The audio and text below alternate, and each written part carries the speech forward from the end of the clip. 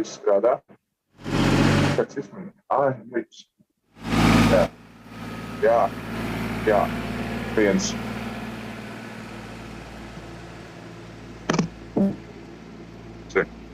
Jā. Labrīt. Labrīt. Labrīt. Labrīt. Labrīt. Labrīt. Viens. Viens. Viens. Viens. Viens. Viens. Viens.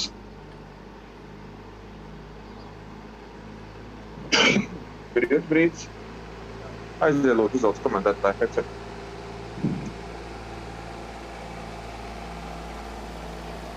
Jā, ok, aizieliet tu.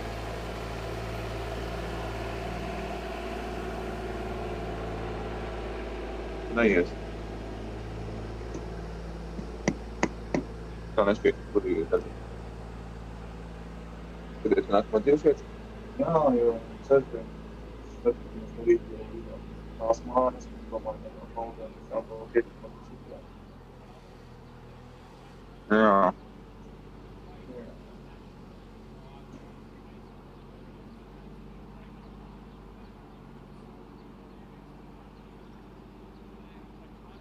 Čau, Elvīra. Runā ar tehnisko apakaļ. Sorry, jā.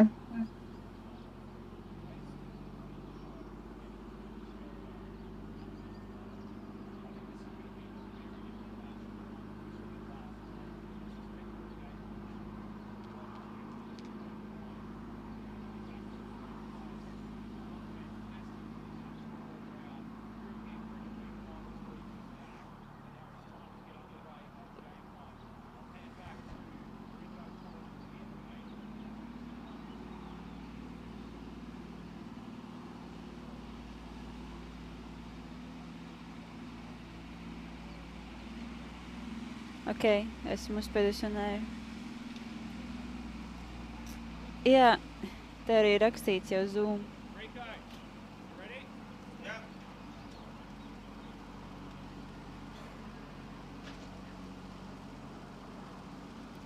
Jem, Zoom, zoom, zoom, dzirdu. zoom, zoom. Sveiki. Ok. Tā, tagad es.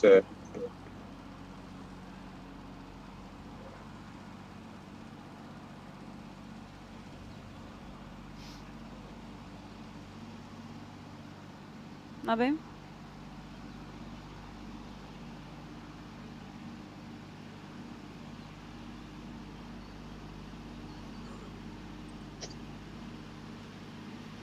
Labrīt, Elvīra. Labrīt.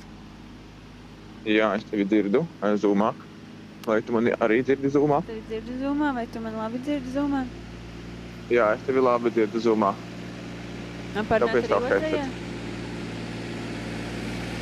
Jā, uzvelk par otru headsetu.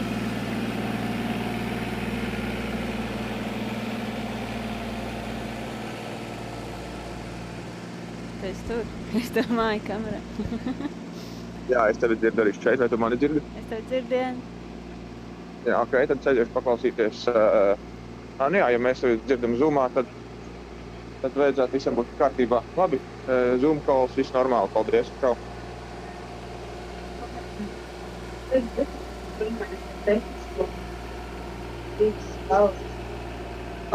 Nē, nu, tāpēc, ka man bija atstāta poga iespēja.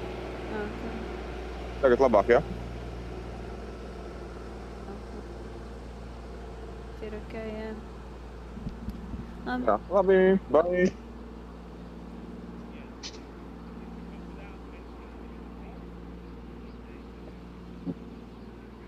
Domāju, ja viņi dikti rītdien.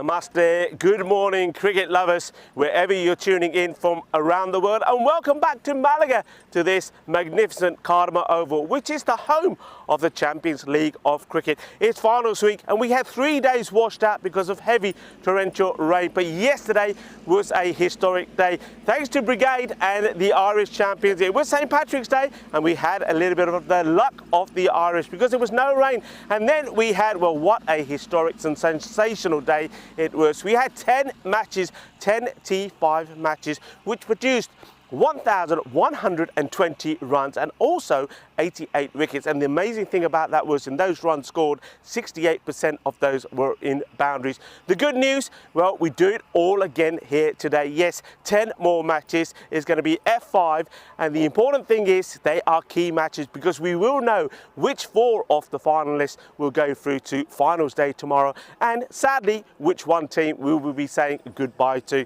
I'm Rico Full. And I'm Andrew Ryan from the European Cricket Network. Our fiesta of 5-over clashes gave us plenty to think about yesterday, and each of the teams gave some indication as to how they're likely to fare in the coming days. Sitting pretty at the top of the table, it's the boys from England, Tunbridge Wells. They showed their undoubted class across multiple matches yesterday, and in particular the Williams boys, threatening all the time at the top of the order, and their bowling attack managing to strangle the middle overs.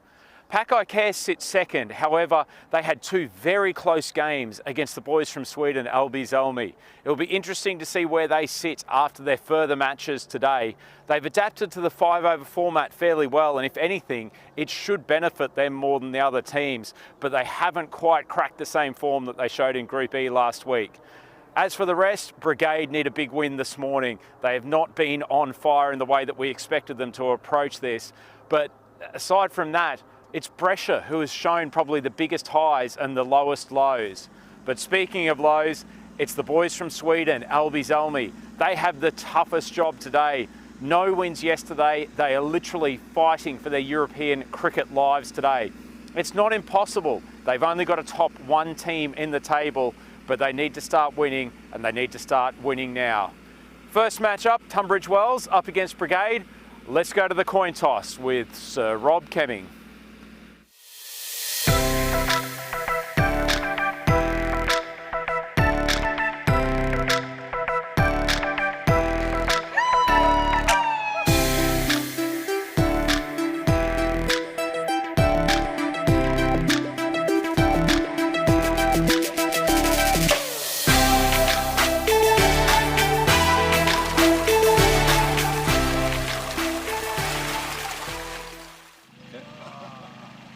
Your call.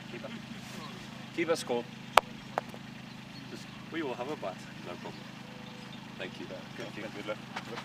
Good voices, mate. Good luck. Good luck. Cheers, Rob.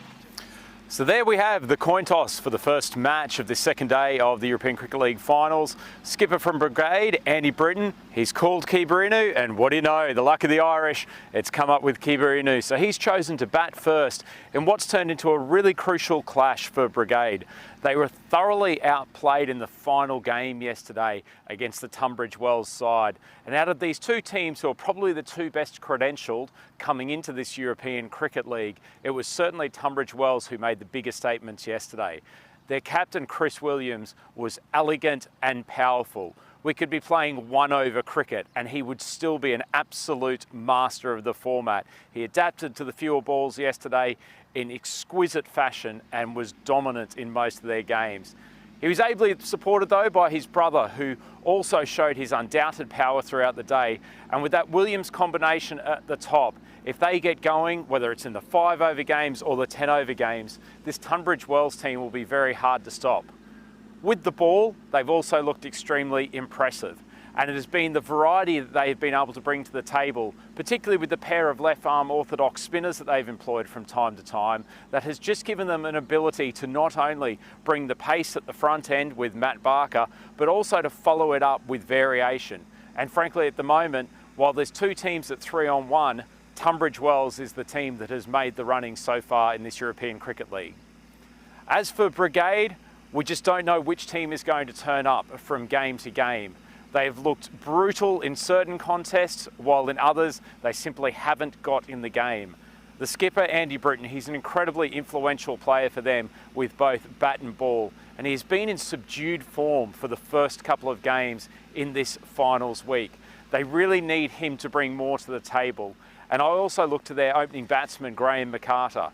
He's played at international level for Ireland as a pacer, but also has great ability with the bat, which we saw in the early weeks of the European Cricket League. If McCarter can get going and give them the impetus at the top of the order, then there is certainly no team that this Brigade group can't conquer in the European Cricket League finals week. They are still a big show of getting through to the grand final coming up tomorrow.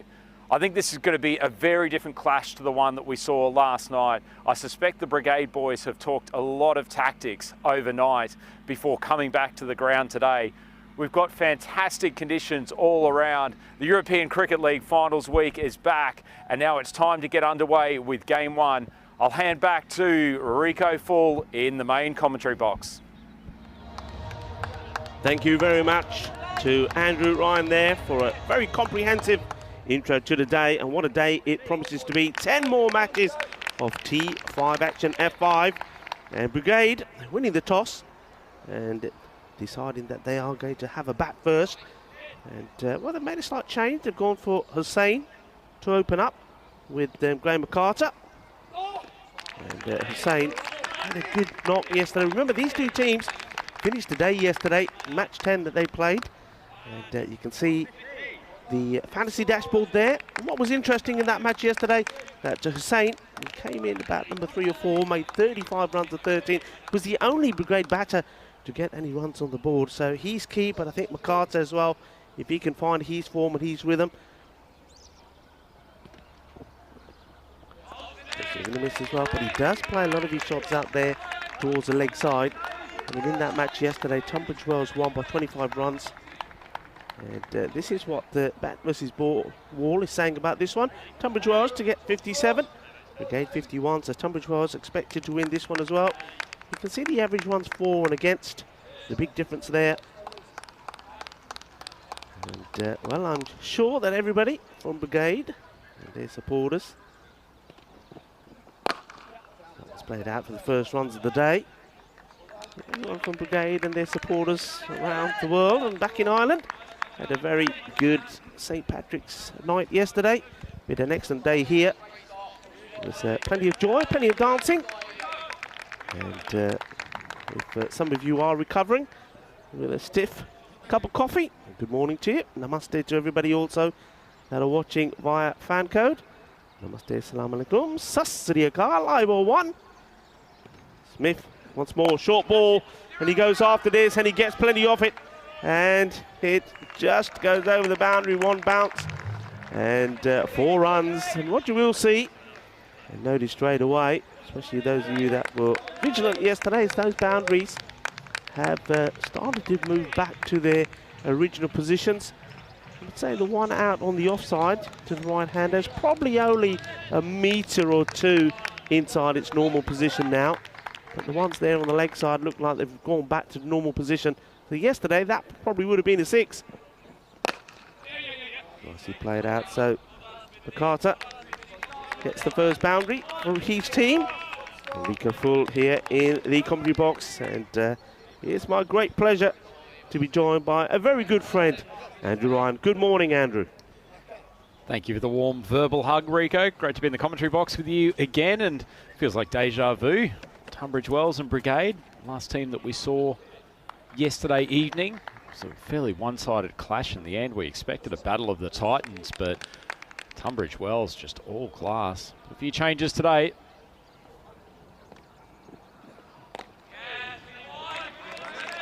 Lovely hands from the wicket keeper. And that's the end of the first over. Brigade 6 for none after 1. Very patient start from them, Rico. The Brigade team, I think they will probably appreciate more than anyone the shift back to 10 over cricket tomorrow, as we just have a look at the standings. Tunbridge Wells, same figures as Pack Care Badalona, 3 wins, 1 loss. However, Pack Care did play Albi Zalmi, who have probably been the team that struggled the most. Played them twice yesterday.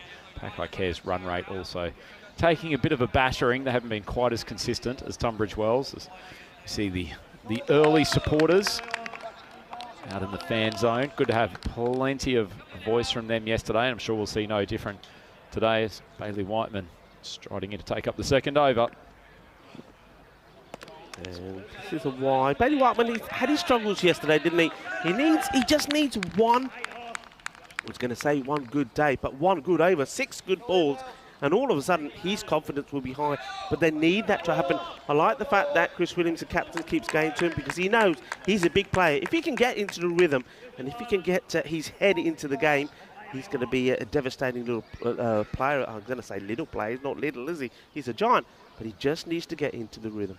There's certainly nothing little about Bailey Whiteman, and I agree. If he can start getting this in the right channel with that little movement away, he will be a handful. That's a great channel. Unfortunately for him, it's taken the inside edge of Mikata's bat, rolled down to the boundary for 4. Much needed boundary for Brigade, but nice delivery from Whiteman. Yeah, look, when things aren't going your way, this is the sort of things that happen. Look at that. I mean, it's cut in viciously. A really good delivery.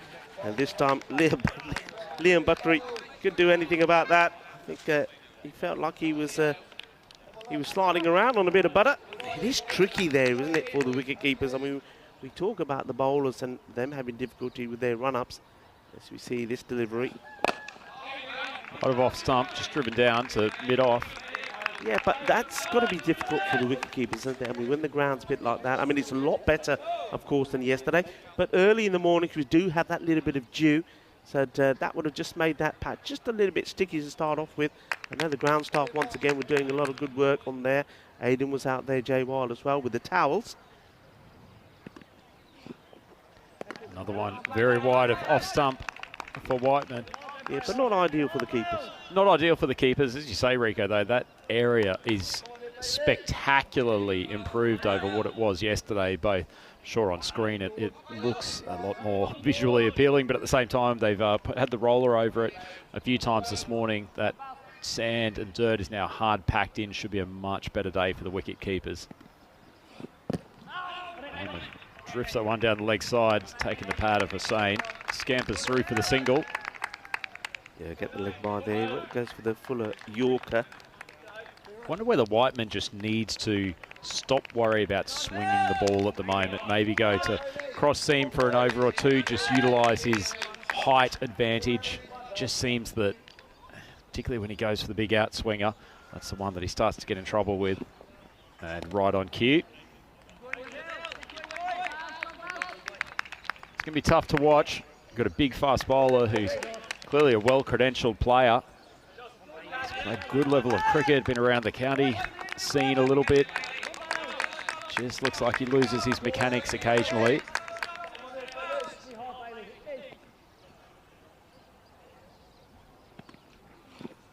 Another one short, very wide. Yeah, this is the issue that Paddy Whiteman had yesterday. I think it's the length is right. He was just not able to get the ball inside that line, that guy there for the umpires. And I was quite tempted. I was sort of saying from here yesterday in the conference, go around the wicket, try around the wicket, just try something different when he was really struggling in that one over. Much better ball, but drilled down the ground. Well, that off drive is crispier than the piece of bacon I had on my breakfast roll this morning. That's a delicious shot from Mikata. Isn't it a lovely shot? Yeah, that is beautifully played. It's just all about timing, isn't it? He knows there's nobody there, and as soon as he's played this, you're sort of expecting a fielder to pick this up, and you think, well, where is he? There's nobody there. And that's a delightful shot, and that's the problem. If he pitches up, he hasn't got that protection there.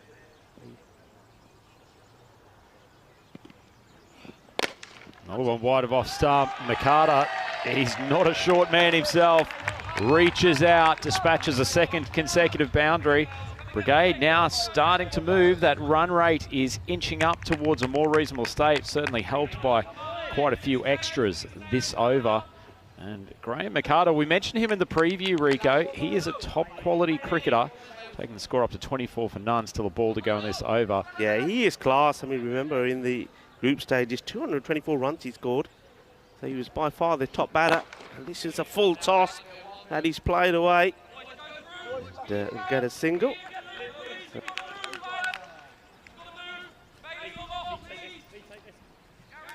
And that's the end of the over. Brigade up to 25 for none. Rico, they've actually got themselves back into this game a little bit. They have struggled to get their run rate up to sufficient amounts. So we say hello to the view. Who's it? It's Maximo. Where has he appeared from? Listen, I'm glad he's here because, look, I'll tell you, today is also a very auspicious day in India. It's Holi, which is the festival of colour. So I think we're doing our bit for the festival of colour here. Good morning to you, Mr. Maximo. Good morning, Rhino. And yeah, we are your dream team, the Good Time crew. Yeah, and it's a great festival in India, and it's all festival colour, like I say. And it's the second biggest festival after Diwali, and it's all about good being defeating evil. So happy Holi to everybody out there, especially I know that a lot of you are watching via fan code. A very good morning to you all. Happy holiday indeed. And talking about a man who loves a good celebration, Christian Davis, come on to bowl the third over. Used him very effectively in these middle overs so far in this 5-over competition. Drags that down, mistimed by Hussain. That was a gimme ball. That was it, almost like it came out of his hand wrong. Ends up being a half cracker. He wasn't able to put it away. Plenty of chat on the YouTube. Very good morning to the likes of Jeffrey Maguire. And a few more there to mention. I'll mention them in a minute after this delivery. That one's not brilliantly timed as well. They're just struggling to deal with the complete lack of pace that Christian Davis is putting on the ball. Probably the ball a little bit moist, a little bit heavy. That would normally be just from the dew that's sitting on the top of the surface. Well, there he is. I'm talking about Grizzly. Well, Grizzly, not only is he here at the ground, he's also on the chat. He's multitasking. Full ball, big swipe across the line from Hussain. Good over so far from Davis. He mixes up his pace nicely. That's what I like about Davis. He's not afraid to float that ball up, and I think that's why he's dangerous. And I always say, we see too many spinners that don't float the ball up. Oh, great hands from the keeper. Fumbles what probably would have been a catch, but as it is, stumps Hussain, and we've got the first mega celebration of the day from Christian Davis. Well, he let us down once or twice yesterday, but probably the premier celebrator, I think, in this European Cricket League, and I want him to take more wickets throughout the day because he gives us plenty of entertainment. He does. Look, this is still a fine. This is still a drop catch from Leo Butterley, but what he does, Buttery, he keeps his composure, picks up the ball, and he gets, what do you say that? Was that a stumping or run out? Well, it looked like he was trying to get a run, so it'd be interesting what the scorers put that down as, but he does get his man, and I do like the celebrations there as well. And I'm sure those of you in the chat, Jonathan Woodward is there as well, David Taylor, Rahul, and Maya as well, and Devil, all having a great time on the chat. Well, we say there's Devil, there's also Silent Killer. Where are these names coming from? But glad to see so many people in the chat enjoying themselves, and glad to see the fan zone filling up as well. And well, I know that the supporters of Brigade may be a little bit hungover today after St. Patrick's Day yesterday, but they're there and they're watching. They made a pretty good start, 28, but they have lost their first wicket, and it's Hussain. He really didn't get going today, did he? Just 2 of 8 deliveries. Considering how well he batted yesterday, slight surprise, struggled with the promotion to the top of the order. Britain's got that one slightly high off the bat. Fumbled 2, 3, 4 times by Hugo Williams.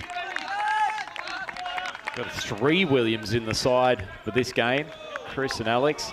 And they will continue their work at the top of the order. Brigade. End of the third over, 28 for 1. That was an excellent over from Davis. Only 3 runs coming for it, taking the 1 wicket. And we have a look at the Manhattan. It was a great second over for the Irish boys from Brigade. But either side of it, 6 off the first and then only 3 off the third.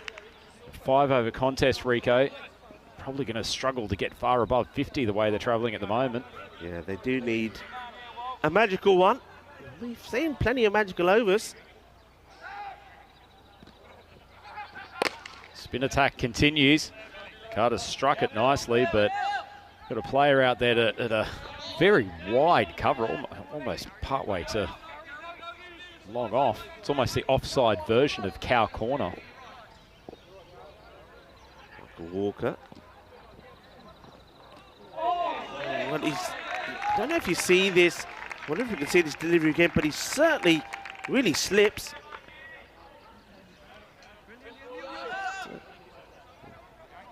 This is the keeper's end.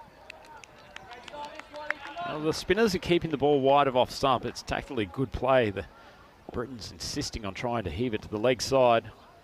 Shorter ball from Waller, beats him, all ends up, and the second stumping of the innings for Buttery. Second wicket down for Brigade. They're now 29 for 2. Yeah, this is not good cricket, is it, from the captain, Andrew Britton. He's he was lucky the ball before. It was he stayed in his crease on that occasion, but this time he's just sort of walked right. Have a look at this. That's not good.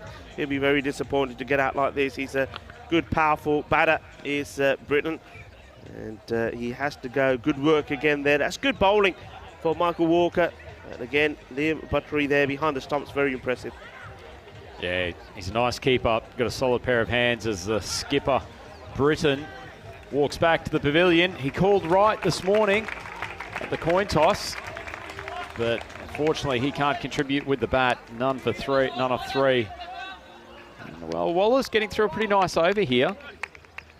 Seem to have an array of spinners, Tunbridge Wells, that they can just bring into the game. They've gone to a bit of depth in their squad today for this first game, giving a few other players opportunities who haven't necessarily featured throughout the tournament so far. New batter, Murdoch, comes out, takes guard. Yeah, it's interesting, isn't it? Because one thing I think that Chris Williams was talking about yesterday was that he believed that it was spin that was going to cause most of the issues. Well, this time it's going to be a big six. That's a lovely hit down the ground. Well,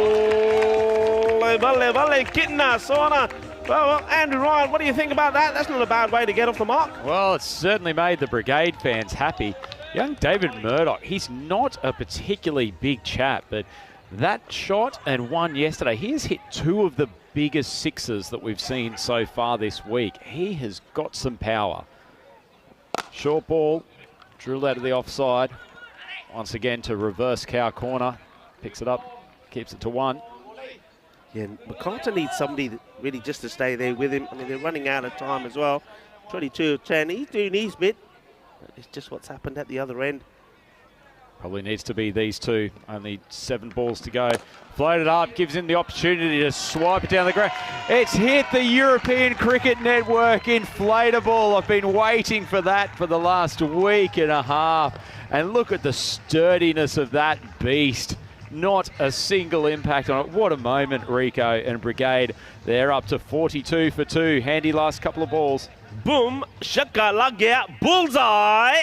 Well, I wonder if he gets any extra points for that. What a shot that is. Right in the middle of the giant European Cricket Network ball. This is what we got coming up today. Remember, all 5 over matches. The first 2 overs. Here's the power play. And right after this one is Brusher versus Albazami. Can Albazami have a better day today? Can they get points on the board? This really is a must-win match for them. Absolutely, Rico. They were close twice yesterday. They were so competitive in their 2 games against Pack I Care. Wouldn't surprise me for them to pick up a couple of scalps today. They just need to put it together in the one game. Just thinking back to that ball hitting the European Cricket Network inflatable, it takes me back to the old days of the Mercantile Mutual Cup sign in Australia, where players used to get 100,000 on the odd occasion. It would jackpot every game if someone hadn't hit it. I'd love to see if our version of it, that someone gets a double serving of lunch or something along those lines. We see Ian McLean coming in to bowl the 5th over, the right arm going around the wicket. One comes out of the back of the hand, nicely struck again by Murdoch. Bailey Whiteman down there at long off. Big man having a little bit of trouble keeping his feet. Yeah, popped around a bit, that ball, when it came to him, but he does well. He kept his eye on it. That was the most important thing. Right, here we go. This is going to be all out attack. McCarter's done what we asked of him. He stayed there the whole innings. 28 off 11 so far. Full toss. Puts it away. That ball's just going to beat the fielder coming around from normal cow corner, and it's another boundary. McCarter, this is his best innings of the week. He's up to 32, and Brigade 47 for 2. 4 balls remaining in the innings. Yeah, nice shot. Doesn't try to hit it too hard, but this time, at several occasions, they've failed to put that ball away, but not McCarter. 4 runs, despite the efforts of the fielder. Good final innings here, and Brigade will give themselves some shot of defending this total. Outside off stump. Good delivery from McLean after he came up with a poor second ball. Yeah, this time gets a single, so now goes to Murdoch. Now Murdoch, can he repeat? Well, he started this innings with a huge maximum. That will be a fine way to bring up the 50. I'm sure Murdoch is the sort of batsman that worries where the fielders are. He's looking to go aerial. Well, he's been given a full toss, can't put it away. Good catch coming in from the square leg boundary. That is Christian Davis out there. We saw how good his hands were on a couple of occasions yesterday. For a tall man, gets down very, very well. This is interesting because they're having a look at the height of this, but at the same time, I think that's okay. I think that's dipping. I think he will be given out here. But at the same time, Ian McLean, once down the other end, and while the batter's outside the crease, take the bails off. But I'm pretty sure as soon as they go to the review, that's the ball is then dead. And yeah, there's the decision that's being given as well. Well, Murdoch's going to be disappointed with himself. Sometimes the full toss at the waist is a bit of a surprising ball to get as a batsman, but a player of his quality would have expected to put that into the fan zone.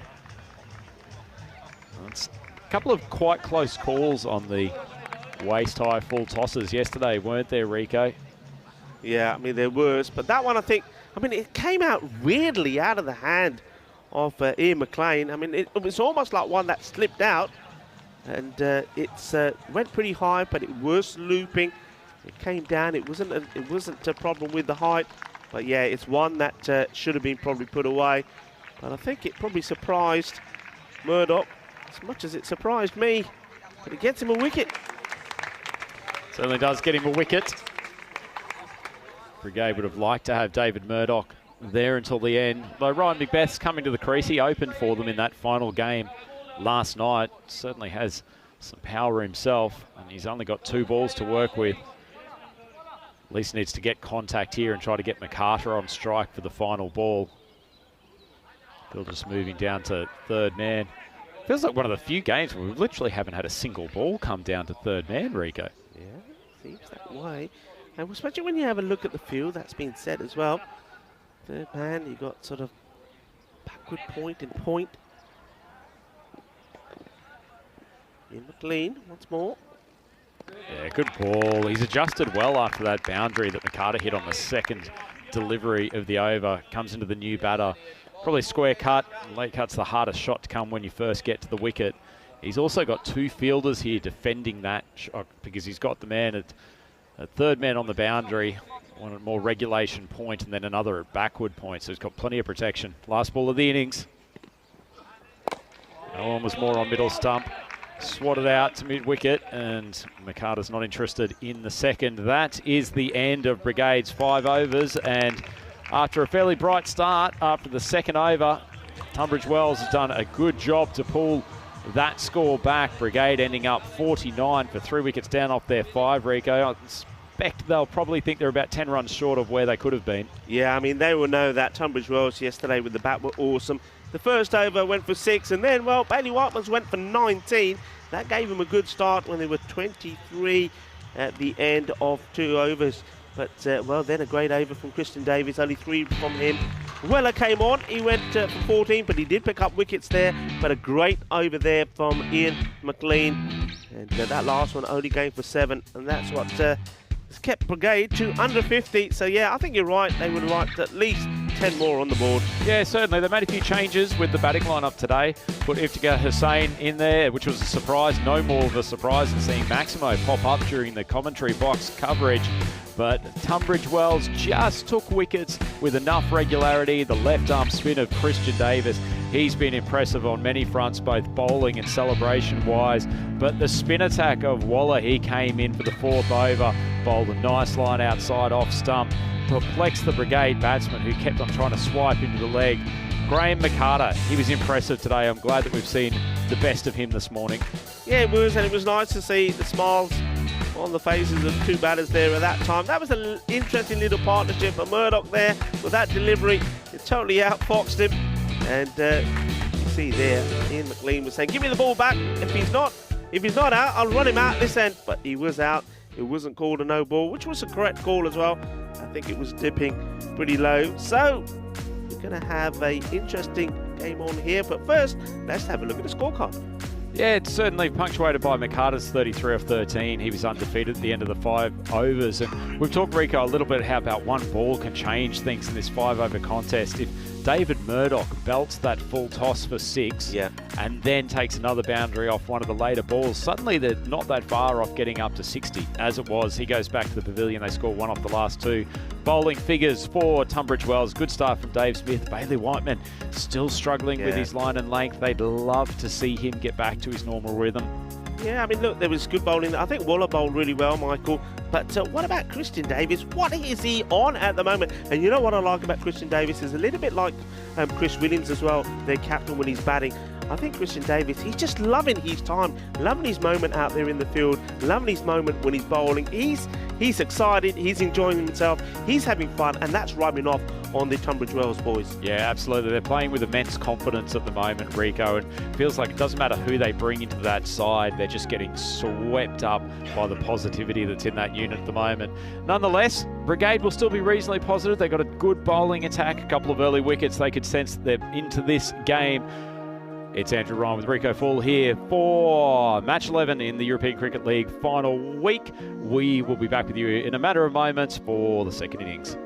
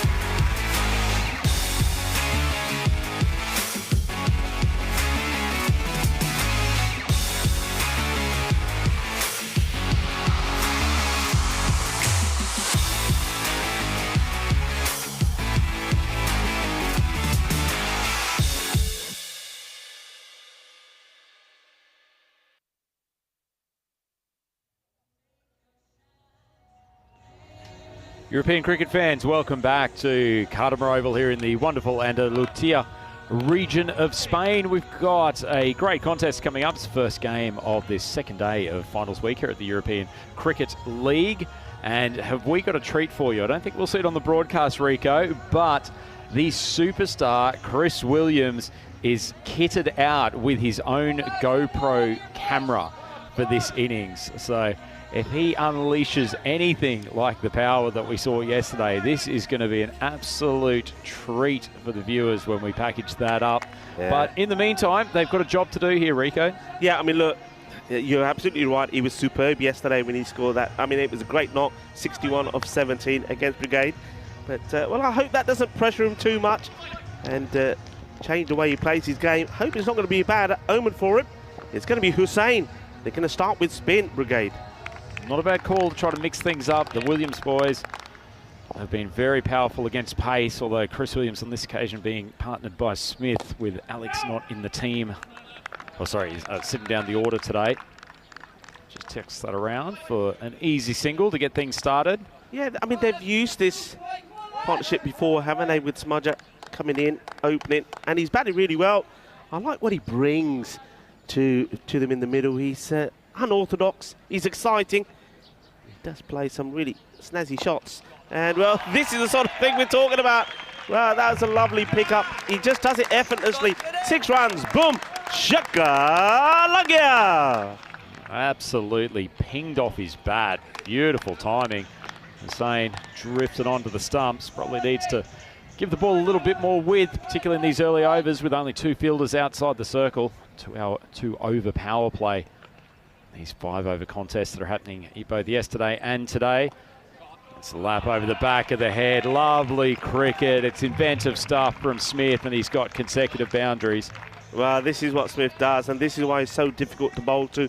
You just don't know what shot he's going to pull out of his box of tricks.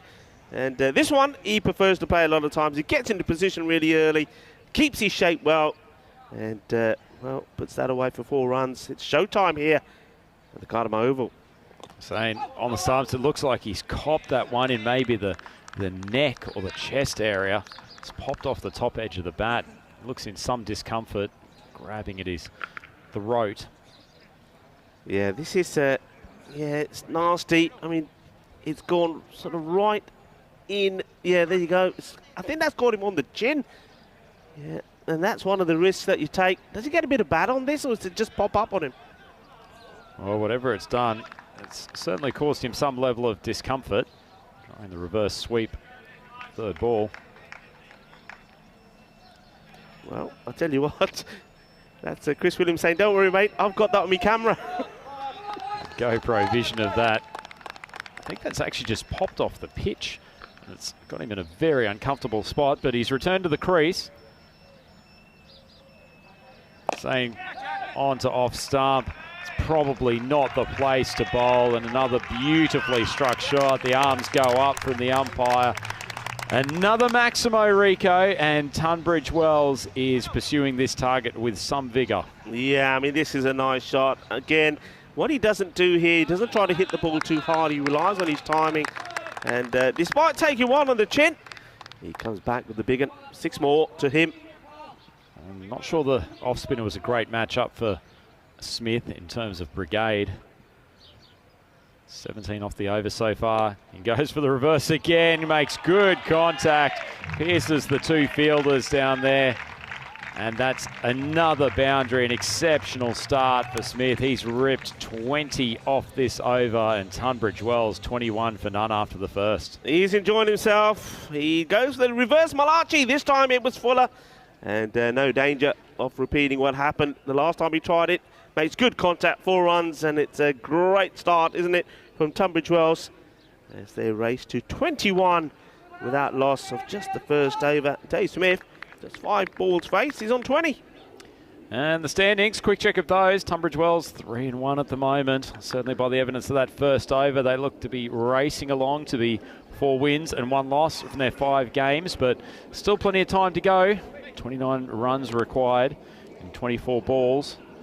Brigade, they'll probably have some easier contests than this afternoon, but they need to get their tournament moving. Turn to Ryan Macbeth to bowl the second over. Tall, lumbering lad. Some good bounce.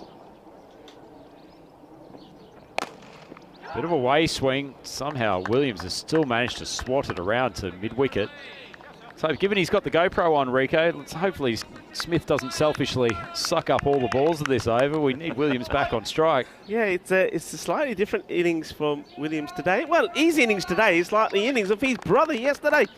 He's well, he might have the GoPro on his head, but it's go slow at the moment from Williams. But I'm pretty sure, well, if he gets down the other end, he'll play some cracking shots. But at the moment, he's just admiring Smudger. Another big away swinger from Macbeth. Seems to be something with bowlers coming in for the second over. Struggling with control, Rico. He's got the Bailey Whitemans at the moment. Yeah, I mean, this one swung a fair bit as well, but I think he's just keen not to put it in the slot to Dave Smith. He's just seen the ball so well. He's timing it so well as well. And he's also got plenty of tricks up his sleeves. Slow ball, nicely bowled from Macbeth. Rolled the fingers over the top. A little bit of jump off the pitch. Yeah, gets a good round of applause from his teammates. Remember, this is being the second over, so it's the last in the power play. 2 over power plays in these T5 or F5, whatever you prefer. Competition, this format. Goes reverse again. It's got some elevation. Unfortunately dropped by the fielder going back there and final length. That's Wesson Reynolds. Tough catch running back over his shoulder. Fortunately managed to prevent it going for a boundary. Yeah, I think Reynolds, I don't think he'll catch this on camera, but he tries to predict where this is going, gets it a little wrong, gets himself out of position, and then has to backtrack, gets a bit of fingers to it, but unfortunately not able to take the catch.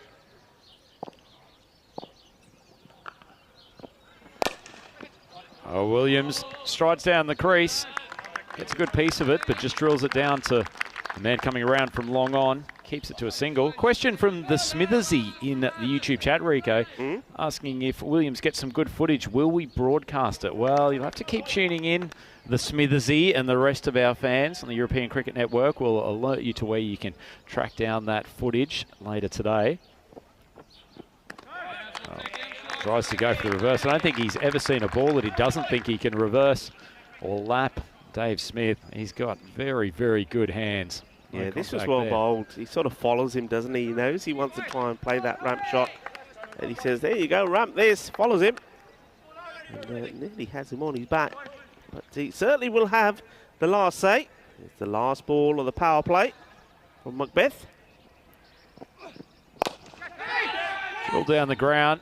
Fielder may have been in with an opportunity at one stage for a catch. As it is, it's popped over his shoulder. He's gone the full teapot. Disappointed with his efforts. It's David Barr down there at long on. Yeah, David Barr, I think he's just misjudged this. I don't think there was anything too nasty from the bounce. Let's have a look at it again. It's difficult to tell from that angle, but maybe we'll see this better here. And, no, he just misjudged it. I think he's probably still on the move when he needed to plant himself and just put the barrier out. Well, this is exciting stuff. Talk to me about this, Mr. Andrew Ryan. Yep, coming in 12th of September to 14th of October, the European Cricket Championship. 4 groups in there. England automatically qualifying to Championship week as the reigning champions. Rick, I can't wait till Group D. The Swiss boys are not only going to make an appearance, they are going to make some waves in this tournament. Come on, you got to have a role to play in that. Are you going to be doing a bit of coaching, are you? A bit of managing? It just depends how generous the boys are in terms of letting old men on flights. Too many secrets. Got to keep things under wrap. As Williams just casually pops it down to the man coming around at long off. That's a neatly taken catch from Andrew Britton, the skipper, adding to his contributions today after winning the toss pre-game. And that's a helpful wicket. Chris Williams, well, maybe the opposition might be asking if we can put the GoPro on him for future games. Tunbridge Wells now 29 for 1 after the first ball of the third over. Yeah, he didn't really get going, did he? I mean, he was going that run a ball, just tries to get the boundary going, and Andrew Britton, that's sort of made his day or his morning just a little bit better, as though he did win the toss. He didn't do himself any favours when he was out there with the bat. He went for a 3-ball duck, but now he's in the scorebook for better reasons, taking the catch off the captain, Chris Williams. But you get rid of one Williams, and then another comes, and it's Alex Williams. And although he wasn't very aggressive yesterday with his batting, he was just admiring his brother playing all the shots. He's a very aggressive player himself. So I think this is a nice platform for him to come out. The team are on top despite losing that wicket. It's a good opportunity for him to score a few runs. Yeah, certainly will be. I think they'll probably regret letting that boundary through on the final ball of Ryan McBeth's over the second. He'd actually bowled a sneaky good over up until that point.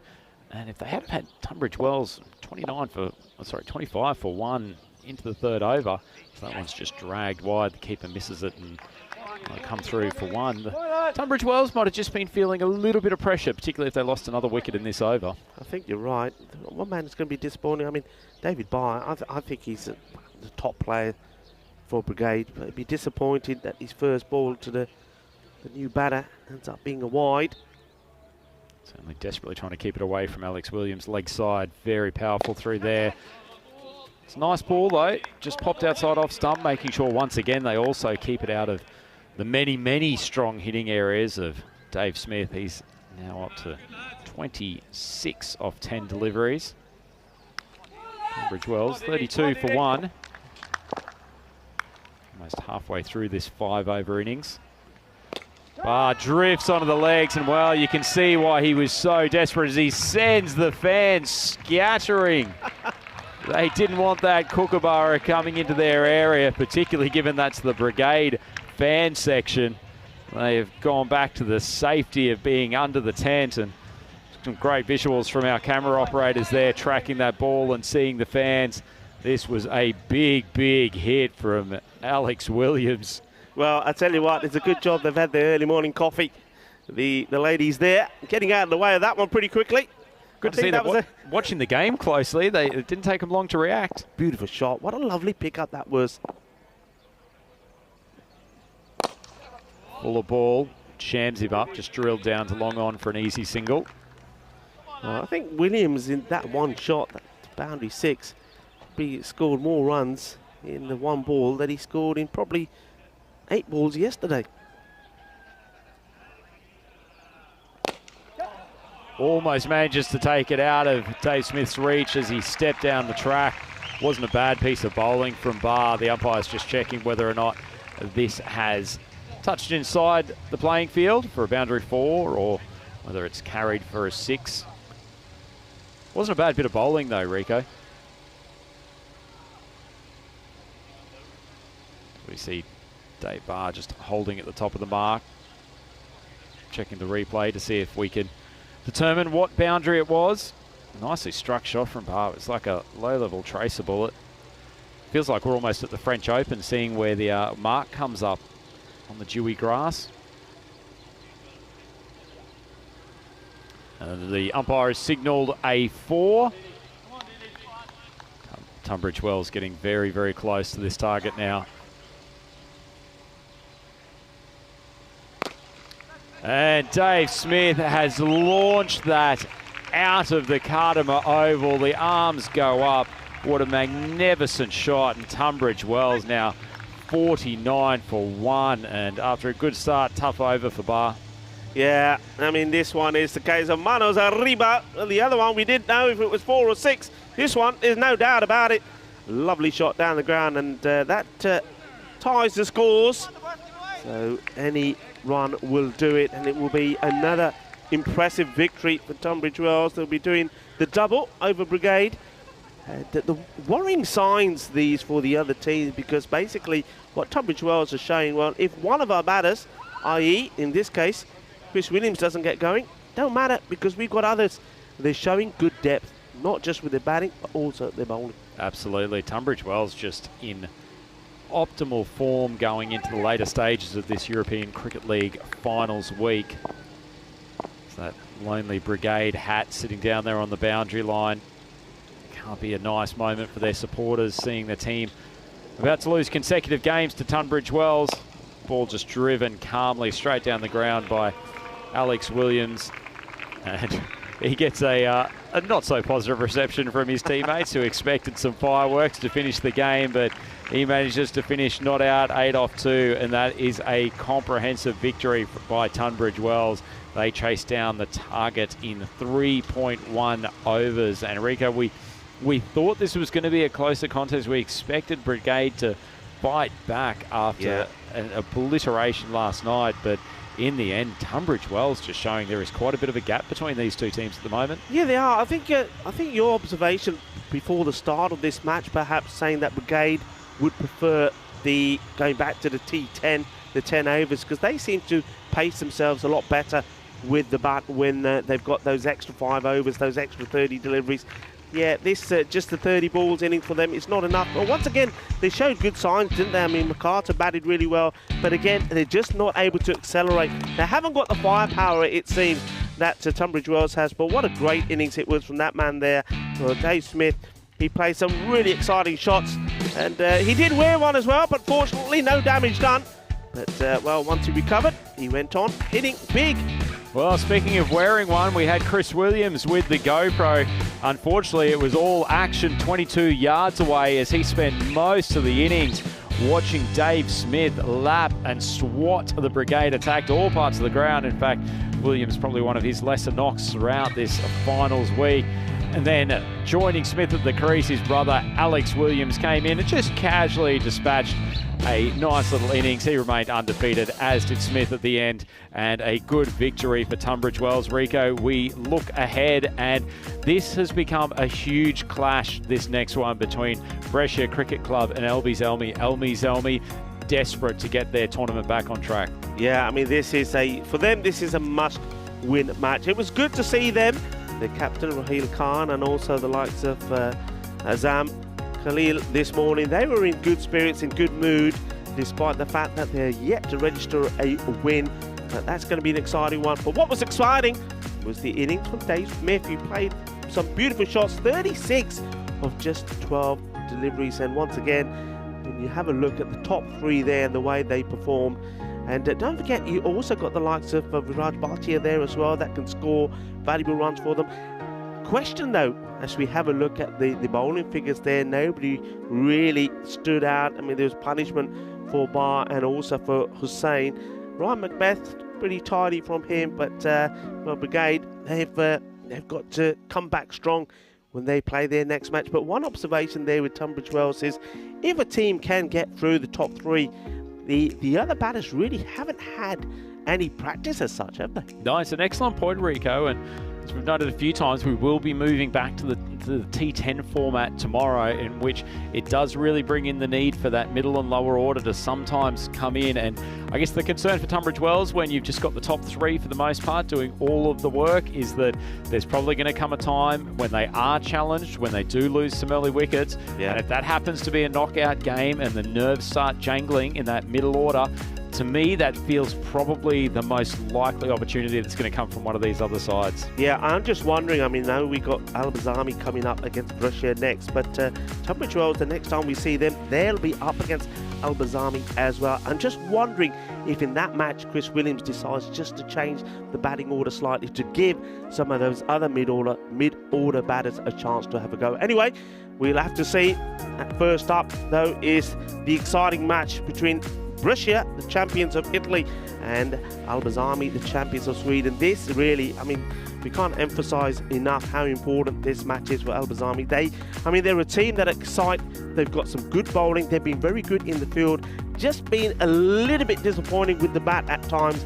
It looks like on a couple of occasions they've had the match sewn up, but they've not been able to finish it off. So it's going to be interesting to see how they come out this morning. Yeah, absolutely. And to paraphrase the words of the Slim Shady, will the real Brescia CC please stand up?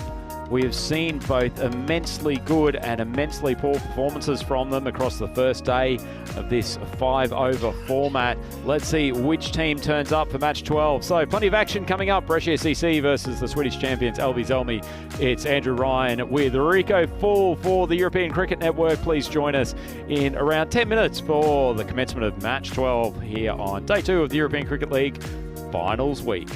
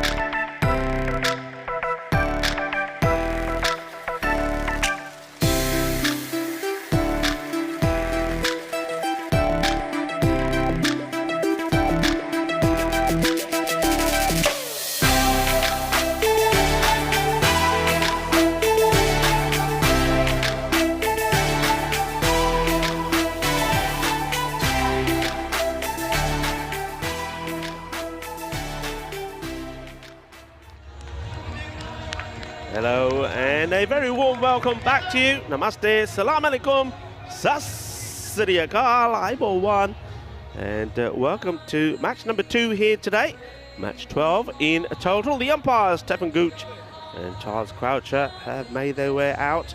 And they're followed by Al-Bazami, who, after winning the toss, elected to take the field first. So we will see the Italian champions, Brescia, take the bat first. The battle of bat versus ball. Well, let's have a look at both these two teams and some of the key players. With Nawaz, you see there, and Ali Raza Islam are right up there in those fantasy points. Baba Hussein is one to watch as well. A very strong, exciting batter. I wonder if we're going to see a bit more of Kulub, the captain, with his bowling. Well, this is the prediction, and well, I'm quite surprised that it's quite low actually. Brescia are pipped to win it by the bat versus ball wall, but not by scoring too many runs. And well, they are a team that, if they get going, can go big. It's nice to see plenty of people enjoying themselves. Nice shot there of Adrian. So, to enjoy a good day, and Andrew as well. And there's the captain, and Rahil Khan. Wonder if his fortunes are going to change when he gets the opportunity to have a bat. He made some changes yesterday that almost worked for them in that game against Pakakir Badalona when they posted 63. But Pakakir Badalona getting there with three balls to go, winning by 3 runs. But this, as we say, is a huge match for them, and it's going to be Momand to bowl the first. And he comes bowling to Dulu, and Dulu sort of negotiates this to the man at backward point. He comes in from the boundary. That's the field, the 2 men out in the power play. Third man, pretty fine, and the backward point on the boundary. Rico Fool here, and always a pleasure to be commentating with my dear friend Andrew Ryan. Wonderful to join you again for game 2 here today, Rico. I think it's going to be a nice contest. This young man, Lamar Mamond, he's impressed me to date in this finals week series of games for Albi Zelmi. Nice bit of movement back. Decision for the umpire, he said. That's taken the top of off, and a wicket second ball for the Swedes. Albi Zelmi, great start for them, Rico. Great start. This was a fiery delivery, and it was the first one that Ali Raza Islam had to face, and it's the only one he's going to get to face as he goes for a first baller. LBW, let's have a look at this again. He goes right across, it nips back. Yeah, I think that's a really good shot for me. And the umpire takes his time. Nice to see that from the umpire. He's had a good look. He thought about it in his head and said, you know what, that's not missing anything. You're a goner. And the finger goes up.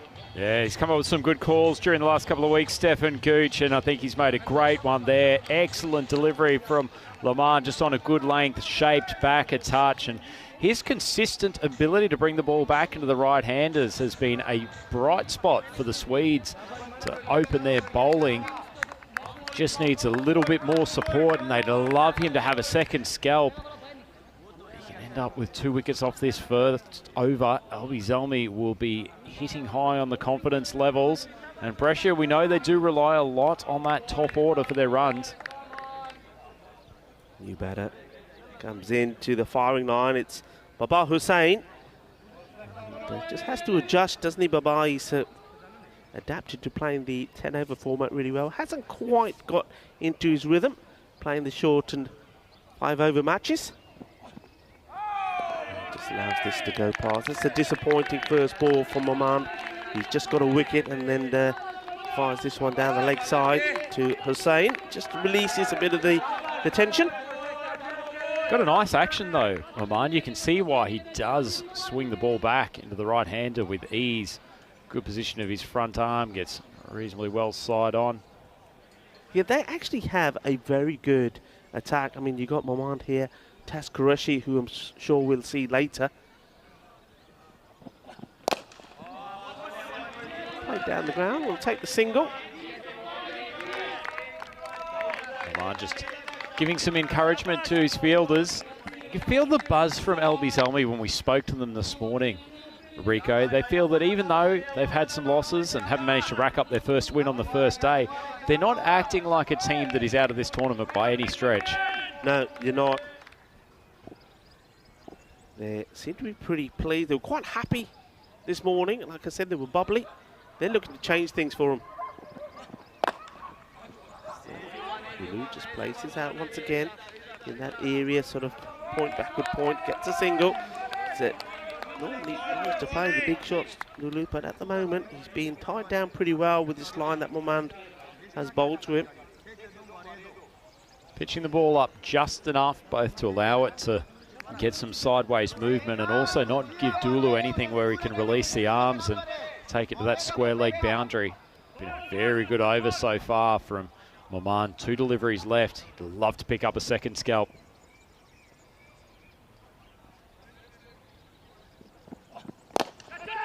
It's a nice shot. It's a good work from the fielder as well.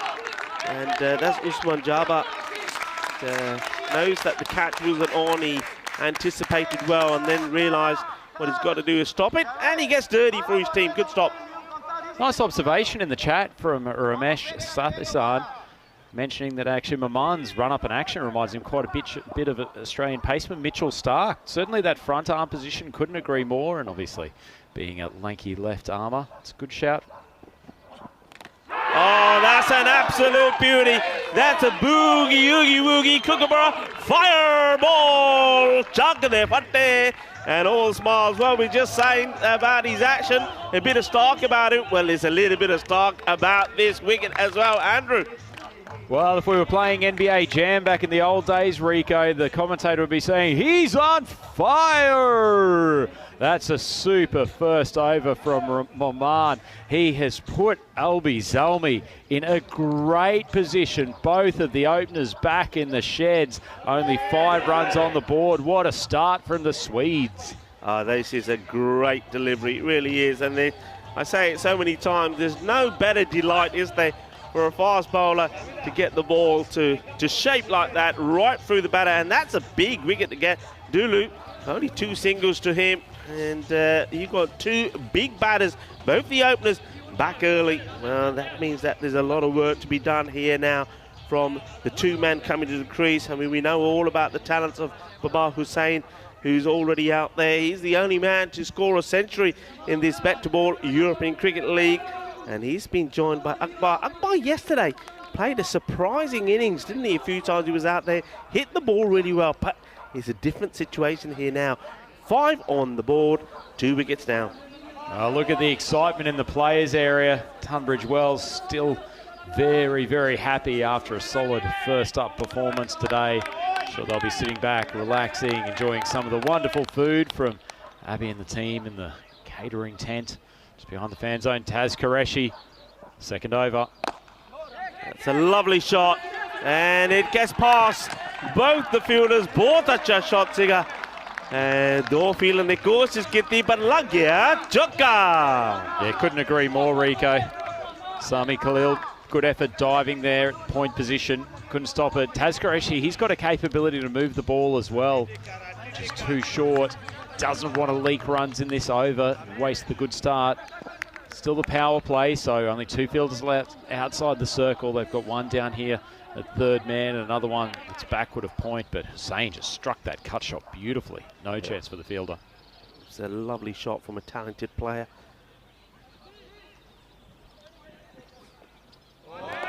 This one to go by. It's a bit of a leave. He's disappointed. He's not got anything for this. Yeah, pretty ordinary judgment for a player of Hussain's experience there, Rico. That's well inside the wide line. Qureshi just getting his length a little bit better, still short of a length, but Hussain, 5 over game. Got to be having a swing at that. Yeah, he just played a beautiful shot, cut shot, and that was there for the shot again. Decides to leave it, thinking it may be called a wide, but well inside the line. A valuable dot from Qureshi.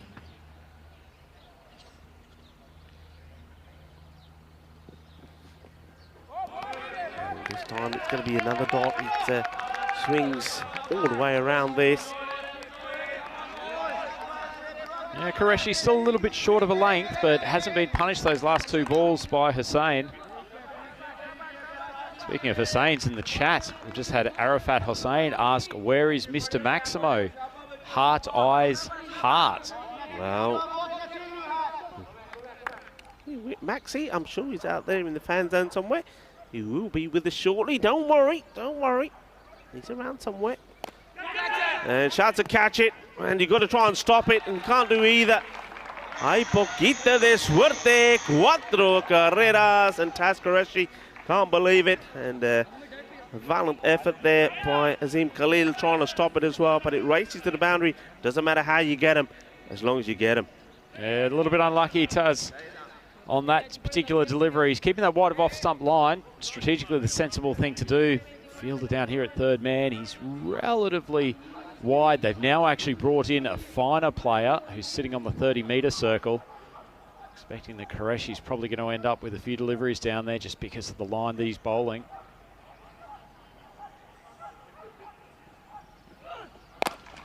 And well, it's a very soft dismissal. It's a good catch. He's still going to take him.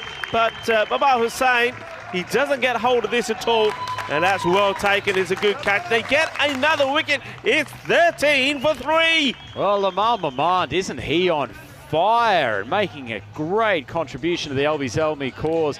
Ball was once again short of a length from Qureshi. Expected that to be pumped over the square leg boundary by Hussain. Just got a little bit awkward, a little bit tied up, and Mamand standing right on the edge of the 30-metre circle. Handy to have a tall, athletic young man there, and he takes an excellent catch.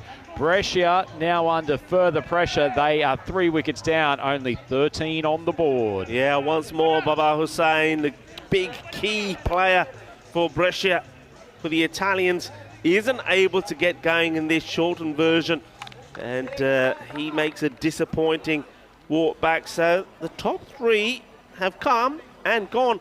Al-Bazami, they need these points on the board, and it's an electrifying start for the team in electric blue.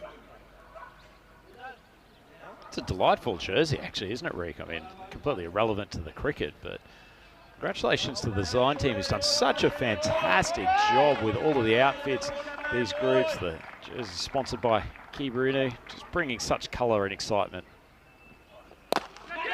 This could be another. Oh, it just drops short of the fielders. It wasn't the best of shots. And well, applause from the captain, Raheel Khan. He knows that his bowlers, his opening bowlers, have performed brilliantly in the power play. As the score is 14 for 3. Welcome to all our viewers out there, Rico. It's been a great start from Albi Zelmi in this contest, and I'm wearing electric blue. They're wearing electric blue. Certainly completely objective here in the commentary box, but we'd love to see them rack up their first win today. Yeah, it would. Look, as everybody knows, they're a lovely bunch of lads. They really are, and they're always smiling no matter what the situation is. But there's a confidence about them today. We said yesterday a few times they were a little bit flat when they were out there in the field. They weren't very vocal, and they didn't seem to be supporting each other really well. But this morning, the way they've started is good, and I like the vibe about them at the moment. And I just think, well, maybe there's going to be perhaps some surprises in the air. And this is another one. We're talking about surprise in the air. There's certainly surprises. Imad Khan, he gets a little feather edge on this. The catch has been taken by Ismail Zia. Another one bites the dust. Wow, Zia Khan Alizai come on, first ball of the third over, and he sends another Brescia CC batsman packing to the pavilion. Loves to roll the finger over the top of the ball. He's got a very effective change-up. Comes out, big swing from Imad Khan. Can't do anything aside getting a feather through to the keeper, Ismail Zia. Another wicket down, 4 back in the pavilion. Brescia CC, they are 14 for 4. They're in all sorts of trouble. And that's one thing, you know, Al-Bazami, one thing we know about them is Al-Bazami, the Blue Army maybe, is that when they're out there, their fielding and their bowling is always more or less 100%. It's always good. Where they've let themselves down, I think, in this finals week, or yesterday, the very first day of finals day, is their batting. If they can now just manage to put the squeeze on here and keep it tidy, get the rest of these balls in and not let Brescia get away, maybe keep them to that 40-45 mark, they certainly will fancy themselves. Alizai got a wicket straight away, and there's another swing here, swing and a miss. And he says, just give it to me back, I'm ready to go. Well, another change up from Alizai. That ball's getting no pace off the pitch. Rico, when we were walking around the players area this morning, we could sniff of upset. People said to us, no, it's the sausage that you're smelling. It's not enough. And us, no. The Elby boys, they are on fire this morning. They are ready to come out here and they are putting a performance worthy of being Swedish champions. Well, there's another big swing and a miss. Really good bowling this. Alizai just varying up his pace. I mean, you talk about our sausages. Those sausages didn't last very long, but look, the fan zone are happy because what have just pulled up here? It's the Victoria Cerveza van. There's more cervezas on the way, folks. Don't worry. Well, it's going to keep the crowd happy, but no more happier could the Swedish fans be than they are at the moment. Brescia, 14 for 4 halfway through this third over. Alizai is giving this ball an absolute rip. Did you see how much that one turned after it pitched, Rico? Almost took the off stump. What a good over this is. No runs from it so far. Well, this one will change things because I think this goes all the way. Manos arriba, árbitro. Eso es 6 carreras. Chowdhury finally gets hold of one. He likes the pace on, he says, and this one gets dispatched for 6. Well, we're on fluctuation Friday, Rico.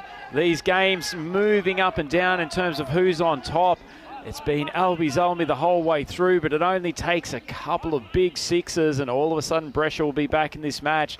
Score finally inches its way up to 20.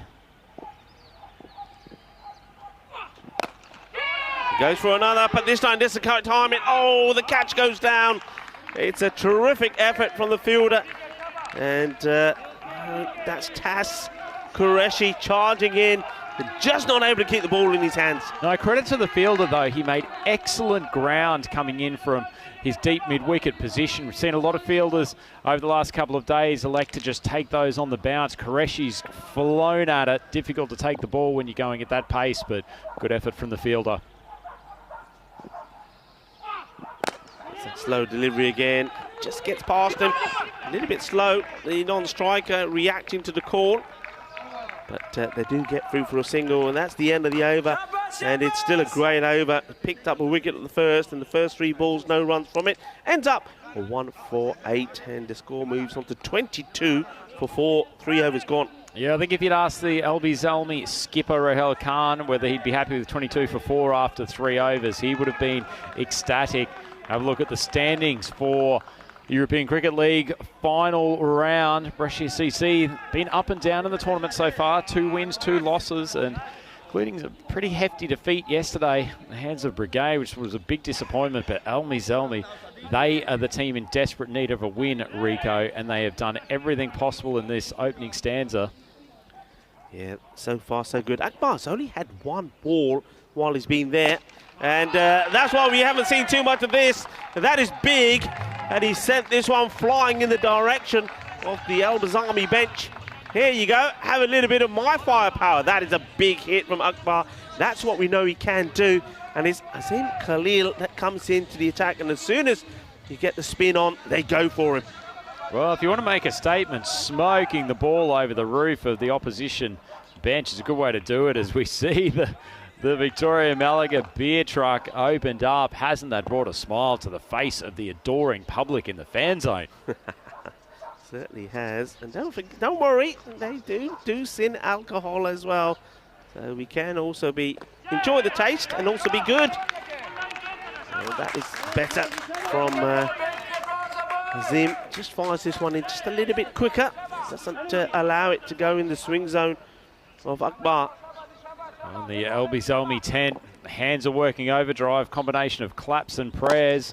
That one's just punched out to the offside. It should only be a single. Man coming around there from long off.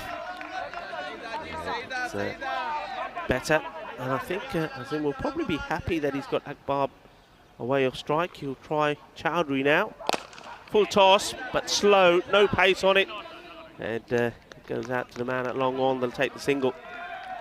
Alizai coming out there, very good over from him last. Khalil, after going for the 6 early on, come back nicely. Outside off stump, drilled down to long off, gets the body in front of it. It's a nice bit of work from Rahel Khan. Could have scampered through for the second, and they will with a loose throw. The keeper's going to take the stumps off to run out. Well, it was shocking running, I have to say, Rhino. The running there between the banners was shocking. And, well, this is what the last thing that Brescia wanted to do. Akbar is going to have to go, and he's going to have to blame himself. I mean, they've taken a single. As soon as that doesn't go to the hand clean, you've got to come back for two.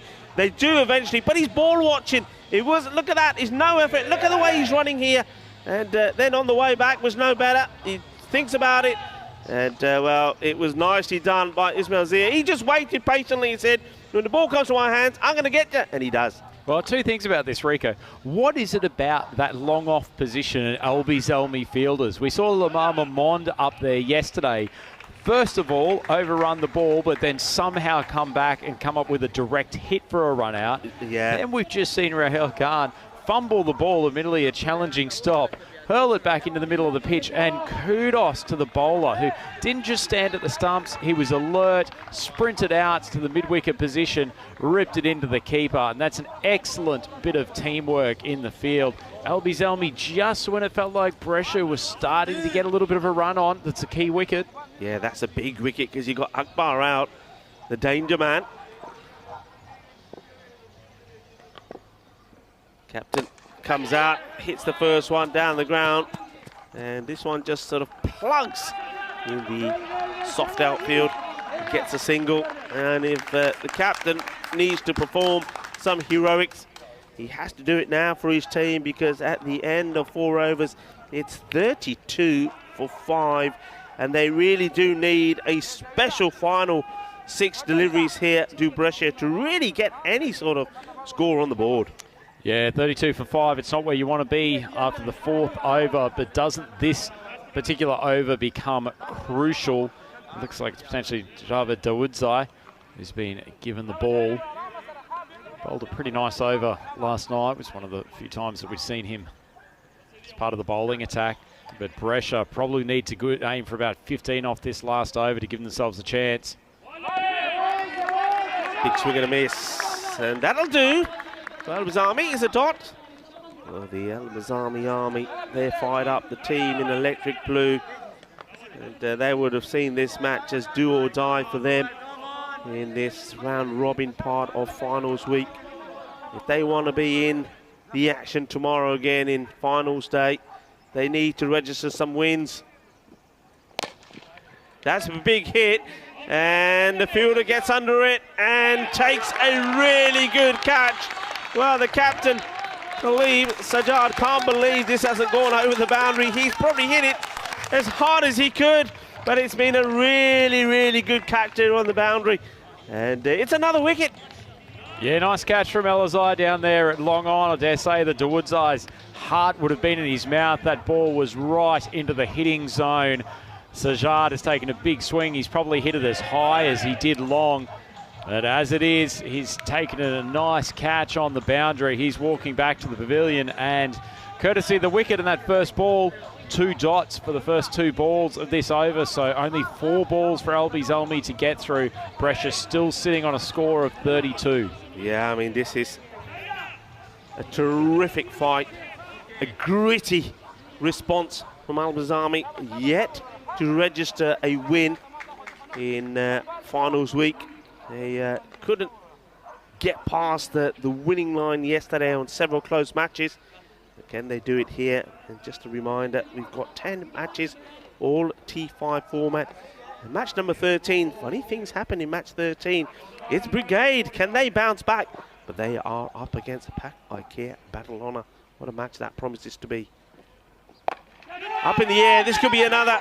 Who's going to call for it? And the fielder does and makes absolutely no mistake there. Sami Khalil takes the catch. It's one that normally the wicketkeeper would probably fancy and call for, but Sammy says, no, leave it to me, bro. It's mine. Another one goes. What a great performance this is from Al-Bazami once again in the field. It's one thing they do really well. They bowl well, they field well, but the important thing here is keeping the score down, and that means that they're going to fancy themselves to go out there and knock these off, Andrew. Yeah, absolutely, Rico. And Woodside, he's now on a hat trick. Big chance for him to write himself into the Zelmi history books. Nicely taken. Catch by Sami Khalil. Good to see the wicket keeper too back off. There's a good early call from the fielder. He looked confident. Seen a couple of occasions yesterday, particularly Mohammad Hassan from Pakai Care, just throws himself at anything within a 30-metre radius.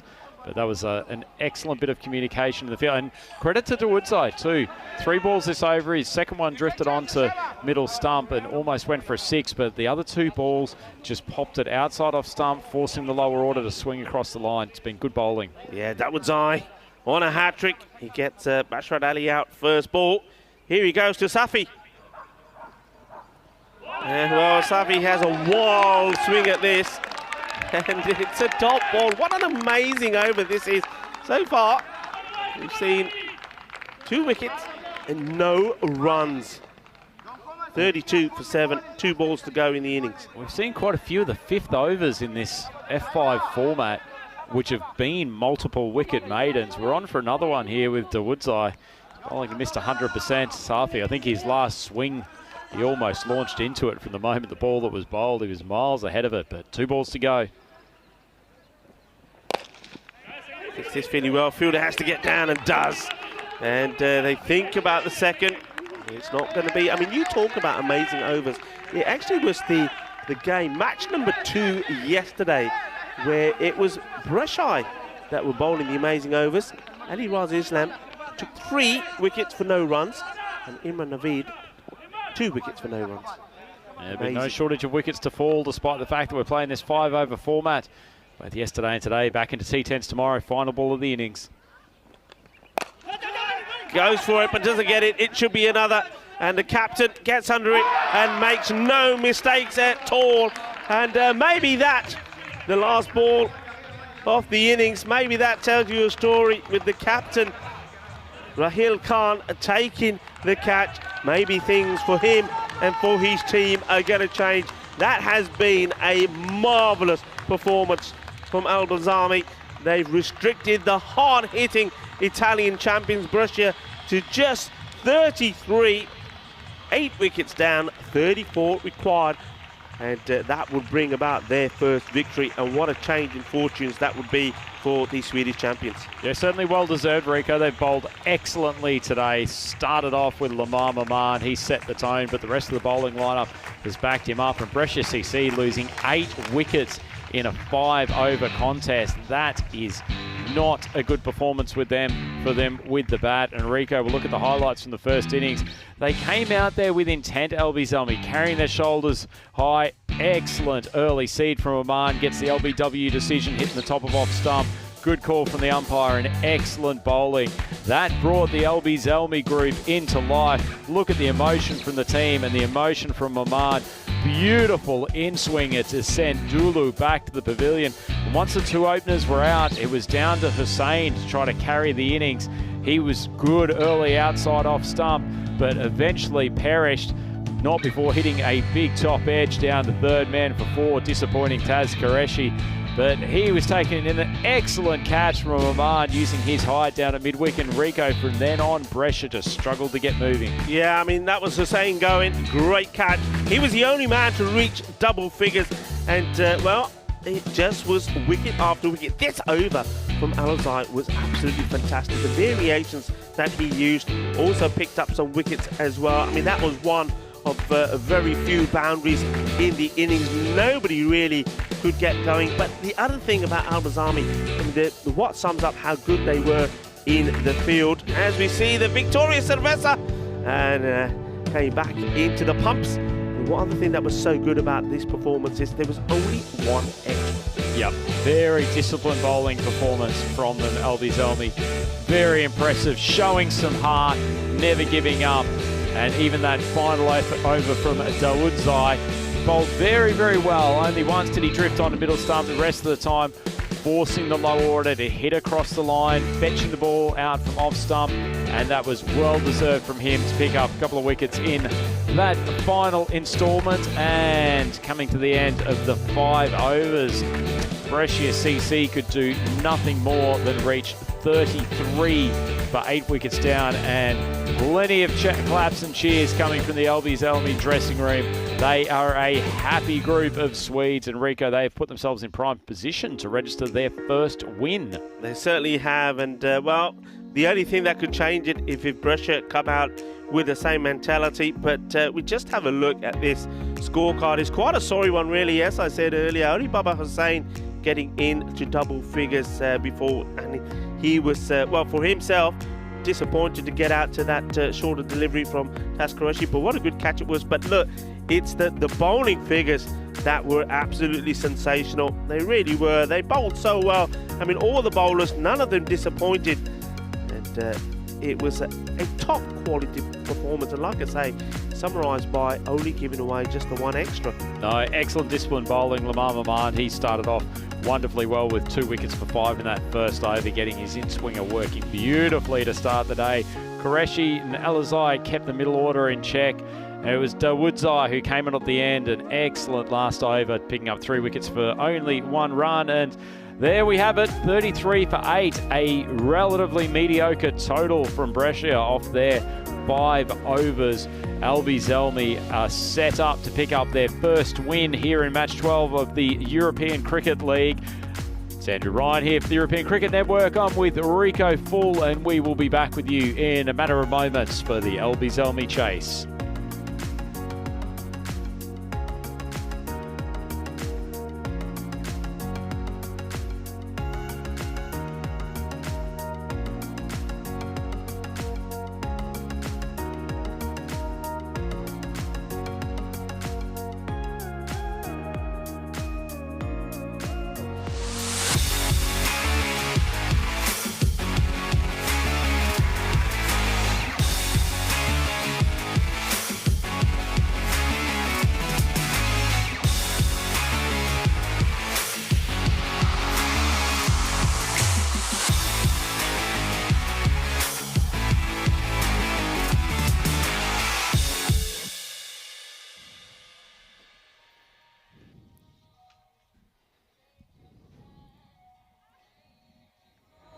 Hello and welcome back. You're watching the BET2BALL European Cricket League, the Champions League of cricket, and it's here in the beautiful region of Andalusia in Malaga. This is the Cartama Oval. Nice to see plenty of people, players and fans alike, in the fan zone.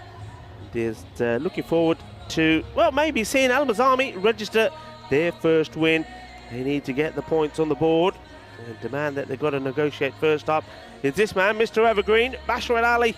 What a great campaigner he has been for the Italian champions Brescia.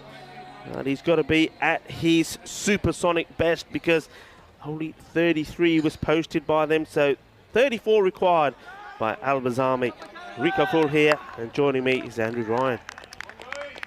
Thank you, Rico. Lovely to be in the commentary box with you again for match 2 on this Friday of the European Cricket League final week, and this is probably the danger over, isn't it, Rico? Bashar Ali, he's been superb in the tournament so far. Swings the ball back into the right-handers from very wide of the crease, using his left armers. And it's very important, isn't it, that Al-Bazami, they don't get carried away. They need to have a plan. There's one thing I was saying yesterday, even though it's just a 5-over match, and these will all be 5-over matches today, you still need a plan, and you still need to execute that plan well. They can't just go out there throwing the bat thinking, you know, they'll get lucky. Well, it goes up in the air. This is going to be the first opportunity. Wicketkeeper gets under it and makes no mistake. Nazir Hussain gets the first, and it's off the bowling of Bashar Ali, so it's not the start that Al-Bazami want. No, he's one of their best batsmen, Shahid Ali. That's exactly what Brescia was looking for. An early scalp, I said, this was the danger over Bashar Ali. He is the wicket-taking force within the Brescia team. Ali tries to swing him across the line. Ball's outside off stump. Can do nothing aside from getting a top edge. And it's well gloved by the keeper, Nasir Hussain. First wicket down, no runs on the board.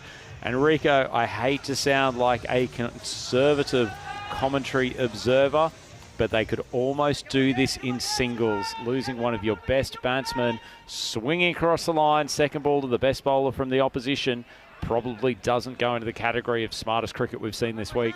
No, you're absolutely right. And Shahid Ali, he's the recognised batter. I mean, the man who's out there with him, Sahibi, he batted well yesterday when he was given his opportunity.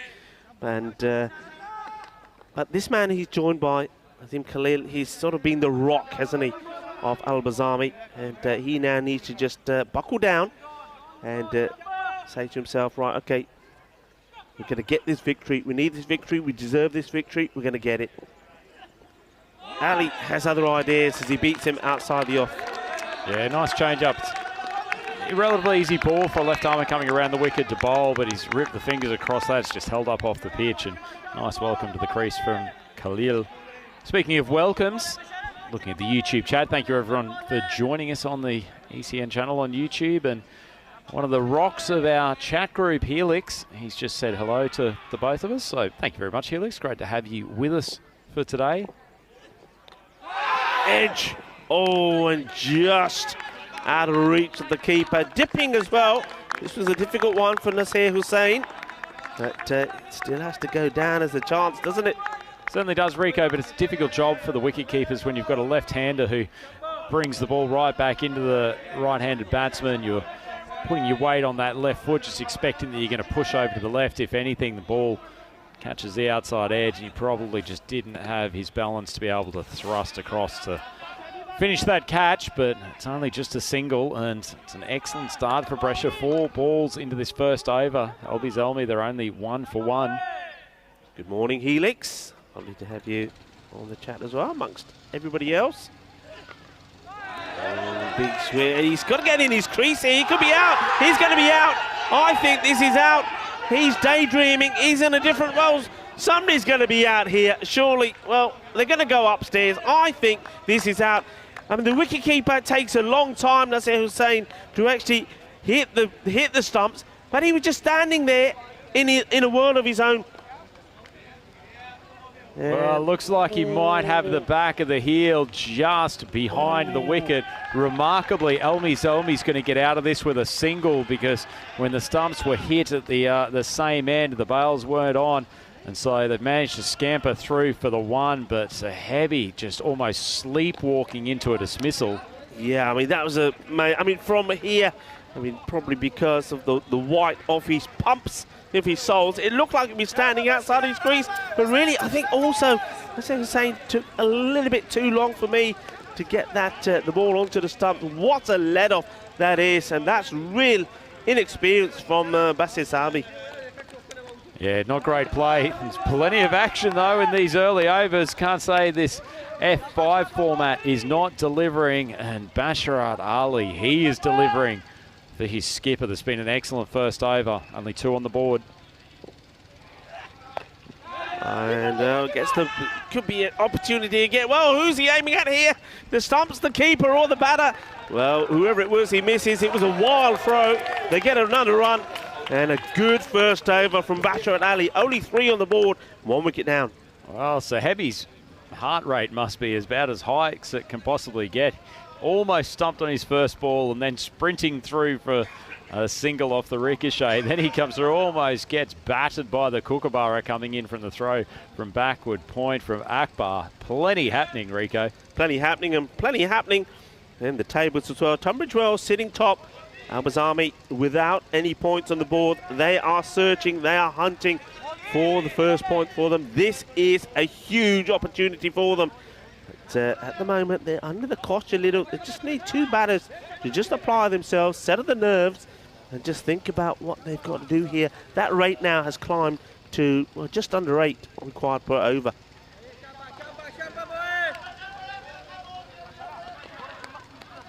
Looks like Bashar Khan coming on for the second over, bowling his left arm orthodox.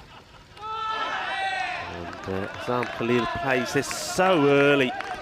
You've got to be careful. They have got Bashar Ali, who's got a very good safe pair of hands out there on the boundary. That boundary has gone back to its original point now, so 50 metres. Another opportunity, not a good throw. Not a good throw, and well, he's living dangerously, isn't he, Sahabi, but he gets there.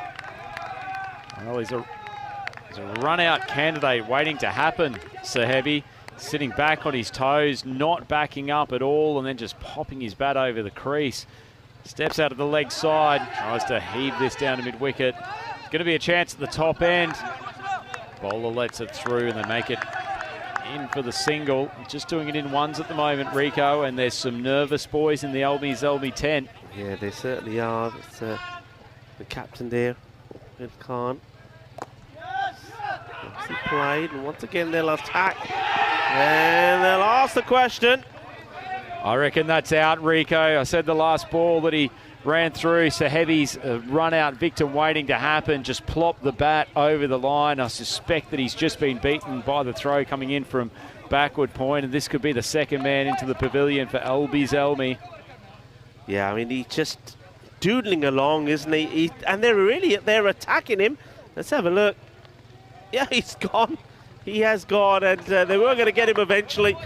And he just didn't get any better. That is the way not to run. There's any youngsters that are watching and learning the game. I know a lot of them have been coming from all the schools around the area here in Malaga. That is not the way to do it. No, a lesson in backing up, Rico. Might have to have a word to Sahabi during the break. It's a disappointing exit from him. He batted very well yesterday. LB Zelmi, this would not have been part of the plan of their chase. Just such a mediocre target of 34 to win this game, but they're now 5 for 2, 4 balls into the second over, only 2 more balls in the power play, and they've all of a sudden got to the point where they do have to start playing some more attacking cricket. Yeah, well, one man who can lead by example and can attack is their captain. Though he's not been in the best of forms, we haven't seen the best of him here in finals week, and we didn't see the best of him even in the group stages, though he did start to show some signs towards the end of the group. But can he be the one who puts a partnership together here with some Khalil and get the first victory for Al-Bazami? Probably 2 of the men at the crease that they would like to have in these pressure situations, Khalil and Khan. At the moment, they're just struggling really with the pace, or I should say lack of it, from the bowling of Bashar Khan. Not much variety from Khan. He's just putting it slow, turning a bit outside off, but they keep on trying to smack it to the leg side. Oh, dear. My word, an experienced campaigner like Khalil, they needed better from him. He's charged down the wicket. Khan has bowled it precisely the same ball that he's bowled for almost the entire over. Sprinted at it. The keeper's had the easiest job possible, and Khan is the man exiting. Just a poor stay at the crease, Rico. That is disappointing. That is really disappointing. I mean, I cannot believe that shot from Rahul Khan, from such an experienced cricketer, a good captain, a good leader, and well, that poor judgment from him, poor cricket from him, has left his team in all sorts of trouble. But look, there's still hope, because one man that is a shining light and has been a shining light for Al-Bazami is coming out now, and this their wicketkeeper, Ismail Zia. Zia, well, he does wonderful things for his team when they need him to do it. They need him to do it now. Is he going to be the man to try and put a partnership together with Azim Khalil and get this victory they so badly need? They absolutely need it, but this low-scoring game, it could almost be the most exciting game we've had over these 2 days of F5 cricket, Rico.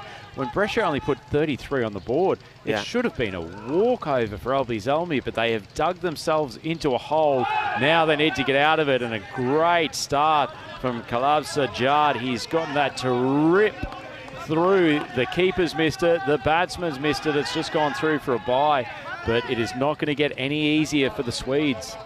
Yeah, this is good from the captain. He's comes into bowl, and this misses as well. And they're doing it the hard way. It's going to be byes. And, well, not really sure what Al-Bazami are thinking here. just swinging at everything. Doesn't seem to be any plan. And Kulab, I think, just keeping the spin on. I think it was a good tactical move from him. Played out for the single. They get one, and you can see what Sajjad, the captain, is trying to do. He's trying to draw the batters out the crease and get another stumping in play here. 15 balls into this innings, only 8 on the board, make that 16 balls. Just struggling to make contact. LB Zelmi batsmen have not played this chase well, and they are in big trouble. And there you go, it's as easy as that. And I've got to say, the cricket, or the batting certainly, from Al Bizami hasn't got any better. You can just see that's what they're looking to do.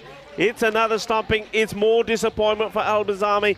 And Ismail Zia has to shrug off another disappointing innings from an Al Bizami player. Well, hasn't this gone downhill quickly for the Swedish champions? But Brescia CC, full credit to them. The spin attack has been working miracles out there. Zia charging down the crease, and the keeper Hussain gloves it cleanly, quickly whipped the bails off. His arms are out. They're celebrating. They feel they've got the momentum now. And this is looking very, very dangerous for Albi Zelmi. It might not only be a loss, this is the sort of loss that could make it extremely difficult for them to qualify for finals day. Yeah, that's more disappointment. And, well, how can they get it right? We've got Al-Zia coming in. I know I keep saying this every time a new batter comes in, say, well, this guy can bat. Well, Al-Zia can bat. He prefers to attack, and he prefers to hit the ball hard, but they haven't been able to negotiate spin. Up in the air is a chance, and it's taken. No troubles from the safe hands of Mr. Evergreen. Basharat Ali takes the catch. Al-Zia goes first ball. They are in tatters. They are all over the place here, Al-Bazami. Well, Al-Bizami, my heart goes out to their many, many fans back in Sweden. They would have come 15 minutes ago be thinking that they'd be cheering on their first victory here in finals week, but unfortunately that dream is quickly turning into a nightmare. Al-Azai repeating the missteps of his top order batsman, trying to swing the spinner over to mid-wicket. Will someone please play a cut shot, Rico? No. What can we say about this? And the man who's stranded at the other end, Azam Khalil, is seeing it all happen, and you can see his body language says it all, and he's probably going to say to Taz Qureshi, look, are you going to at least play sensibly? Because that's all it requires. I mean, okay, it's 5 wickets down. The required rate, the 2 overs to go, they need 26, and they need 13 and over, which isn't huge, but they've got to just apply themselves here. Khalil, he'll feel the need to go big here now.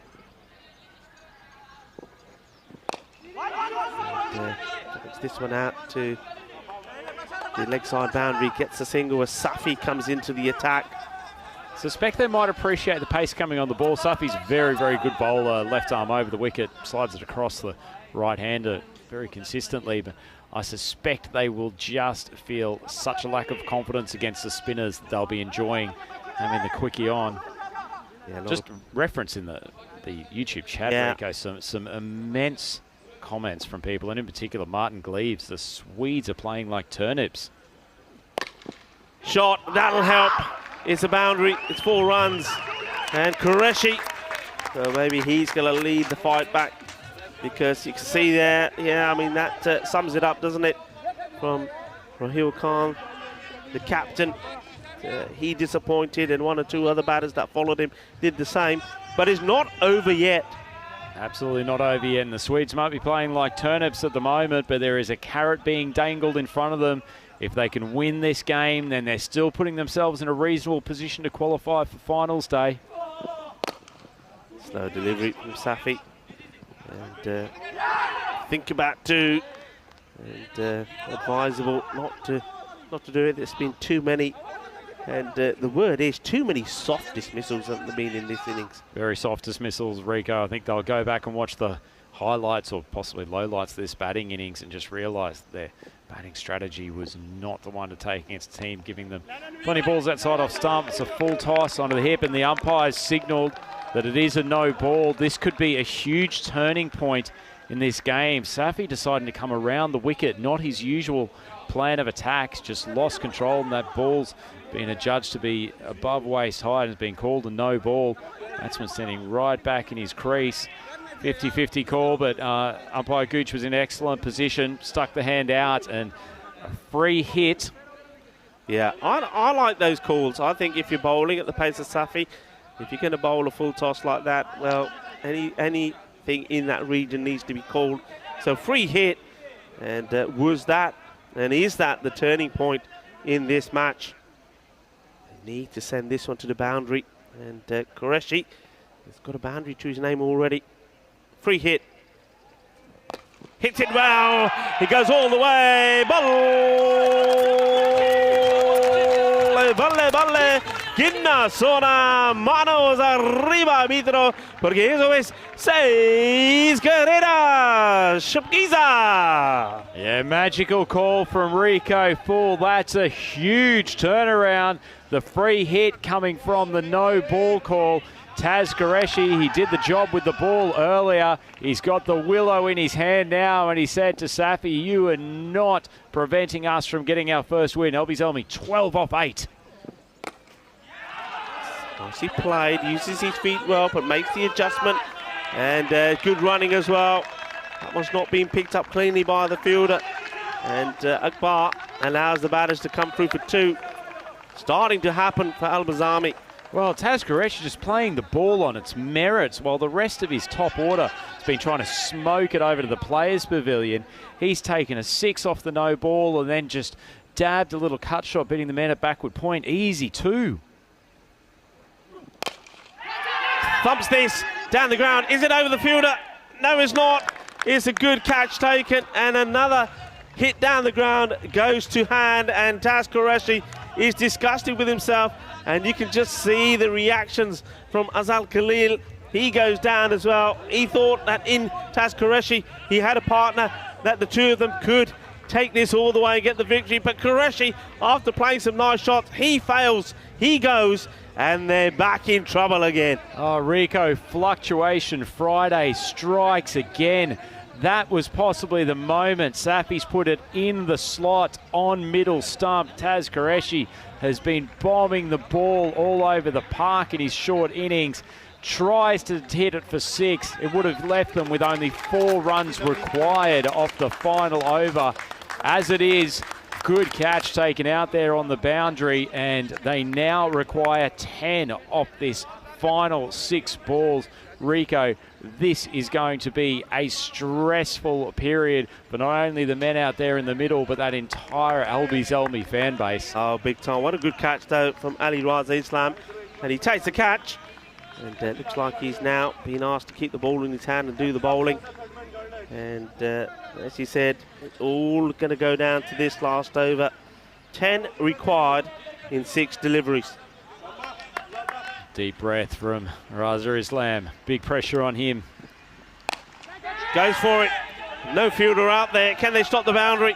And well, he's run past it, but luckily for him, the ball does stop. They come back for 2. Once again, I think the LB Zelmi batters will be happy to have the medium pace of Raza Islam. They've struggled so much against the slower bowlers, just giving them some speed to work with. It's a decent gap out there if they can beat the man at cow corner. This one will be a single, though. They run hard. No mistake from the fielder. And you can see Hussain saying, come on, get the throw to me in my gloves. See Brigade versus Pakai Care, the next match. This will be a great test for Pakai Care. Arguably they had one of the easier schedules yesterday, playing the Swedes from Albi Zelmi twice, who have struggled so far, but that's going to be a big contest. Dawood he was a hero with the ball, and what's happening here? And he's going to be gone. So Khalil wants to get on strike. He goes straight away. It's a miss from Hussain from his hand, but the bowler and Ali Raza Islam picks it up and gets the run out. So no run. The only thing they have achieved is getting Khalil back on strike. Oh, so many twists and turns in this game, Rico. Another wicket down, although probably doesn't matter a huge amount aside from the fact that they won't get the single. It is going to be all up to Azam Khalil. I can't see him giving the strike over in these remaining deliveries. Dawudzai having to sacrifice himself to get the premier batsman back on strike. Albi Selmi, 27 for 7, requiring 7 for the win, 6 to tie. Could it be the golden ball? Oh, this may be a wide, really. The umpire has a long look at it and decides it's not. Well, 50-50 call and a big time. That's a great call from umpire Stefan Gooch. Yeah. The batsman backing away made that ball look far wider than it actually was. Yeah, that's a really good bit of umpiring. And tries to thump this. Doesn't get hold of it. It's another dot. 7 now required. 2 deliveries. Well, Russia, if they pull this out of the bag, you'd have to ask yourself how they did it. But certainly, if they get this victory, the confidence it will give them will be amazing. Final ball, Rico. Goes big, is up in the air, it's going to be, well, whether to catch it or not, doesn't matter. But Basharat Ali says, what do you mean it doesn't matter? Of course it matters to me. It's a victory. How have they done it? Who knows how they've done it, but it's been an amazing, amazing performance from the Italian champions. Well, they went out there and they had to be gladiators, and they were gladiators. The Italian stallions pull off and an amazing victory, but you just have to feel, well, what's the word? Sorry, perhaps, for Al Bazami. They did all the hard work out there, didn't they? They once again, they fielded and bowled out of their skins. They were spectacular, but it's their batting that let them down again. But really, when you look at some of those dismissals, it was a poor performance from some of those players out there, from Al Bazami with the bat. Yeah, unfortunately, objectively speaking, Rico, they've let themselves down after setting themselves up so brilliantly with the ball. Started off very badly. Shahed Ali, at the point where they barely needed more than a run of ball, he tried to heave one across the line from Basharat, only succeeded in popping it up. Then we had just the spinners in the middle, tying the batsman down. Sahebi, he's running between the wickets, left a lot to be desired before he was run out. And they were just choked by the spinners of Brescia CC. Barely any runs coming in those middle overs as the batsman just continually charged down the wicket. No success whatsoever. The Brescia CC bowlers keeping such a disciplined line outside off stump. Yeah, I mean, the bowling was, you got to say, brilliant, especially when the spin was in. The catching from that man was good as well. He took that one. He took a good one at the end as well when Azim Khalil was trying to get the boundary, the 6 that would have taken us to a tie. He wasn't able to do it. And this one was a task. Qureshi, he was in there, and all of a sudden, he had them on their feet because he played some nice shots. This one, well, if it went to the boundary, it would have been magnificent. But that man, Ali Raza Islam, was there to take the catch. And then when he came on to bowl, he did his job with the ball pretty well as well. There were dot balls, there was this one, and he ran out, and it was all happening, but he kept his cool and he delivered for his team. Certainly did, and then it was left to Khalil. He actually got a good ball to hit that was probably on a length, allowed him to get under it and try to hit a straight 6. As it was, that ball's gone straight up. Nice catch from Bashar coming in from the long on position, and the arms are lofted in celebration. Brescia CC, what an amazing effort to defend a target of 34.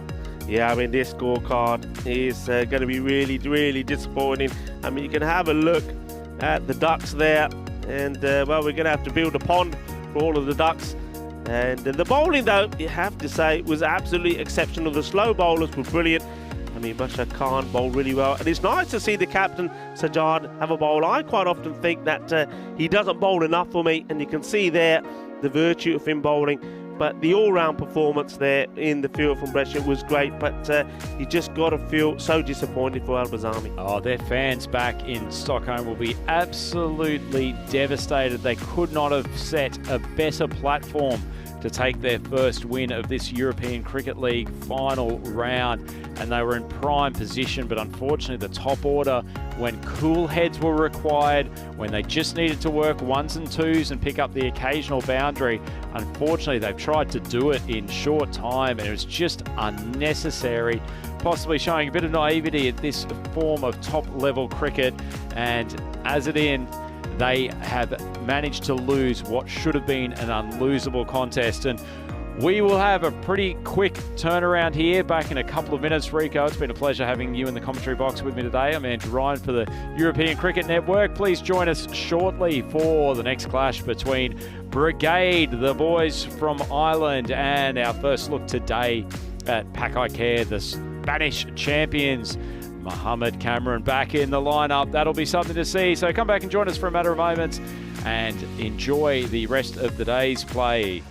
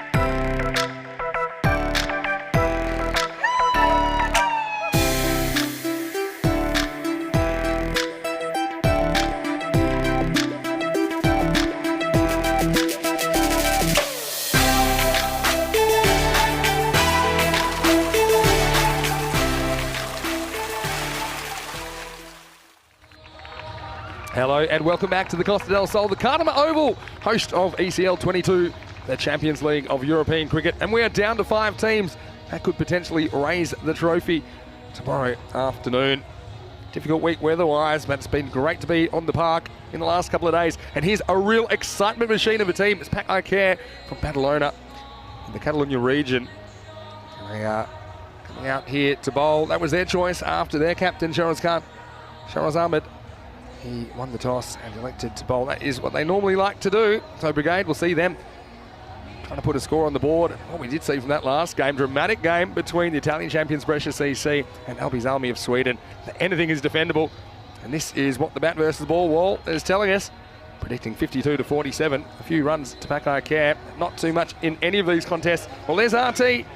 And big shout out to the M-Wags, it's the mothers, wives and girlfriends, and teddy bears of Ireland. Brigade won their way through after winning the All-Ireland final against Cork in 2021. And, I know St Patrick's Day was yesterday, but the Irish, they want something to celebrate after going down earlier this morning in their first match to Tunbridge Wells, losing twice to that opponent, the champions of England. And well, it's nice to have some special guests from Ireland, and I have one joining me once again in the box. Vinny Sandu here, Mr. Maximo.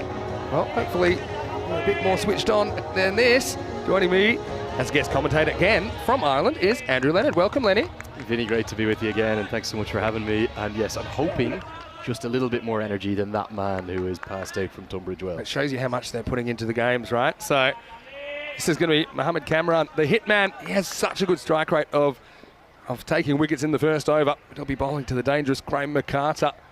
Another one of these matchups that I've been waiting to see.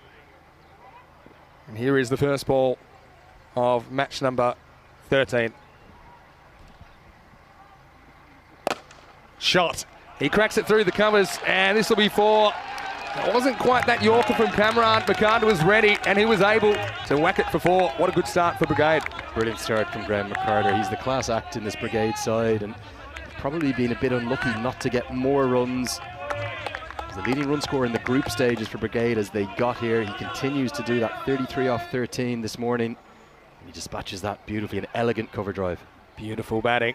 And next one, good comeback from Mohammed Kamran. I want to know, what do you think of Mohammed Kamran? Have you seen a bit of him bowling? He's certainly got a bit of spice about him. I've been really impressed with quite a few of the bowlers on show from the opposition sides that Brigade have been taking on, particularly the left-armers. Left-arm quicks for the Brescia side. They outplayed Brigade yesterday morning. And also there, Albi's Army, how did they lose that game? Oh, I mean, where are they at the moment? I mean, you know they're slow starters, but they're running out of time and they're running out of chances, the Swedish champions. Slip coming in now. And, very attacking move, but he is a wicket taker. That's Mohammed Yassin. This might be the first slip I've seen in place in the 2 days so far. Yeah, it's pretty rare, but Mohammed Yassin is a pretty accomplished character, over 40 first-class games in Pakistan. This one goes straight through him and straight over the middle stump. And that's the threat that Cameron provides. That is a beauty. Doesn't get any better than that for a left-arm seamer. Coming over the wicket to the right-handed McCarter. He's squared him up, and that's why the slip is in place. McCarter's looked to hit it into the leg side. He's ended up with probably just the leading edge of the bat showing. And probably a little unlucky not to find the early breakthrough for the Spanish side. He's driven on the up, just escapes the cover. It'll be another boundary. It was a desperate dive from Adil Shafkat, but he couldn't quite get there. The result, another 4 runs to Brigade. He really is the class act, like I said, Vinny, in this Brigade side. He found himself back into the international team for Ireland last summer due to his bowling, which is his foremost suit, but his batting is equally accomplished. He hasn't been able to bowl at all here this week because of that dislocated knee, but he's battling through. For Brigade to go deep tomorrow, a lot will rest on McCarter's shoulders. More of attrition, and this one is blasted down the ground. We don't often see this. Cameron's taken down right off the giant inflatable ball. And McCarter, he is looking really dangerous. 14 have come off this first over. That's a bullseye, straight into the massive European Cricket Network ball. Couldn't have hit it any better. It's a bit of Phil Taylor, the Yockey of the arrows there, straight into the bullseye. A brilliant strike for 6, the first of the innings. 170 check out if ever I saw one. Last ball the over. And this one will go as well, using the pace and turns on it. That one's into the tents. And well, it goes magical. What a start. Maxi, one hand off the tent. Brigade up to 1 over 20 for no loss. And in fact, it's the highest over of the week so far for Brigade, 20 coming from it, and that's an almighty strike, just back of a length. And perhaps McCarter has decided that he's going to have to do it almost single-handedly for his side. Yeah, I mean, Cameron, he bowls a very slippery Yorker, but we never really saw him execute it in that over. And it's very, very rare you see Cameron get taken down like that. And of course, that will be his only over in this 5-over match.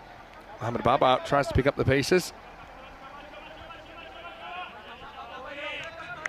And might give us a chance to have a look at the standings as well when we get a chance, because things are tightening up. Of course, top 2 is important. We'll get those to you shortly. Right now, Mohamed Babar, he will bowl the second over. So it's medium pace and just crack to Skandarali, top ball. And it's another change of opening partnership as well for Brigade.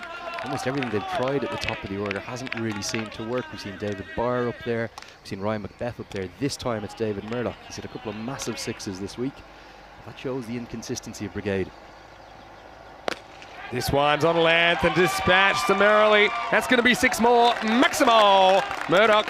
He's picking up where McCarter left off, and he gets 6. And finally, some smiles on the faces of the Brigade bench. And they need this win. They've got to get themselves back into the tournament. They were beaten out of sight by Tunbridge Wells, not just last night, but again this morning.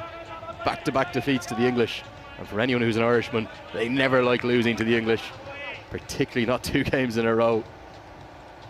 So perhaps Pack Care will be on the end of a backlash from the Irish. Yeah, well, it seems like that could be the case. And it's a marathon, not a sprint, isn't it, this tournament? And you also got to consider Pack Care. They've had to play 2 weeks straight and look short. They've got a few days off because of the weather, but still, you wonder if they've got kind of the mental energy required to see out these 2 weeks. You almost think that sometimes can be an advantage, though, Vinny. You keep your momentum going in. Naturally, they did get the 3-day break, like all the sides, with Monday to Wednesday being washed out. I think it's pros and cons. Depends also what your injury situation is. Goes straight and goes well. That's another one over the fence. Maximo Brigade. A lot of people saying they're not a short form side. We'll tell that to McCarter and Murdoch. They're off to a flying start here in match 13. Finally, it's much more like it from Brigade. And the interesting thing is here, they've lost the toss, they've been inserted to bat, and finally Brigade are throwing caution to the wind. They've been too tentative, they've been playing too correctly for my liking. They're finally starting to go for the maximums, or the maximos as you say. Well, I mean, Pack Care, they just look flat. You know, we saw a couple of games where, let's say, they weren't quite where they need to be mentally. And have a look at that current run rate. They're on pace for over 100 at the moment. We're surely not going to see more. Oh, he's going to be gone here. Well, let's see if he appeals. And well, we'll have to check this out. And so we need something to happen. Babar, we know that this is always polarising. It's Babar saying, well, you're leaving early. And so I think he's appealed here. They'll have a look at it. I mean, he certainly is out. He's wandered. He's wandered early. Oh, dear. I know you're not a huge fan of this, but I'll say it's lazy non-striking. There's no doubt he will be out if the appeal's upheld. It's laziness, it's nothing else. There's no malicious intent as it was from Graham McCarter. I'm just personally, everyone's entitled to their opinion on these things. I'm not a Man-Cat fan. I think actually what the MCC need to do with the laws is change the laws in some capacity and actually probably put it into the control of the umpires. Something has to give, because otherwise we just have these constant controversies. Yeah, I mean, look, here's the thing. I mean, the rule has been changed now. They're going to not appeal, so they've withdrawn their appeal. That's very sporting from Shiraz Ahmed. I think they went to the captain and he withdrew the appeal, but, I mean, they're getting applauded for stupidity there. I think McCarter almost threw away promising innings. Look, I think it's great to see. Look, you're right, everyone has their opinion. I'll tell you what, a bit of history on that law, why I think in the beginning it was considered unsporting. First, let's get back to some cricket. Babar. He gets hit, and he gets hit hard. Over mid-off. Maximo! It's 6 more to Brigade. This game has a bit of spice in it all of a sudden as well. Don't think we've heard the Brigade faithful really roaring, really getting into the game. They've the biggest travelling contingent, the biggest support base here, more than 30 of them, and Murdoch and McCarter are flying. Yeah, well, here's the thing with that run-out backing up rule.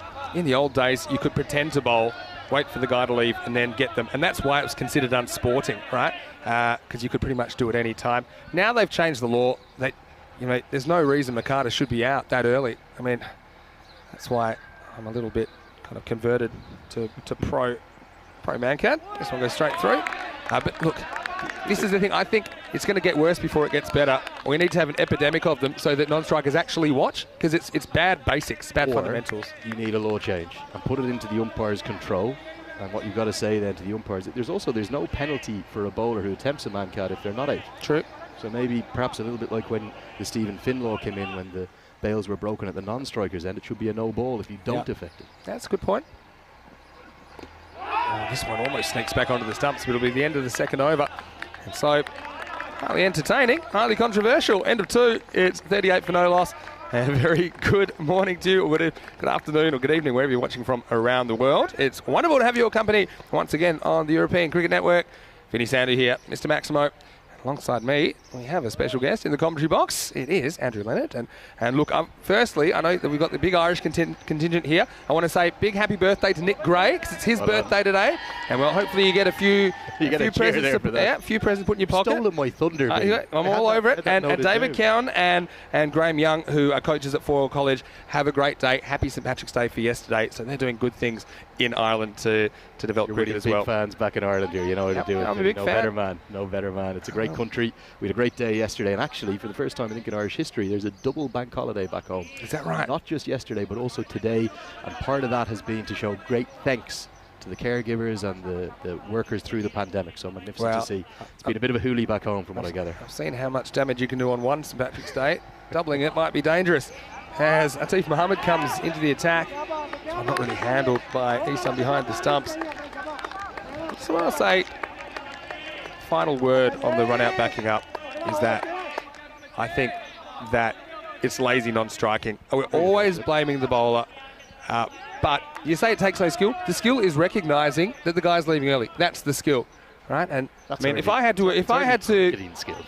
be asked every time I took a stumping or something, if be feeling bad because the guy's just out of his crease, I don't know. But there's an actual delivery. There's actual play there. There's no play in a man-cat. You're wide. Yeah, well, technically, as soon as the guy starts his run, the ball's in play, and so you're at risk.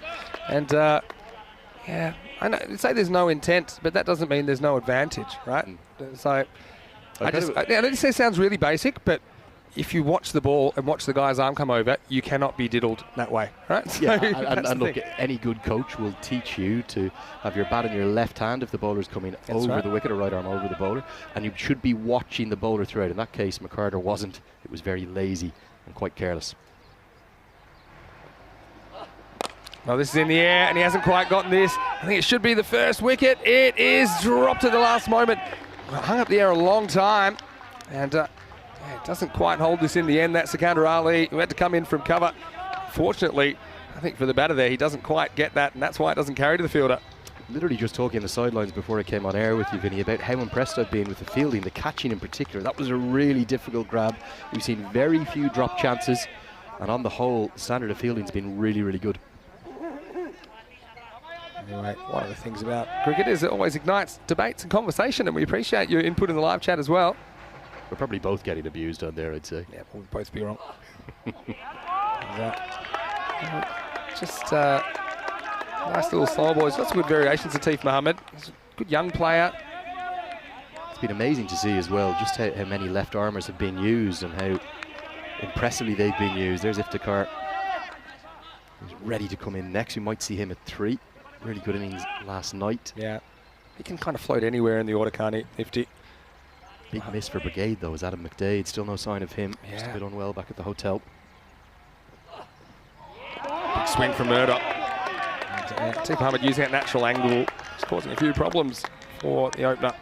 But again, the left armers, they're worth their weight in gold in T20 cricket, or T10 cricket as it is here, or down to the F5 version that we've been playing through the group stages yesterday and today. They really do offer something that makes it more difficult for the right-handers to get away. They needed an over like this, didn't they, Pakai Ket, just to work their way into the game, and as much as it was out of hand, so far just 2 off this over from Atif Mohammed, bringing them back into the contest. Nice looking shot off the back foot, but he finds the sweeper, just the one. So tell me how the rest of your St Patrick's Day was. I know you spent a few overs with me yesterday. Did you a bit of a Guinness lover, or? I had to have 2 Guinness. It would have been wrong not to on St. Patrick's Law, Day. isn't it? It was just 2, just a quiet 2. And actually, I was sitting with the whole brigade team and all of the supporters, and everyone was exhausted. It was such a long day yesterday. 10 matches in the day. It's the same again today. And I think both sides, or all sides who are going to advance to the finals day, they're going to be hoping they don't get that 9 a.m., that early slot. Yeah, that's right. Well, 3 versus 4, they'll play early on tomorrow. It's another reason to try and finish in the top 2, grab that double chance. Nice ball the over from Atif Mohammed. No timing. Atif Mohammed, well, he's going to chase it down. Elects not to throw. Didn't want to risk any overthrows. It's the end of 3 overs. The score is 42 for no loss. Well, I know my head hit the pillow and I was gone last night after 10 matches, but you know, it gives us a chance to look at the standings and talk us through this one, because obviously Albi Zalmi throwing that last one away, that's really hurt their chances. But also, it's not just about the top 4, but it's also about the top 2. There's a big incentive to finish in the top 2. And look at the net run rates as well. They're going to be the tiebreaker if the sides end up level on points. And you have to think that Brigade, they've shot themselves in the foot with those heavy defeats to Tunbridge Wells, and also that heavy defeat to Brescia on the opening morning as well. It means that if they finish equal on points or something, unless something remarkable happens in their last few games, they're probably going to struggle to get into the top 2. I think right now, given the way they've played generally, they'll just be happy with 3rd or 4th. Yeah, I think just got to be in the game, I suppose. I mean, if Brigade can win here, they're 3 games clear of Albi Zalmi. Albi Zalmi only have 3 to play. Here's a little shove cut with his little spinners. It's hit well, straight on the size 46. There's so many bones in your foot, and they're easy to break. And that's one way to do it. Probably saves 3, but not so sure. But he thought it was a good decision in the end, shove cut.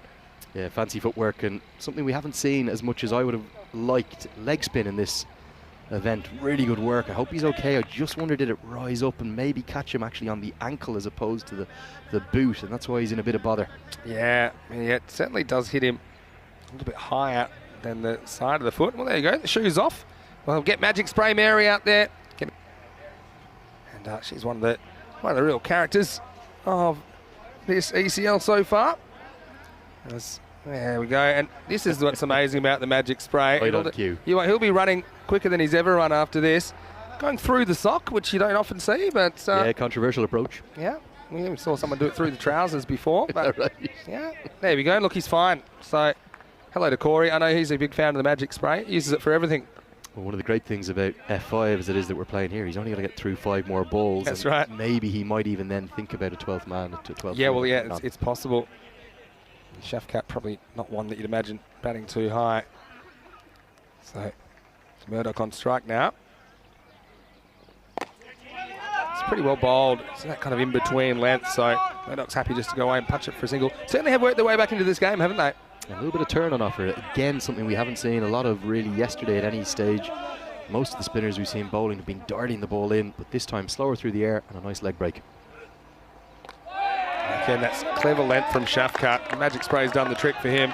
And look, I've liked the bowling of Christian Davis as well. Again, it seems a bit radical, but actually trying to side spin the ball, trying to turn the ball.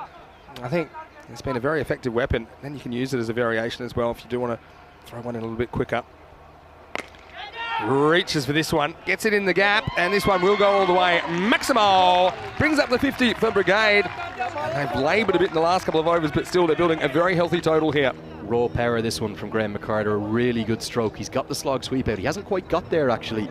He's just managed to hoik it into the leg side and got more than enough of it, not just to clear the rope, but also to clear the advertising hoardings, the stronger together ECL network message. 50 partnership of 22 balls. I like the way he stayed still there, even though it wasn't quite to the pitch. That is the kind of backspin that's pushed through. Just very briefly saw the Spanish side's coach there. I was talking to him on one of the rain days. Did an interview with him, and he was telling me there's over 70 clubs in Barcelona itself. Yeah, I know. I've been there. We had a 5-week tournament there, involved in 24 of them. This one picks out the deep mid-wicket, so just one. Murdoch will retain the strike. Brigade. Well, just slowed down a bit, but still, like I said, a pretty handy total. 52 for no loss after 4. And look, I want to talk to you about another tournament that we will have here, our other marquee tournament of the year. It's the European Cricket Championship starting in September. And well, top left there, top of Group A, Ireland, they'll be involved for the first time. love this tournament, and how brilliant is it to see a European Championship come back. It was something that was run in the 50-over format quite a few years ago by ICC Europe, and now the European Cricket Network are taking it on. The only thing I don't like, look at that at the bottom. England automatically qualify. Yeah, they'll be rusty. Don't worry about that. They'll be rusty. You'll have a week under your belt by then, if you qualify, of course, because you're going to have some pretty good competition in that group, including Spain, Austria. We know they've done well. Czech Republic. They've got the beast, Tedeschi Wickramasinghe, equal fastest T20 International 100. Record he shares with David Miller and Rohit Sharma. I think the Irish board are going to use it as an opportunity, maybe not to send their big guns. It won't be Paul Sterling and Andy Balbirnie out here, but it'll be a development squad. Yeah. That's going to be a huge opportunity for some of the youngsters maybe coming through from that under-19 World Cup. Mochim to bowl the last over. This is higher than it is long. Fielder camped under it is Atif Mohammed, and he can't grasp it. So it'll just be a single. Maybe they would have had a chance for two in the end. That was very high. In the end, Murdoch gets to life. Much in all, as the fielding's generally been good, the catching's been good. The running between the wickets has been shocking at points, and they really should have gone back for two. You've always got to give yourself a chance, but he just ended up walking the first. Not the easiest catch, it's gone down. There's no easy catches out here, I think. But, yeah, I think you're right. Against fundamentals, isn't it? I mean, if you lose the game by a run now, you're kicking yourself. Mochim's been pretty good every time he's come on. You just sense as well, Brigade, they need a big final over. A flying start, that run rate was soaring over 20 and over for the first 9 or 10 deliveries. And it's just been pulled back really nicely by Pakai Kerr, Badalona. Been very good. Something that we were talking about yesterday, Vinny, sorry, it's the fact that these games, they ebb and flow, even in this shortest format of 5 overs. Yeah, just the 1-6 in the last 2 and a bit overs, and that was after we had 7 boundaries in the first 2. Here's Mochim. That's a slow ball, has him reaching, won't quite carry it along on. Any questions, I should say, for Andrew Leonard? Please put them in the chat. It's great to have you here as a guest commentator. And we were talking yesterday about some of the places that your cricket journey has taken you to all around the world. And I often say, though, there's nothing quite like what we do on ECN, so it's great to have you involved and have you a part of it. Yeah, it really is. It's trend setting, it's taking things in a new direction for cricket on the continent of Europe, and just to see the sheer volume of cricket being played. You were talking yesterday about it's the series that are coming up, then you kind of go to each country and play a week at a time. It's a great adventure as well as we travel around, especially during this time in the world's history. Not too many people get to do that. Now, do they push for 2 here? They're just happy with the 1. It's up to 55. Look, you know, the first 2 overs went for 38, but then the next 2 only went for 14. And pretty good start to this 5th as well. A very happy head coach, understandably. The way his side have dragged this back has been outstanding. He's very vocal, big supporter of cricket in the region. Yeah, you talk about the clubs around that area in Catalonia. Yeah, so many new clubs popping up all the time. I certainly enjoyed my time there. Hello to everyone that might be watching from that region. There he goes for this, and he gets it. And Makata, there's an interesting time out there. But this was an attempted slow ball from Mochim, and he dispatches it over mid-wicket. Maximal, 6 more. There's a kick of the turf in frustration from Mochim because he's just ended up going right into the slot. It was the slower ball, like you said, may well have been the back of the hand, and McCarter's picked it up. And crucially, he's kept his shape and hit nice and straight, well over long on. Big hit, another 6 for him. If you're going to miss the block hole, you don't want to miss short. That's what I always think. I think most of these batters are pretty confident driving on the up and driving out of the ground. 2 to come now.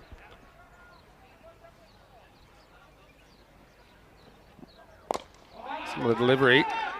Makata, he doesn't really have the legs to push for a 2, does he? He's just going to take the 1. So he'll finish on 38. Still think they want 1 more boundary here from the final delivery, just to give them something of a cushion. It'll be about 13.5 and over, something like that, that the Pakai Kerr Badalona side are going to need. You have to remember, this is a Brigade side, and their batting just hasn't fired. Finally, McCarter and Murdoch, they've worked really well in tandem, the new opening pairing. Got to 62, but will it be enough against a Pakai Kerr lineup that's full of explosives? Last ball of the first half. There's that full toss. So he overcooks it, and I don't think they'll get there.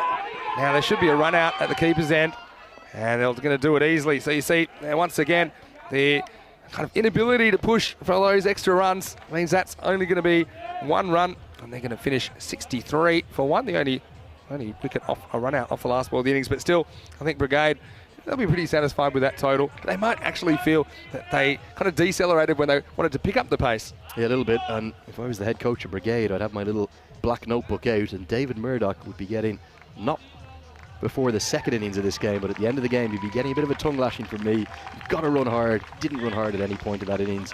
Gave up the chance of a second.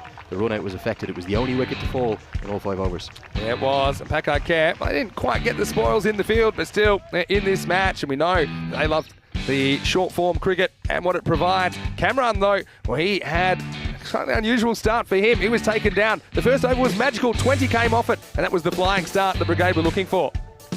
Yeah, some brilliant batting from Graham McCarter. He's been the star of the show for Brigade throughout this week. 38 he finished with, even though he was run out off the final ball. And some big hits here that were not just clearing the ropes, they were going miles into the Brigade faithful. And nice to hear the cheers of the supporters from the Northwest, really, for the first time this week. Yeah, well, they're in good spirits, and why not? And a big game for Brigade. They can kind of lift themselves further out of the danger zone if they can get a third win of the tournament here. Atif Mohammed, he's normally pretty reliable, and he was once again. Scudderali got 2 hands to that, couldn't quite hold on. And so as those third and fourth overs, particularly that third over of Atif Mohammed, only 4 came off it, 3 singles and a wide. I've noticed when the batters get out of the power play, have seen sometimes that third over, they're just not scoring as heavily, whether it's the field going back or whatever that is. They're still opening partnership of 62. I think was pretty important. I thought maybe they got 1 off the last ball. It's been scored as 0 and a run out, but we'll come back to you on that. Yeah, surely there was a single there. I think there was a single there, surely. And well, if that is the case, we'll be 63. We're going to take a quick break. We'll be back just around the corner with more cricket on ECN. As we say, score 62 listed at the moment, but whether it's 63 or 64 the target, we'll let you know shortly. McCarter top scoring, 38 off 16. Murdoch with 23 off 14. Fairly even split of the strike as well. But I'll tell you something that I've noticed. Match 13s this tournament, weird things happen. So let's just see what's around the corner. And with the bowling, I think Atif Mohammed, he was the pick of the bowlers. No, none of the bowlers were able to register in the wickets column, but his 4 was really important in slowing things down after a 38-run power play. And at that stage, you felt Brigade, they were on pace for even more than 100. So join us very shortly. Quick turnaround as usual. Vinny Sandu here, Mr. Maximo, along with Andrew Leonard, special guest of the ECN.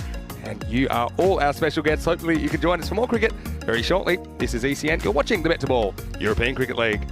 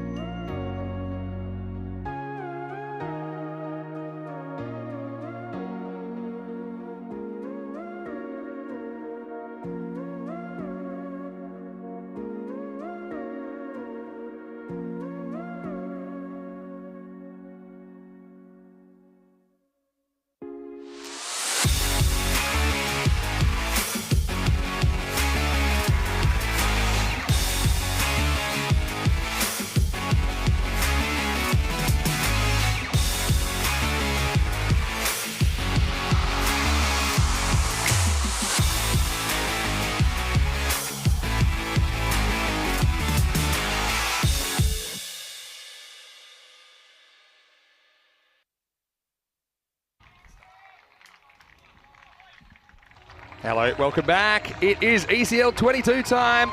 It's hard to believe that after 6 weeks, our journey is almost over. It's the Champions League of European Cricket. We are going to be at match 140 after today. It's the biggest and therefore best cricket tournament in the world. Vinny Sandu here, Mr. Maximo alongside me. Special guest for this game, Andrew Leonard and Lenny. We saw Ireland, they put a good score on the board. They would have felt maybe it could have been a bit more, but still I think we're in for a cracking contest here in the second half of match 13. Yeah, their highest score of the week just ended with a little bit of tardiness and maybe a bit of momentum taken back by Pack Care. That final delivery, we were speculating off air whether or not it was a single and a run out. It ended up being 1 run short. So they've ended up with just a dot ball and a run out off the final delivery.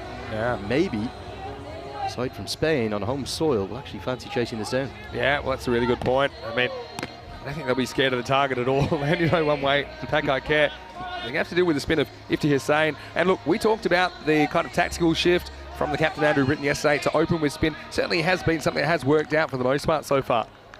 Yeah, and I think it's been a very good move. The first 2 games, Andrew Britton himself opened the bowling, took the new ball, but he's gone to Iftikhar Hussain, that experienced man, 48 years young.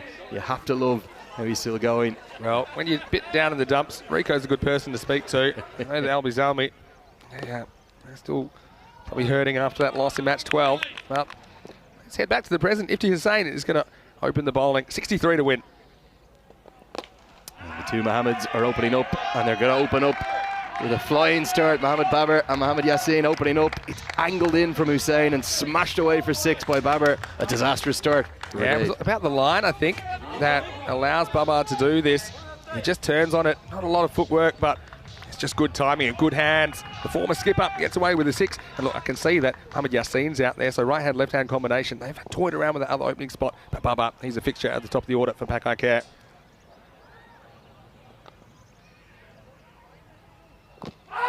Inside edge won't be given out. Really nicely bowled. A much better line this time from Iftikhar Hussain.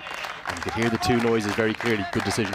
Yeah, and that brings Mohammed Yassin on strike. I think it's a good matchup, off spinner versus left-hander. There was a little inside edge. You could pick it up there. If it wasn't, I think he was going to be in some serious trouble. I think he was going to go on and hit the middle if he didn't get an inside edge on that. Yassin has struggled with illness during this couple of weeks, but he's a really high-level cricketer. He's played 40 first-class games for Sialkot in Pakistan. He's played a lot of list-A cricket as well. Been around the T20 setup, and I know what he's capable of. We haven't quite seen it so far. He gets good opportunity here in this important match for Pakai Care. 2 fielders outside the circle in this power play, long off and deep mid-wicket out. That's exactly where the ball's going to go towards, out towards deep mid-wicket, and a misfield. He's jumped over it, the birthday boy, Nick Gray. He's always wholehearted in effort. I think he should have cut this one off, though. And that's a second boundary in the first over. Yeah, well, hopefully he doesn't have it in his pockets today, as it would have been smashed up. Nick Gray there. Look, 10 points for effort, but he just misreads the last bounce. He ends up muddy, and without the cricket ball, 4 runs. Yassin gets off the mark in style. Immediately pressure on Brigade. All formats of cricket, there's so much about momentum. Brigade are actually going to make a change in the field as well. Nick Gray is going to be whipped out of that critical mid-wicket position. Some questions in the chat for you maybe after this ball, Lenny, and we do appreciate all those questions coming in. ECN European Cricket Network live chat. Full toss smashed all the way. It's going to be 6 more. That's a Maximo. My first call of that. And surely that may well be a no ball. The umpires are having to think about it as well. I think the issue here is he comes a fair way down the track, and it's the kind of ball that probably is dropping from Iftikhar Hussain. So my instinct was it was probably all right. I don't think the result was all right for Hussain. He gets taken down for 6. Anyway, not given as a no ball, so not a free no hit. Ball, so carry on. This has gone over the head of the keeper. Could be a chance for the fine leg fielder who comes around and takes a really good catch. Oisin Reynolds, the youngster, 17 years of age. He loves it. That's the first wicket. It's a critical one for Brigade. I love watching Oisin in the field. This is his patch. This is his turf down here in the third man region. It wasn't an easy one because that is the tough part of the ground to navigate as far as your footing is concerned. But again, catches it. Perfect technique you've seen. Well, he goes 6 and out. That's the first wicket to fall. Still in the first over. It's 17 for 1. This is a really good catch for 2 reasons. 1, he had to make good ground across to his left. And 2, it's in that difficult part of the field that had the most affection by the rain. So Hussain has been dispatched in the first over, but he strikes back, finds a crucial wicket. And I care Badalona, 17 for 1. Yeah, so you're saying kind of does his job. He scores 10 off 3. So in a F5 game, you're probably better doing that than scratching around for 10 off 10 balls. But, Liam Day's got a question for you. Wants to know, Lenny, are you back off to Zimbabwe for the Global Qualifiers B? Is that where you spot on. So you'll be heading? 8 teams will be playing out there. The United States and Papua New Guinea host Zimbabwe, Netherlands, Uganda, Hong Kong. I'm going to forget a couple, but there's 8 teams in there. Sure. Singapore as well, there's the other one. 8 teams playing out for the final 2 spots at the T20 World Cup. We've got back-to-back T20 World Cups, 2 and 2 years after none for 5 years. Funny world, isn't it? Cameron. Smashed and dropped. That should have been taken. It was hit straight back at Iftikhar Hussain, and it could have been 2 and 2 balls. Instead, he's grassed it. Well, that's one way to stop an off-spinner turning the ball, is break his fingers. You say he should have taken it, but it was hit pretty hard. I don't think the slow motion does it justice. So Cameron survives. Vinny, I was a spinner myself. You have to take your catches off your own bowling. If you don't, you've no chance. And I know for a fact that Iftikhar Hussain will have backed himself to take that. Difficult chance it was, but it should have been held on to. Big play to drop as well. Cameron, he's the regular Mackay Care number 3. Look at that table again. You see Brigade, they do have a terrible net run rate. They can kind of go 3 games clear of Albies Army if they can win this game. Feels a bit like moving day at the Masters, or one of those golf tournaments. It's the day where everything's going to be decided. Could swing either way for Brigade. They win their final 3 games, they could maybe sneak into the top 2. Yeah. They lose this game and then lose to the Zalmi side, they're in big trouble. It's bunched up the top there, so I think it's his moving game. We're going to keep it moving with 10 games as we see Ryan Macbeth coming into the attack. Get into the sky, could be a chance out at deep mid-wicket. And it's Iftikhar Hussain who holds on. He's just dropped one the ball before. It's always all action here at the European Cricket League 2022. It's finals week. He makes up for it. He's got redemption. And Brigade have their second. Yeah, I mean, he had a lot longer to have a look at this one, didn't he, Lenny? Because this one hung up in the air. And so, well, Mohamed Babar, you know how important he is. I think they'll be very happy that he's back in the shed. He departs for 7. They're scoring out 17 for 2. Yeah, really nicely bowled by Ryan Macbeth, just hiding the ball away outside the off stump, but a good catch held by Iftikhar Hussain. Very experienced cricketer. They'll bring Mohamed Isan to the crease, who's a regular opener. I mean, they keep bringing the firepower back, I care, and they won't really play themselves in. They'll keep going for their shots. That's what Babar did. And he becomes the second wicket to fall on 17. Question in the chat from Keanu to you, Andrew. Because you've been in America a bit. What do you think of the minor league competition? That's a fairly recent innovation, isn't it? Yeah, first season was last year. Over 200 matches, would you believe? They almost take a leaf out of the European Cricket Network's books. 27 franchise sides all the way from New York out to Los Angeles, as we're seeing some of the great scenes in and around this fantastic ground, the Cartama Oval. It's going to have its second year this year. It'll move a bit more into the height of summer. And hopefully we'll have a major league championship in years to come as well. Yeah, exciting prospects. Beautifully bowled, back of the length. He's a big, tall fast bowler. Has played for the Northwest Warriors. Has played at that semi-professional level in Ireland. And he's showing his skills there. Yeah, really good first up. Almost nicks off Isan. I'm always happy to see cricket developing anywhere, not just in Europe, but 200 is quite a lot of matches. Could you imagine we have the champions of the European Cricket League playing off against the champions of the minor league in America? Super the Duper Transatlantic Challenge or something, or the Mega Bowl. Yeah, the name for it. The Mega Bowl. This one's borderline. It will be called a wide. Just gets a bit of the blue. So Macbeth tries that slower ball, and it'll be a wide. Have to bowl that one again. Yeah, he's just trying to change things up, but I think what Brigade are showing is here, they're showing that they're learning, because a lot of the boundaries that they've conceded, they've been too straight, and they've been punished into the leg side, so they're trying to hide the ball away out near that wide line, even though this one signalled wide. Good bowling from Macbeth. Right into the block hole, and that will just be a single. Oof. One of the concerns, I think, Vinny, this week has been the issues for their captain, Andrew Britton, not just the absence of one of their star players, but Andrew Britton, he's an outstanding player, former Irish international. He struggled this week. Yeah, look, he had a bit of a slow start in the group week as well. But I mean, the thing is, I wouldn't say he's been consistent, but he has provided some useful contributions at times. I think he's the kind of player that could click at any time. I think going forward, if they do make the top 4, I think he'll relish that opportunity. Beautifully bowled again. I also think for Brigade, although some of the other sides may say this as well, they'll relish the return to a longer format, albeit that that's the T10. There's RT, named after the great man Roy Torrens. He's so much missed. Yeah, no, really loved reading the book about RT, Roy Torrens, from compiled by all his friends and associates in cricket. It was giant of Irish cricket. Very inspiring.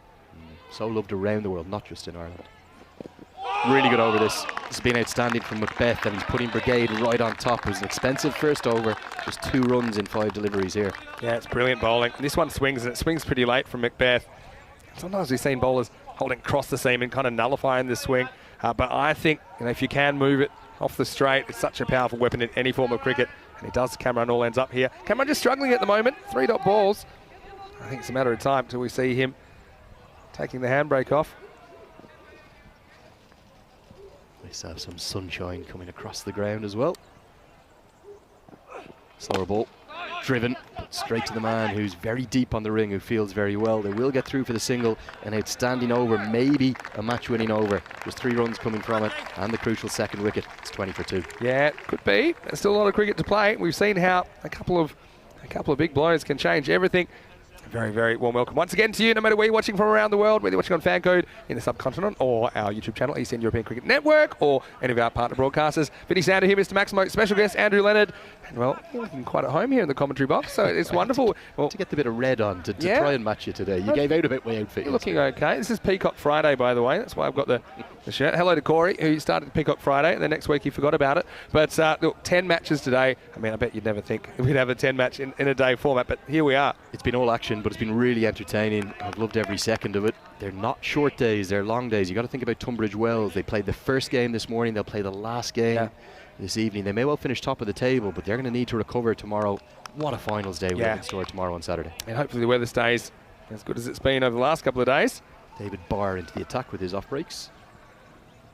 I think Didi Barr has been actually really impressive. He's primarily known in Irish cricket as a batter, and a very stylish 50-over batter in particular. Also played some first-class cricket, although we haven't seen much of that in recent times in Ireland, the Red Bull game. But his bowling's effective in this format. Yeah, certainly just plays on these little delays. He tries to upset the timing of the batter. And we were talking about these yesterday, weren't we? About the way he will pause on occasion. And he just seems to put off the rhythm. He's flirting with that wide line. He gets that one just away. Yeah, well, he's probably lucky Cameron sneaks across a little bit. So I think the umpire kind of moves the line with him. So no wide call. Cameron, he'll be frustrated. You'll see him going big very shortly. Down the ground towards long on, gone well over the head of that fielder. Poor delivery from Barr this time, and it's punished, and finally Cameron starts to get moving. Yeah, and it was a poor delivery, wasn't it, from Barr? This is one of my issues. Sometimes with the delay, sometimes you can put the bowler off just as much as the batter. And that turned out a knee-high full toss, baseballed out of the ground. He's trying to hit the block hole almost every time here, Barr, but if he misses it, this one's hit down the ground. Going to be back-to-back sixes. Didn't think he had enough of it at first, but the away swing, that was the arm ball going away from the right-hander, has been heaved. Back-to-back Maximos, and the chase is now on. Yeah, actually good shot selection. Has to go fetch it, but they have a deep cover back. So I think he makes up his mind, even though that's kind of an outswinger outside the off stump. He wants to go mid-wicket, he picks the gap, and he gets 6. Pressure on Barr here. 13 off just 3 deliveries. Finally gets it into the block hole, and this will just be a single. Interesting fields we see set, I suspect not just in this F5 version, but also the T10 version. Almost everyone in front of square, they're all out in the deep. Yeah, no, it's what we call the baseball field, actually, when you have all the outfielders kind of straight. You have all the infielders behind the batter. And just a little warning. I don't think he was ever taking the bails off there from Barr, but just a smile as well. Nice to see. Cameron will have a reply here. Yeah, see, I know him. He's a character.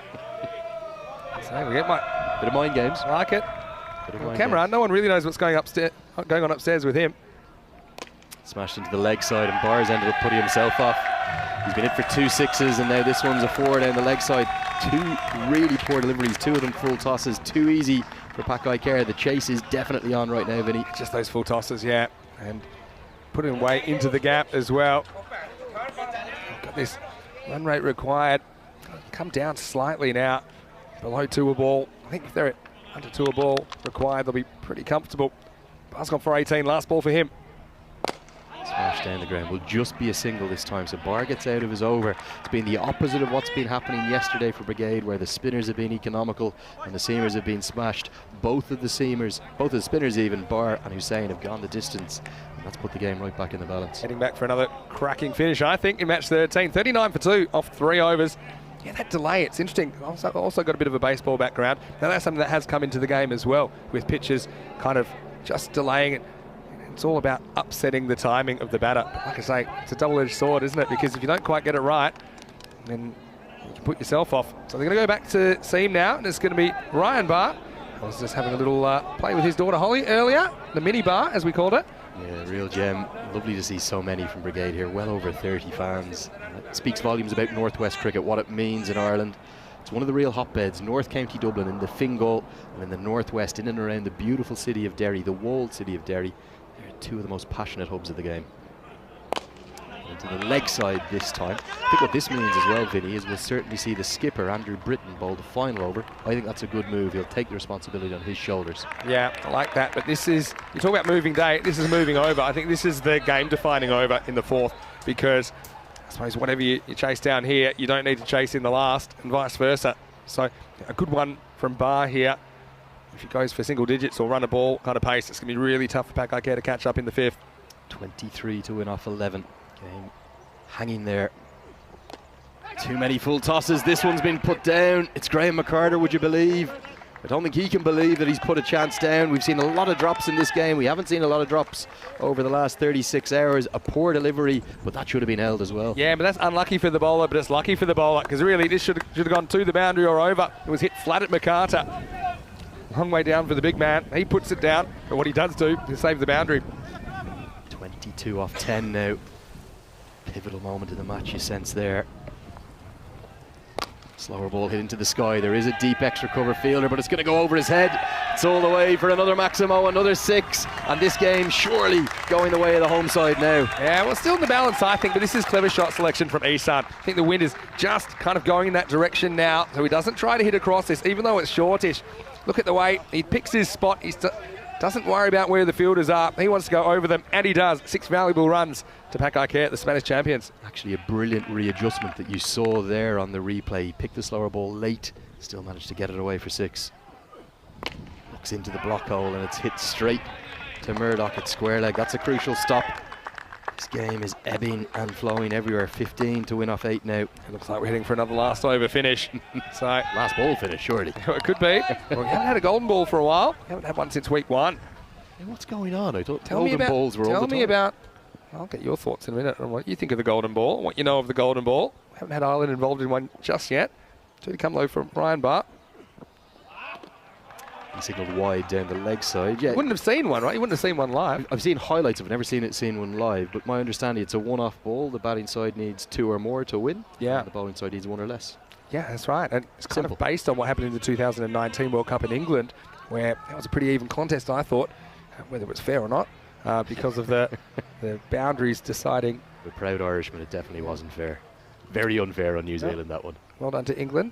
Also, got a big asterisk next to that one. Now, hold on. I think, yeah, he's on the same side of the pitch. Carnage here, because I'm not sure whether or not Barr has actually told the umpire he's changing his action. Yeah, either that or, I mean, what we have seen sometimes on this field, with the umpire's permission, you can run on the other side. It depends on the state of that pitch next to the artificial turf. But yeah, I wasn't sure whether he'd informed the umpire, and the umpire informed the batter. Anyway, moving right along, 14 off 8. Smashed high, handsome, all the way for 6 more. And this over has been the pivotal one, the penultimate one of the chase. Pack Ikea Badalona are maybe claiming one of their biggest scalps in their history. Yeah, I mean, look, Cameron, he took a while to get going, didn't he? I suppose, all things considered. He sneaks across, and once again, he just plays this on length, and he gets plenty of it. That's a nice shot. And look, going back to the first couple of overs when Brigade with 38 without loss shows you that's why I don't judge games too early in the first half of the first innings, because right now it seems a long way back for the Irish. 8 off 7 required. Last ball of the fourth coming up. He needed a dot or a wicket, and he hasn't found the wicket. I think this is going to be given as leg by. He's really close.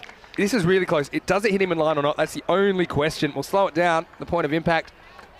And I think it's probably a good call. Probably just hits him just outside the leg stump. It doesn't actually pitch, so it doesn't bounce. So it's all about, was it hit in line? I think it's a good decision by the umpire. The only way you can get an LBW from around the wicket as a right-hander is actually to hit them full. Yeah. If you're a seamer. If you're not turning the ball, that is, like Barr wasn't. So he's hit him very full indeed. Yeah. Very close, tight call, end result, a leg by. Yeah, so this is what's coming up. Match 14, Tunbridge Wells. They're flying at the moment, 4-1. Their only loss was a 1-run loss to Pack Ikea yesterday. Albie Zalmi, well, they're the opposite of whatever flying is, because they couldn't even chase down a 30-odd score in the last game they played. A lot of people will say that's a bit of a mismatch, but if I know anything about ECN cricket, you'll be surprised. You'll have one team there, Albie Zalmi, desperate to win. Tunbridge Wells, they're sitting pretty at the top of the table. I think it'll be a very entertaining contest. And Albie Zalmi will get a huge boost. If Brigade do lose this game, they'll then be hunting down the Irish side. They'll be hoping to win that game and maybe turn them over. It's not going to be Andrew Britton to bowl the final over. I don't know why that is, but this one is being dispatched, and that is very nearly game, set and match. They've decided to throw the ball to the birthday boy Nick Gray. He's ended up bowling basically a ball straight in the slot. It's been dispatched for 6 more, and it's all coming up Hispania. Yeah, it does seem that way. The host country sitting pretty now. And yeah, great. Not quite the birthday present he was after. And Cameron moved to 27. He's been really important. And look, the thing with Cameron, I've noticed, if he doesn't bowl well, he'll generally bat well, and vice versa. You know, I think it's good to have that kind of weapon in your team. Not sure why Andrew Britton, the captain, is not bowling this over. Score's tied. Wide outside the off stump, and that's going to be that. Ends in something, a strange circumstance with an extra being signalled outside the off stump, but a disaster for Brigade. They've lost another game, and the dancing is coming out from the Packeye Care Badalona boys. They've taken another big scalp. The second time they've beaten a Test Nation side. They've already beaten Tunbridge Wells. Now they've beaten Brigade of Ireland. Yeah, I mean, Packeye Care, they'll feel that they're the ones to beat. You know, I know the Tunbridge Wells have had some good performances against some of the other sides, but Packeye Care, I think they'll back themselves, and they look pretty happy, the Swedish boys. I think the Zalmi are delighted with that, and you can understand why, because right now it's almost a straight shootout for the wooden spoon. I think it's really between Brigade and the Zalmi from Sweden. Who's it going to be? That game this afternoon is going to be absolutely critical between Ireland and Sweden. Yeah, no, it certainly will. Mohamed Ihsan had an important role to play in that partnership as well, didn't he? It's Packeye Care. They end up chasing these down with 5 balls to spare. As we roll the highlights, well, there's no luck of the Irish in the end here in match 13. They did post a competitive score with the ball. They needed to make some early inroads. Well, there's Rico getting his arm around the Swedes. We know that they'll be coming back hard in the next game. You've seen he was set up to open the batting. He went 4-6 and out, but still there was a pretty important kind of just ignition to their innings. That one could have been a no ball. It was just 6, and even though Yassine gets out the very next ball, it just brings Cameron to the crease, and he turned out to have a very important role. And a couple of critical drop catches as well. One of them very difficult, the Iftikhar Hussain one, but the one from Graham McCarter, there's the kisses coming out to the camera. It was a really critical one, and it's ended up being a third wicket partnership that's been worth 46 when these two came together after that second wicket fell. And to be honest, they've outplayed Brigade. Yeah, and to be honest, I think Brigade, if they look back at their bowling, they wouldn't be too happy with some of the deliveries they dished up. I think they gave too many boundary balls in the end against Packeye Care. They're gonna be aggressive. We saw maybe the length's wrong at times. It's that kind of challenge length that I call it. Well, they were going absolutely loco in the Packeye Care dugout. And as they got closer, the dancing just got a little bit more crazy from the Spaniards. And in the end, it was a wide that provided the winning run. So a bit of an anticlimax, but still, Packeye Care, I mean, they are looking really good, aren't they? And we're looking forward to seeing them clash with the English again at some point. But, well, it's an interesting one, isn't it? 5 over games, you are going to get momentum swings. That's something probably not a lot of people would have realised. But it was all Brigade early in the first couple of overs of this contest. But, well, the final 8 overs, I think, honours to the Spanish champions, Packeye Care. And Cameron, well, he didn't do it with the ball, but he was the man that brought them home in the end. Look at that, they've chased it with 5 balls to spare, which is nearly a fifth of their overs remaining. You wouldn't have felt that after the 2 openers had fallen, but a brilliant third wicket partnership and some poor bowling. I'm not sure why we didn't see Andrew Britton used. That was a real surprise to me. The birthday boy Nick Gray couldn't get anything going, and the 2 spinners for the first time, certainly the both time in the same game, Hussain and Barr expensive. Yeah, so agreed. Just didn't quite go the way that Brigade wanted. Well, I'm sure we'll see them back, and they'll essentially perhaps be fighting for their tournament life when we next see them on the park. Look, Vinny Sandu here again for the European Cricket Network. It's been great to have you as my guest commentator, Andrew, for this. And enjoy the rest of the tournament, and I'm sure we'll be seeing a little bit more of you around the traps. And good luck to your Irish guys. They're going to need it, I think. And then when you do go to all your locations, make sure you send us a postcard, because we'll be watching you here at ECN. Great to be with you. Thank you, Lenny. And look, we'll be back very, very shortly with the next game of ECN action. That's only 3 down, 7 to go today. It is a super duper Friday. 10 games of F5 action. So strap yourself in and see you shortly for BET2BALL European Cricket League. Beautiful.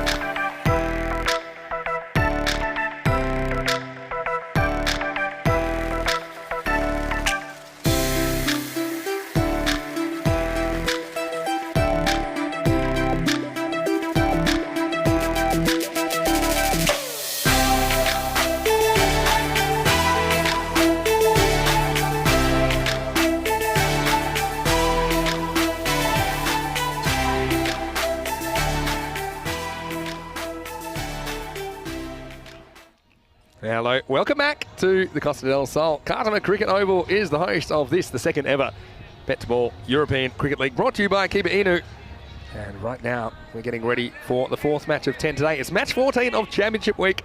Each of the 5 teams here still in the competition. They had to win their way through the group stage.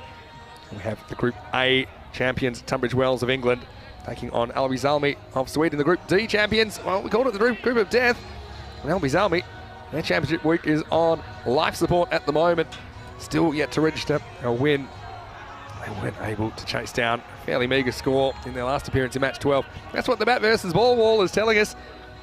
And showing it's well, you're pretty close, just a big hit in it, 55 to 49. And I think that we might see a few changes of tactics and order from Tunbridge Wells here, considering where they are on the ladder. That might just open the door a little bit for Alby Salmi. Having said that, I think Tunbridge Wells, they are certainly proud of the depth in their squad, so they'll trust whoever they send out to do the job. Viraj Bhatia is out there with Will Stickler.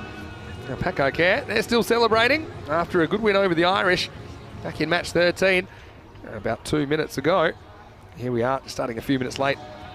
The kisses have been flowing from the Badalona dugout. Let's see how Tunbridge Wells open up here.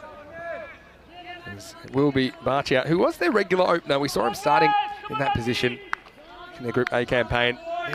Since then, he's kind of oscillated between 3 in the middle order. He is back up at the top of the order. Will Stickler, there's an opportunity for him to make an impact. Lamar Momand will be the bowler. Left arm. He certainly provided a spark for Alby Salmi before. Here we go, match 14. It's England versus Sweden. Upish and into the gap. Bit of a chase for Sami Khalil. They think of a second. They think against it. So it was probably catchable height, but just went in between the two fielders down the offside. Hello again to everyone in the fan zone. I know that plenty of English supporters in. Quite numerous. And Sweden, kind of the neutrals' favourites, aren't they? But they just can't get going here in Championship Week. If they could take the scalp of the English, I think they'll feel they can turn things around. They'll have an important clash with the Irish later in the day. So now we'll get to see Will Stickler for the first time.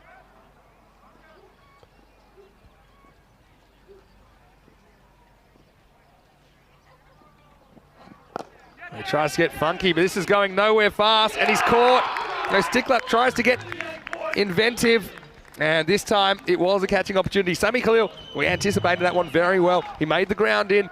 He was able to get 2 hands to it. No, Stickler, too clever by half. His stay at the top of the order is brief. He goes for a golden duck, and the score is 1 for 1. I suppose 5-over format, all about taking calculated risks. I'm not sure how calculated this was from Stickler, but just didn't get the contact required. Hung in there a long time. Sami Khalil, who's a pretty good fielder, was able to get there. So, early wicket. We'll take Matt Barker to the crease. Stickler goes for a golden 1 for 1. And so we do have 3 Williams in the lineup, but yet to appear in the top 3. Chris and Alex Williams are listed in the team sheet, as is Hugo. But this is an opportunity for Barker. I think it's quite a clever cricketer in his own right. I think Tunbridge Wells also, it's about managing their resources. Getting into finals day, they want to give some opportunities to different players. Alby Salmi, well, they just want to win. They want to win badly.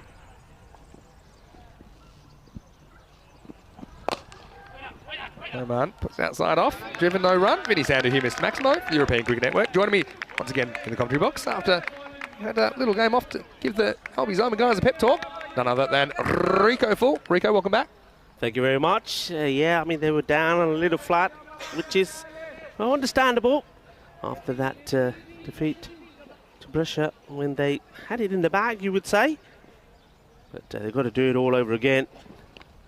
And one area of the game where they did impress was with the bowling and fielding. And well, they started well. Well, that's a little bit sloppy. And Royal Tunbridge Wells. We'll give them an opportunity to take a second. They will do so, and they have. As expected, they have changed up the batting lineup slightly, going into this match, giving the opportunity to some of the lower batters to have a go. Yeah, don't mind that. But, I think they'll still play in attacking fashion, given that it's a 5-over format. Winning form's good form.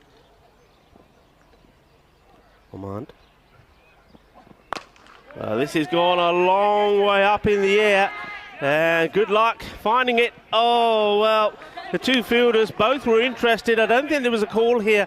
And Alizai came in and sort of tries to snatch it almost out of the hands of Tas Qureshi. Yeah, I mean, it goes down. There's a collision on the cards here. They end up running 3. You don't see too many genuine 3s.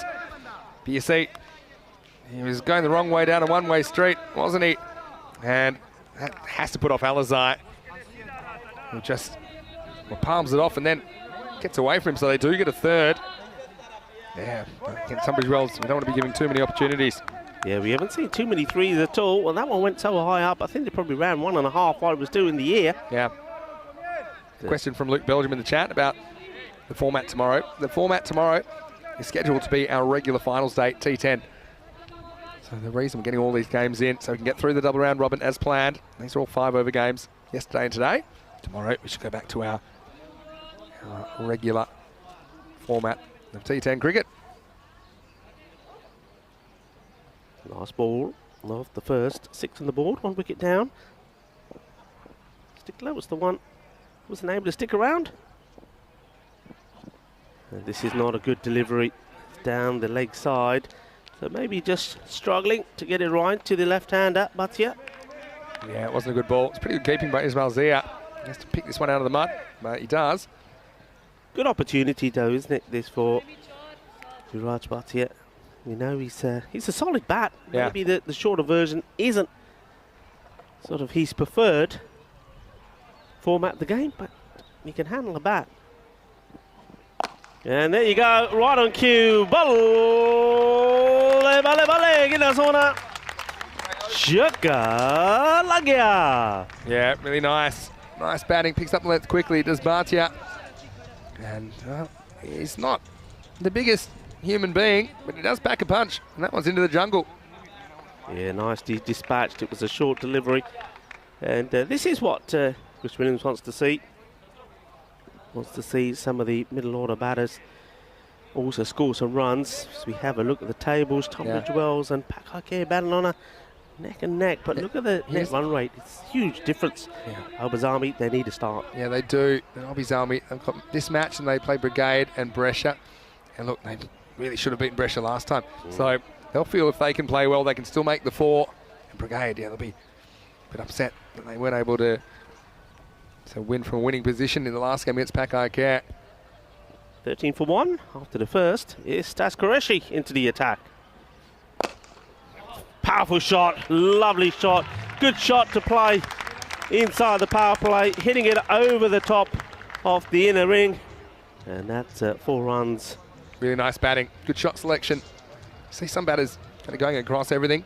This is just a good cricket shot. I think in the power play as well, you can be pretty sure if you hit the ball hard and hit it correctly, you'll be okay. Yeah. For me, it was all about the choice to hit that over the offside. Yeah, I'm just wondering if Ismail Zia here is maybe thinking about getting the helmet and standing up, because he's batting a long way outside of his crease, Parker. Short, doesn't get hold of this, and the fielder comes across and takes a really good catch. That's well done, and it's Momand again. He's always in the action. He gets the wicket of his first over, and then like he did against Brescia, he plays a part in the second wicket as well as he takes a catch. So, well, it was a nice shot from Matt Barker first up, but the second time round, the shorter ball scoops it in the air, but the fielder had a lot to do. Not only does he get there, but he takes the catch. He's like a gazelle, Momand, getting around to this. It was the big steps. Doesn't have to dive. Just have a look at the strides of Momand. But I mean, Barker out of his crease, it gives you less time to look at the short ball, and so he's just a little bit late on that. So, look promising, but he's going to have to go. And he goes for 7. The score 17 for 2. Yeah, he gets a warm applause as he goes back up there. And BET2BALL probably be thinking once again to try and get around to the 60, 65 mark here. So they will want to make the most of the next 4 deliveries here inside the power play. And it's going to be Hugo Williams that comes out. Gets about above his brothers for once. Well, this was a nice sharp delivery. Right into him, into the body of Hugo. Yeah, just seems back, I think. Just basically cramps Williams for room. So I'll be keen again to do a good job. I mean, it's tough because some of these guys, they might not get too many opportunities up the order, but 5-over match, they still need to be aggressive and kind of take those calculated risks. Slower delivery, and it's going to get a wicket. Oh, it should have got a wicket. That's criminal. And who be a bowler? He does everything right here. Totally outfoxes the batter, but it's Fasid Chowdhury that lets him down, puts the catch down, and it was a straightforward one this. Yeah, look, it was, wasn't it? I mean, just doesn't get the timing at all. Hangs a long time. Fasid, again, gets 2 hands to it. Just pops straight out. Never really settled under that. He was on the move. Yeah, didn't get his balance right, did he? And well, that's a big let off. Qureshi is going to be disappointed about that. He knows he could have had the second. It's not to be. 2 to come in this power play. It's Barcher on strike, left-hander. Oh, this is not good wicket keeping. Ismail Zia knows he needs to stop this, and I'm not really too sure what he's trying to do here. I think he's hoping that he's going to just hit his pads, but it gets past him. He's just trying to block it, but here's the issue. I think he's standing too far back. Notice that. Goes straight through the 5-hole. Make that. Yeah, I mean, he's just got to get up a bit further. You'd rather get it on the full and be rushed a little bit than have to deal with a second bounce in that area of the ground. So just a slight adjustment, I think, required. Ismail Zia goes for 4 byes, and Qureshi, even though that won't go in his bowling figures, is probably thinking, well, what does he need to do? This is hit over the inner circle and will go to the boundary for 4 runs. There's a nice shot. Backed himself to play it. Did Bhatia. Gets himself in a good position, and unlike some batters where he just scoops it up to the fielder, he gets enough on this and times it beautifully. Up and under, a couple of bounces, 4 runs. Yeah, I mean, it's just a momentum killer, isn't it? The drop catch and the 4 byes. Then the boundary comes. So, see there, Albi dug out. A little bit concerned, as you can imagine.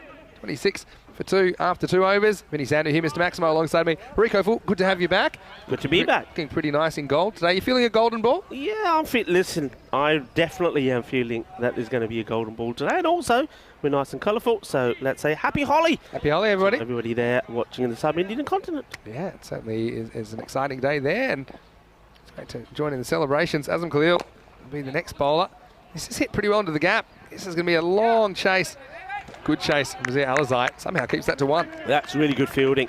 One-hand pick up, and not only does he stop the boundary, but he stops the batters coming back for 2, getting the throw in straight away. And Azam Khalil bowling the 3rd, as he religiously has done. It's generally been a low-scoring over coming out of the power play. I've noticed that. It's often is a spinner. Really flights this one up. Bhatia takes the single. Yeah, there's a bit of opportunity here. Isn't there for Albi Zalmi? I mean, another thing is, I've got the Williams brothers, the other Williams brothers listed at 5 and 6 on my sheet. So, I mean, I don't know if you're ever trying not to take a wicket, but there's a bit of danger at lurking around the corner if they do take one, Albi Zalmi. Well bowled. Good variations here from Azam. Floats one up and then one slightly shorter. That one a bit fuller, a bit zippier.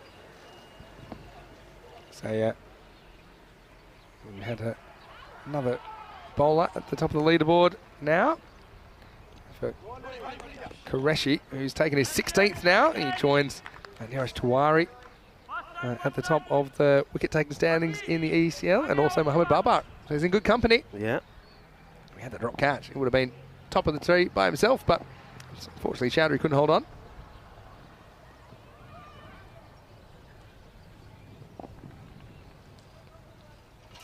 Hugo wants to go big. It's not over two. It's going to be another single. So this is a nice, tidy over. And he's finished it well as well. Only 4 runs from it. So well bowled by Zam Khalil. He's normally after 2 tied overs. If anybody does go for a few, it's him. But he's done it tidily here. 31 is the score. So with 12 deliveries to go in the innings, Abu Army are doing what they do well. They're good in the field, they're bowl tight. They normally take all their chances. I mean, there was that one that got dropped today. But at the moment, it hasn't hurt them. And as you say, Vinny, it could actually be a blessing in disguise.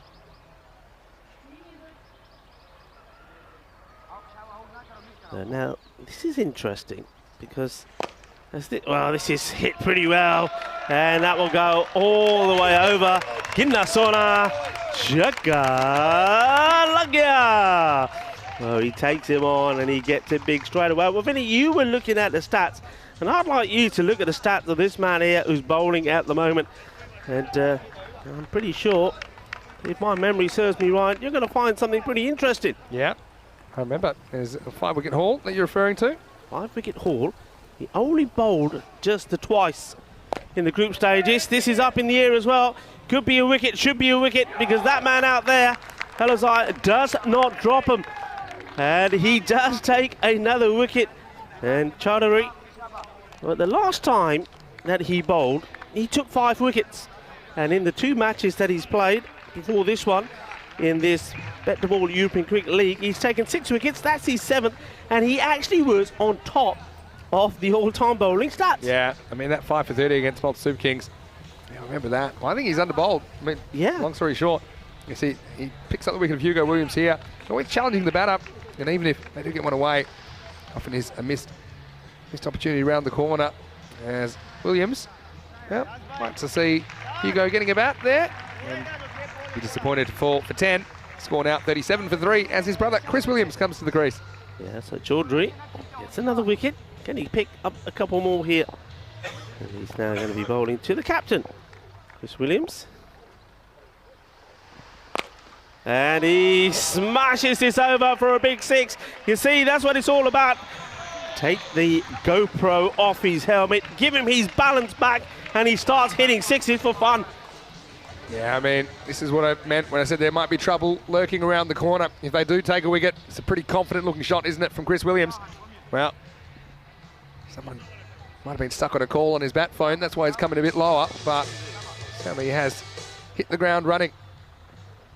There he goes for another one. It's going to be back-to-back 6s.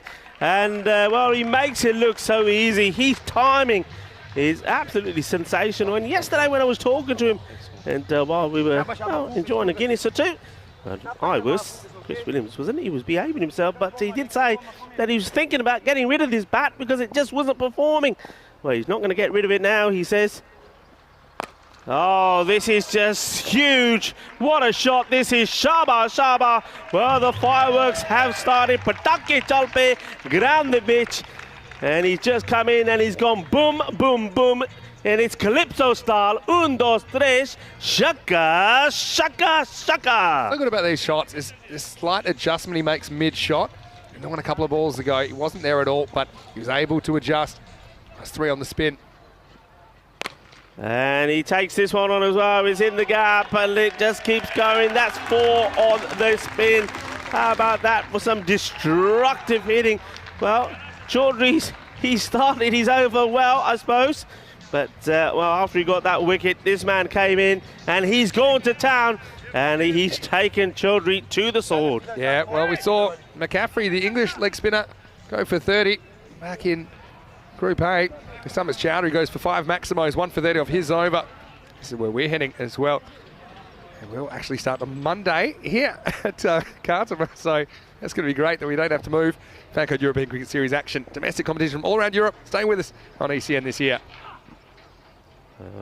Attempted slow ball from Alazai, but gets it wrong to the left-hander. Would have been okay to the righty. So that's just another run to go on the board. That last over went supersonic. 30 came off it. So forget being magical. Straight down the ground. Doesn't get the power in the shot. But, well, he's probably done his job, gets a single.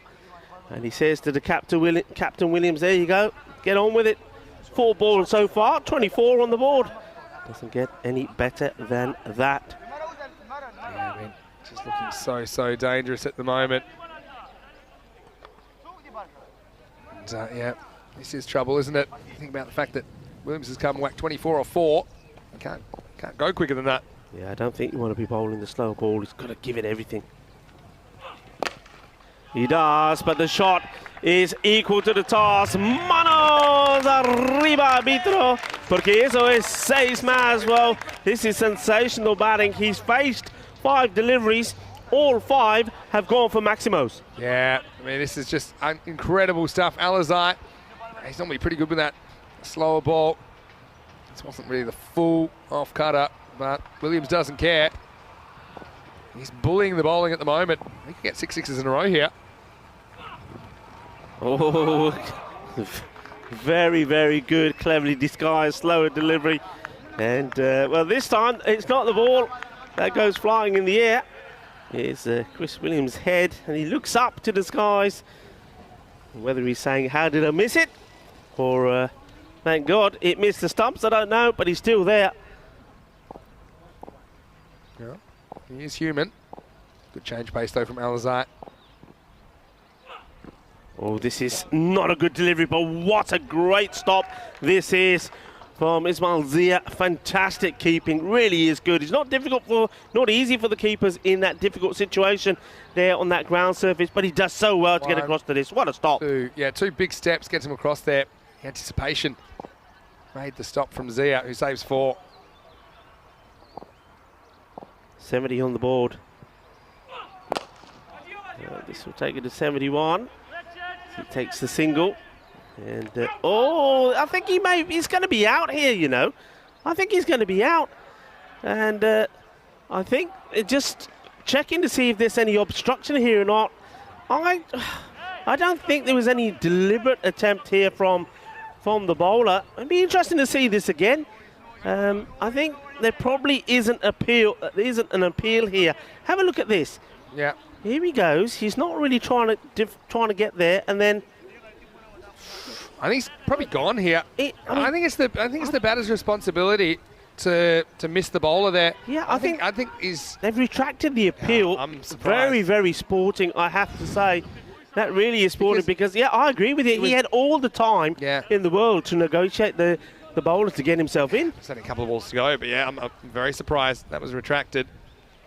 Maybe they said you can stay, but you just have to stay at that end. Well, that's Alba's Army for you, though, isn't it? That's the sort of team they are.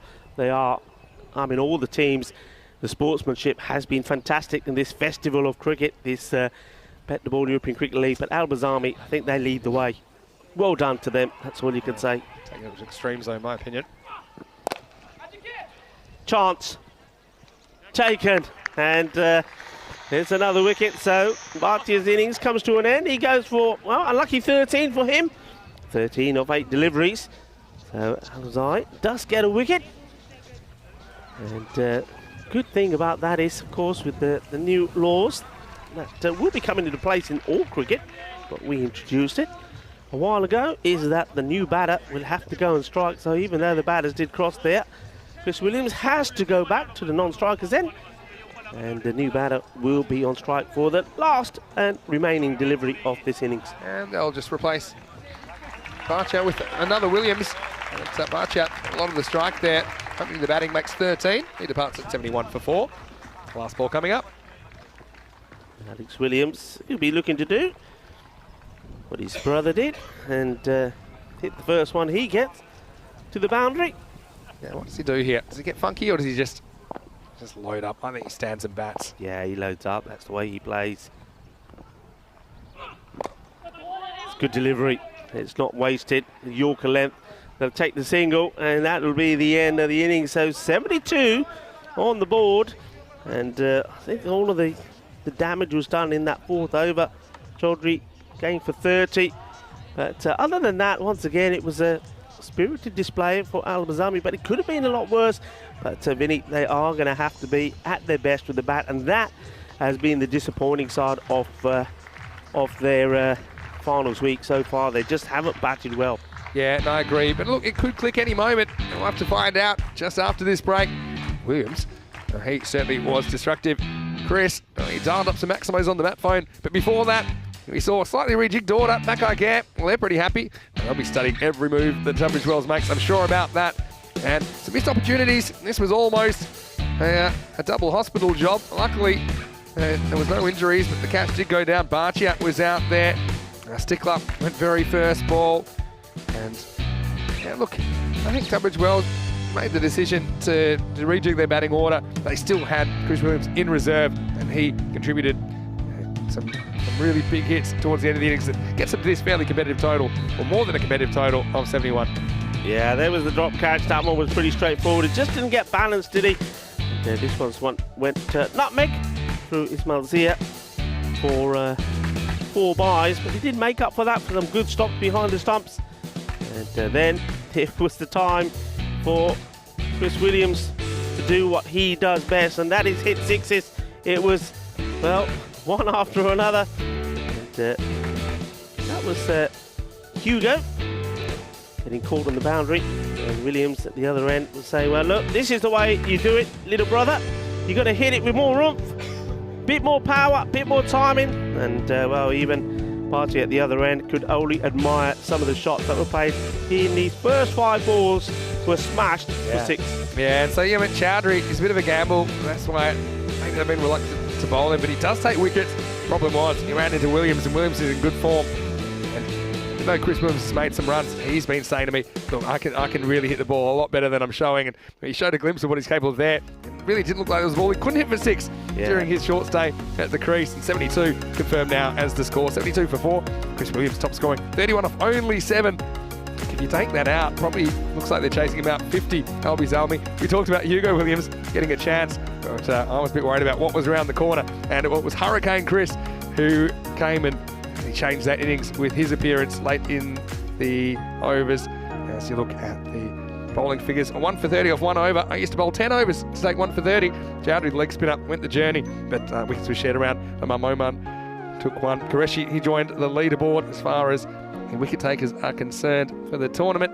Also, the other wicket there who was bowled okay, I thought. Alizai, 11 came off his over. We'll have a quick break and we'll be back just around the corner. 73 will be the target for Albie Zalmi, still trying to register their first win of this ECL. Join us then, Vinny Sandhu, Mr. Maximo, alongside Rico Full.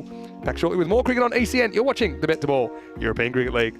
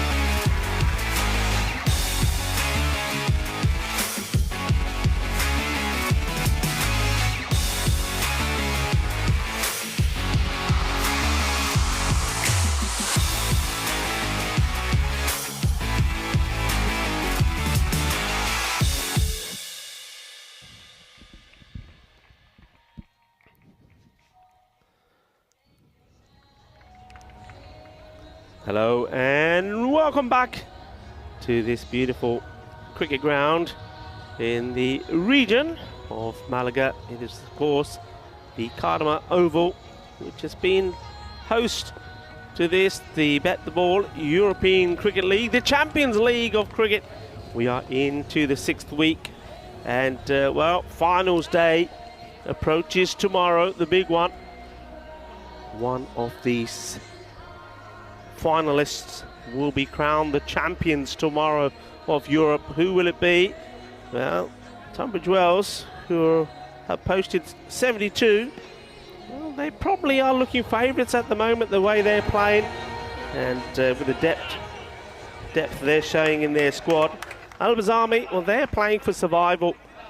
They need to get some points under their belt if they are to play any part in finals day tomorrow. They're the team that hasn't got any wins under their belt and no points on the board. Can they turn things around here against Tunbridge Wells? If they are to do so, they need to score 73 runs. It's not impossible, but that's been their weakness. They just haven't batted well. Just the key players haven't performed. In clean to bowl. First one. And Ali gets himself off the mark straight away. They're sticking with Ali opening the batting, and they're going with Azam Khalil up there as well. They haven't reverted back to Rahil Khan. Short one, that's a great shot. Really good shot. He gets himself into position early and hits his away. No fielder on the boundary back there. Fine leg inside the circle, and 4 runs. It was pretty sharp delivery, but quick reactions. And well, my heart is always in my mouth when I see a batter out there without a lid, especially facing a short delivery. This is a good shot. Well, that's probably close to being one of the shots of the day. He absolutely clobbers this straight and hard. He's not in the mood for messing around, Azim Khalil. Really good shot. And that goes all the way for 6. So, well, he's in the mood for party. And what happens there is that the keeper decides it's time for him to come and stand up. Liam Buttery. In the air. Oh, it goes down, but there could be a run-out chance. There may still be. Well, it was an adventurous attempt from Ian McLean. And, well, Ali survives. He's been very suspect with his running. And manages to get back. Well, first of all, this was a chance. Hit pretty hard. It goes in and straight out of the hands of Mark McLean. And next ball is a dot. Sort of a double opportunity, really. 11 on the board. Now they've got to make a good start. One of their batters has to go big. Goes for that straight down the ground shot again, and he gets it right. 4 more, so 3 boundaries in the over. Ian McLean is not happy. He's probably not happy because the man that gets that boundary is the one that was dropped. And 4 more, and it's a good end to the over. 15 without loss. Rico Full here, and alongside me as ever, Mr. Maximo. Yeah, thanks, Rico. Let's have a look at the table. Albers Army, they could pull this off. And they're right back in touch, just 1 game behind Brigade. And then those 2 teams will play later on today. So Albers Army can pull this off. They beat Brigade. They'll actually go ahead of them into that crucial 4th place. Remember, we'll lose the 5th place team at the end of the day. Here's Michael Waller, who's going to bowl some of his off spin.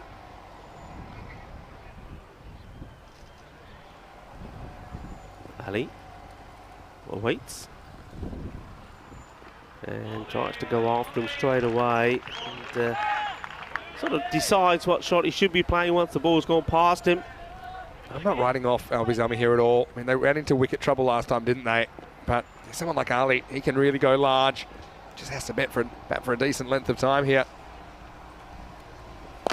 Shorter, and tries to go straight down the ground, and he does, and not for the first time. in this match. That's where they find route to the boundary. The 6 and 2 4s have happened there. Just wondering whether Tunbridge Wells will look to get one of those men a bit straighter. Yeah, plays on length and just spots the long ons a little bit wide. Makes good contact. Another valuable boundary, Toby's Army. This one's going to be wide. He does chase it, Ali. And he's not that far away from getting the sort of bottom of the bat onto it. He doesn't nick that really. I'll get that one again.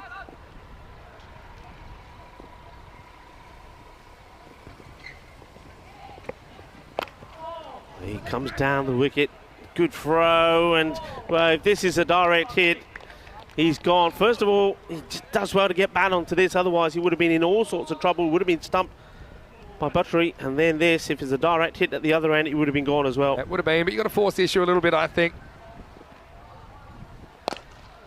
Khalil goes big, and it's gone all the way. Balle, balle, balle. Ginna Sona, Shaka, Lagya, or as we say, Shubgiza. Shubgiza for Azam Khalil. They're making the most of this power play. They decide to open with him this time. It's just a really good clean strike. This is the power play they needed. Can they go on with it? Oh, he's going to be gone, and he's not even going to hang around to have a look. He knows he's gone. That's a good comeback from Waller. Fires it in a little bit quicker. He gets Azim Khalil to take him on, misses it, and excellent work from the keeper. Buttery, he has been in top form. Yeah, he's been really solid behind there for Tunbridge Wells. As you see, this was just the quicker one. No real attempt to side spin it. I think Buttery takes it first. I think clever stumping because he doesn't rush it. He knew that as long as he takes that ball clean, he'll have plenty of time to take off the bails. He does. And Waller, he gets in the wickets column. But promising opening partnership worth 27. Khalil has to go, though, for 20. Only uses 7 deliveries, though. Needs someone else to pick up the pace to replace him. It's 27 for 1.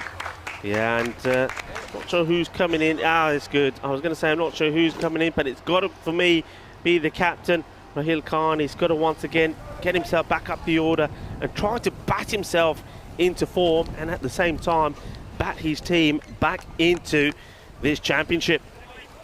He comes in at 3. Ball to come in this second over. The last ball in the power play. Waller, Michael Waller. Short. Takes the single, in comes the throw. Oh! But once again, this would have been really close. Sharp bit of fielding. And it wasn't the quickest bit of running once more. Let's have a look at this. And... oh. Yeah, probably just gets home, but... So, 2 overs down. Just a reminder, you can follow us on social media as well. I know that there's a lot of good content going out there at the moment, and the social media aspect is something that I've really enjoyed during this tournament. We've been using some different kind of content as well, some of our daily summaries and stuff. So you can follow us at European Cricket Network on YouTube, but of course at European Cricket on Instagram, Twitter and Facebook. You can follow me at Mr. Maximo. Rico's at Rico.full.1 or Rico Full on Instagram. So Rahil Khan is coming to the crease. And look, I've seen Rahil Khan bat so destructively, but he just seems a little bit down on confidence at the moment. It's hard to play him back into form with all these short games. Alex Williams comes on to bowl.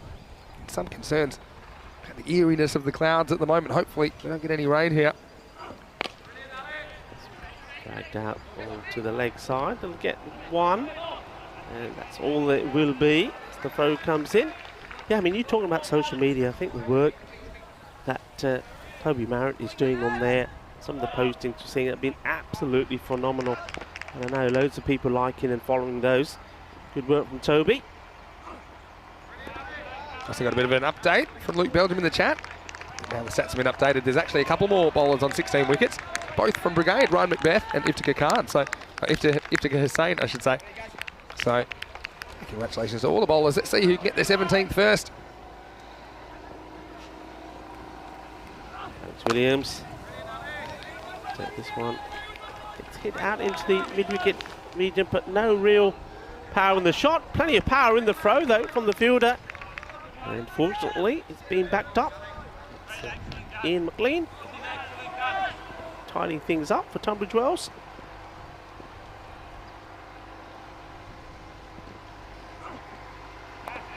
And there's that short delivery again, and once again it gets past Ruhel Khan before it can really do anything about it. He's just moving down the leg side and taking himself out off the shot. He's got to stand still, really.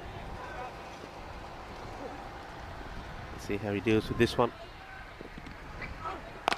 Oh, he deals with it pretty well. This time he does stand still. In fact, he probably takes a little step the other way and crushes this for a big six. That's more like it. Que grande, que guay. Eso es seis carreras. What they needed, didn't it? Just to stay in touch. And it's a good easy swing of the bat from Rahul Khan. He gets the length, so we can play that shot. Good shot selection, good execution. 36 for 1 off 3. And still they need 2 big overs here. They're pretty much halfway to the total, but they've used over half the overs. Basically, we're at 3 a ball pace required. So they need something fairly magical. Mark McLean's going to bowl over number 4. Mark McLean. It's an opportunity to show what he can do. Bowling to Ali. Just hasn't really got going in this match. Oh, and he's going to have to get going, but going the other way. And that's back to the dugout. He misses this one, playing right across the line. And Mark McLean saying, if you miss, I hit, and that's exactly what he does. Well bowled from the youngster. Yeah, really good bowling. Hits the target, and yeah, I think Ali will be disappointed with the way he goes down there. Can be so destructive, but just never got going in this innings. Makes a run of ball 7. And now both openers have departed. 36 for 2. Yeah, good bit of bowling. You see here again, he just makes a big swing across the line. And tries to give himself a bit of room by getting that left foot of his out of the way. But if you miss it, well, you know you're in trouble. And that's why he's heading back to the dugout. Yeah, Shahid Ali just can be so destructive, but there's a bit of a forlorn vibe to that dugout at the moment. But here's one guy that if he clicks, he can launch a bunch of sixes. See Alizai just got off the ball with his batting of late. Facing Mark McLean. Well, he tries to get going straight away with the big one, misses out on this. But yeah, you're absolutely right. I just get the feeling that some of these big guns of Alba's Army, they like the pace on. When the pace is off, they struggle.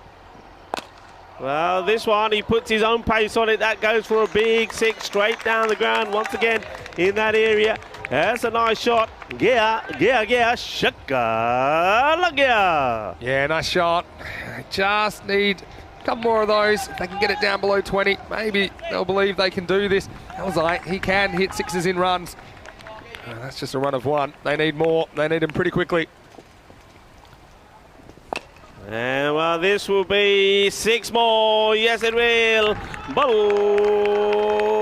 Balle, kinna sona. And Alzai says this is the way to do it. And well, maybe he's taking a leaf out of the book of Chris Williams' School of Batting. There's 2 big ones on the trot for him. Yeah, really good strike. And this one's a bit wind assisted. Just takes it over Chris Williams. And he wants to go for another, and he does. That's 3 out of 3, and Alizai is having a bit of a party out there. Hitting 6s with fun. Well, 1 or 2 people saying this is impossible now for Al-Bazami. Well, have a rethink. And because, well, Alizai doesn't seem to think so. Yeah, I mean, I said he's the kind of guy that can hit 6s in runs. I talked about getting it below 20 for the last over. Well, they've done that, and they still have 1 ball to go in the 4th. All happening in the 4th. Here we go. Big delivery, this.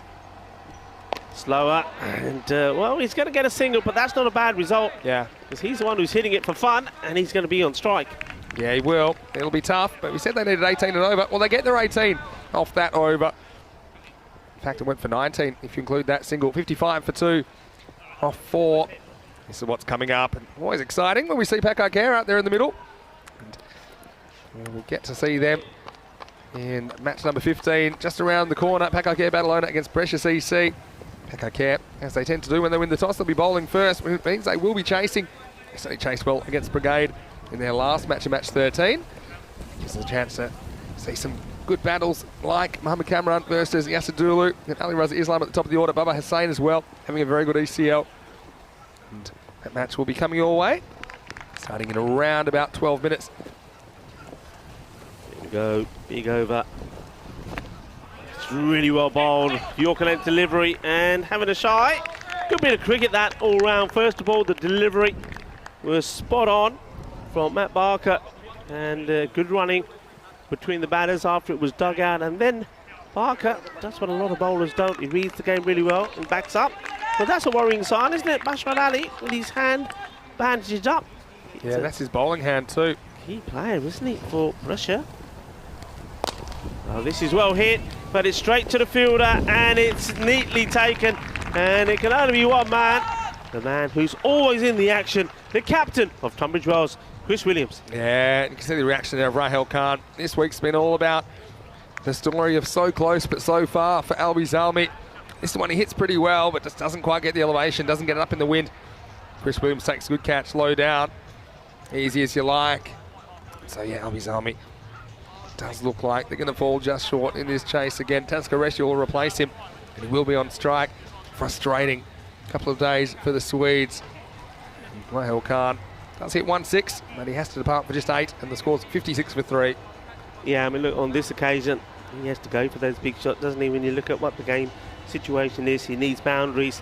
But it's been, even though it sounds strange to say it, because he hasn't scored too many runs, but it's been better from him.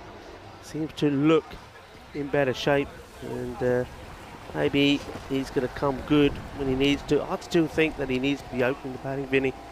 He's too good of a batter not to be in 5-over contests. And this one, he's gone for it and he's nailed it. And this one goes up the stairs and wants to go to the bar, but it's been well stopped, well fielded there. Yeah, came up about 3 sets of hands. Well, mind you, Victoria Surveys is in the cheap seats. Takes a nasty shot, gets deep in his crease, doesn't he? Qureshi, that's just the start you need. Tries to keep them in touch. 11 off 3. It's definitely another boundary. He's hit this pretty well. Where's this going? Oh, that's brilliant work. You're going to have a look at his feet. I'm sure we'll have a look at this again. But I think he's done exceptionally well. Well, if you want to know how you save a match, this is probably it. If this goes for 6, it could have been a different story. He saves 4 runs for me here. So bounders will save 6. Oh, yep. Save 6, they get 2. Let's just see where he takes off here. Oh. I mean, this is the only issue I've got, is where does he take off from on the rope? There's nothing to suggest that. He certainly gets rid of it. I think he's fine there, Vinny. I think he does really well. Can't really see where he takes off. Looks inside the rope, doesn't he? So it will just be 2. Let's get back to live action. Now 11 off, 9 off 2 required. And now you need to get 2 here. You got no chance to win the game. No chance of winning the game otherwise. And that's poor awareness. You have to just go for it 2 there and hope for a mistake, because now you're relying on an illegal delivery.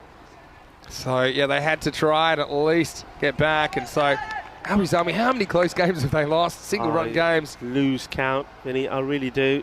Well done to Barker though, holding his nerve. Last ball. Well, it's a full toss, but he keeps it legal. Single is taken, and once again, Albi Zalmi and the 2 batters out there bat under the arm, and they walk off. And both of these batted really well. Al-Azhar 21 of 7, and Qureshi came in and did what he did in the last match, hit boundaries. They're still smiling though, given that, Albi Zalmi.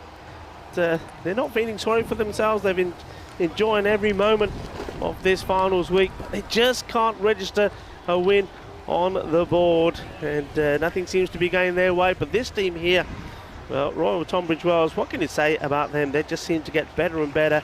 They changed it around a little bit in this match. They could afford to do so, but nobody really disappointed. Another good performance from them, but of course they did need that 31 runs from Chris Williams, only coming off 7 deliveries. Yeah, I mean, there were 2 moments in the game. Williams coming to the crease and whacking 30 in quick time. Alex Williams, nice of him to raise a smile. But yeah, the other thing was that stop from Stickler. It just shows you how important the fielding is. When you consider there's only what was it, 6 runs in this game. The fact that he saved those 4 at the end, that was really crucial. Yeah, if that went for 6, I think it would have been a different game. Would have been a different ball game altogether. That was key as well. Khalil did bat well for his 20. He just thought if he just stayed there for another couple of deliveries, got a couple more boundaries, and this one went straight for the gap. Well, his first ball got a wicket, but he did get a bit of a hammering because then, well, Al-Azhar came in and it was his turn to hit 6s, and he hit a hat-trick of 6s himself. Nice to see him hit a bit of form, and that's good signs, but you just worry about what's required from Al-Azhar from here. They've got a must-win against Brigade coming up. And believe it or not, Brigade's net run rate's worse than Al-Azhar because Al-Azhar, they have just been losing these close ones. Brilliant. That is absolutely brilliant. And you know what? Sometimes if you want to be the champions, then you got to pull off things like that. That was exceptional. Yeah, it was. A match-saving stop, perhaps. So Stickler, well, no good with the bat, but makes a definite impact on match 14 with that stop at the end. 66 was the final score for Al-Azhar. Gave it a good shake. Azam Khalil opening the batting 20 off 7. I liked him, but Shahid Ali just couldn't quite get going this innings. Rahul Khan hit 1, but again, still not quite recaptured his confidence. Zia Al-Azhar, 21 off 7. Well, he put them within touch, and Qureshi came and hit an important one late. It just wasn't quite enough to get them to that target of 73. As far as the bowling went, Alex Williams bowled an important over. Something about over number 3. Hasn't been scored off very heavily at all when the field's gone back at the end of the 2-over power play. The wickets went to Michael Waller as well as Mark McLean and Matt Barker. So we'll have another quick turnaround, and I'll just give you some information as to when the next game will be starting. It does look like we'll start just a few minutes late, again 5 past the hour or 35 past the hour if you're watching in India. So first ball in about 10 minutes time. Looking forward to that contest between Pakarkare, Badalona and Brescia CC, the champions of Spain and Italy. Will go head-to-head. See you then. It's Vinny Sandu here, Mr. Maximo, for the European Cricket Network, alongside Rico Full. Hope you're having a great day. Plenty more cricket to come here from Cartama in ECL 22. You're watching the BET2BALL European Cricket League.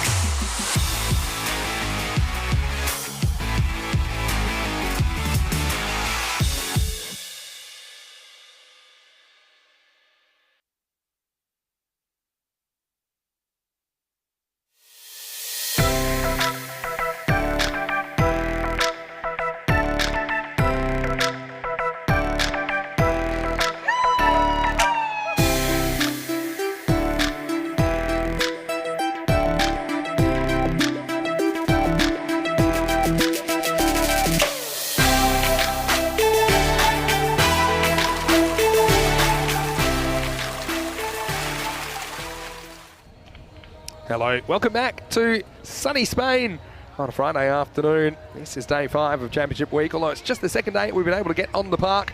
We certainly have jam-packed a lot of action into the last day and a half, as we have 5 top clubs from around European cricket here in one place, fighting for one trophy. Magnificent European Cricket League trophy, which was creation of Local Lifestyles. Vinny Sandu here, Mr. Maximo, for the European Cricket Network, with you for this match number 15 in Championship Week, 5th of 10 today. So even after this, we'll just be halfway. You can see there the weather is promising. We had some clouds around, but also the wind has picked up. It seems to be blowing the bad weather away for the moment, at least. Always exciting when we see the Spanish champions open up with the ball with Mohamed Kamran. Always exciting to welcome this man next to me in the commentary box as well, other than Cossanet cricket superstar and multi-sport talent, Andrew Ryan. Welcome back, Rhino. It's one of the better intros I've had over the last week and a half. Excellent to be with you, Vinny Sandu, as we take a look at the Pakai Care and Brescia team lineups on the fantasy dashboard. It's the Mohammed show for Pakai Care, Babar, Isan and Kamran.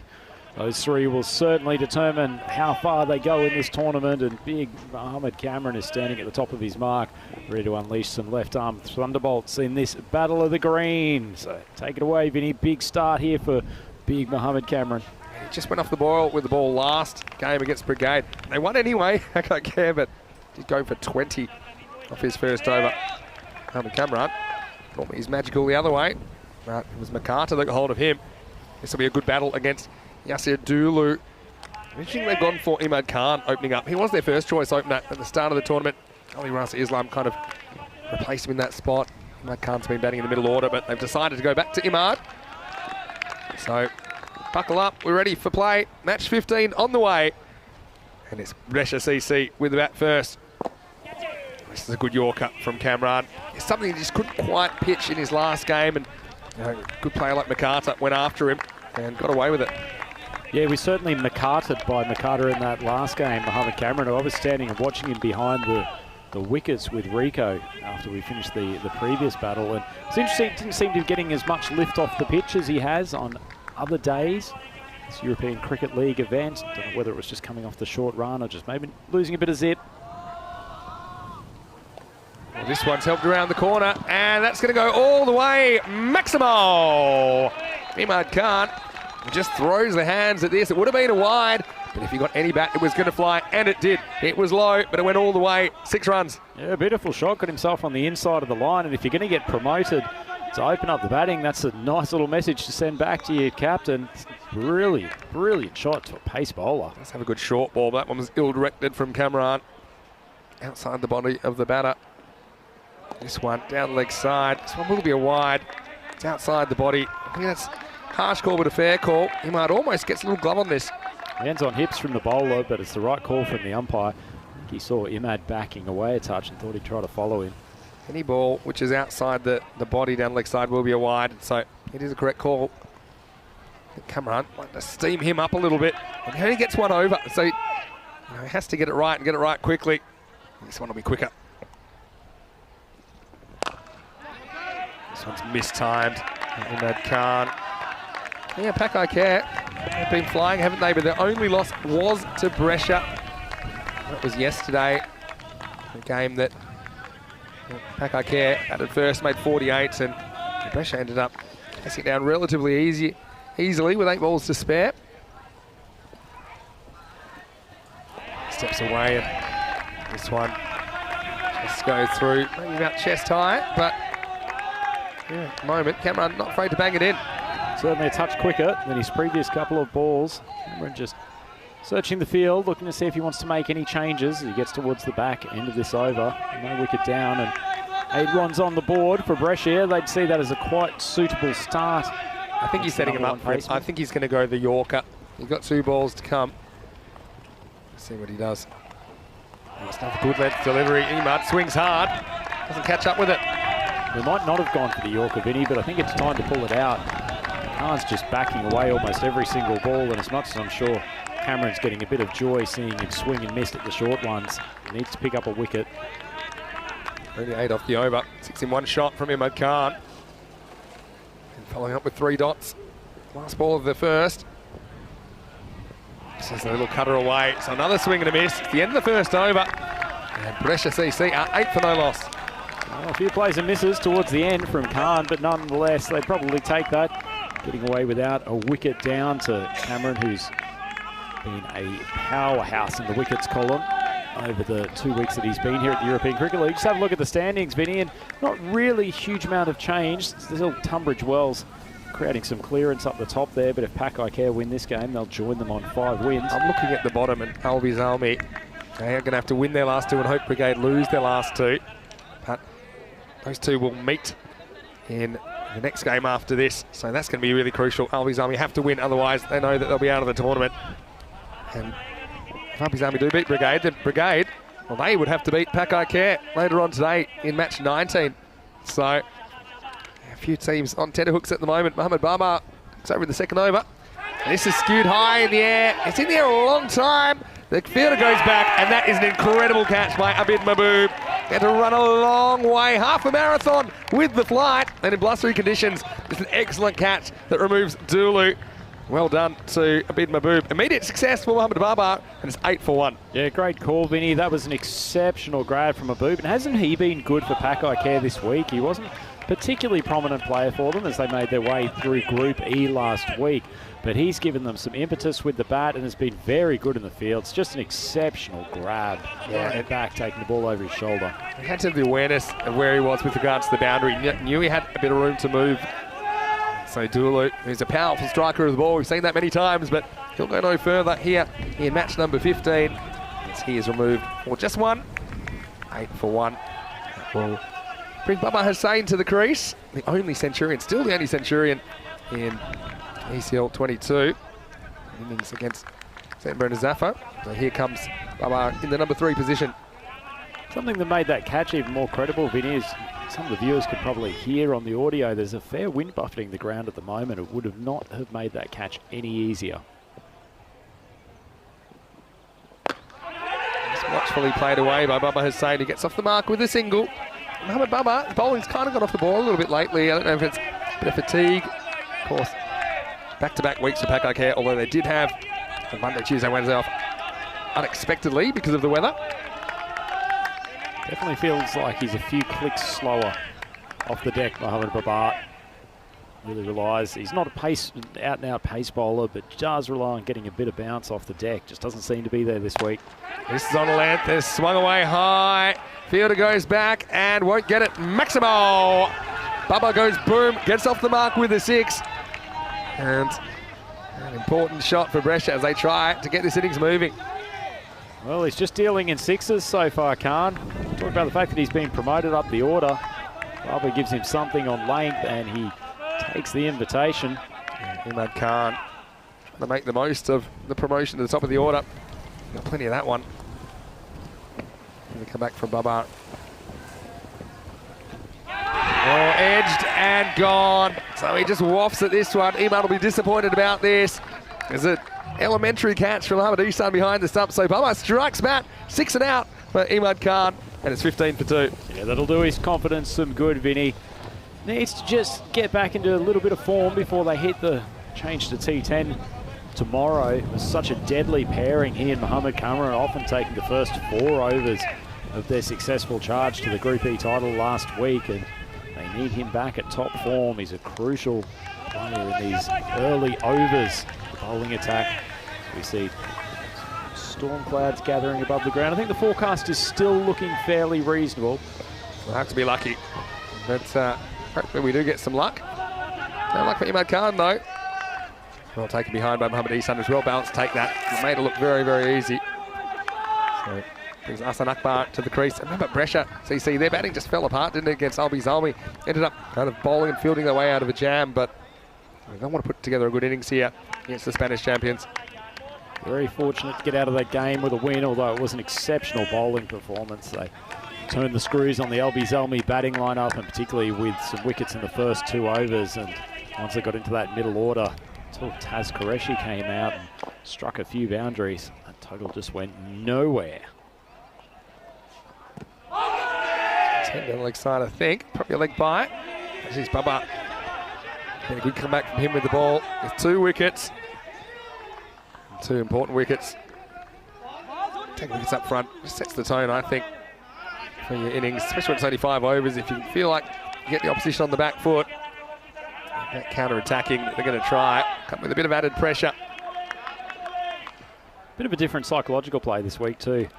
Teams last week always knew they had the second over coming from Mohammed Cameron. Yeah, couldn't afford to just sit on Babar. That's a good point. Last ball though for Babar. Yes, a little bit of bat on this, and it's well fielded. That's Mohammed Mochem in the short fine leg position, had to get down and dirty. He did. Paco Care playing some good cricket. The bench appreciates it. It's the end of the power play. 2 overs down, 17 for 2. And wonderful to have you back in the commentary box, Andrew Ryan, and welcome to all of our viewers as well. Thanks for joining us, and it's been great to get on the park. Let's not forget how much work got into getting this ground ready. I know it's probably not the best it's ever looked or best it's ever played, but the main thing is we're out there and we're playing some cricket. No, playing some cricket, and I think both looks far more attractive today with a little bit of maintenance, but also, to be honest, the ball is travelling well over the outfield surface. There's not too many damp spots still around. We've got the boundaries almost back to normal size.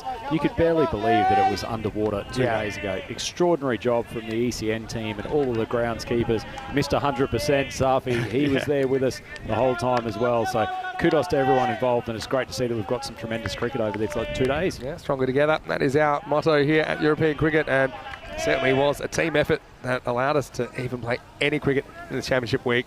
And now, look, this game is an interesting one. All these games, sometimes you feel like they're going one way and they can turn on their heels. Especially CC on the back foot at the moment, but I certainly think with a player like Baba Hussain there, seen off the openers, Atif Mohammed bowling the third. The third has been the over a lot of the times where the bowling team put the brakes on. It's a turn around the corner. With just one though. So, Paco Care, just with their approach with the bat, I think the shorter the format, I think it just suits them more and more, because they all have this approach where they don't overvalue their wickets. They're pretty confident their teammates will be able to come in and keep the pace up. And that allows them to be quite fancy and carefree with their stroke making. We saw them chasing down that target against Brigade in the previous game, making pretty easy work of it in the end. That was 63. Chased down early in the 5th over. Hassan Akbar still yet to get off the mark. And he will here, slight misfield, but he's knocked down by Mohammed Yassin. So that'll just be a single. Looking where this Paco Care could get some improvement as we look forward to finals day tomorrow, Vinny. I think this man's probably one of them. Atif Mohammed, he was excellent for them throughout the majority of the Group E games. I think he struggled a bit yesterday, just having some moisture on the ball, couldn't unleash his full array of change-ups, but he's got some room for improvement. Goes over the offside. This time it's just out of the grasp of Mohammed Cameron, who couldn't go gadget arm. It's a good shot by Hussain, who just has enough to get it over the infield. 4 runs to Brescia. Yeah, nice shot. Wasn't an easy one to control. Hitting high above the shoulder out to the wide of cover boundary. That's a tremendous strike. And Brescia just doing enough to keep this run rate flowing, particularly if they can get another 2 boundaries off these remaining balls from Atif Mohammed. They'll be nicely placed for an attack in the 4th and 5th over. Atif hasn't been afraid to bang it in today. Tall man. This is on length, and it might have found the fielder. It has, and a much more simple chance this time for Abid Mahbub. That is his turf down there, and that's a big wicket. Baba Hussain, he hits the boundary, but the next ball, uncontrolled, just skewed off the outside edge, flew all the way down to the rope, and Atif Mohammed gets a wicket. The end of Baba is 23 for 3. Abid Mahbub, sneaky player in the fantasy games at the moment. He's collecting catches, he's scoring runs, he's doing just about everything for Paco Care. And nice note there, Vinny, just about Mohammed changing up the length. He has been too short on occasion over the last 2 days. Just got something a little bit fuller, pushing it across the batsman, and inevitably gets the outside edge, and a well-taken catch from Mahbub on the boundary. Yeah, so the first one was a higher degree of difficulty, and his hands looked just as safe each time, didn't they? Baba Hussain, a century for him today. It must be pretty tough in a 5-over match to get close to that. Score now is 23 for 3. I can imagine at some stage Chris Williams is going to try to give the shake of a century in a 5-over game. And as you can tell, he's only 5 sixes to start off his innings when he came in later down the order. Steve Mohammed's got a couple to go. Just loses his run that time. Lucky the wind just kind of blows all directions at once sometimes. And see the flags, different parts of the ground blowing different ways. It's quite blustery at the moment. Hello to Ramesh Satheesan, who's watching from Romania. That's one of the places we'll be in the ECS before too long.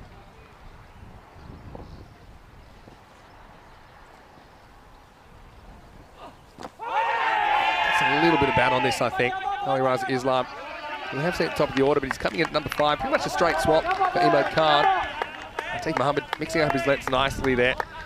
Much better last couple of balls, Vinny. Spearing in the Yorker. Good way of preventing any further boundaries. And just when you thought Brescia were probably starting to get their way back into this game, a couple of powerful deliveries from Mohammed, and all of a sudden that total looks a little bit mediocre. Still got plenty of time. In the context of a 5-over match anyway. Last ball of the over. Bangs it in, and it will be dropped. Wow. Mohammed Babar, you would have put your house on that. I probably would put your house on that too.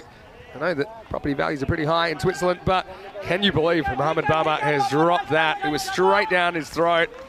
No easy catches, but this one's about as easy as it gets. I am absolutely stunned that he's put that down. Brescia end up 3rd over there, 25 for 3. Should have been the 4th batsman back in the hatch, but probably the best set of hands in this entire Pack Eye Care lineup has just shelled probably the easiest chance he's had all week, but nonetheless it's given a little bit of respite to Brescia. Still opportunities, 12 balls to go. They need these two to probably do the majority of the work. Akbar's shown a capacity to hit strongly over mid-wicket, particularly yesterday.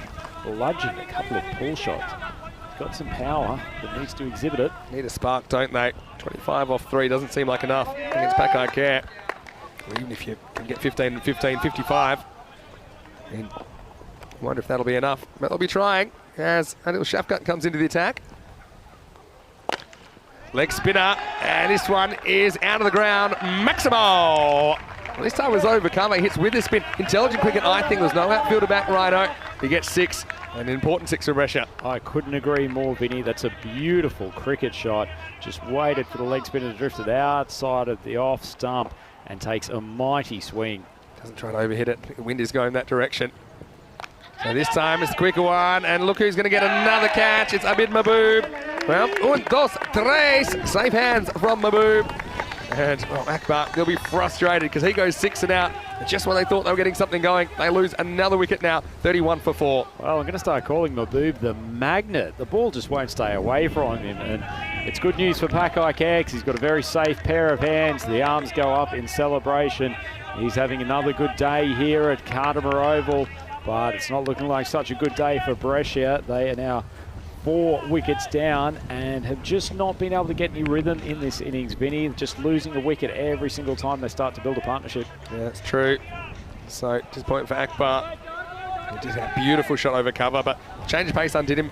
The very next ball, sliced that one in the air. Presenting a 3rd catch for Abid Mahboob. So, success for Adil Shafkat. It's his first wicket here in match number 15. Look at the YouTube chat. Vinny, while we wait for the new batsman, good references to Diana, our official photographer at ECN. I'm sure there's a lot of people who frequent the ECN website or the ECN social accounts. I've seen Diana's work. She's absolutely fabulous. She is a ball magnet as well. It's always finding it. Clever bowling. Just drifts in, and Chowdhury decides to protect his stumps. I mean, Chowdhury's a pretty good hitter. Doesn't have too long to make an impact here. Also, I want to say hello to Lily Panda. It's always great to have you chatting in. Bit of Panda power coming from New Zealand. Hello to Phil G and Maya and everyone else there in the live chat. Woody as well. Hello to you. This one's hit and it's dropped, and now he has to get his skates on. No, we'll get a single in the end. We've seen a bit of that, haven't we? That is just standing when they present opportunity. Shiraz Ahmed was hit flat, but he couldn't hold on. Well, Shiraz Ahmed and Mohammed Babar, 2 of the most experienced campaigners in this Pack Eye Care squad. They're not leading the way in the field. Maybe need to acclaim Mid Mahboob. Can't be everywhere. There it goes, but it's off the bottom of the bat. And this is out And the youngster says, I'll show you how to do it. And Atif Mohammed is an excellent fielder. He just collects this one. It certainly was down low on the bat from Ali Raza Islam. Shafkat gets a second wicket. It's been a good over from him. He hasn't let pressure get away at all. And now 5 wickets down, 32 for 5. No, just held up off the pitch a little bit. I think Vinny didn't get the full contact with the bat and needed to go for that boundary. I tell you what, if that boundary was in the same place it was yesterday, that would have been a Maximo. But as it is, he met the tall figure of Atif Mohammed, who takes a very, very safe catch. And if it wasn't difficult for Brescia before, then losing yet another wicket in the form of Ali Raza Islam. This is tough times for this batting lineup. They need to maximise this final over and 1 ball. That's right. Hello, John Tucker in the chat as well. I hope you're having fun back at work, John. He came down to visit us a couple of weeks ago. But yeah, I need to find a way to sneak this up to around the 50 mark, you'd imagine. We certainly know they're capable of defending a low total. They did it brilliantly against Elby Zelmi in their last game, but this is a much more powerful batting lineup that they'll face.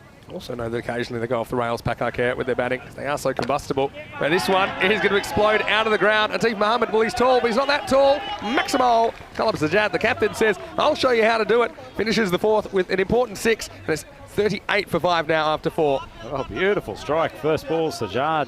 Shafkat just drifted outside leg stump, so it was essentially a free hit, made good contact and takes it up into the bushes. That's a much-needed Maximo to finish the 4th over. Brescia now 38 for 5. Yeah, so let me just have a look at the second half of the day. So this is match 15, so we're halfway done with Friday after this.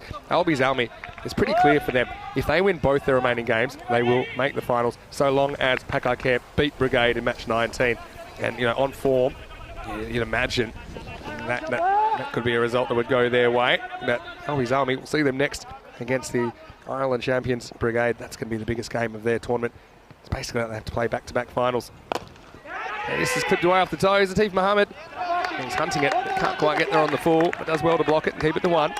It looked like that ball would carry to him. Mohammed came in quickly off the boundary lineup, made the decision that he'd use the discretion, not try to make the diving catch, just take it on the half volley and keep it to a single. Probably good fielding in the end. Shiraz Ahmed got a pretty good leg cutting slower ball. 5 to come now. There it is, but it's picked and it's hit high.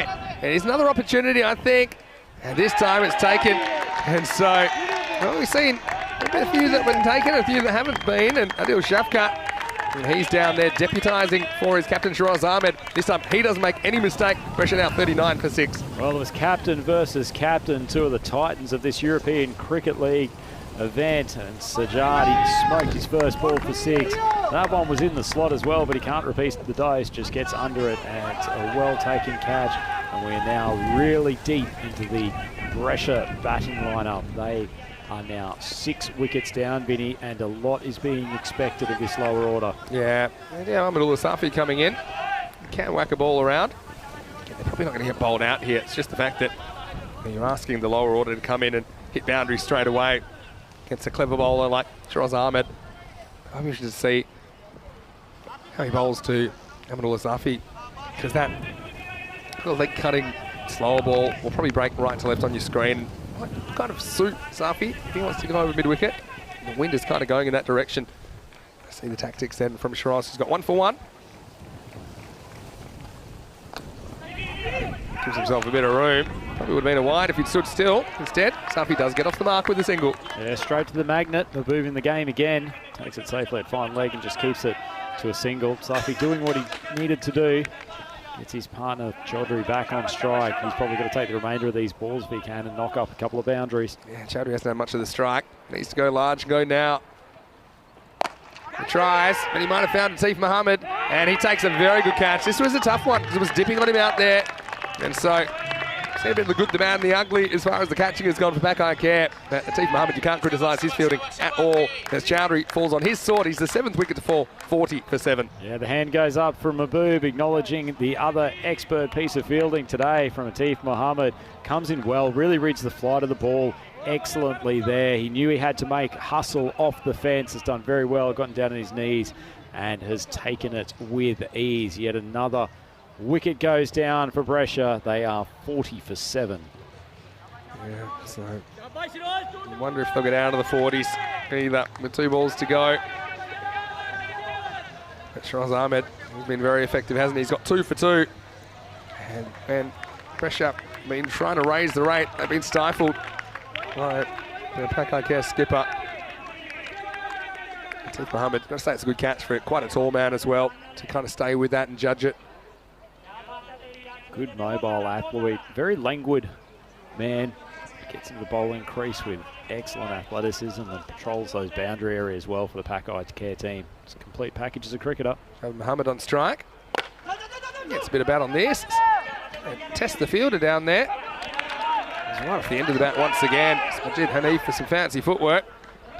Just 100%, wanting a third, but no response from Javed Mohammed, who gets off the mark with a couple. Oh, Mr. 100%. He's pretty quick between the wickets. He's an excellent athlete as we see some handy footwork out in the boundary. I suspect he would have gotten home safely. It's not one of the best arms out there, but Majid Hanif.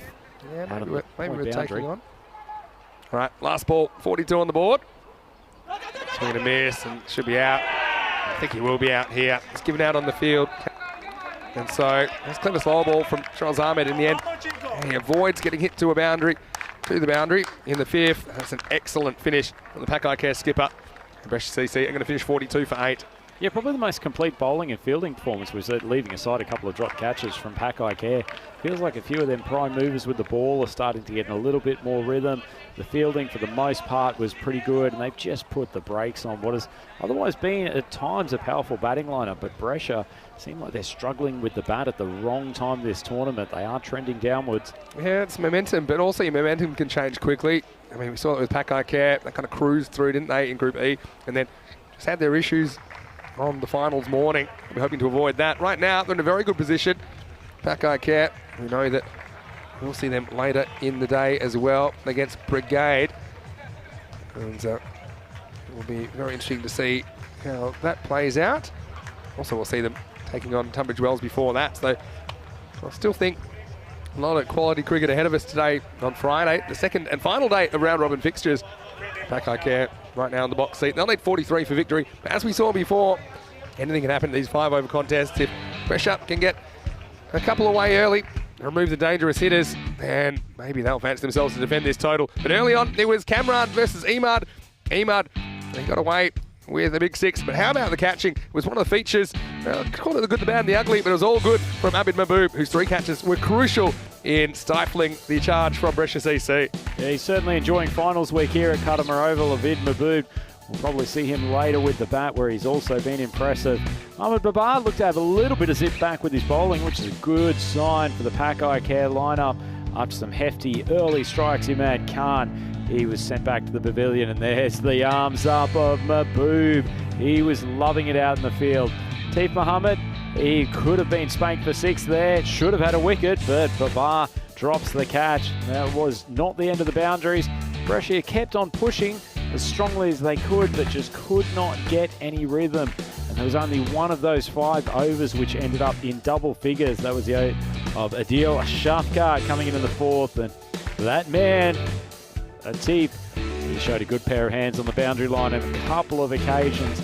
Excellent athlete, the young man, and in general, aside from a couple of lazy drops, their fielding was pretty good. Pakai Care, and they'll need to keep up those standards. There to walk away as the Kings of Europe, as the winners of this European Cricket League here in Cartama Oval this weekend. Big swing on the last ball of Mohammad Ihsan. He does not miss an opportunity to bring up another wicket. Excellent with those underhand throws with the gloves. He sends yet another batsman back to the pavilion, although it was the final ball, so Brescia should be trying to get every run they can. And it ended up with a pretty meagre total in the end, 42 for 8. Imad Khan promoted to open the batting. He was the only man who made it to double figures, and that was through a pair of 6s, a few wild swings in there as well. But really none of the other batters got going whatsoever. Yasser Dulu, he needs to find a little bit of form before they get into the knockout rounds. Have a look at the bowling figures for Pakai Care. Mohammed Cameron, pretty reasonable over, 8 coming off the first, and then Mohammed Babar, he'll be enjoying taking up a pair of scalps, and then if Mohammed managed to get that one as well, and followed by the 4th and 5th over, which both had a pair of scalps. So Brescia CC 42 for 8 of their 5 overs. We will come back for the chase by Pac Care, the Spanish representatives, here in a couple of minutes. It's Andrew Ryan for the European Cricket Network, here with Vinny Mr. Maximo Sandu. Please come and join us for the second innings.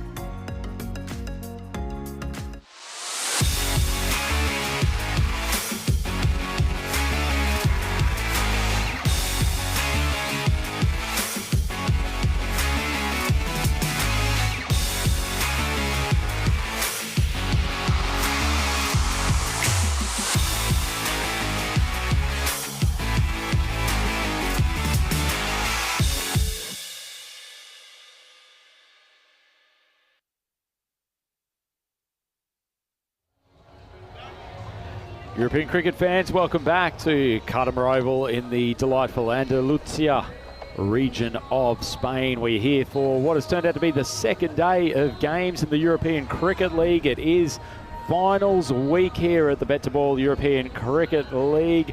Don't forget to tune in. The finals day is now taking place tomorrow, Saturday, where there will be an absolute bevy of crackers as we whittle our way through the teams to eventually find out who will be the kings of Europe. That is all of the 5 champion clubs that are here this week, still in the running for that wonderful trophy by Local Lifestyle. And certainly the 2 combatants in this game, Pac Care, the Spanish representatives, and Brescia, the Italian champions, they will both still have big designs on taking that trophy home. And there's a big crowd out here today at Cartama Oval, and I suspect it will swell not only this afternoon, but that there will be a very strong supporter base here for finals day tomorrow. Should be a fantastic day of action. If you're in the local area, please come down and join us. 4 games of outstanding T10 cricket. And for those who are only just tuning into the coverage, we're in 5 over mode at the moment. With the first couple of days of the event being postponed this week. Walking through the schedule, so these 2 days have been switched over to 5 over-a-side contests and moving back tomorrow to the traditional T10 format for the European cricket. First ball to Babar, Mohammed bowling. It's just skidded through.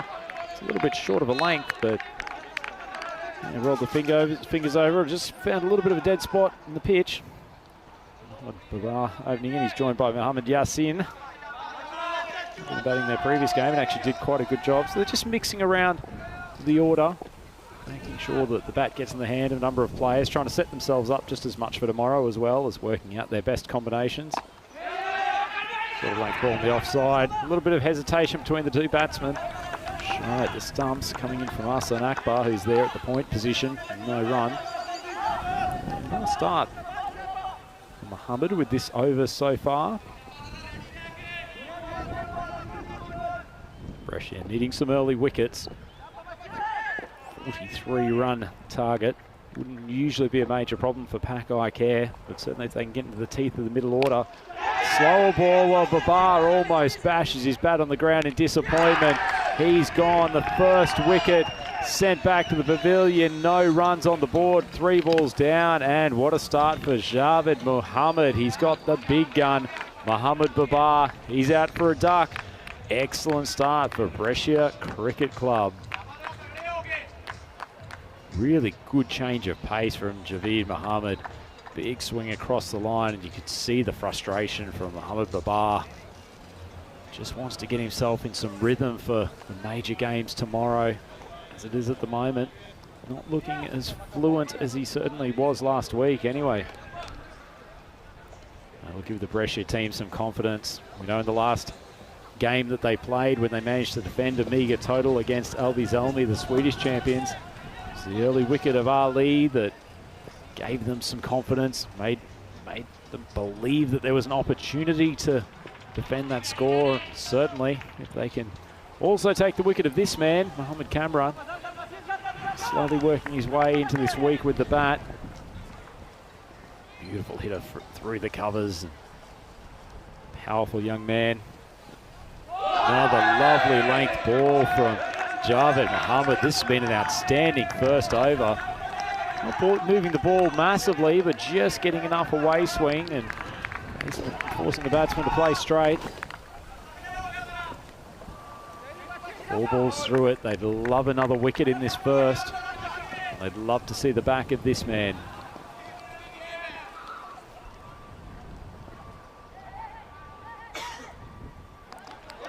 Mohammed just pulls out of his run up there.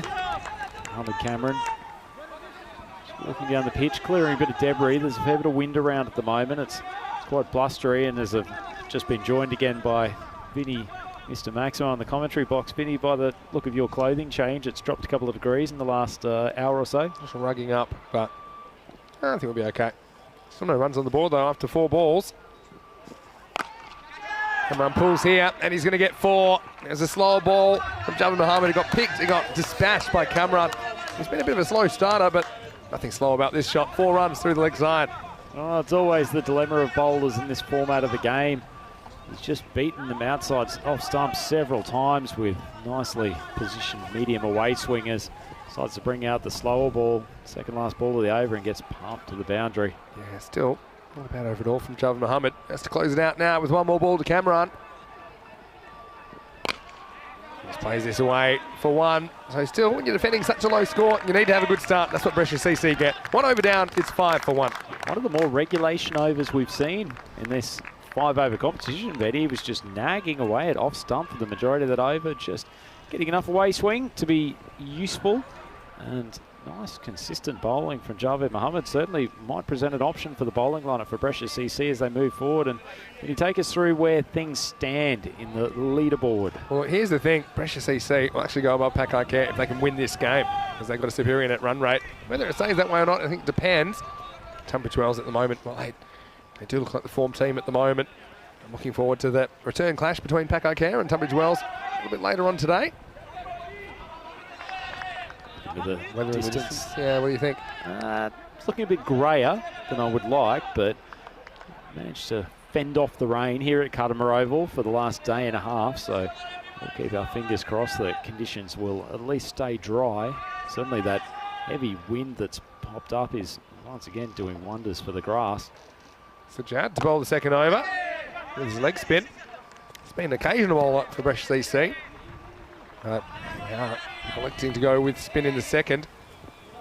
He's bowling leg spin. It looks like Mohammed Cameron's hit almost a top spinner. Yeah. Tennis racket. It's a cross-court forehand. Yassine hasn't faced yet. I saw him opening earlier. He's a player that hasn't clicked yet, but he's so good when he does. He'll enjoy the leg spin. The ability, if he does get anything on his pad, to kind of whack it away on the leg side. They just have a deep mid-wicket out on that side. There's deep cover as well. Facing Sajjad. Wants to go leg side and does. And he gets it away from the fielder. It'll be 4 runs. Hitting with the spin. Good batting by Mohammed Yassine, who gets off the mark with the boundary. Yeah, nice way to open his account. Good placement too. They'd put the fielder out there to deep mid-wicket or almost cow cornerish, and he's just gone a little bit straighter. Went into his wheelhouse. Do you think they're bringing Yassine up the top to give them the left-right combination and just frustrate the bowlers a touch? That's one reason. I think also Mohammed Ihsan, the regular opener, hasn't really been clicking. It's probably a bit high. It's in front of the middle stump, but it's on the way up. Yeah, they've got a few options, that's the thing. We've even seen probably 5 or 6 different players open. Normally Mohammed Babar is a lock up there. Just a matter of who they partner with him. And yeah, you've seen he's going to be in trouble here. I don't think he takes the bails in the end. Be called a wide. There's the sheriff, Charles Croucher. But yeah, I thought it was pretty close if the keeper, Nazir Hussain, can get back to the stumps. And he's replacing Dulu in that position. Oh, see, that's probably almost a no ball as well. If he had taken it, I'm probably lucky he didn't take the stumps. Upon further review, he might have got pinged for that one. Yeah, but Yasser Dulu's their regular keeper, so they're obviously giving him a bit of a rest. He's out in the field. They did have him playing as a batter. And Nasir Hussain gets his chance behind the stumps. Shows you how slow that delivery was too. Despite the fact that he'd run past it, you see him probably actually managed to get his bat back in time, irrespective of the keeper not taking the bails off. He missed it. Had time to get back. This goes in the air, and it's going to be over the fielder. Mohammed slightly misjudged that, I think. It's slow to turn on his heels. So Cameron gets 4.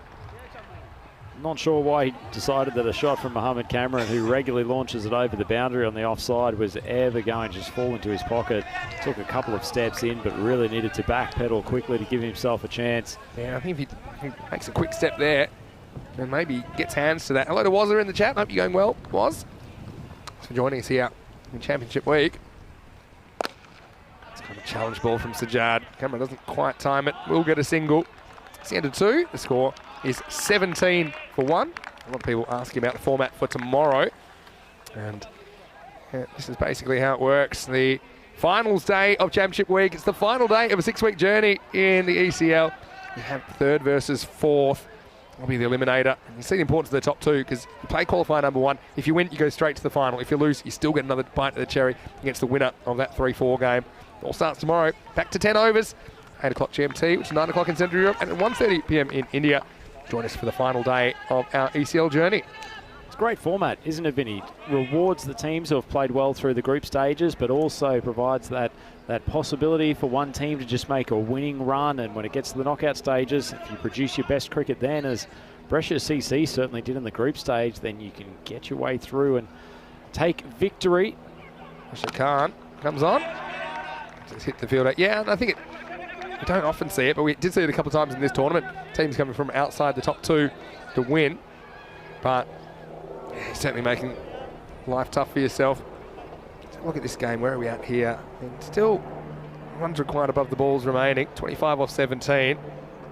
I sure hope to keep it that way for a while. Well, this is poor fielding really from Bashar Khan, who should have got down to this. Instead, he allows the single. Usually talk about spinners being exceptional off their own bowling with the fielding. Who knows why he's just decided to stick the foot out.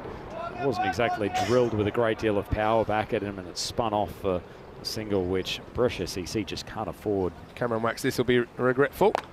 And it is whacked, and luckily for Bashar Khan, goes straight to the field. There's Dulu without the gloves.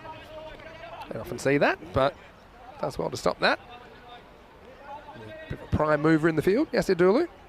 Exciting to watch with the bat. Missed out this game, but who can forget his Group C performance in the final?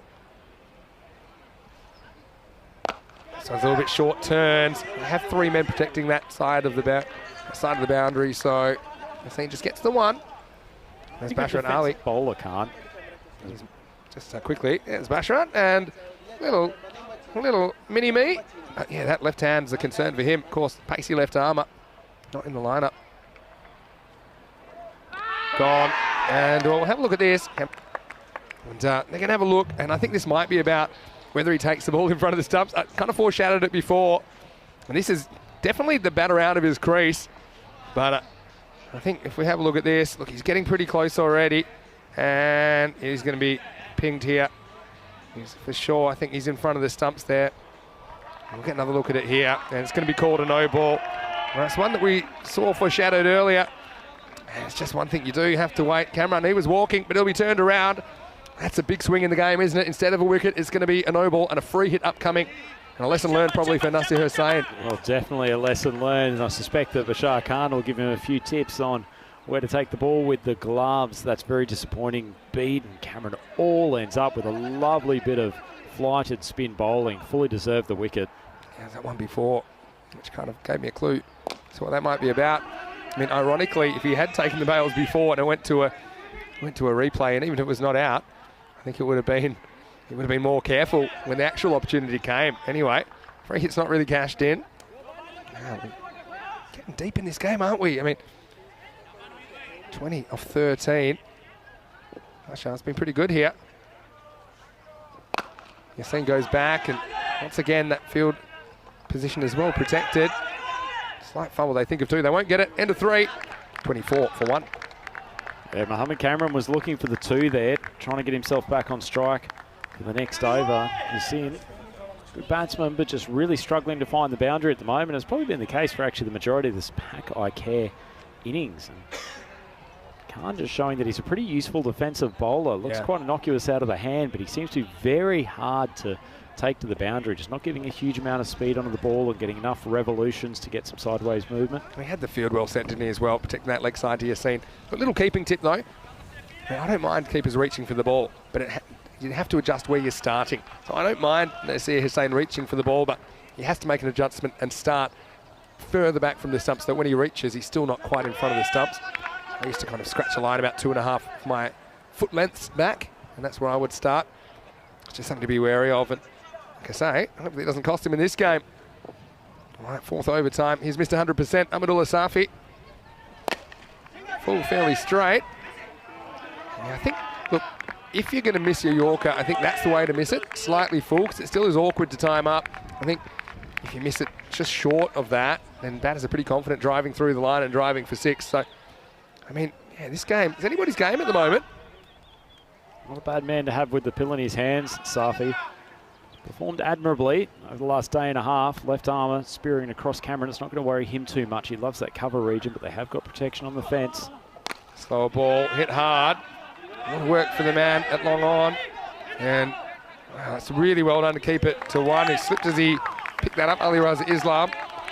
And so just a bit of a malaise here. I mean, Yassine, he's a very good batter. He's just in a bit of a funk at the moment. You think of some of the batters still to come. You wonder about tactical retirements, things like that. If this game goes a bit too much further.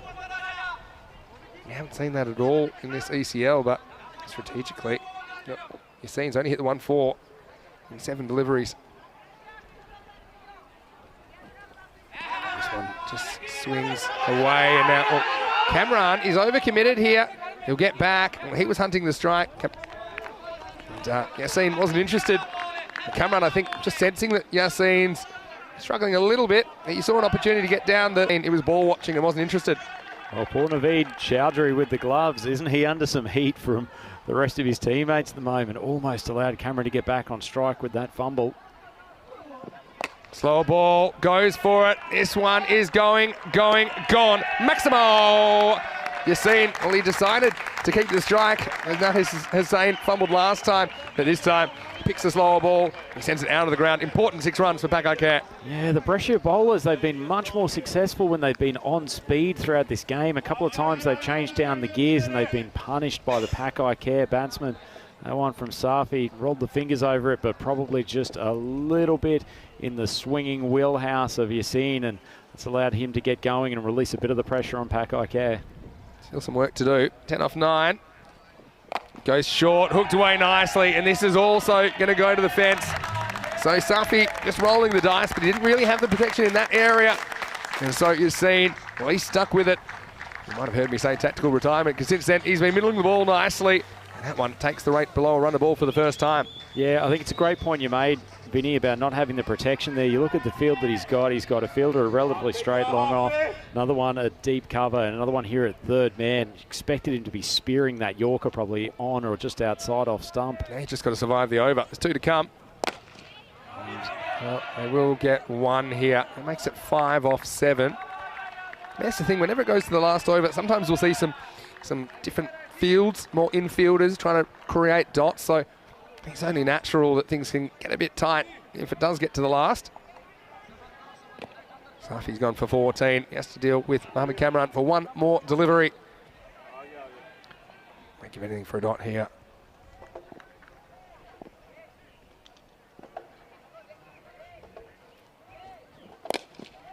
Driven away. It should just be 1. So we are going to the last. Safi goes for 15 in the 4th. The score now 39 for 1. Just 4 runs that will be required off the 5th over. That looks pretty easy on paper, Andrew, but if you think that's easy, go grab a bat, head out to the middle of the Cartama Oval. I think you'll be feeling a bit of pressure. Yeah, well, it's amazing. Speaking of pressure, the boys from Sweden, Elvi Zalmi, they are 0-6 at the moment. This is a must-win game because it's the one team that they can overtake in the league standings. Brigade, they are struggling to find their best cricket. Some glimmers of hope throughout this day, but they just have not been able to put it together with the sort of consistency that you'd expect. That is a huge clash coming up, Vinny. Yeah, been so close, Albie's Army, but still no wins. A lot of narrow losses, and they do have a superior net run rate to Brigade as well. And so they'll be playing for their tournament lives. Ali Raza Islam, the closer, 4 to win, and this one will do it. It'll only take 1 ball. I think in the end, it goes all the way. Maximo! Now, well, Chuck the Fat there style, start the dancing. And Pakai Care, they just keep rolling on. They get revenge on Brescia CC, who yesterday handed them their only loss of championship week. But Pakai Care, they are flying here, flying towards the top 2 finish, the double chance, and maybe flying towards ECL glory. And it's Cameron that finishes things with a bang. Yeah, that's a good win for Pakai Care. Pretty comprehensive stuff, and they've made a statement against Brescia, who took them down yesterday. And doesn't it set up a mouth-watering clash? Match 17 today, Pakai Care versus Tunbridge Wells, the 2 in-form teams of this week so far.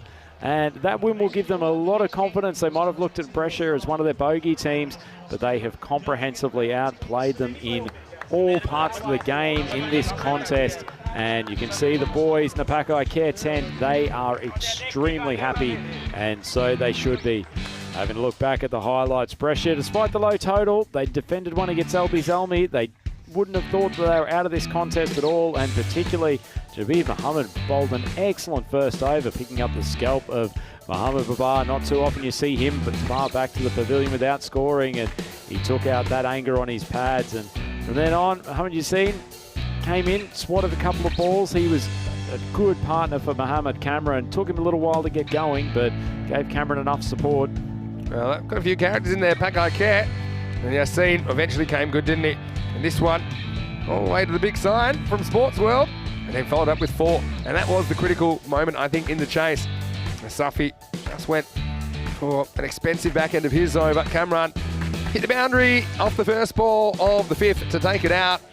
And well, Pakai Care, Badalona, the Spanish champions, they are in a really good position. But you know, like you say, I'm really looking forward to that clash with Tunbridge Wells a little bit later today. And then they will play the Irish as well. So no easy beats in this championship week, we know that. And well, you have to hand it to Brescia CC as well. It felt like just a few runs short. And if they could have grafted another 10, I think they bowled and fielded reasonably well for the most part. Only 2 wides and a no ball in there. That no ball was a keeper error at any rate.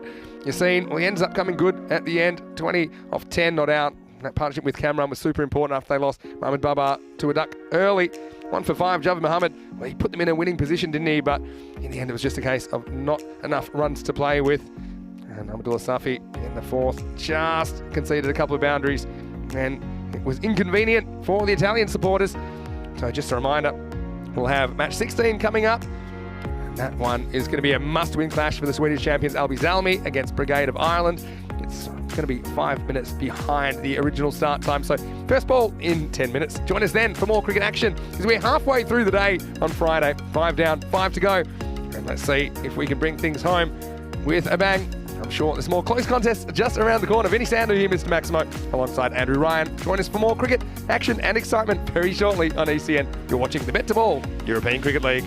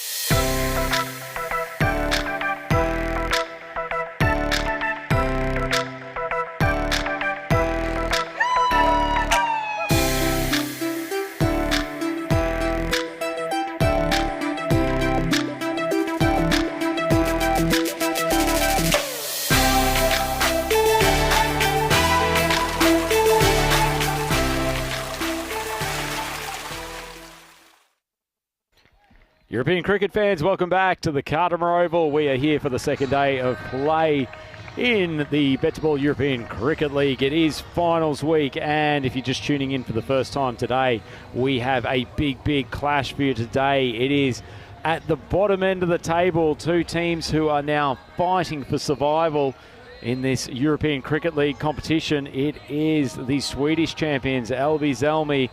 They have not won a game this week, but have come very close in the last two contests. They absolutely must win this game against the Irish champions, Brigade. They've only registered 2 victories so far. They have probably been the most disappointing performers out of this group so far. Plenty of well-credentialed players, and if anything shows how close this is likely to be, look at the bat versus ball wall brought to you by BET2BALL. The expected score, 49 for Salmi, 49 for Brigade. If that doesn't signal that this is going to be a tight contest, then I don't know what will. So Brigade, they're out there to bat first. Salmi choosing to chase. It'll be the third time they've done it today. Certainly were more successful in their previous game against Tunbridge Wells than they were earlier, when they spurned a major opportunity to register that first win against Brescia.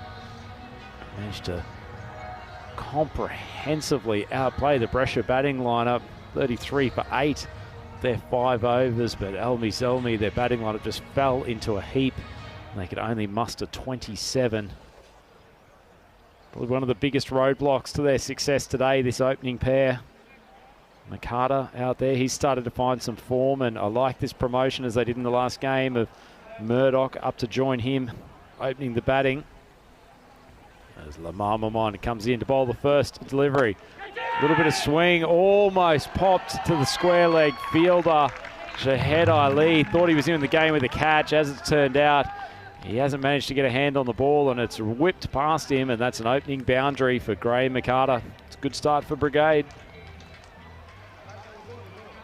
Just a little bit of late in-swing. Makata's just rolled his wrist, couldn't keep the ball down, and Shahed Ali, his head in his hands, he knew that was an opportunity. Lamar Mamond, he's been very impressive, this left-arm paceman. He's continually taken the first over for Salmi. Got a beautiful bowling action, gets into great position, and has easily swung the ball throughout most of the last 2 days. Dropped a little bit short on the leg side, so Ali's going to be in the game again. Sticks the foot out this time, actually makes contact, and he'll keep it to a single, which brings Murdoch onto strike. And with Murdoch's arrival at the crease, let me introduce Mr. Rico Full. Hello, good to be back again, and well, I suppose it's good to be back to see Salmi out there fighting again. These two teams, as you quite rightly said, Andrew, battling for survival. Both need a victory.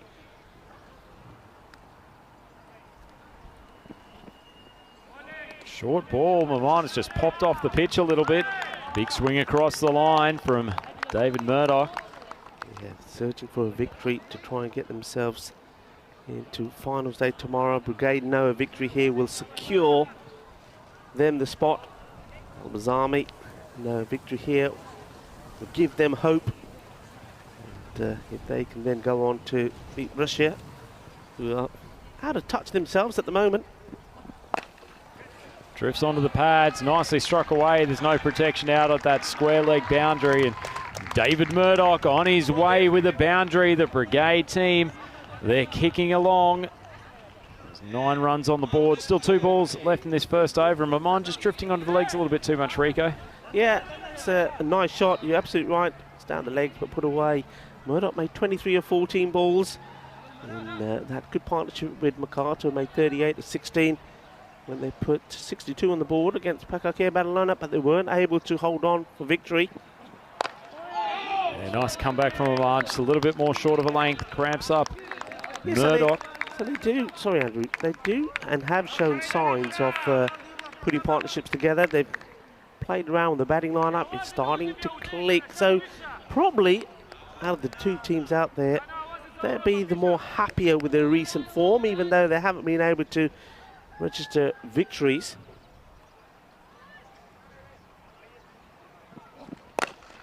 Wide outside off stump, popped in. The fielder coming in from the 30. Had an opportunity, shy at the stumps. Slide on, it's difficult from 30 metres away. And that's the end of the over.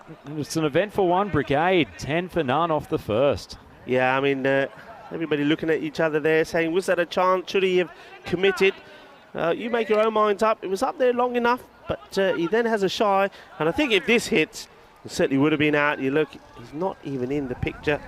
But only one stump to aim at, and he's disappointed with himself. Here's Usman Jabbar. Well, I'll see the context of why this is such an important game in the table. Albi Zalmi have a far better run rate than Brigade, so if they can take them down in this game and win their next game, and Brigade loses their next game, which is up against Pack Care Badalona, so that is very, very feasible, then Albi Zalmi will squeeze their way into the final four. Taz Qureshi pitched up, was in the hitting zone. David Murdoch probably just trying to overpower the ball. Just a little bit of movement sideways. It's a good start from Albi Zalmi. No wicket in that first over, and certainly they've relied on Maman to take early wickets. But Taz Qureshi's been better as the tournament's gone on. Yeah, he's been one of the pick of their bowlers as he comes in again. He's got a bit of an unusual action. This one, well, he slices this and it goes all the way over. Didn't know too much about it, but they do say if you're going to swing hard, well, you could get lucky. Fortune favours the brave. 6 runs. Well, Taz Qureshi, you feel like he's got a moral victory there, but it's still 6 in the scorebook. Murdoch taking a big swing across the line. That ball flies off his top edge. That's a good start. Partway through the second over of the power play here. Hasn't been a superb exhibition of batsmanship from Brigade so far, but they've managed to keep the score ticking along. Albi Zalmi will be a little bit frustrated. A couple of half chances in the field. Fielders just a little bit back on their heels, not taking advantage of it. Short ball from Qureshi, off speed. He's going to have an opportunity at the stumps. He throws them down. I suspect that Graham McCarter's going to be on his way. That's an outstanding bit of fielding off his own bowling. And Taz Qureshi has continued to inspire his Albi Zalmi teammates. 100% effort, every ball. Wonderful bit of fielding. Murdoch just playing the slow ball out to the offside. McCarter looked to be hobbling a little bit as he's coming down the crease. May have re-aggravated an injury, but excellent fielding from Qureshi, and he sends McCarter back to the pavilion, and that's a much-needed first wicket from the Brigade team. They 16 for 1. They may have just calmed down a few nerves in the Albi Zalmi squad. Would have been expecting to take one of those early chances, but as it was, they needed Taz Qureshi, who's been one of their talismanic players during the course of this week. A few of his teammates probably need to lift a bit of the slack. He and Mamand have been very, very good with the ball in this tournament, facing some power-packed batting lineups. I'll be certainly happy to see the back of McCarter, who has found some form today. We saw him annihilating Mohammed Cameron in one of the earlier games today. Shows some of the quality that he brings to the table, but as it is, got some of the fans in the fan zone enjoying the delicious range of drinks that are available from the bar. Certainly the Victoria Malaga team providing some of the best beer in this part of the world and being enjoyed by many. Taz Qureshi will be enjoying one. Celebrate yet another exceptional performance here as it's just jammed into the ground by Iftikhar Hussain. Take a single, and Murdoch rushing back through. Yeah, I mean, that would certainly help Al Bazami. I mean, if you were in the Al Bazami camp, what would you be saying to them? I mean, they're going to be quite deflated, aren't they? Every time they go out there, they get so close but haven't registered a victory. What sort of things you'd be saying to them to try and boost them? Well, certainly heard some harsh words being exchanged by them off field in a very, very positive mindset nonetheless, but they're egging each other on. They still believe they're an opportunity in this tournament, and they're not going to let it go without a fight. Qureshi wide of off stump, but Murdoch, as he has a tendency to do, sits outside off stump. Qureshi cops one in an awkward place in the fingers, and he's got one ball to go. He needs to get out of this over, potentially with one more wicket if he can. Yeah, I mean, they're flying the flag. And they've got to believe, as you say, and if you believe, things can happen.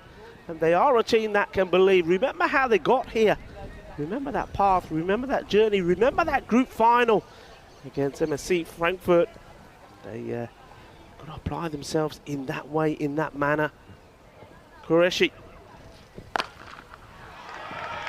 That has been dispatched. Well, for a man who hasn't timed too much in this game so far, David Murdoch, as he has a want to do and seems to do almost every game, just absolutely launches one. And he's put that ball about 25 metres. I mean, he's been a revelation, hasn't he? He's been a revelation. He's come in this order, and where other batters have come and tried and failed, he's been the one shining light. Yeah, absolutely. And if they can manage to scratch their way through to tomorrow, when we'll have finals day, and still plenty of matches to come today, Rico. Still 4 to go after this one, and that match 17, which we've got coming up next, Packeye Care, Badalona versus Tunbridge Wells. That becomes a big clash in the context of setting up tomorrow. Yeah, I mean, could that be what's going to be first versus second tomorrow? Could that be the one where the winner goes through to the final and the loser gets a second chance? We don't know, but it's certainly looking very likely. Certainly is, and plenty happening tomorrow too. Finals day in the BET2BALL European Cricket League. It will be our final day from this tournament. 4 matches. Wonderful format there, with the eliminator will be saying goodbye to one more team after that first game, and then the top 2 playing the qualifier. And then eventually the 4th game of the day will be the final. It's nicely stroked from Iftikhar Hussain, just timed it beautifully. Finds the gap on that offside just behind point, and wouldn't say a much needed boundary for Brigade, but they just want to make sure they can put a total up around the 60-odd range that they'll feel pretty confident defending against Albi Zelmi. Yeah, look, they could do with somebody like Hussain getting into form. He's a powerful batter and a very good one of that as well. If he can get his form here, Murdoch's batting well. And, we all know about the ability of MacArthur. Start to get key players performing well again at the finals day. Anything is possible. Look, when I was in the fan zone, a number of people were asking, why is first playing second tomorrow? And, maybe you can explain the importance of that match. Well, after this ball, we'll have a crack at doing it. Sal, been a reasonable over from him so far, but just drags that wide. So it's a function of the format we use for that finals day. So the teams that finish first and second essentially get a double chance. It's not a direct knockout. So that first game, the winner of the 1v2 game, which will be the second game of the day, goes straight through to the final. As Sal comes in a little bit short of a length, but should just be a single on the assumption that the fielders get a scoot around and cut off the opportunity for a 2. So the winner of that 1v2 game goes straight through to the final, but the loser gets a second chance, whereas the teams that qualify 3 and 4, it's sudden death for them the whole way through the day, and they'll have to win 3 contests to become the Kings of Europe. Smacked back down the ground with some power from Murdoch, but fades the bowler's hands, but not the hands of the fielder. Down at long off. Yeah, that's it, the captain there. Nice to see this man in the action. Afsal.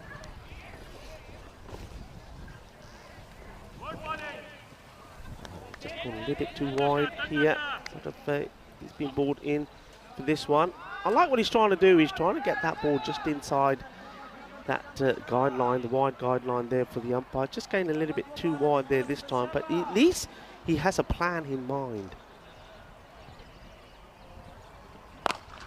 Oh, drops short of a length, and I'm sure that plan wasn't being pumped over the cow corner boundary for a 6, but Hussain is timing the ball nicely since he's arrived at the crease. He's up to 12. Brigade now 37 for 1 with 1 ball left to go in this 3rd over. Rico, they're just starting to get some momentum. Yeah, they certainly are. That was a nice shot. And one thing we do know about Hussain is if you bowl short to him or anything on the legs, he does put it away. He's very powerful on the leg side. Decent length ball, swatted across the line by Hussain, and he'll take another single. He'll keep the strike as We finished the third over, Brigade 38 for 1. So the Irish champions feel like they're probably setting a pretty good platform here. That projected score, it's to 63. They can get to around that level. I think with their bowling attack, they'd be reasonably confident of managing to suppress the Albie Zelmi batting lineup. But this is a pressure game, and we know that these sort of contests do funny things even to the best of players, Rico. Yeah, they certainly do. And one thing I will say, I mean, you're saying about the score they get to. Remember that last match for Brigade? They did score what you would have thought, 62, just losing the 1 wicket, but still weren't able to hold on for a victory. So they will be cautious of that, but they do know that they've got to not just get the runs on the board, but they've got to be much better and clinical in the field. Well, at the moment, they're being clinical with the bat. That's another one that's gone into the overgoes. Watch out for the snakes as you try and find this one. Hussain, he goes aerial again, and it's 6 more. I've got to question this matchup, Rico. I think if you ask Iftikhar Hussain, you've got to hit a 6, what would you like to face? Then probably a little bit of looping off spin on off and middle stump would be his choice. He plays that shot where he gets down low with ease. He's hit a number of 6s throughout the last couple of days. Don't like this matchup for the Swedes. Pushed wide, and it's moved a little bit away from the batsman, and the umpire spreads the arms. Yeah, disappointed Azam there to see this one called. He thinks he's done enough, but look, it just takes a bit of the line, and the umpires have been very consistent.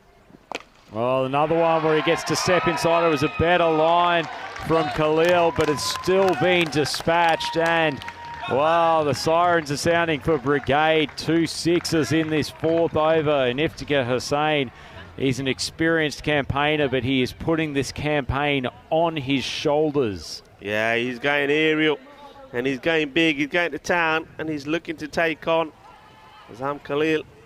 13. Just, and he's looking to go again. Has he got this one right? Oh, it's been spilled by the fielder. And that's disappointing. That's going to hurt. That could be really expensive. It's Sami Khalil that puts it down, and he's been very good today in the field. And that's the first blip on his record. Did pretty well, made good ground, just couldn't execute the catch going down low. No one's dropped wide of off stump. Murdoch can only just cut it out to man coming in from the point boundary. That's Usman Jabbar.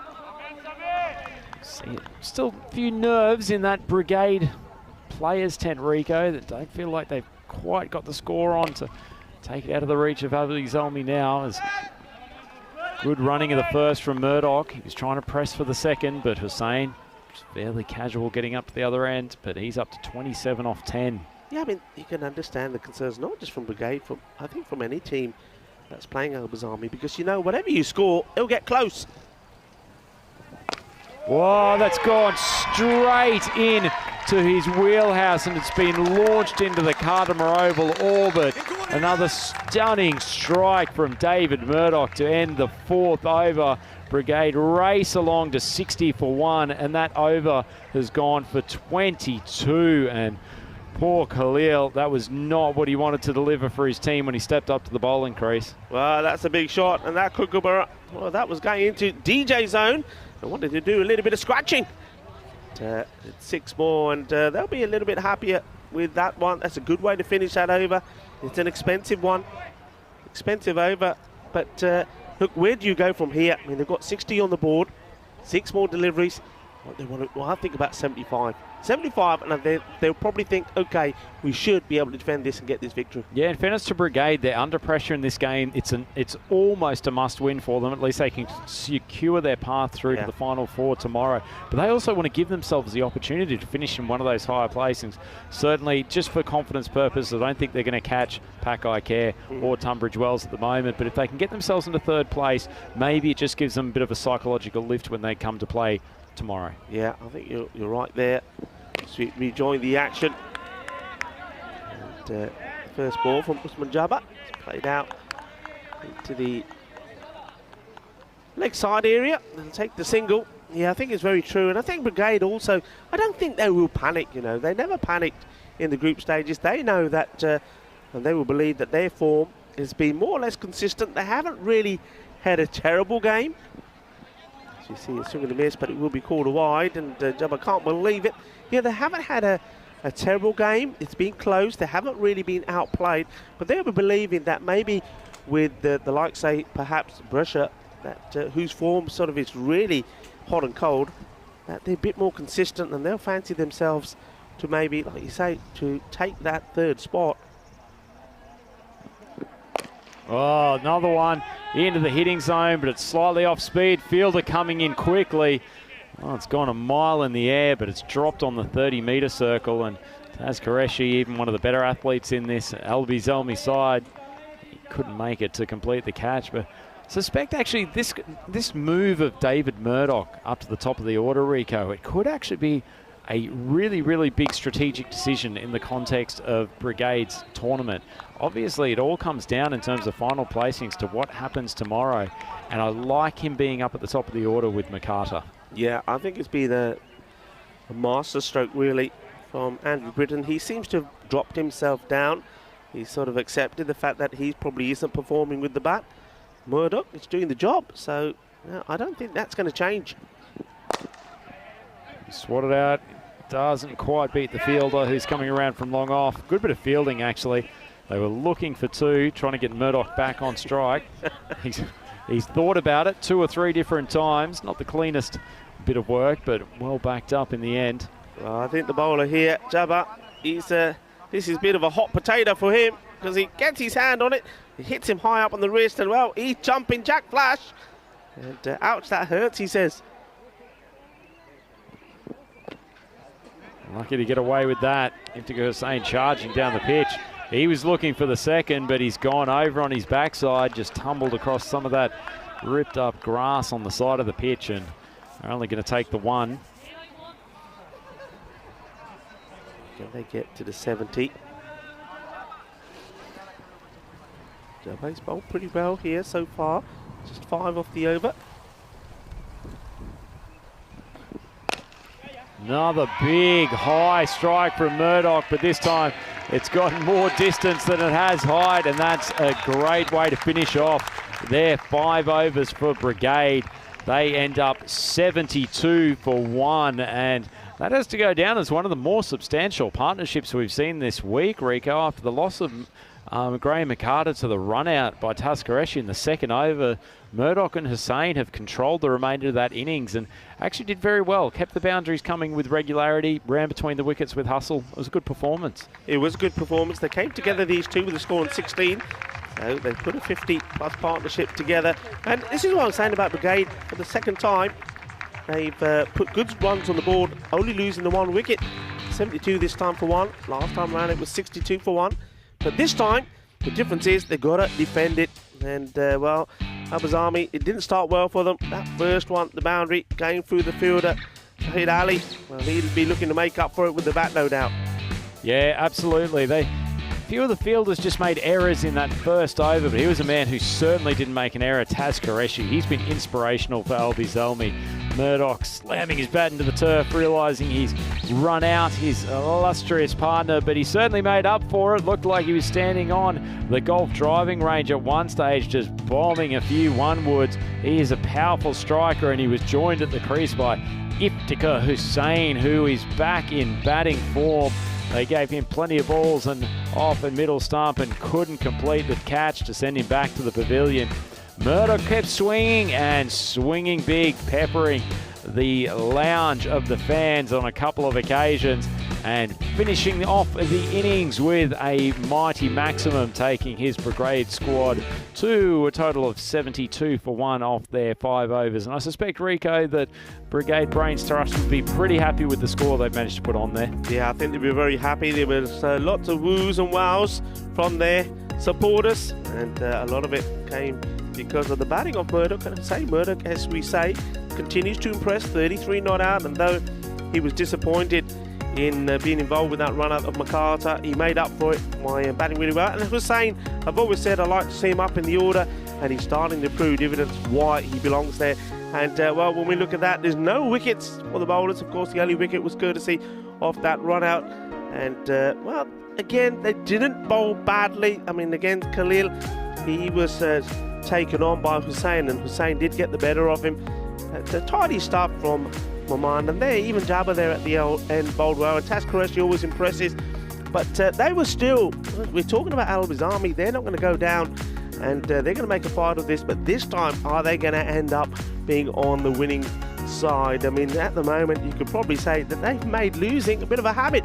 Yeah, they have, just losing some close ones as well. But we look at their previous game against Tunbridge Wells, Rico. They were chasing 72 and made it all the way to 66 for 3. So there is some quality in this batting lineup. And if they ever need that quality to surface, well, now is the time, because they are fighting for their European Cricket League live. So when we come back after the break, it will be the Swedish champions LB Zelmi trying to chase down a target of 73 to overhaul this score from Brigade. Please join myself, Andrew Ryan, and Rico Full for the second innings in a few moments.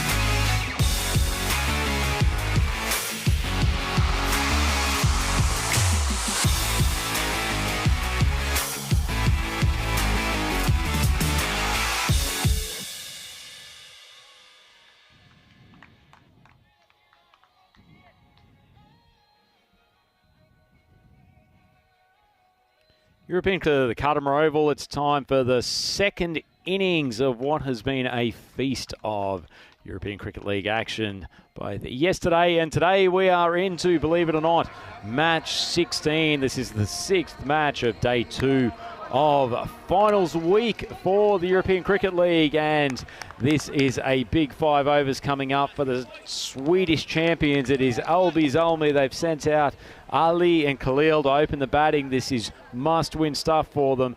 Macbeth with the first over for Brigade. Short ball, Ali's got a top edge. It's run all the way down to the boundary. Well, he looked in great discomfort with that first ball. It was a well-directed short one from Macbeth, but Ali has profited handsomely for first delivery. That'll do. Lead runs on the board. And if you get a bit of luck, maybe they deserve a little bit of luck, Albers Army. Yeah, that goes for 4 runs. Macbeth, I don't think he'll be too deterred at the moment. He comes back in. Nice ball, a little bit of out shape, but he might end up with the second one. Oh, that's an unlucky moment for Oshin Reynolds. Saw him take a very, very good one over his shoulder today, running back all the way to the boundary between point and third man. Ali working overtime on the outside of that bat.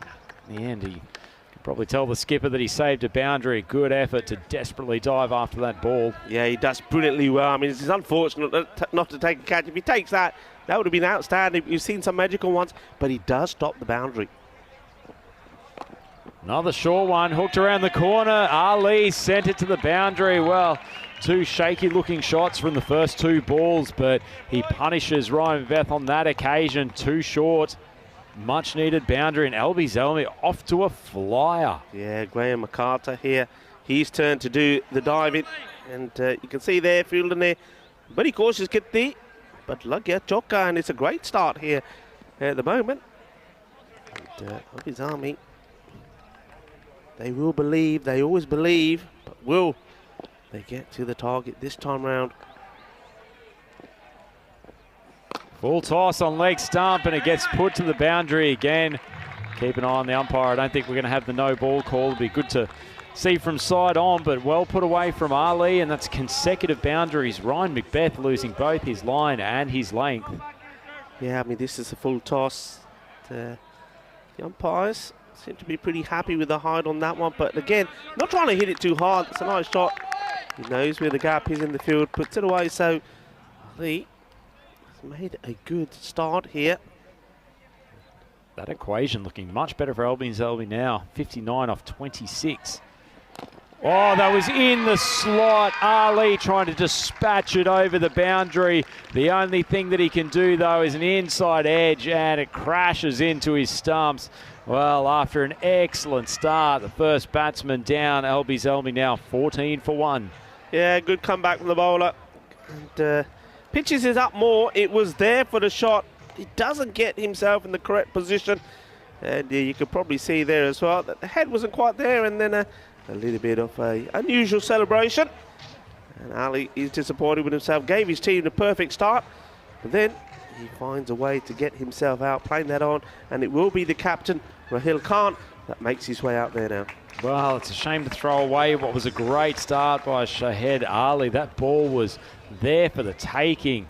No defensive fielder, straight down the ground. It should have been launched for 6, and they would have had Albie Zelmi in a great position after this first over.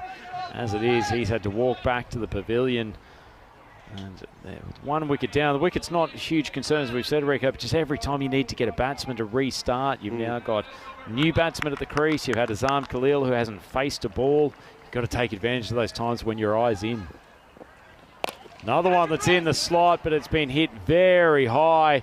Fielder coming in from mid-off, takes an easy catch, and after a traumatic start, Ryan McBeth's picked up consecutive wickets to finish his over. Albie Zelmi now 2 down with only 14 on the board, and that's the end of the first over.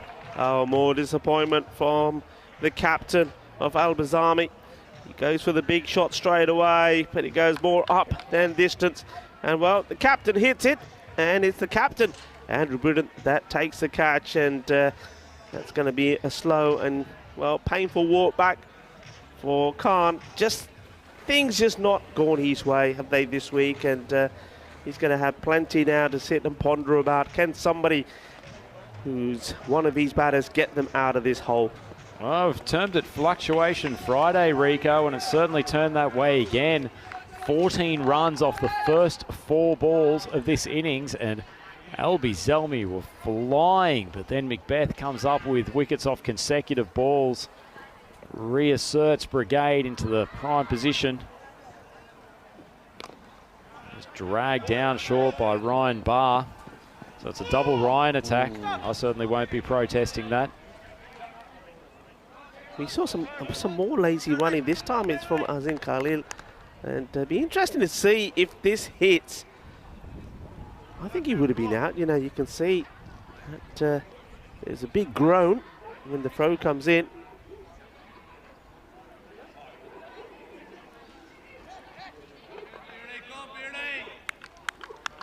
So a bit of a lull over the ground now as the Brigade side. They've just been able to turn the screws a touch after that flying start. So heavy on strike. He was good yesterday. Swung around and he's timed that wonderfully. Tough place to pull the ball from. Got it in an awkward spot, but has made some great contact. Super strike. Yeah, good hit this. And Sahibi, he's sort of yo-yoed up and down this batting order. We've seen him come up opening. One thing he does do is hit it well. What he doesn't do well, though, is running. And these two have had their issues when they're together. Let's see if they've ironed them out. As Bar comes Ryan Bar, that is. Comes back into Sahabi. Just a little bit short of a length. Sahabi trying to heave it over to the leg side. Not a man who tries to engage the offside of the field too much with bat in hand. It's a good reply though from Ryan Bar. It's a pretty imposing presence with that well-maintained beard. Tats down the right arm. Speaking of visual treats, the Zelmi supporters area. That's on a length. Sahabi can't take full toll, and it looks like Iftikhar Hussain coming in from the mid-wicket boundary. That's a really good catch, continuing some of the excellent fielding that we've seen here this week. And after a bright start, Sahabi walking back to the pavilion, 4 off 3, and another wicket down for Zelmi. Yeah, I mean, Hussain has been sensational in that zone. I mean, he's just been left to cover it. And time after time after time, he takes the catches, no matter where that ball lands. And, well, it's must be great for him as well, when his family's here watching, his kids and his wife, and he's producing for them as well. Remember his story? Well, last time we had them here, the group stages, and we were talking about Hussain on Valentine's Day because he moved to Ireland and fell in love and married his Irish sweetheart, and the rest was history. And he's been in Ireland 20 years, and he certainly helped to develop the game in Ireland. Does a lot of work with the juniors as well, and he's enjoying his time out there, and he's been well supported by his family and also the supporters from the Brigade fan club.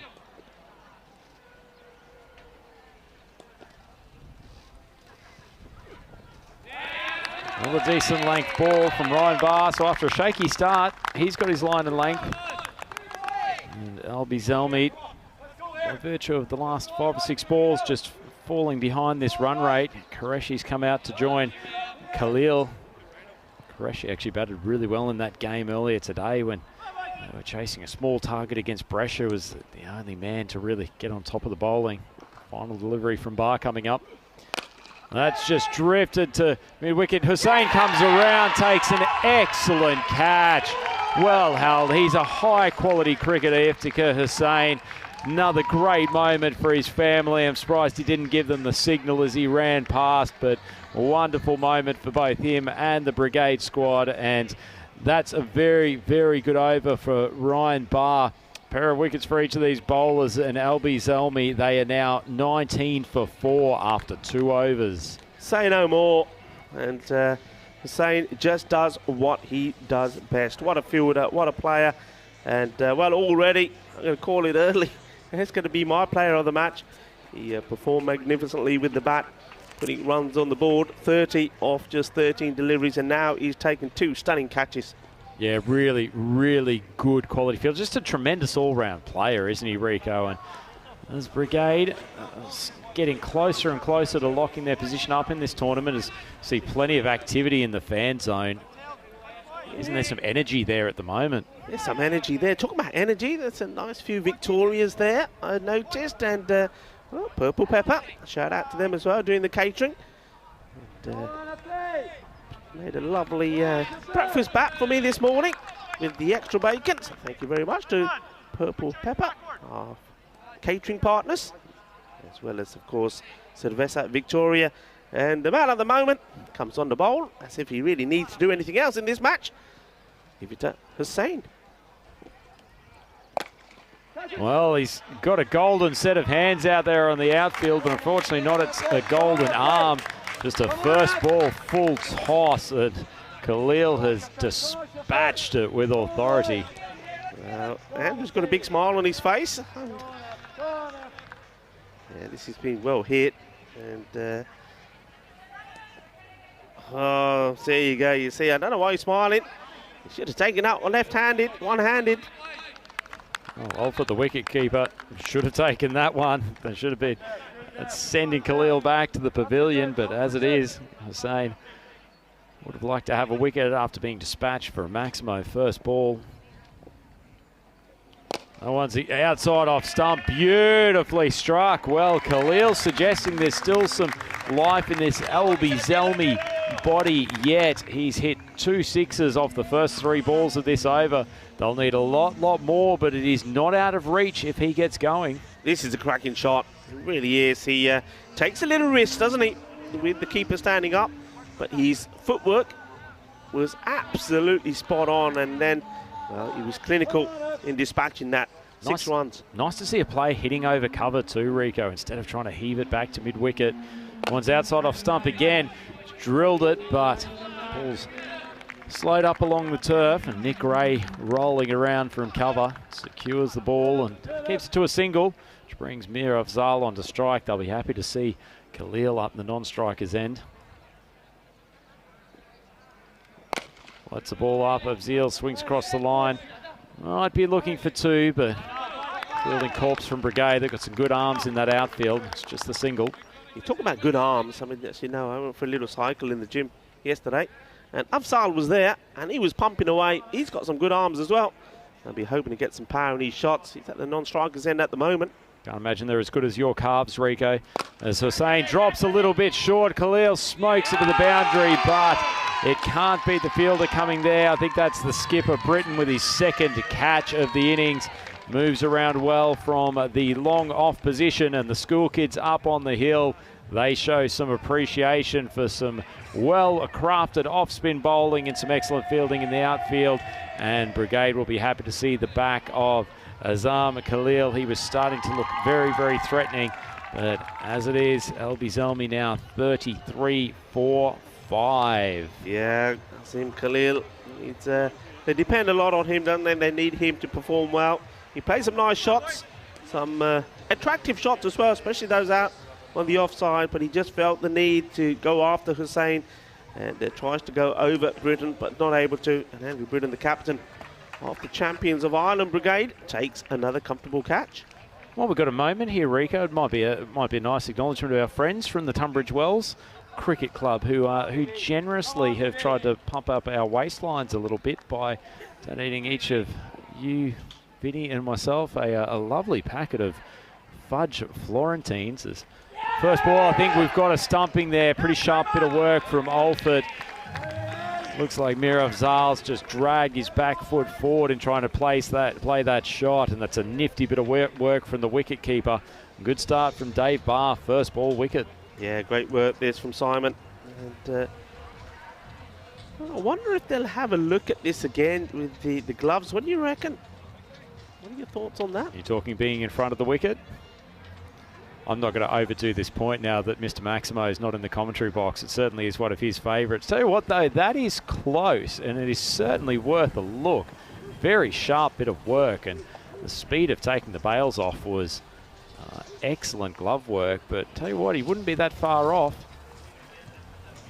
Batsman just hanging around. The umpire's checking the decision here, and the finger goes up, so the benefit of the doubt.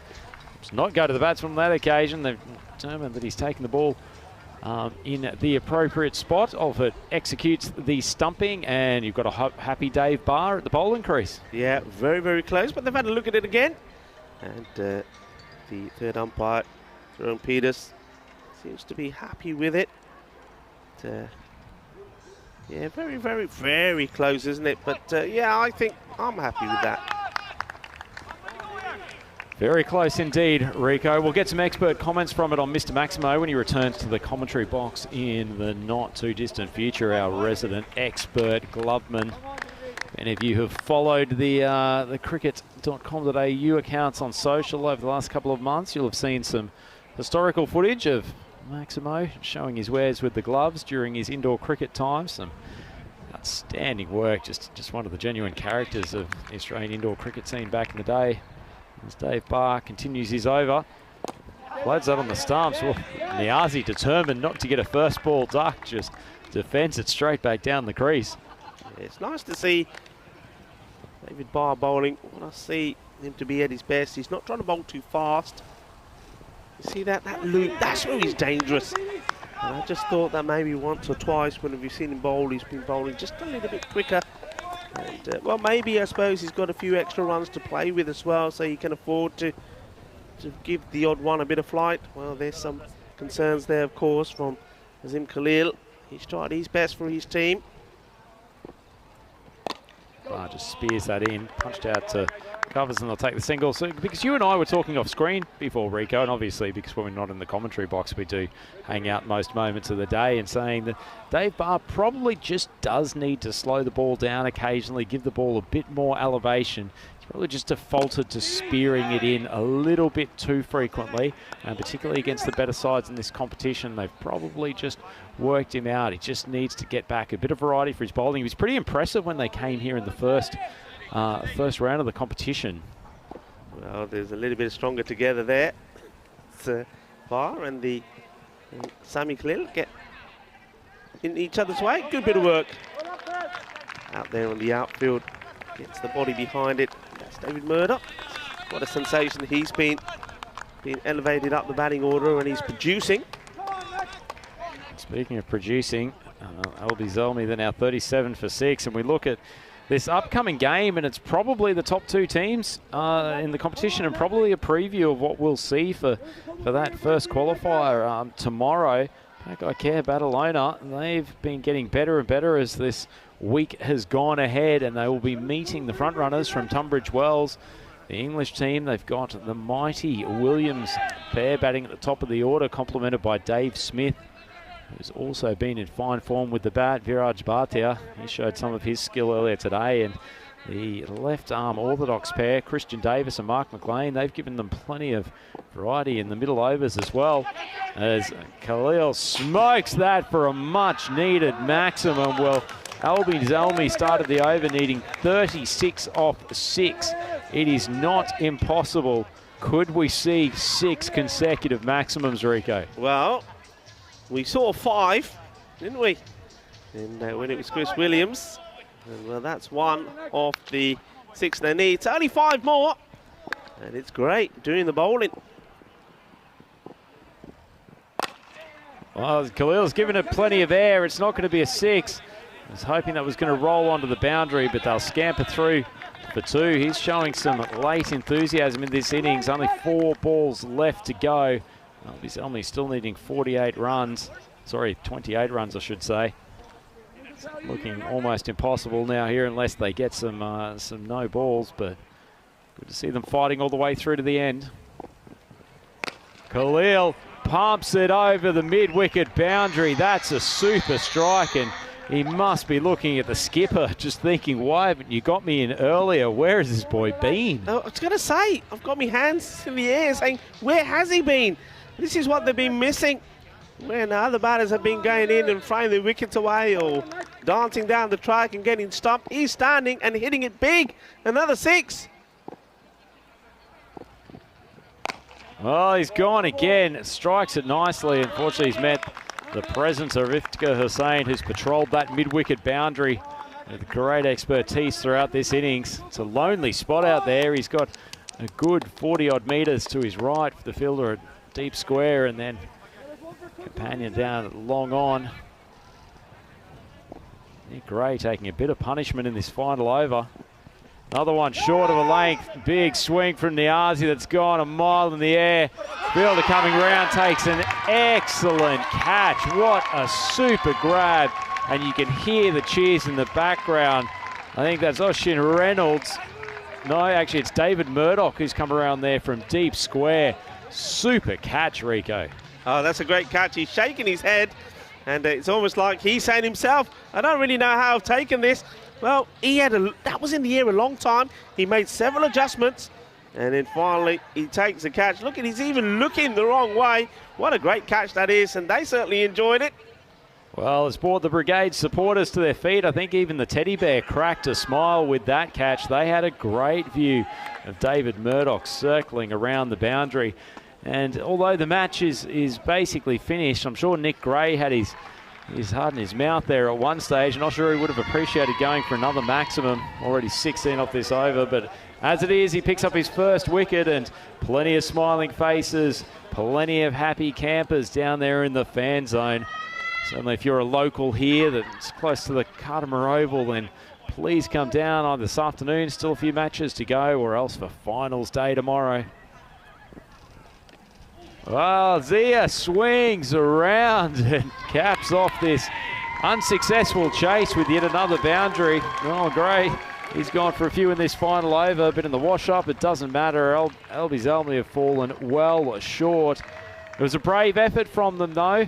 They've given the total a bit of a shake and certainly helped by a couple of big strikes from Samli Khalil in that final over. It does beg the question of why he hasn't been up the order earlier today, Rico. Yeah, it certainly does. And, well, Brigade, they hold firm.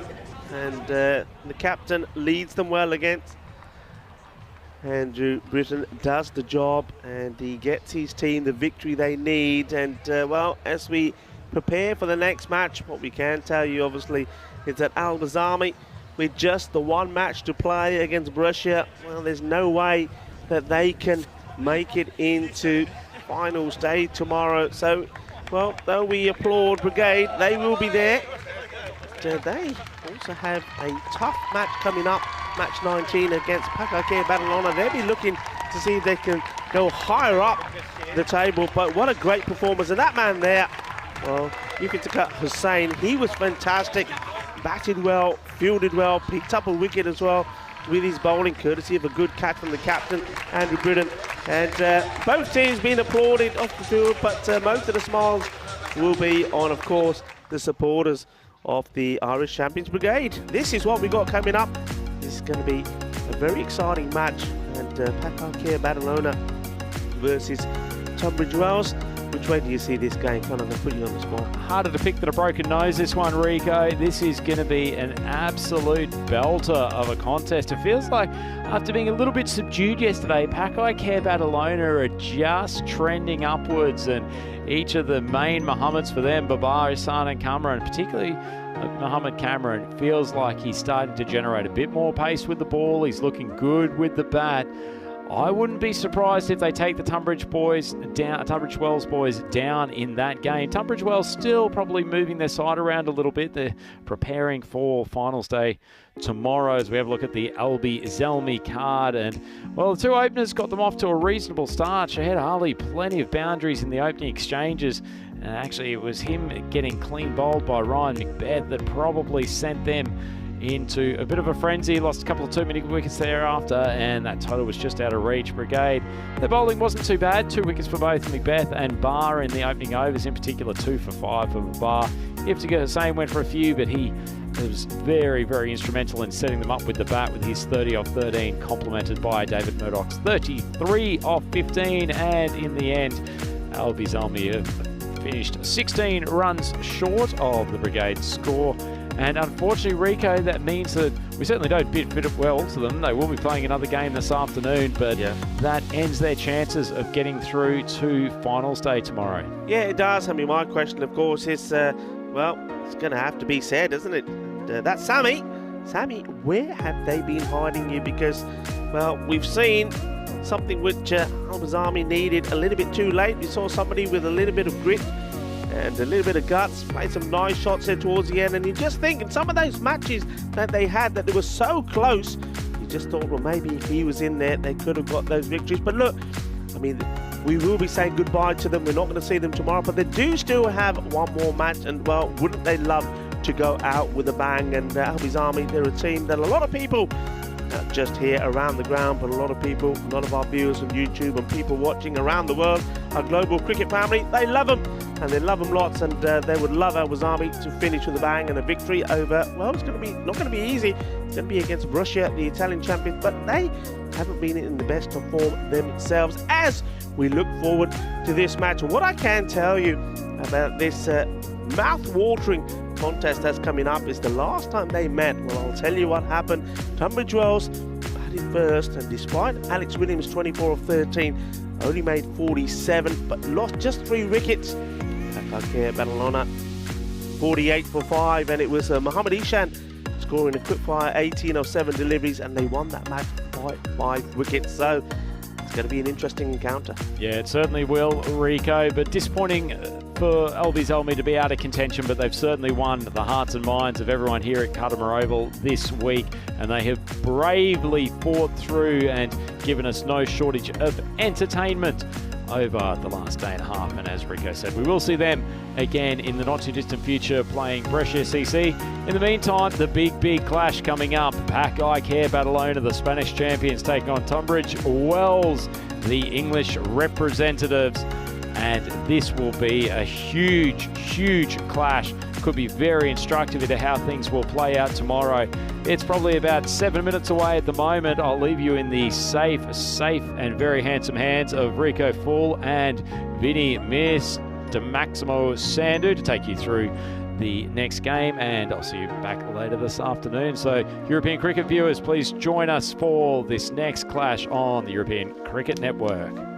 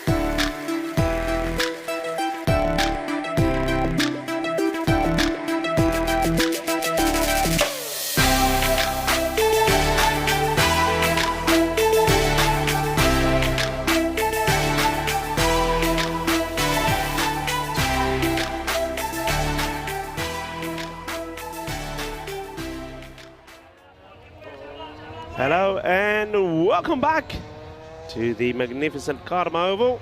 It's nice to see a little bit of sunshine that's coming through, and though there is a little bit of breeze around, it certainly is a lovely day for cricket. And after some of the weather we had early on in the week, this is a very pleasant surprise as we get ready and look forward to this exciting contest. Pakar Barcelona against Tunbridge Wells. And see that Chris Williams, the captain, he's been in fine form, and he's got the GoPro on his helmet again. Well, this is what we've seen here, saying that Tunbridge Wells are expected to score 54, and Pakar Barcelona just a run short. You can see the runs for Tunbridge Wells are really motoring away there, and runs against as well. So shows it's going to be close. It shows it's going to be around about the 50-run score mark. I just get the feeling, especially the way Tunbridge Wells have been batting, they're going to probably be looking to get to that score around about 65 and 70 again. And certainly, if Chris Williams gets going, you can see it motoring away. But to see plenty of people in the fan zone, and they're going to enjoy an exciting contest. Quite a few people on the chat believe that this could be, maybe, this could be the final tomorrow. And who knows? Let's have a look. It's going to be Mohammed Cameron, the hitman, to start. And well, the hitman's been hit straight down the ground. That's a big hit. Manos arriba, Mitro, 6 carreras. Well, what a start. And we did see Mohammed Cameron go for 20 in an earlier match. And, well, is it going to be the same again? He holds his pose beautifully as this one is hit down the ground. Remember, they did lose to Pakar Barcelona match 3 yesterday, so they're looking to bounce back. And, well, that was an unusual choice of shots from Williams. And he starts to go outside the off stump, and Cameron just follows him. It's nice to see both Mohammed Cameron and the captain of Tunbridge Wells sharing a smile together. That's one thing that has been absolutely phenomenal in this BET2BALL European Cricket League, is the way the players have really interacted and got on with each other. The sportsmanship has been absolutely fantastic. Cameron once more. Ooh, well, this one was quick and feisty. That will be the one for the over. You see him being signalled here. And here we go. Well, the sportsmanship has been well, but when they're out there in the middle, they're being competitive as well. Of course, they're going to be competitive. This is all about who tomorrow will be crowned the champions of Europe. Cameron once more to Chris Williams. And this goes to hand, and it's dropped. And Cameron is not happy. Oh, he's furious. He's absolutely furious. He can't believe that this has been dropped. Oh dear, oh dear, oh dear. Well, he may have a few words said to him by the tournament referee afterwards, Mohammed Cameron, but that needs to be taken. It's an opportunity. It goes into the hands of the fielder, but down it goes. And that had to be taken by Hanif.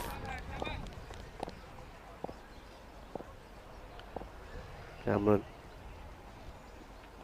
Well, it's fired him up a little. This one's a little bit quicker. As it beats Chris Williams outside the off stump. He's not a happy man, is he? You can understand why he's not. That was a big wicket. That was a big moment. That goes down, but he can't be like that. You can't have that rubbing off on the players. Nobody means to drop catches. And now he's still a little bit vocal to some of the fielders. I think he's just taking out a bit of his frustration on them. And that's well hit in the gap, 4 runs. And talking about frustration, that's going to be more frustrating. That is the end of the over, and that boundary, and 2 boundaries from it, that one will take the score into double figures. 10 on the board, 1 over gone. It's a mixed start, really. I think Mohammed Cameron will be disappointed. He doesn't get the wicket. As we have a look at the table, and a nice time to welcome back man who's had a bit of a break, Mr. Maximo. Yeah, had a nice break last game. Sad to see Albi Salmi effectively eliminated from the tournament. We will see them again, won't we? One more game, but yeah, these two teams, a few bragging rights to go here. Cameron gets hit for 10. Interesting first over. Now here's Mohammed Baba for over number 2. Pitches up. This is Alex Williams now. He gets off the mark. The first ball he faces. And it's not a man you want to drop. It wasn't an easy catch from Majid Hanif. Because, yeah, sure, it's straight to him, but yeah, the pace on the ball and then pace off the bat. It was a bit like a laser beam. They either stick or they don't. Baba has been in good form. Returned to form with 2 wickets in his last outing. Now he has the challenger ball to Chris Williams. Goes straight and goes true. 4 runs. Good batting. He's just so technically proficient, and he expands his technique to play these attacking strokes and plays them so well. Good power play batting as Tunbridge Wells move to 15. Yeah, this is a classy shot. See how quickly he gets into position. But it's all about keeping your shape, isn't it? Keep your shape, keep your head absolutely still, and he, well, rockets that up and over the bowler and the umpire. 4 runs. So Mohammed Baba back to the drawing board. Will Chris Williams give them another chance? On the wall, turns into a full toss. This one is out of here. Maximo! And Williams, he's got the camera, and he's certainly putting on a show at the moment. Tunbridge Wells past 20. That was all about the footwork of Chris Williams breaking up the length of Mohammed Baba. Yeah, it wasn't a good delivery, and he turns it into a full toss, and he's hitting this one on the move, and he absolutely hammers it over the fielder. 6 runs, and Williams is doing what he does best, and that's, well, hit the ball hard, hitting 6s for fun at the moment. On the walk again, this time he kind of yorks himself. And the fielding is done. Almost cost him a pair of sunglasses by Mohammed Yassin. Yeah, a few questions about the GoPro, or the camera on Chris Williams' helmet. And that is all our social media team who asked Chris if he'd be comfortable wearing the GoPro. So we're probably likely to see some of that footage of what it's like to face Mohammed Kamran on our social media. So isn't that a great innovation? Certainly is. It didn't go well the first time. Maybe he was a little bit camera shy. And, well, that's a really good pick up and throw. But I think the umpire was right in line with that, but he just wants to check. And yeah. I would understand that because things happen so quickly there. I think he may have just been in. I think he's home, but you always got to be sure that the bat gets down correctly. So I think it's probably worth it. We'll slow it down as much as we can. Yeah, he's made it fairly comfortably, but you can see how the foot wasn't quite in. So umpire just checking the bat was grounded. It was. Nice bit of fielding by Mohammed Baba. Yeah, he does well there, doesn't he? He's pretty quick. Gets to it. Can be quite deceiving. He's quite a big man, isn't he? He uses a lot of that power in his batting. But he can throw himself around as well when he has to. Last ball of the power play. This one's got a little feather on this, and there is. So Williams has got to go. It was the thinnest of edges. Papa, he removes the Tunbridge Wells skipper. That's a huge wicket in the context of this game because Chris Williams, he'd scored 21 out of the 23 runs so far. It's just a little bit of a way movement, I think, got Chris Williams reaching. So he's got to go, and the score 23 for 1. Yeah, well done, well bowled, Baba. He just kept the ball in the right areas. And this is the first time I think we've seen a bit of a loose shot from Chris Williams. You see, he gets himself into position like he thinks it's going to be a little bit closer and fuller. But it's wider, and he does chase it. He gets the edge, catch is taken. So, though he was dropped on 6, he doesn't really go on to cause that much more damage. So, I think Hanif will certainly breathe a sigh of relief. Yeah, he will. So it doesn't really cost him too much. I've got to say a big thank you to Lindsay. I know she doesn't want me to shout out, but yeah. Lindsay, the mum of Matt Parker, who's given me this beautiful coffee cup, and it matches my outfit, so that's very thoughtful. So thank you to the Tunbridge Wells supporters for that wonderful gift. And then I've got this. Now this is a hat from Jeff at Grizzly US Sports, and he said he will give these to anyone that can take a hat trick today or scores a 50. Trust me, when you wear it, it'll look a lot better than that. Well, this looks pretty good for Alex Williams. Might have lost his brother, but he hasn't lost his touch. Oh, this has gone a mile over the boundary. Maximo! And now it's Alex's time to put his foot down. Well, it's always annoying for, there you go, Bhatia saying, well, this is the way you do it. I was going to say, it's always annoying when you see the umpire with a big smile on his face, signalling a 6.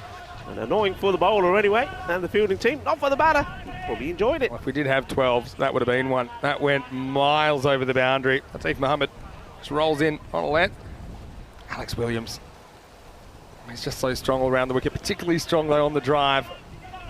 He's got that intent, doesn't he? Picked up this format so quick. This one is shorter, but clever bowling to do something different. And, he's saying something about the height here, but I mean, he hasn't bowled a short one yet. And if it is over your head, it doesn't matter if you hit it, right? So let's see how short this is. It wasn't that high anyway. No, it wasn't. I think he was a little bit deceived here. But it was a little bit slower as well. I think that's maybe Alex Williams didn't see this as well as he thought he did.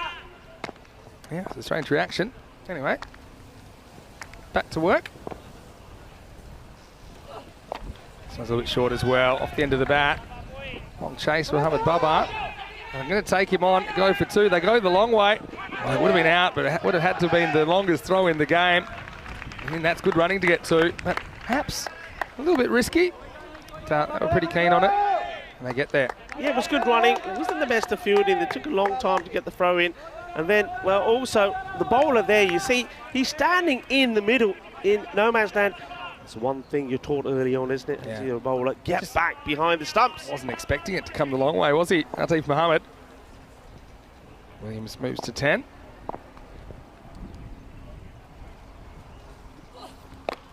This one's pulled away. And the Bubba fields on the bounce this time. The short throw to the keeper. This will bring Dave Smudger-Smith on strike. Well, we know that he likes to get funky. I'm sure he'll be boarding the one-way ticket express to Funky Town before the end of this over.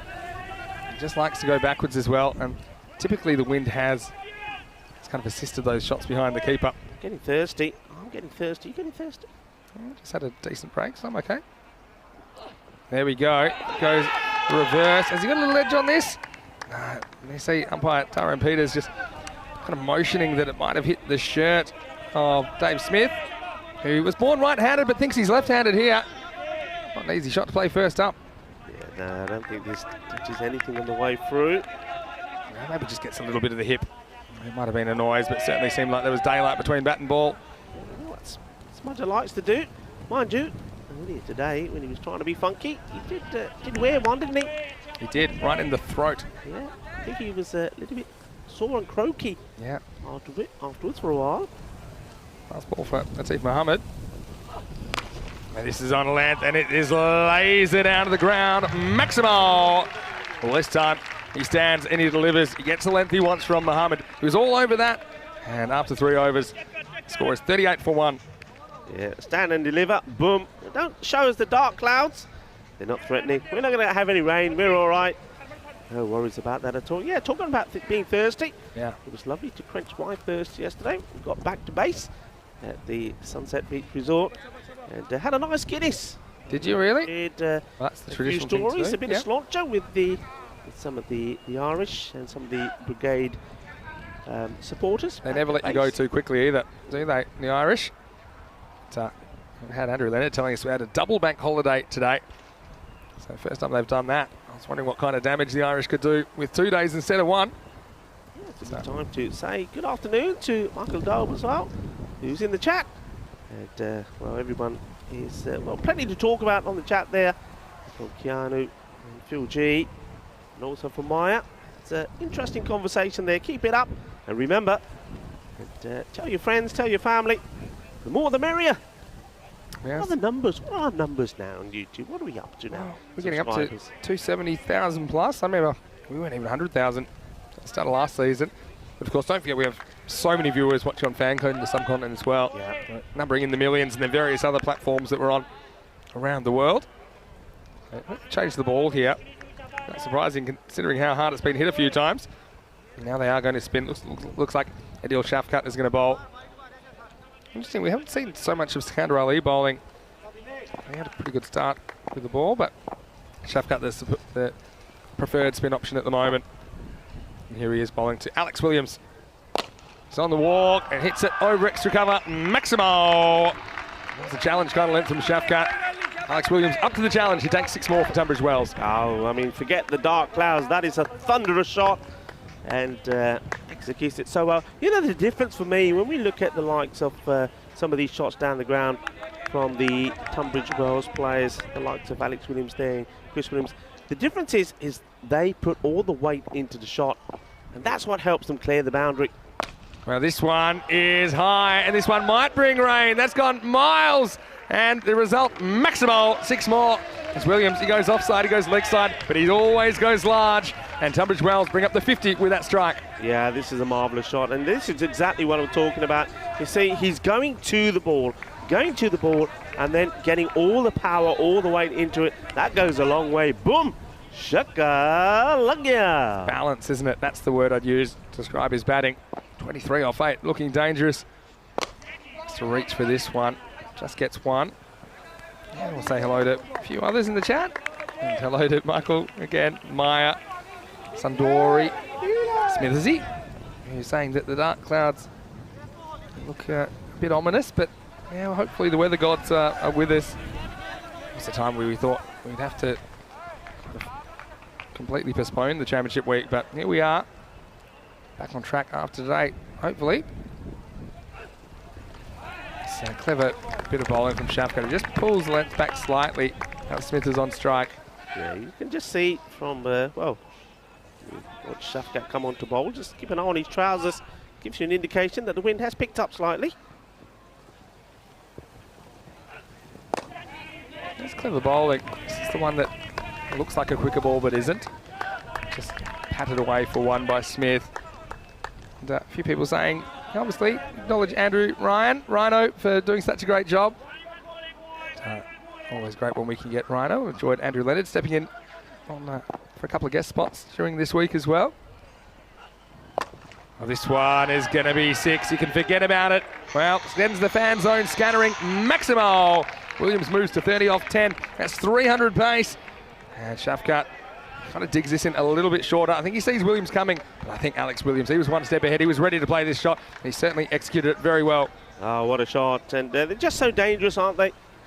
The Williams, if one doesn't perform, the other one says, don't worry, bro, I'm still there. And hitting the ball so well. And, of course, look, I have to say, this big news for Tunbridge Wells as we have a look at the remaining fixtures that come today. And that is, there was concern that maybe Alex Williams may not be around for finals. Wow. He is going to be here now. That is the big news. And that's a massive plus for them. It sure is. You see the Tunbridge Wells, they'll play a match 20. Last game of the day. Pakai Care will play match 19. A couple of hours' time. Yeah, Humpy's Army, unfortunately. Now we know that they will be the team eliminated, but they'll be playing for pride, no doubt, in the next time we see them. So it just slides into the pad. Shiraz Ahmed is on to bowl last over. That's the point in the chat is a few people asking about Corey. Well, Corey's got a couple of weeks off, but he'll be rejoining me in Portugal in the ECS in a couple of weeks. So look, if you're not aware of the ECS, at the end of this tournament, it's not the end of the story for ECN because we will be bringing this same fast-paced format all around Europe. You can always tune in on our YouTube channel, ECN European Cricket Network, every day, Monday to Saturday. Also on fan code in the subcontinent. Oh, this is a bit fortunate. And it's going to be a little cut français from Williams. He just gets enough bat on this. And when you're hot, you're hot. Shiraz Ahmed wins the moral battle, but it's 4 runs to Tunbridge Wells. Yeah, and a little bit unfortunate. That's actually a very good delivery. You can see it looks like it's going to go on to hit the middle stump there that gets a bit of an inside edge, goes to the boundary. Getting into the 60s now. I think this score sort of around the 70 mark. It's going to be an exciting prospect. There's 4 deliveries still to go. Think about how dominant Tunbridge Wells have been in this championship week, although they did lose the 1 game to Pakai Care by 1 run. But that's without Marcus O'Riordan, who I think was probably their best player pound for pound in the group week. Shows the depth they've got. Shows how quick they've picked things up. Slightly slower ball this time from Shiraz Ahmed. It's away from the fielder, overruns it, makes an absolute meal of it, and it's going to be 4 more. Shafkat down the ground. That's normally where Shiraz Ahmed fields. So, yeah, he'll be a bit disappointed, to say the least, about that effort from Shafkat. Well, this is when you say cue the music, because you could just see this was going to happen, and this is not good alertness, really, from the fielder. He overruns it and then says, can't get the brakes on. And it's Adil Shafqat that doesn't get himself in the good books with his captain. This time it's just flat batted down the ground. A little bit late on that one, Williams. So, look, so they'll be chasing something around the 70 mark, maybe low 70s. Pakai Care, we know that when they click with the bat, they're really hard to stop, although also know Tunbridge Wells have a pretty well balanced batting lineup. I think their spinners will have a big role to play defending this total. There's the slower ball, picked and dispatched. And Smudger not mucking around. Maximo. That one does take them into the swinging 70s.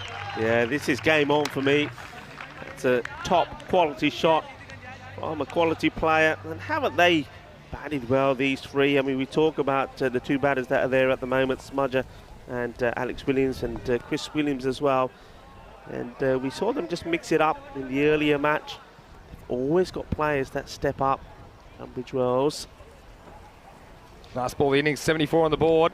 This one takes a bit of pad, so it won't be a wide. They'll probably sneak through for a leg by. So they will finish at 75, 15 and over pace.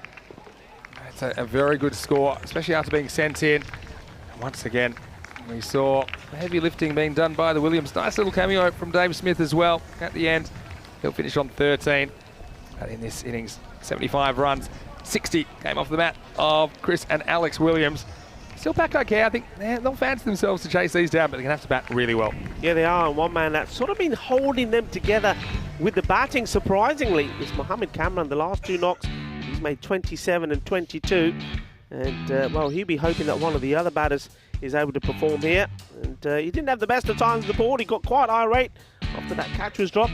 I want to know about Chris Williams, if now he's wanting to make video calls, because he's got the camera on his head. We know he's got the bat phone in his hand. He's not afraid to use it, but then a little bit of a feather on this off Babar. Just got him moving back to the pavilion for 21 off 10. But then his brother Alex, well, he picked it up, and still some nice blows from Dave Smith as well, who was able to hit two maximos of his own. But yeah, balance, that's the word I'd use to describe the batting of Alex Williams. And he seems to have a lot of time to pick up the length and play his shots. Yeah, you're absolutely right. And when you watch some of their hitting and you compare it to maybe one or two others, as we see this big blunder there on the field, that's not going to be one that Shafqat will want to look at again. But yeah, it's all about holding your pose, holding your shape and getting the weight into the shot, and they did that really well here. And remember, we got this wind that's going to hold up a few balls that go up the air, but if you time them well and get the power on the shot, they're going all the way to the boundary. And it's kind of swinging around all the time as well. So keep an eye on that. Alex Williams, 39 off 13, top scoring at 3 a ball pace. That's pretty good going, isn't it? Chris Williams, we said 8 by comparison, 21 off 10, but still an important contributor early in this innings. And Smith, the other batter used, scored 13 off 7. No wides or no balls in this innings, so, I mean, you could say pack okay. That's one positive for them. Babar, the wicket taker, he removed Chris Williams, caught behind. He took 1 for 13, but you see all the bowlers going double digits. Kamran, again, interesting battle.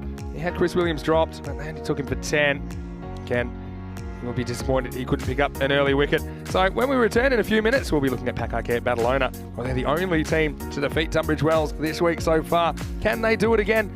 If they are going to do that, they'll need 76 off their 5 overs. Back shortly. Vinny Sandu here, Mr. Maximo, alongside Rico Full. Hope you're having a great day. Now, this is Championship Week, and it is just going to continue serving up the entertainment. Back shortly for more. Second half of match 17 on the way. You're watching ECN. This is the BET2BALL European Cricket League.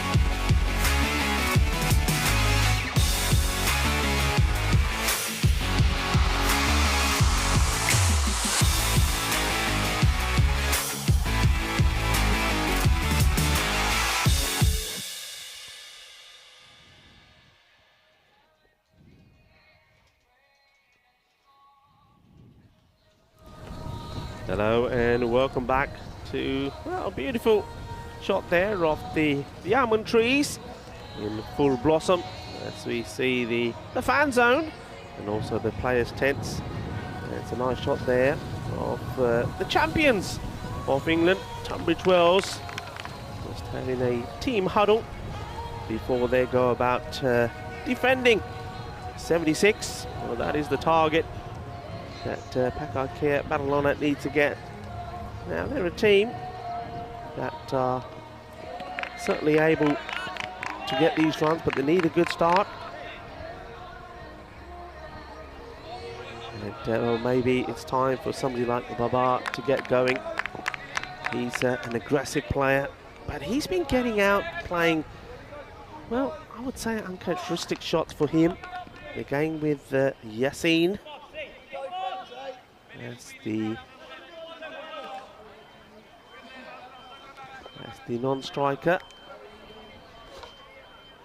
As we get ready, and it is Barker to bowl the first. Well, this is an interesting leave. It's a very good delivery, and Babar just thinking, we don't need 30 balls. We can do it at 29. Well, let's wait and see. Here's Rico Fool here, and joining us back again, of course, is Mr. Maximo, Vinny Sandu. Unusual decision. It's well, that look now. Here's Barker. Similar kind of delivery. Half an appeal from behind the wicket. I don't think Barker was too enthused about it. That's Liam Buttery, who's kept very well today. So 2 dots to start. They've gone for Babar and Yassine at the top of the order. They've gone with that right-hand, left-hand combination. They have to get cracking. I think the start's so important. 130 in the power play, Packard Care. 15 and over pace required from the get-go. This is out again. This time it'll be called a wide. You don't mind that. You're a bowler, you've got a plan in your mind. You know you want to keep it off the legs and the body of Mohamed Babar. That's really strong. So you're just trying to get this ball to sneak in outside the off. If you give away 1 or 2 wides, but you keep him quiet, I don't think you mind that. You'll take that. It's a bit of right to left swing as well with that breeze. This one hit, been borderline again. Babar gets off the mark. Not quite timing it yet though. Gives Yassine a chance, and this is where the bowler has to make the adjustment because all these ones are at risk of swinging down the leg side of Mohamed Yassine. He's a very accomplished cricketer.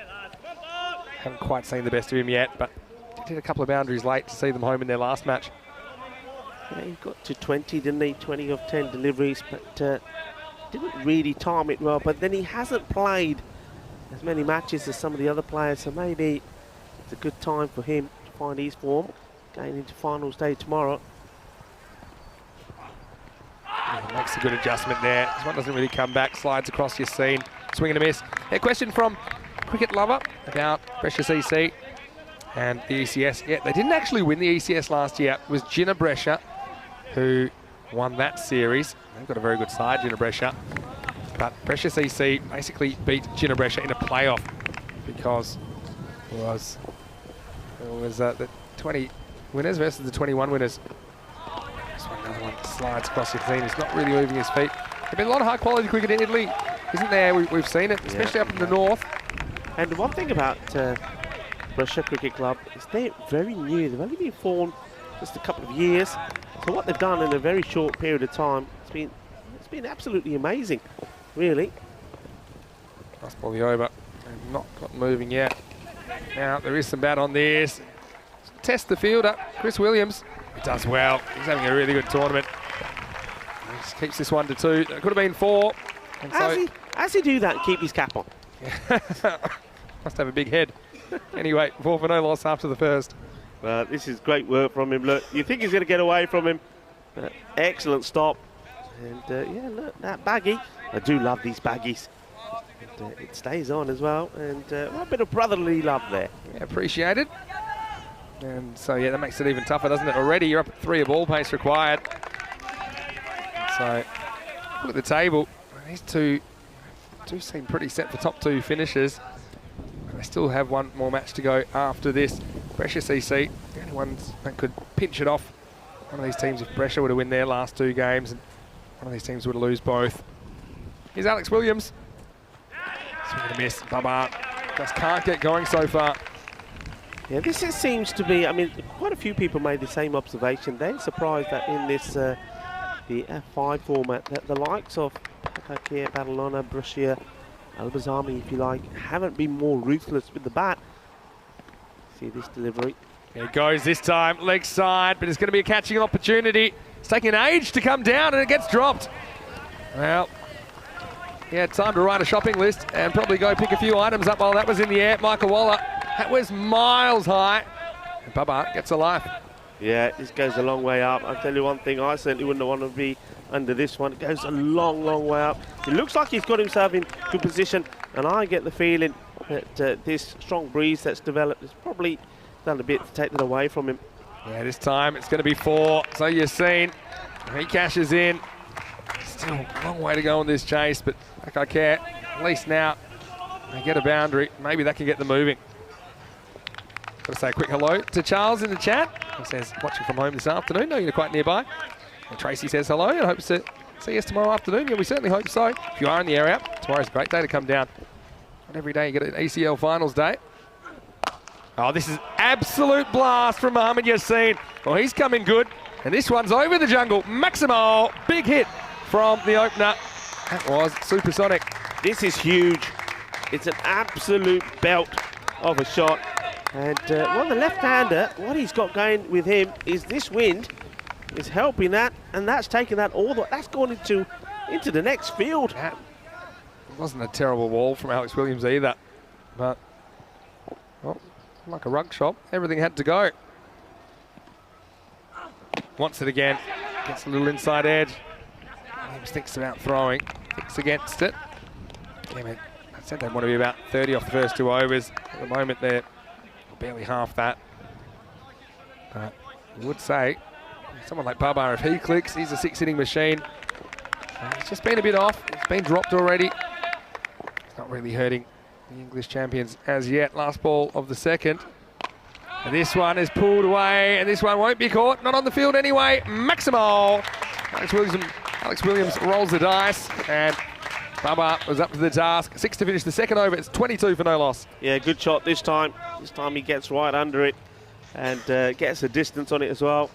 And it's 6 carreras. Vamos, chicos, vamos. Big day tomorrow. So halfway between Cartama and Cohen on the A7059. If you are on the Costa del Sol, come down for a cricket festival. Cricket Carnivale tomorrow. Starting with the eliminator, 3rd versus 4th, and the qualifier between 1st and 2nd. I know that there'll be a lot of buzz around the ground tomorrow, starting 8 a.m. GMT, which is 9 o'clock in Central Europe, and 1:30 p.m. in India. It'll be the 2nd ever ECL final. And we'll have a new champion, VOC Rotterdam. I didn't make it out of the group stage, so big carrot. I haven't really talked about this. I'll talk about it in a minute. First, let's have a look at Christian Davis. He's bowled well, hasn't he? Nice bit of fielding. Make sure he keeps in front of him. Just one. So you look, this is something I haven't really mentioned, and maybe people aren't aware.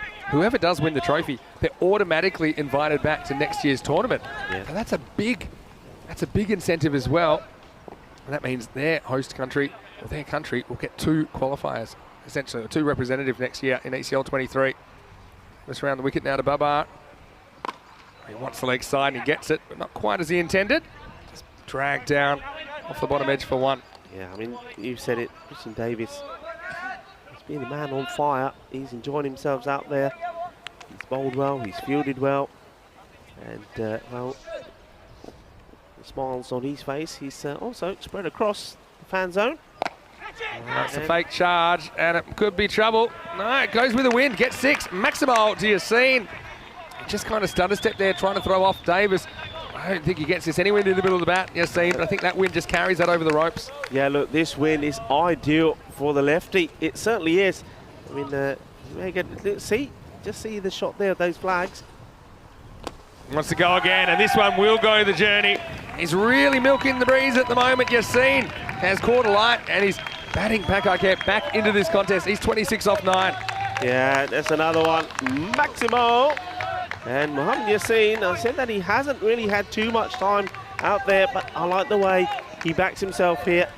He uses his feet, comes down the pitch, and clubs it over for another big 6. I want to acknowledge JRM in the chat, who says hello from Australia. It'll be a late night after the Shane Warne tribute at the Saints game, St Kilda game. That'd be in the Australian football. Talk about that in a moment, because we were shocked, weren't we, a couple of weeks ago when we got the news. He wants it again. This time he doesn't quite get the contact. Just one. I mean, it's still a bit surreal, isn't it, being half a world away. But we got the news 2 weeks ago that 2 legends of the game, Rod Marsh and Shane Warne, passed away. And so we had our tributes here. And it's good to see that there was a special moment tonight in his hometown of Melbourne. Okay, Baba goes into the wind, but he doesn't care because he gets enough. That's into the fan zone, and I think that was held. Oh, he might have dropped it. Well, show your face. Oh, there we go. That'll be a 5-run penalty as well. Oh, there. Up. Robbo, calm down, Robbo. The tournament referee, he's after you now. He's got your number. Well, let's see if we can slow-mo the catch here. I thought he was in a really good position. Had to lean over the fence slightly. And then, well, we don't see the evidence, but I can tell you from the reaction, it wasn't held in the crowd. It's the end of 3 overs, though. And that's the over they needed, isn't it? Pakai Care up to 3. They're 43 for no loss. Yeah, great over for Pakai Care. 21. Christian Davies goes for. That wind is really picking up here now. It's pretty strong, pretty blustery. Yeah, it's Yassine that's using it, though. It's pretty strong right to left on your screen at the moment, so favouring the leg side. Looks like Bailey Whiteman's going to bowl. And he has to be careful not to get too straight to Yassine here, I think. You see there, the fans, they're ready for action. There's Michael Kelly, who we saw playing for the Culpe Giants earlier in this series. Here's Whiteman around the wicket. Pretty good length to prevent Yassine getting under it. He'll just get a single. Yeah, we haven't seen the best of Bailey Whiteman. Trust me on that. I know he's had his moments, he's had his issues. I think he's just finding his rhythm. He's just getting used to this end. And some always think it's a brave move to put him on when Kake battle on it. These two batting so well. Bang. This is out of here. Maximo. Baba took a while to get going, but it was bye-bye ball. Whiteman over pitches and pays the penalty, and that brings up the 50 for Pakai Care. Yeah, big hit. It wasn't the best of deliveries. It was Gandhi. It was a full toss. Plenty of pace on the ball. And Baba says, well, thank you very much, because I'll use that pace to crush this over the boundary. 6 runs. Not an easy ball to put away at the full toss. I've seen batters get them wrong. The difference with Baba is he just wait for it, doesn't he? Stays inside his crease. Good contact point there. Now goes into the gap, and this will be another boundary. I think it'll be 4 more. Cuatro carreras más. Whiteman has had his problems with control in this series. But really, at the moment, it's just good batting, I think, from Baba. This was on a length, but he picked his spot, and he hit it perfectly. 4 more runs. Yeah, good shot. This wasn't a bad ball. It was right up there. But the problem is you've got the 2 men there. Big gap in between them. Now he goes straight, and this one is gone. Maximo! Pakai Care, after such a quiet first over, that only saw 4 runs. Well, the next has gone for 18, then 21. Now this one, 17. Still 2 balls remaining. Pakai Care have blasted their way back into this match. No para, sigue. No para, sigue. Vamos, chicos. That's what the Spanish supporters are saying to the Spanish champions. Pakai Care, Barcelona. 2 to come. Wants to go again, and it's the same result. A bit of swagger in the follow-through from Mohamed Baba. He was tied down, but it's hard to keep a player like him tied down for too long. And now it's hard to believe they're within 10 runs of winning this match. Kinna sona, kidda swad aa gaya. Kinna acha shot maria, and that's beautiful. Keh raha lao shakka bhi maar dita. Maine 2-3 photos bhi khich do. That is a brilliant shot, and dare I say it, but Mohamed Baba is back. Last ball, the over. Out. He's going to be gone here. This has hurt Mohamed Baba. It's a foot crusher. Ouch. And well, he's hurt. Trouble. He's hurt and he's out. Hopefully that's no actual bone damage there. And Baba, he's batted his team back into the game. He might have a bit of assistance off the field. You can see here, and there's no doubt at all. Just have a look at this, where this hits the foot. Ooh. Bang, right on the top. And there's no protection. He's in trouble. I'll tell you that now. Yeah. I said he's back. Well, another man who's back is Bailey Whiteman, because he gets his revenge, sweet revenge. But not only has he got the LBW decision here. I think that is absolutely plump, but I think he's caused serious damage, and you can see Bubba, he's using the bat as a walking stick now. That's hurting. That really does. He's a pretty tough unit as well, Mohamed Baba. But what about his contribution with the bat? Take nothing away from that. Slow to get going, wasn't he? But ends up going for 37 off 13. Again, have a look at this. He hits him right in front of off stump, middle and off, so no doubt that's going on to hit. But yeah, still brave batting. And he'll have to probably ice that one up before too long. Remember, they still have another match later on today. I wonder if perhaps they may consider resting their star, especially with such a big day tomorrow. Right now it's the end of 4, 66 for 1. What that does do, it brings the game to life as well. 10 required in the last over. They've gotten so close. Yassine and Cameron need to finish the job off. Got to respond to Keanu. He wanted to know, will the winner of this that plays next year, will they be automatically through to Championship Week or not? Give you more information in a minute. Here's Dave Smith though, last over. And this is skied as well. And Buttery should take this. It's swirling around and he drops it. And so, well, what it does, it keeps Yassine at the crease, but it also means it's a run. And that was the wind. It was all the wind there, I think. It was blowing away from him. You need to account for that as a keeper. But with the wind changing every 5 minutes, it's not always easy. Well, how important could that be? Because don't forget, I mean, it is a single, so Mohamed Cameron is on strike. Could have been a new batter. Cameron's been a bit of a slow starter with the bat, but he doesn't have time here. 9 off 5 required. And he's got this all wrong. He's going back and he'll hold it. And so, full toss, missed time. Smudger has to turn on his heels. Well, he does what Buttery couldn't. There's Cameron first ball. Means the new batter will be on strike. This game has another twist and another turn as Pakakea lose a second wicket, 67 for 2. Well, you talk about lose. Mohamed Cameron, you'll see in the replay, he loses this. He has no idea where this ball is, even when it goes up in the air. That is an excellent catch. We just said how difficult it is catching the ball when it goes up in the air. The wind is swirling around all over the place.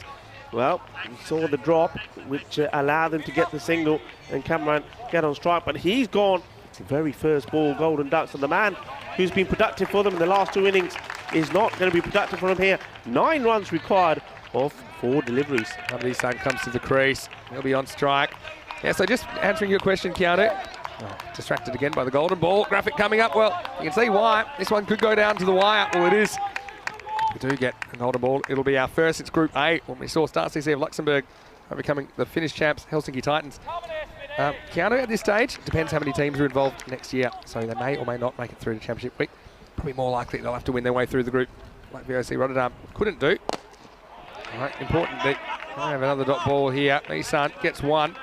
Probably a good result, but now 8 off 3. Yassine, he's still got that leg side wind assistance. I think he'll be trying to get the boundary they need. I feel like they can't really win without a boundary. If they get 1, I think they'll probably get there. He was dropped, his last delivery. And this one's lifted up and away. Maximo Yassine. Oh, he's been after the snakes in the jungle. And Smith just gets a little bit too straight to the left-hander. It was dropped earlier in the over. This one takes them within just a couple of victory. 2 balls remaining, 2 required. Yeah, it was a drop that got him to the other end. But, when he gets back to the attacking end, he makes them pay. It was Bakri that couldn't hold on to the catch. So now 2 required on 2 deliveries. No dot balls, you can't lose. Big match, big ball, hit straight. Oh, wow, here we go. Now, will they try for 2? They don't. So, well, scores tied. Last ball, Rico. We haven't had a golden ball for a long time. It's been, what's that, 5 weeks? Over 5 weeks. Golden ball. Oh, 75-75. And how's the pressure on Isan? They'll bring everyone up. You might as well. Sometimes you might leave one back floating for a catch. But I think you also need to be clever and cover the stumps. We saw that in the Group D final, didn't we? Have someone covering those bowlers' end stumps if the bowler can't get back. So here we go. Well, they need to score to win Pakakea Badalona. If they don't score off this ball, we will have golden ball 28. Smith. Goes. This is in the air. It is. Oh, he's going to throw the game away because that'll be it. Yeah. That'll be it. Oh, that's probably the only circumstance that you wouldn't throw it away, because as soon as you throw it away, you're going. And look, you couldn't really do much more than that, to be fair. The fielder, if he catches this, it's going to be 6. yeah, probably need to try and launch it back towards the field and hope that someone would come out and be able to catch it. But congratulations to Yassine and particularly Mohamed Ihsan. Have a look at this. Oh, it was a good effort. The instincts take over. I mean, maybe he jumps off the rope anyway, so might have been 6 at any rate by Matt Barker. Fantastic effort. But how about that? Pakai Care, that's the second time that they have beaten Tunbridge Wells, the English champions. They do it in thrilling fashion once again. Another last ball thriller. There's just not too much between these two teams. But it is the Spanish champions that get the wood over Tunbridge Wells once again in match 17. The final score will be Pakai Care 81. It will be Tunbridge Wells. I think as soon as they take the first single, that's it. That's the game. I think, unless it's being given as a 6. I think that he jumps off the rope. I mean, it probably doesn't matter too much, but I think that he actually jumps off the rope, so it's 6. But what a match! Doesn't matter. I mean, really, it was a pressure moment, and it turned out to be just centimetres in it. And Tunbridge Wells, they'll be disappointed. We'll see them again before the end of the day, taking on Brescia CC, the Italian champions, in match 20. But then what can you say? Buckle up. There's going to be some highlights in this 5 overs. Oh, there certainly is, and there was highlights all round in every element of the match. The batting, the fielding, the bowling. Well, this one goes down, but the important one was, you've got to say, and we'll see it again, the one that buttery drops, because it was Yassine who ended up being the assassin, as he got his team back-to-back victories over Tunbridge Wells. But it was a sensational match. It had everything. It had the drama, and I'm wearing the gold. I felt there was going to be a golden ball, and it wasn't to be in this match, but it could still come. And well, I think Rob is having a word with one of the spectators there for damaging the condition of the ball.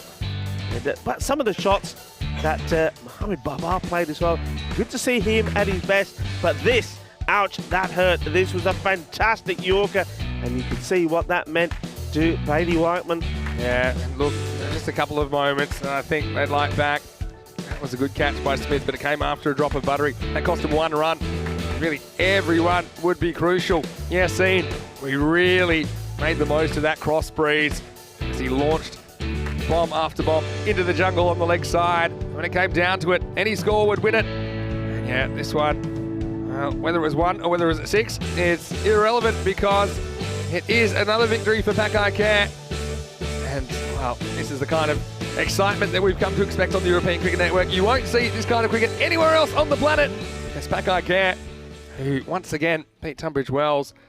They've beaten them twice in this championship week, but really, you have a feeling these two will meet tomorrow, and that's when really all the chocolates will be on the line. Yeah, absolutely, yes. We have a look at that scorecard. Well, that's a bit more like it, isn't it? If you're a Pakai Care Banalona supporter, player, fan, whatever you want. Mohamed Babar, he's back to his best, 37-30. Good to see he was standing up there at the end. And Mohamed Yassine, aren't they happy to have him back in contention and fit? 36 of 14 he made.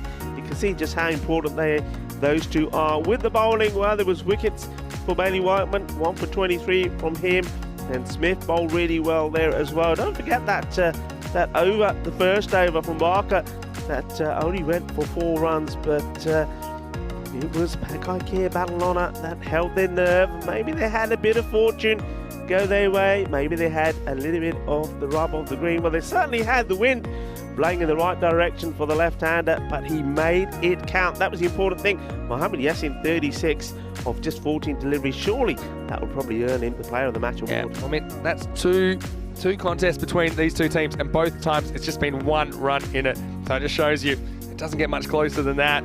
We did get our golden ball. We did get a lot of entertainment, and it's coming back on the top of the hour. We're back on schedule now, back in just a couple of minutes with more cricket, and it's a good chance for us to see exactly how this top 4 will be shaped. And cricket will just keep on coming.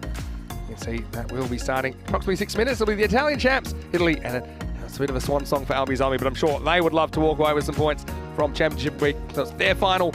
Join us then, Vinny Sandu, Mr. Maximo, alongside Rico Full, and a special guest coming as well for a little cameo. And you're watching ECN. This is the BET2BALL European Cricket League.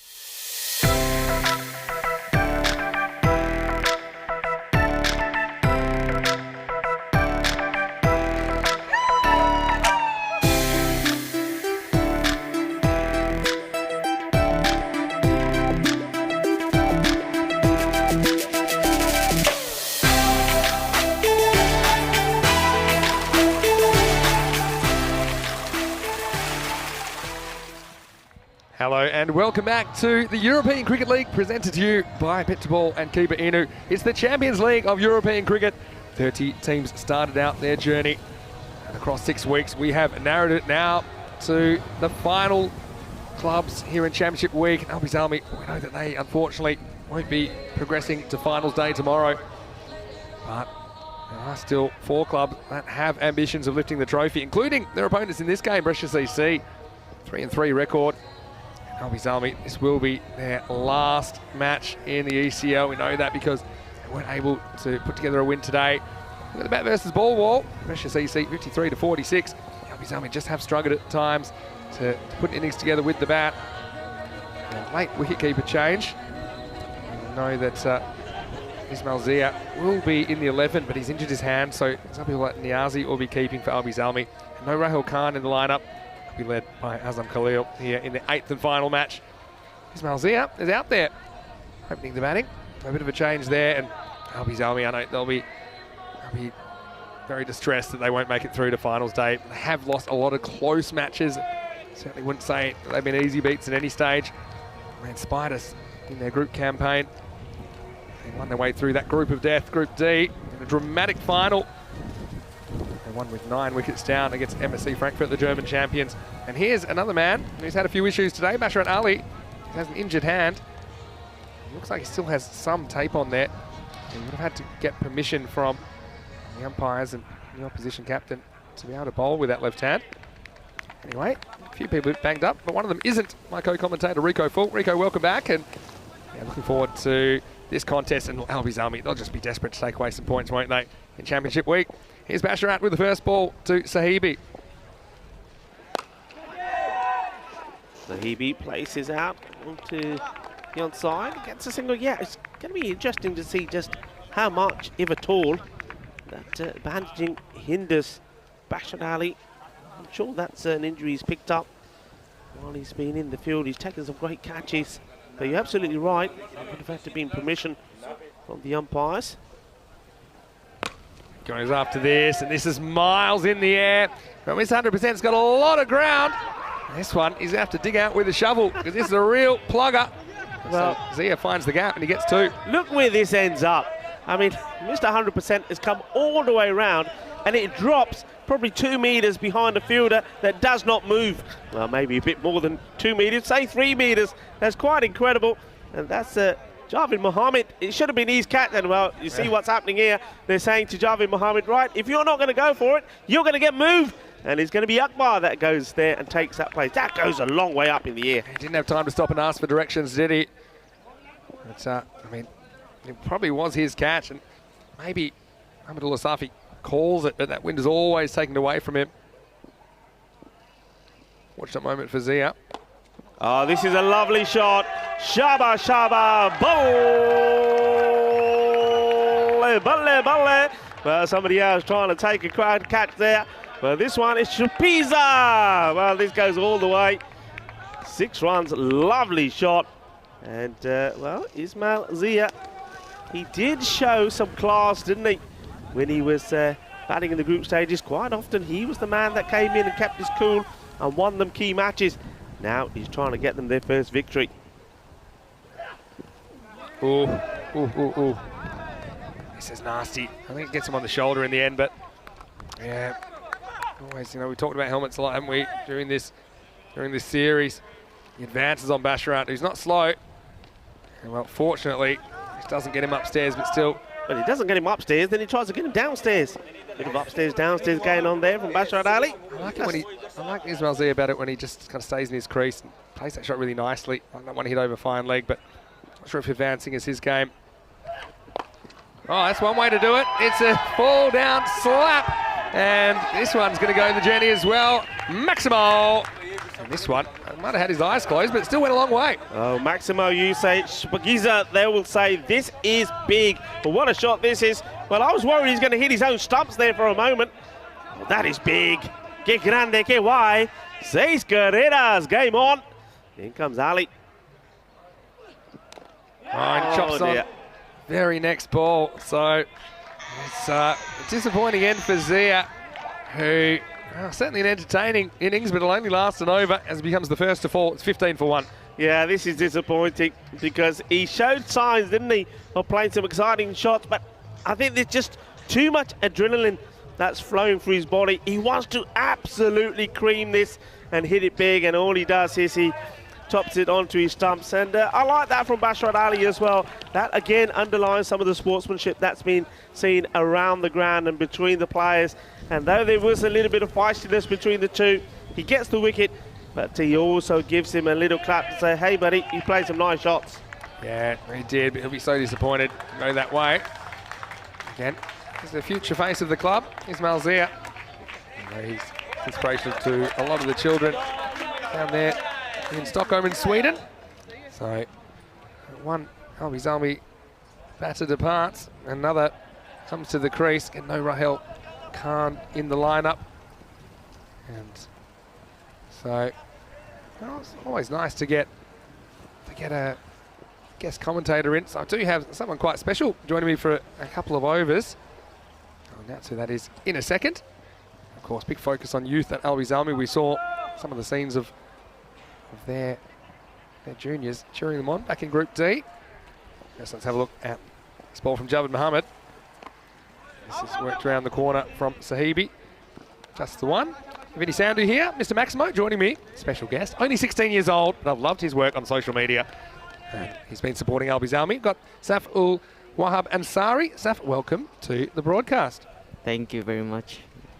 Now, mate, I've been following what you've been doing, and I'm going to ask you a few questions in a second about what it means to you. The Albi Zalmi are here representing Sweden.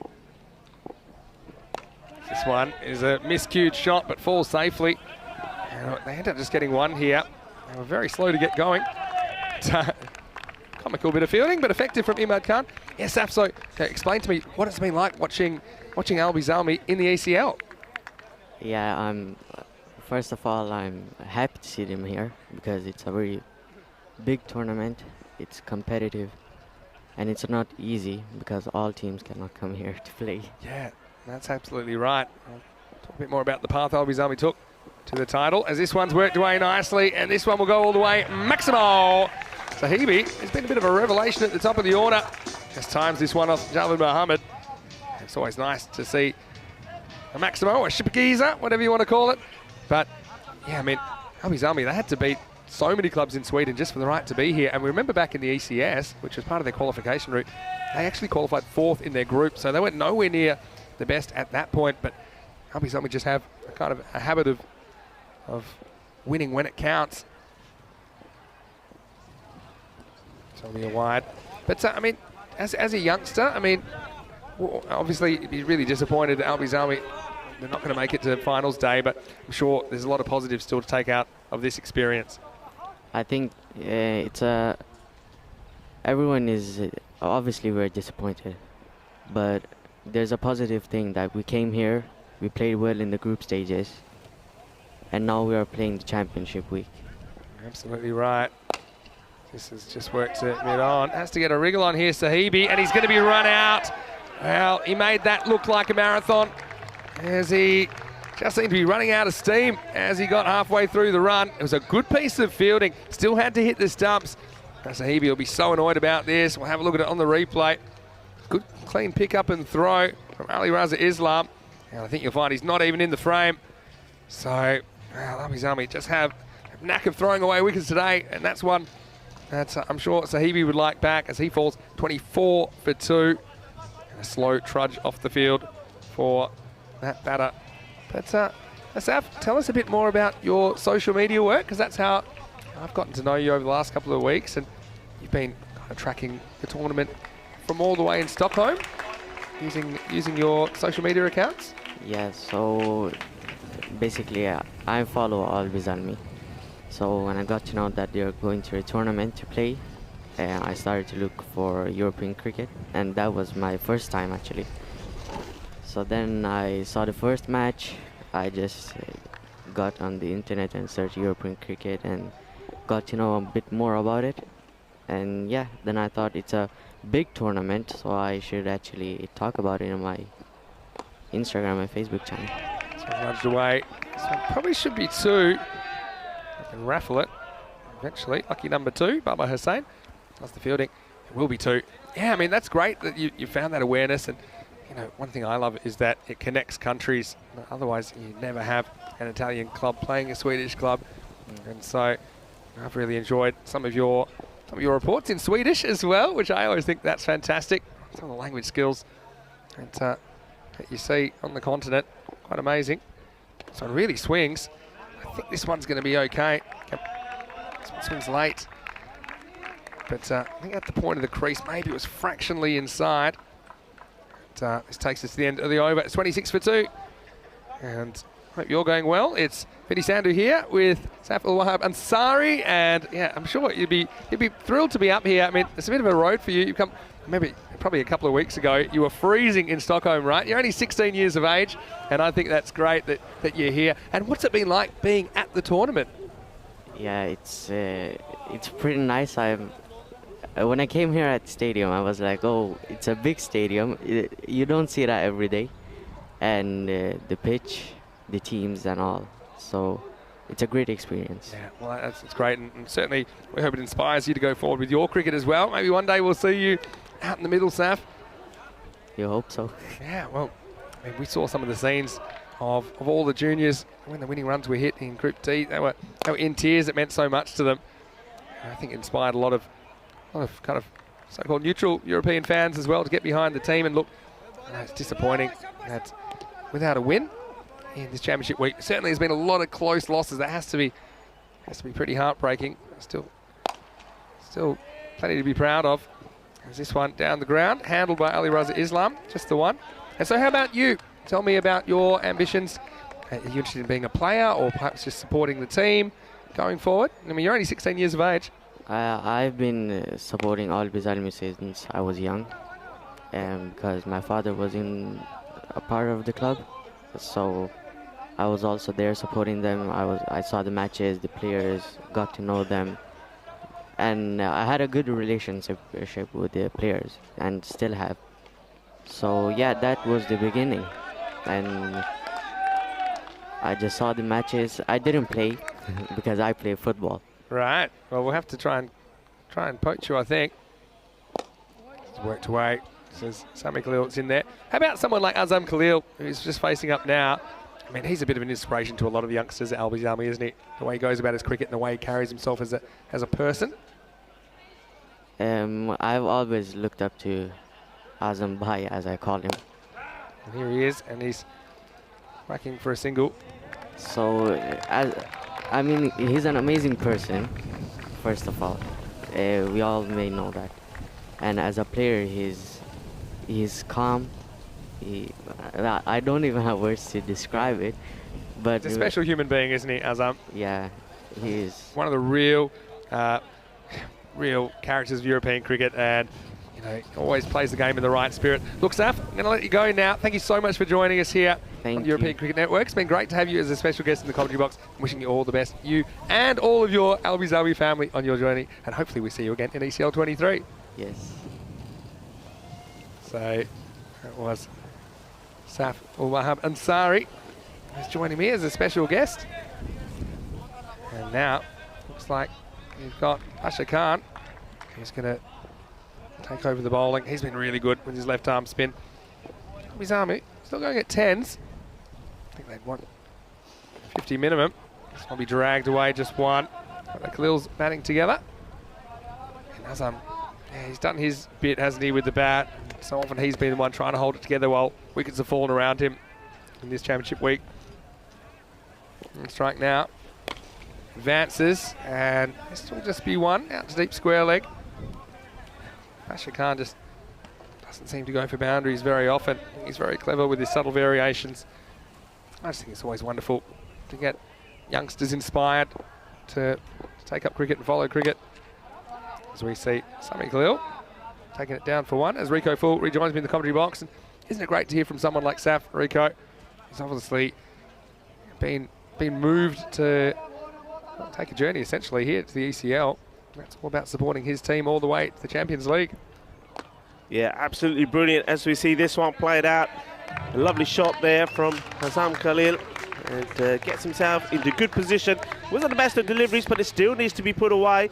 But Khan just bowling this way down the leg side. I think he was trying to get a sneaky stump in there, but no, you're absolutely right. And what I love about that as well is I like the way that he's saying to me, and he's told me that he is going to start playing cricket. He's already spoken to Azam, who's out there, and saying, I want to be here, I want to be on that field, and that is what it's all about, getting the youngsters to play. This one just dropped short of the fielder, and that's why it's so good. The European Cricket Network's project with the cricket's cool as well, getting the schools here, getting the kids not just to appreciate and play the game, but to also see behind the scenes of the game and get involved, because that's what we want to hear. More youngsters saying, I've been there, I've seen the cricket, whether they've been here at the ground or whether they've seen it on any one of the networks that it's on, to say, I want to be there, I want to thrive to be there. Yeah. And that's all fantastic. It's fantastic, isn't it? And well, 40 for 2 after 4. You can see that we're into match number 18, the 8th of the day. British CC, the Italian champions, and Albi Zalmi. We'll see British CC again in the last game of the day. It's been the last we see of Albi Zalmi. They finished with a win last overtime. Ali Raza Islam with the ball. It's played out for a single. Remember last time these two teams met, it was a very much low scoring affair, wasn't it? Russia batted first and were 33 for 8. That's what they finished on. Albi Zalmi, you thought they'd get there. They finished 27. So it was 8. It was a win by 6 runs from Brescia, and you get the feeling that this one could be the same, because Brescia, they haven't really performed with the bat today. So these are all valuable runs. Whatever they can get in this last over, try and push and get over the 50 mark. I think that's going to be a big plus. Yeah, I mean, they certainly have a score to settle Albi's Army. They've had so many close losses. I'd like to at least finish on a positive. Really good shot. And he decides to wait. He picks up the slower ball and just times it perfectly. Not an easy shot from Azam Khalil, but he does get 4. And that helps the total. Yeah, it certainly does. That's what they need to do. You can push on getting this to the 50 mark. That's a really, really good shot. When he has to play at it, a lot of batters choose to leave those and hope they're going to get a wide, and they don't. He plays that well. Good-looking shot. Gets the result. He won a few more. 46. 3 deliveries to go in the innings.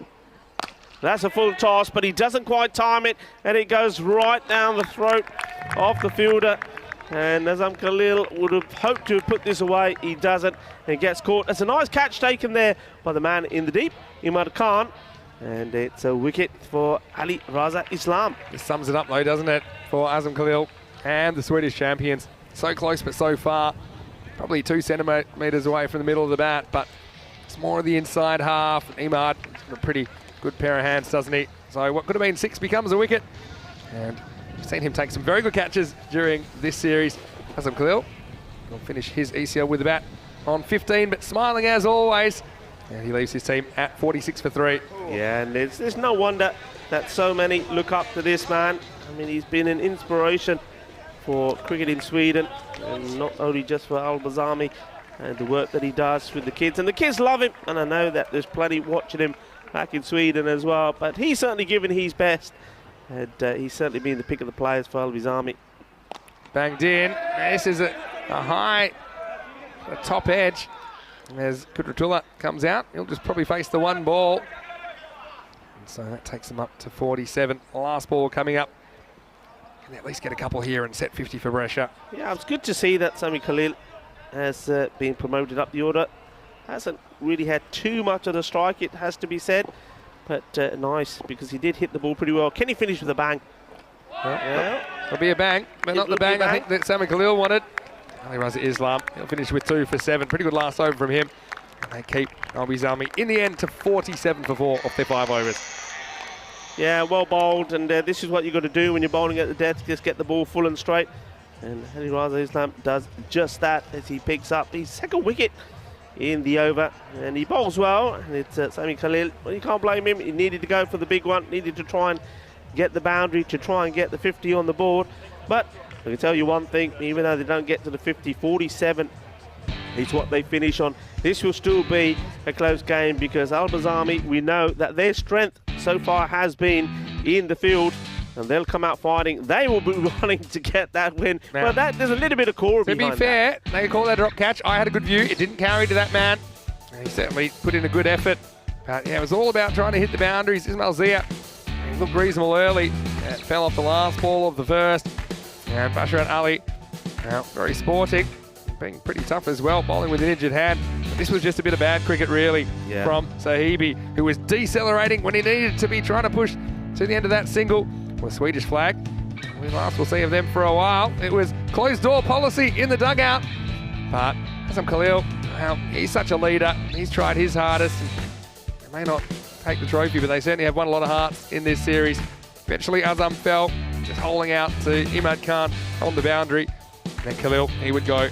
The other Khalil, Sami Khalil, would go the last ball. Still pretty nice contribution from him as well. They ended up at 47 for 4. And, well, Rico, it's the kind of score that we have seen defended. In fact, a much lower score was defended when these two teams met earlier in the day. Yeah, it certainly will be. Once again, there's these little things. I mean, we go back to Basit Sahibi. He's hit the ball really well. I think he's a talented player, but he's got to learn the basics. And one thing he doesn't do well is running in between the wickets. That's one thing I'm sure someone like Azam Khalil will be working on him for sure, because when we see him again, I think as a result of getting the basics right, him and one or two of the others will be much better players. But the bowling there from Russia was really good. Basharat Ali, despite going for some good hits from Ismail Zia, really, but he did pick up his wicket in the end. He was the most expensive, but all the other bowlers contributed, and the good bowling there right at the end. 2 wickets being taken by Ali Raza Islam, 2 for 7. I think it was a good over from Sajjad in particular. Didn't allow a boundary in the third, just slowed things down.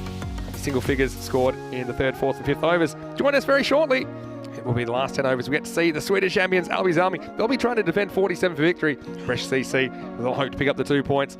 If they're going to do that, they'll need a target of 48 in their 5 overs. Vinny Sandu here, Mr. Maximo, alongside Rico Full. Well, stay tuned. More cricket action just around the corner on ECN. You're watching the BET2BALL European Cricket League.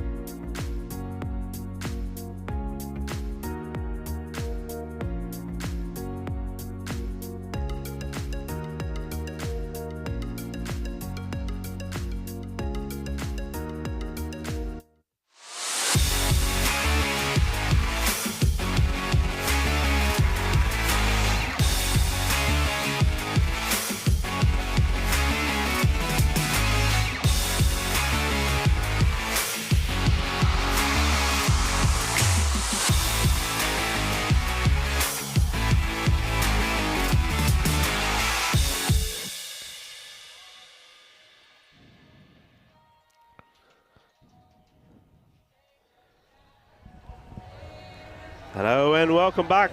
And beautiful shot that of this fantastic cricket ground nestled in between the almond trees and the beautiful countryside of Malaga around the Sierra de Cartama. And of course it is the Cartama Oval cricket ground, and it's well, it's been absolutely fantastic to be here for, well, this is well into the 6th week. Today, of course, if we went with what the original schedule was going to be finals day, but with the alterations caused because of the weather, finals day is tomorrow. And what we do know is that the team in the electric blue, Al Army, are there playing their last match. This is the last innings. They've been unable to win a match in finals week. Well, are they going to be able to win this one? They've got to prevent the Italian champions, Brescia, getting to 48. And if any team can do it, well, Al Army can, but they need to be at the best. They need to take wickets. They need to want it, and they need to believe. They did restrict Brescia to only 33 earlier today, but weren't able to knock the runs off. Can they put a similar performance in the field here? Here we go. Good shape on that one from Ali. Sort of comes in and moves away. Shahid Ali to Baba Hussain. Hussain, he is desperate. Well, not just him, but I think any of these Brescia batters are desperate to get back into the rhythm as well. They would love themselves to be able to knock these runs off convincingly. They haven't been convincing with their batting today. And this has been called a wide. And tomorrow, when the going gets tough, the tough have to get going. And Brescia will know that their performances today, they haven't been anywhere near their best. They got that low-scoring win against Al Army, but other than that, they've struggled. By the way, the single here. They want to finish on a high. Remember, they will have one more match after this as well, so positive win here if they can get it. Will take him into a difficult match against Tunbridge Wells, as this one has been played beautifully. And this is something that we've seen from Brescia. And here Baba Hussain, who is a talented batter, plays a lovely cut shot. And he gets this spot on. Look at that lovely shot there, courtesy of Spring Productions. 4 runs, beautifully done. But then, after playing 1 or 2 nice shots, they go and get themselves out. They can't be doing that. They've got to make it count. Ali, a little bit short, and Hussain gets plenty of bat onto it, but there is a fielder out there. And, just gets the single. And, slight change behind the stumps as well. It's not Ismail Zia. They've gone with Niazi. So, Niazi is doing the keeping. Al Army, that's well bowled, taking the fielders on, and gets there. And once again, just, well, he's overrun the run rate, so it's not able to come back to try and make the 2, but just goes to show if you back yourself. And both the batters have good communication. There's always a single there. Rico Full here in the house for the last time today, while I take the afternoon off and maybe find myself amongst one or two victorious. And alongside me, man who's got to work for the rest of the afternoon, Vinny Sandhu. I'm always happy to give you a breather. You've put in the early shift today, Rico. 8 games into 10. So, incredible workload. But I wouldn't expect anything less in this ECL. 9 for no loss after 1. Look at the table. So, I mean, Brescia, they could still finish top 2.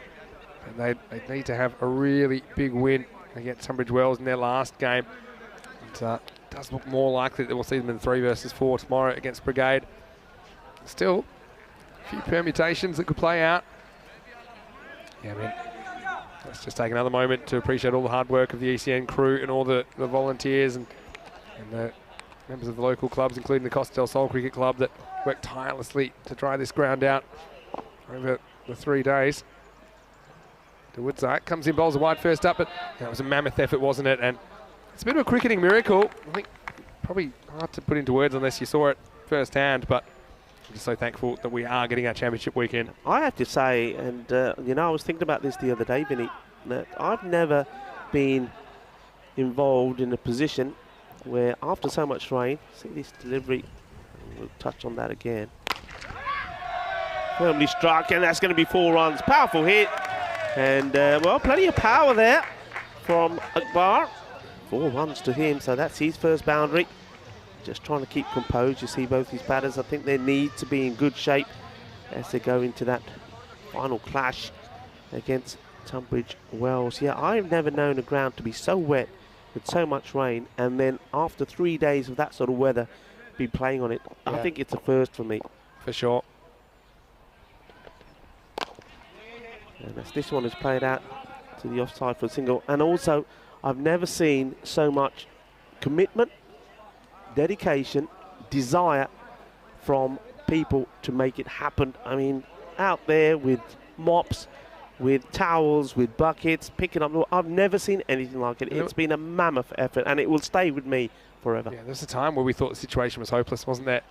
Yeah, around the middle of the week. Nice shot, good shot for no run. Yeah, there was a time when we thought, look, there's no way we can get this field ready for play. It's only because of the superhuman efforts of all those involved that we did actually get play underway on Thursday. And, yeah, packed schedule. Certainly taking a lot out of everyone, but I think it's wonderful that we'll get 20 matches in and then we'll get our normal finals day. This time to take on the fielder. It's a good pickup. And gets the ball in quickly, but the batters, once again, good communication. Looking back to the last game, I mean, Paco Care beating Tunbridge Wells again by just a single run. I mean, they are so evenly matched, those teams, aren't they? Yeah. Slightly different styles, but I mean, you can't argue about the quality of the matches we've seen from the top 2 teams so far.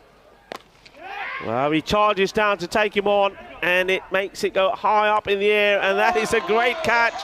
Well, he's usually very good behind the stumps, and Ismail Zia just showing that he can take him without the gloves as well. What a good catch this is. Yeah, really nice catch. This is swirling around. We've seen these drop time and time again today. And Osman Jabbar comes from all the way over the other side of the field to congratulate Ismail Zia. Well, no gloves, no worries, as Abizami take their first wicket and Brescia lose their first, 16 for 1. Yeah, and good catch there. And he decides he's got to go for it. And he does, and he takes it cleanly as well. Yeah, and that's little indication there from the shot selection. You see, once again, now I don't quite understand that. I know 1 or 2 people, and Corey Ruckets is another one, who said he doesn't understand why batters move to the ball, because all you're doing is you're making it come quicker onto you, and then you're not able to control the shot, and that's why that one, if you stay in your crease or go back in your crease, you're able to execute that. But going out to the ball, it comes up on you quicker, gets up, gets you high, and that's why that catch has been taken. So once again, that's the sort of issues that Brescia have got. Well, this man, well, if he can get back into form, we know what he can do. And of course, if you're in doubt on what he can do, just go have a look at the final, the group final against Carlton and Dulu. Well, he went ballistic. Last ball of the over. And well, he went ballistic in that one here. He's close to losing his off stump. That's the end of the over. And it will be 16 for 1. Yep, so right in the match at the moment, in the balance. And, well, Rico, I know you've got the early finish today, but I know you'll be back for finals day. Keep abreast of what's happening in European cricket by following our social media at European Cricket. And don't forget, if you're watching on YouTube, to subscribe to our channel, ECN European Cricket Network. You can also follow me at Mr. Maximo. Thanks for all of the wonderful messages I get every day. And Rico's hit the Instagram now at Rico Full. And you can always get him on Facebook at rico.full.1. Thanks for all of your wonderful feedback. It's been a pretty long journey, this ECL. To think that it came from a 3-day event back in 2019 to already be 6 weeks. Gone from 8 clubs involved to 30 clubs. And from 17 matches to 144 matches. It's quite incredible. And it's been wonderful to have people along on this ride with us. Who knows where it'll end. See, Alizai comes on to bowl the 3rd over. This is a nice cut shot, but not for the first time. I was saying, placed it pretty well, but straight to the fielder.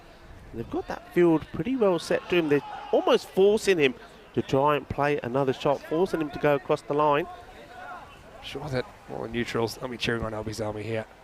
You don't want to see a team go winless in championship week, and they've been so close so often.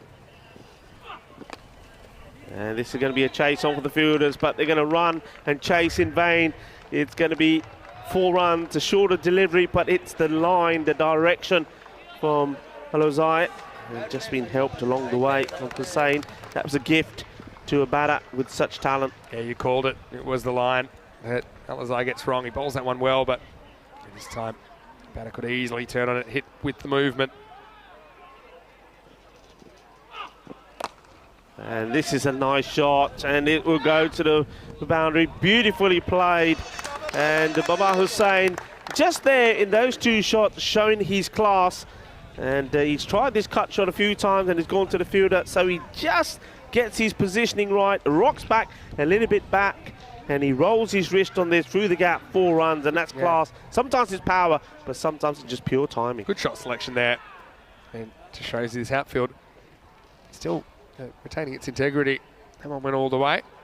Alazai with a reply. And helps this one along as well, and it's not a good line. This one is too short. Now the leg side, and he swivels on this. It's 4 more, 4 carreras más. Que guay, que genial. Y esta hombre es muy fuerte. Bel colpo. 3 on the spin, and signals trouble for Alwi Zalmi. Trying to defend a fairly modest 47. Now at the halfway point of this innings, now right on target, 24. Now with that one, it's 28. Alazai needs to pick up a wicket. Baba Hussein is up and running. Plays this one out for the man who's mid-wicket to come and field. To be the single. So Dulu will get to face 1 in this over from Alazai. Dulu's an exciting player, isn't he? Decided to bat him at 3. I think normally you'll see him at the top of the order, but off the boil a little bit. Seems to save his best for when it counts. His final day in Group C was one to remember. See if he can pull it out tomorrow. Right now he's facing Alazai. Last ball. It's absolutely creamed this. What a beautiful shot this is. Through extra cover. And just showing his class as well. We're talking about Baba Hussein and Dulu saying, what you can do, I can Dulu too. 4 runs, nicely done. And you can see the quality in the pressure attack with the bat. Sometimes you're just surprised or maybe gobsmacked that they don't go on to score bigger runs when it counts. I mean, it's a very low risk shot, isn't it? Still gets full value. That one smoked away to the boundary. 33 for 1 off 3. Now you need a good 4th over. Try and get a single digit over in here just to take it to the last over, because only 15 required now of 12 balls. And looks like it will be the hero of the Group D final, Usman Jabbar. He's the one that hit all of the last 7 of the last 8 runs. Batting at number 10. 10 and 11 got them over the line. Can he put them in a winning position here? 4th over. Delicate. It will be fielded, and it will get 1 run. Yeah, I mean, we had a raft of close finishes today, haven't we? You'd imagine that when you have 10 overs in a game. They're such short games. And still set batters at the crease. I think that's what makes it hard to defend this kind of a score. But I often say, if the runs required are above the balls, the fielding team still is with a chance. Oh, he's gone, totally missed this one. And fortunately for him, it wasn't straight. And, well, fortunately for him, the throw as well here from the keeper wasn't a very good one either. Gets away with it, and not a good bit of work there from Niazi. But that's why he isn't always behind the stumps. I mean, Dula would have been gone here. Took an age to get going. He was particularly thrilled about the call from Baba Hussein. He says, no, I'll take the strike. Thank you very much. It's going to be a wide ball. It was an interesting attempted shot there from Hussein.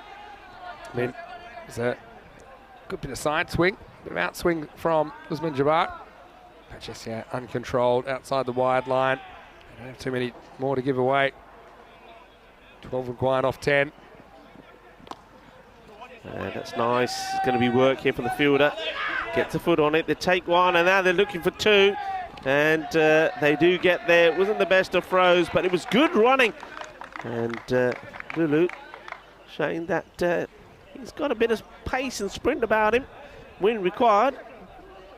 कह रहे चल आजा आजा ये दो करने दो कर लिए and they did it comfortably as well.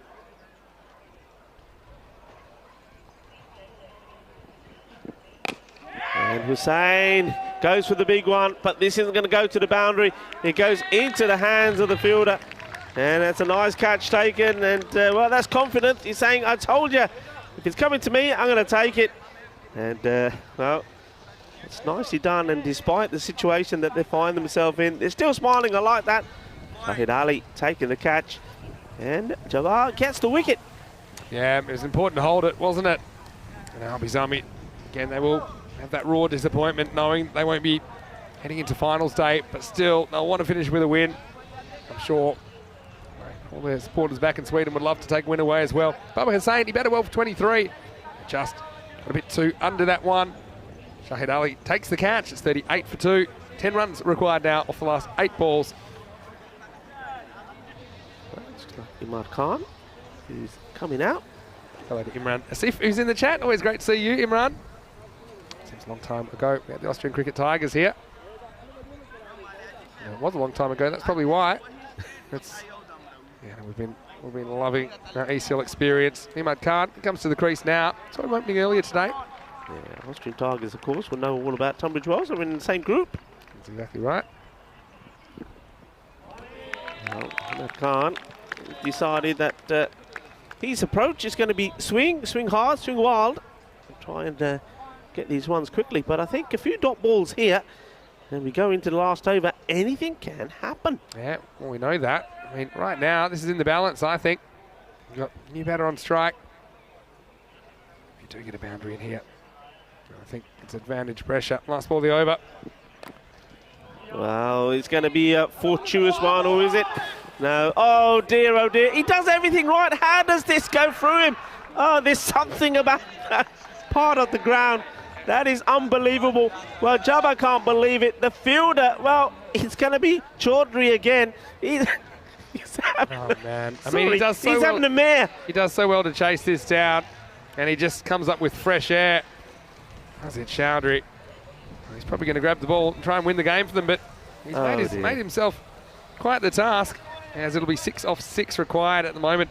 It's 42 for 2 off 4 coming up, and a few questions about Mohamed Baba after he got his foot crushed in the last game, but he is in the lineup for Pakai Care Badalona, as they will play their last preliminary match against Brigade of Ireland, also their last match. This one starting in around about 15 or 20 minutes right here on the European Cricket Network. That's match 9 of the day. Match 19 in the news is that Brigade have won the toss. They're batting first.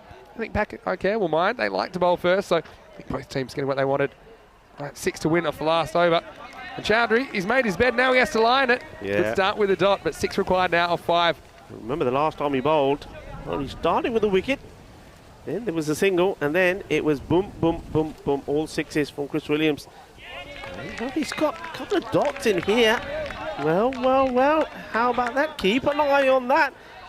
So that's now 6 required for 4 deliveries. I think Duke will be looking for a 6. Hits this fairly well, but it's going to go to the fielder as I make sure he stops it. So hello, hello. Can they finish with a victory? Here we go again. 5 off 3. If we do get a tie, we're going to a golden ball. Have not had one since Group A. Golden ball 27 back on the 10th of Feb.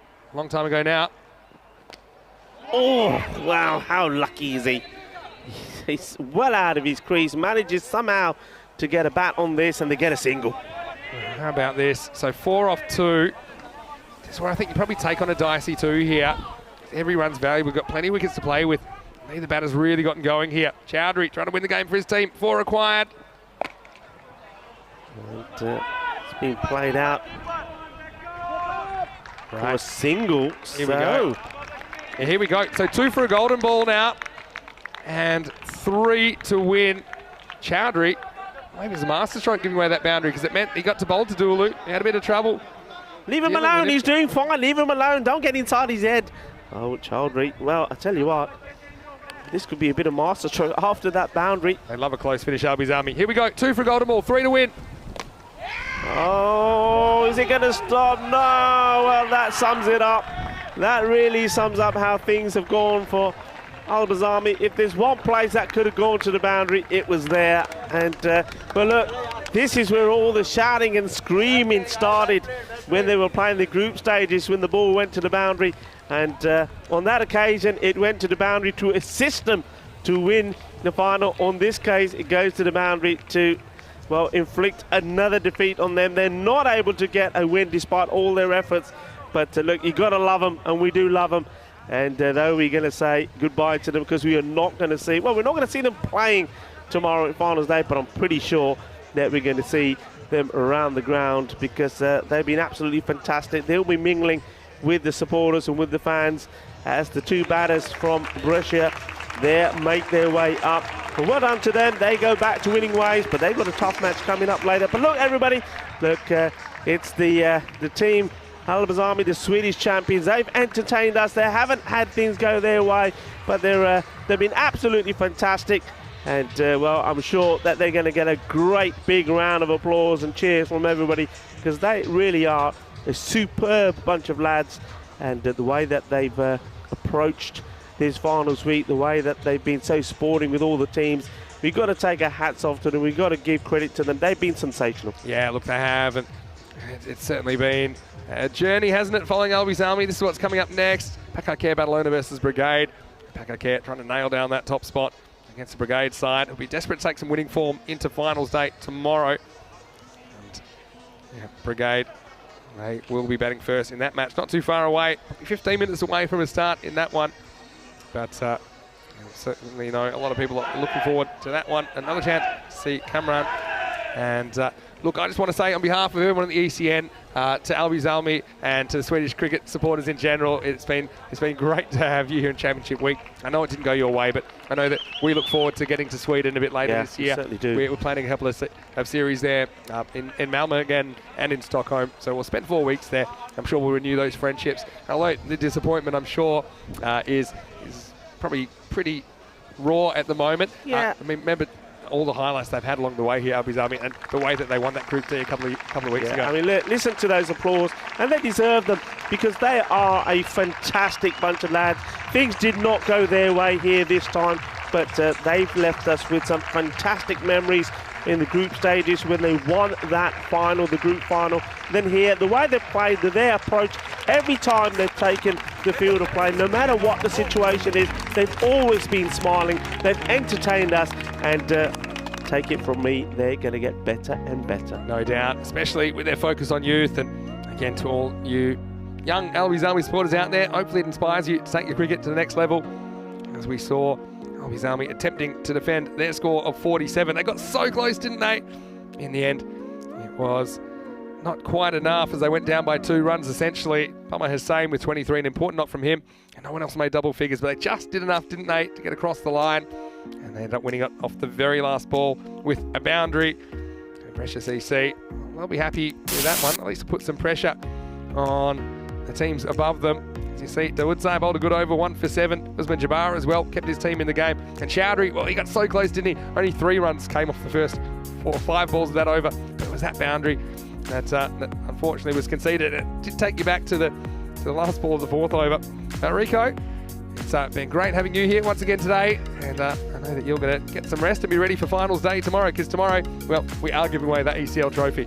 Tomorrow is going to be the big one. Yep, I'm going to be ready. And a bit of mingling now with the fan zone to see what their thoughts are, where they think it's going to go. But yeah, we'll be here back and ready with yourself and Rhino. It's going to be a great day as we have a look at the table there. Yeah, and so still a few questions there. It does seem like Brigade, even with a win, it'll have to be a big one to sneak into 3rd, but it's pretty likely that the top 2 and the 3 and 4 stay the same. But we'll have to see. Still a couple of matches left. Join us in around about 10 minutes. We'll be back with more cricket. Andrew Ryan will be back joining me in the box. Until then, it's Vinny Sander here, Mr. Maximo, alongside Rico Full. Have a cup of tea and then join us for the last 2 matches of the day. It'll be Packard Care Badalona, the Spanish champions, versus Brigade of Ireland. This is ECN, and you're watching the BET2BALL European Cricket League.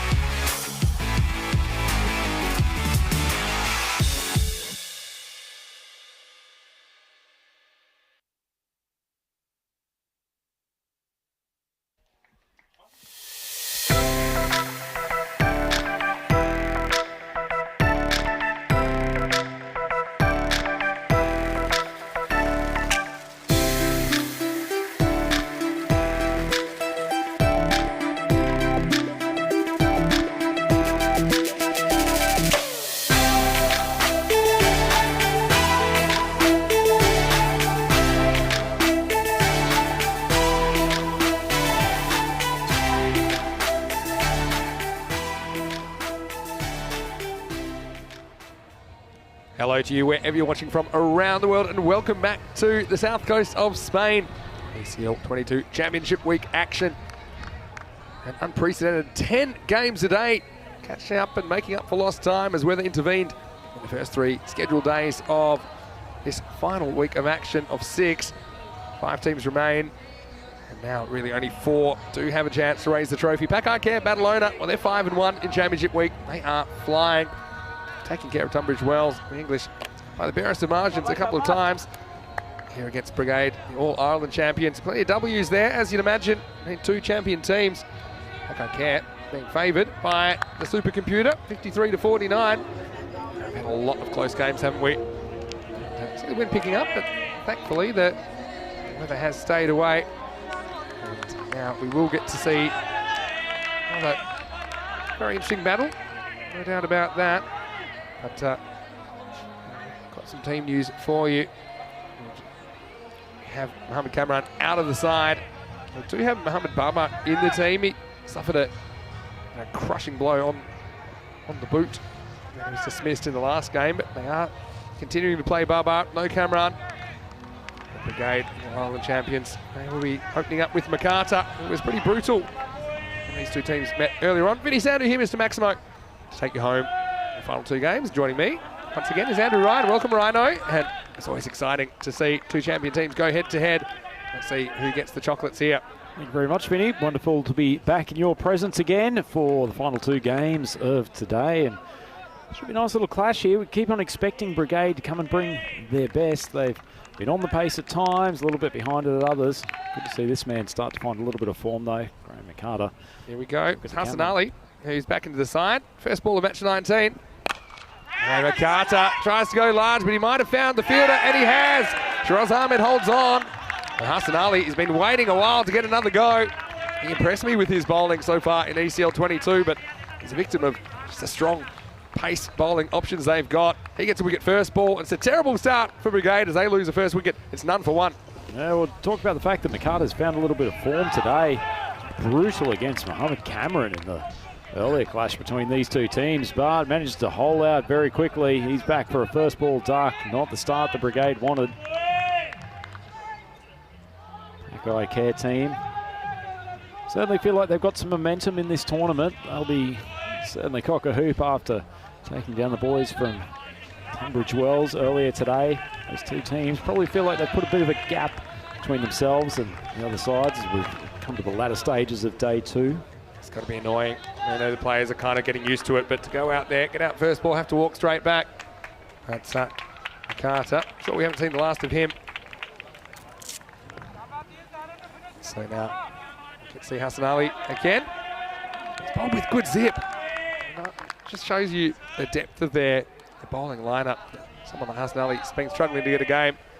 Andrew Britton, he's another one, the captain who I'm sure would like to click, and I know the Irish supporters have had a long day, but a rewarding day considering we didn't get a lot of cricket this week.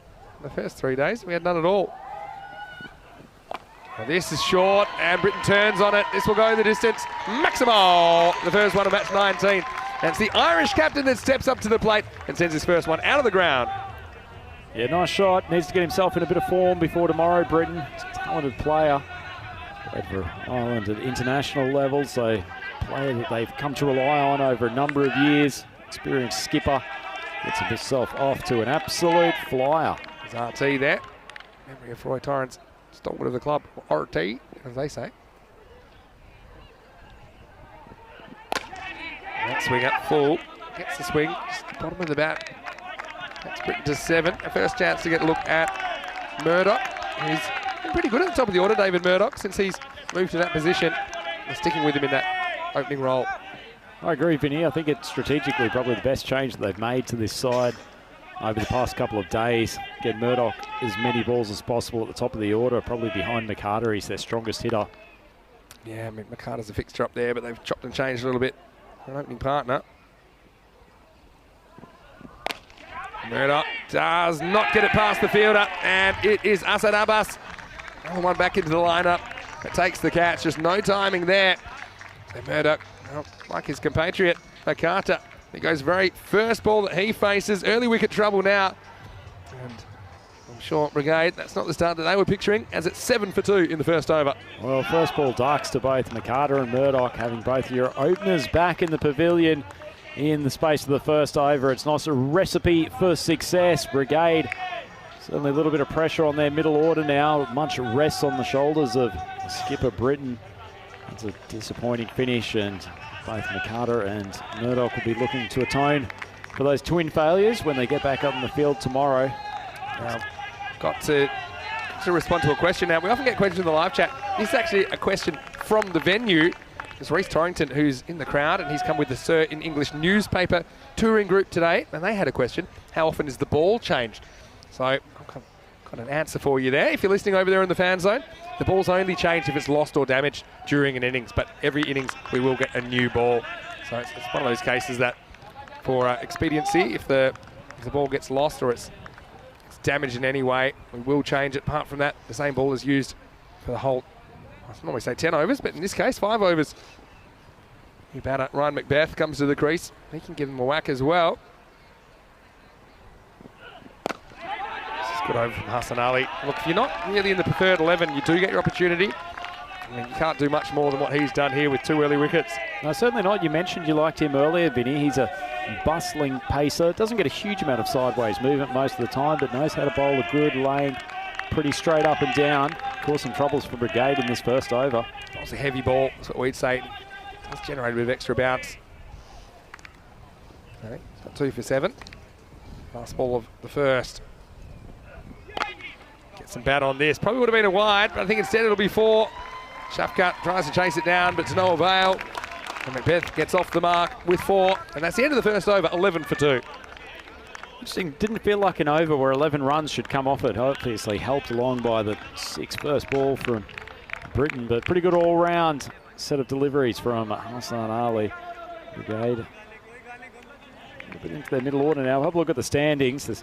Doesn't look like there's going to be a huge amount of change that's going to happen over the last couple of games here. Pakai Care, Badalona, still only the 1 loss across these 2 days. They will be feeling very confident going into finals day. And Tunbridge Wells suggests they'd also be looking fairly confidently, a position in the final. But the 2 teams that are below them, both Brigade and Brescia, they will have their own designs on making it through to the latter stages. No doubt about it. Here's Mohamed Babar.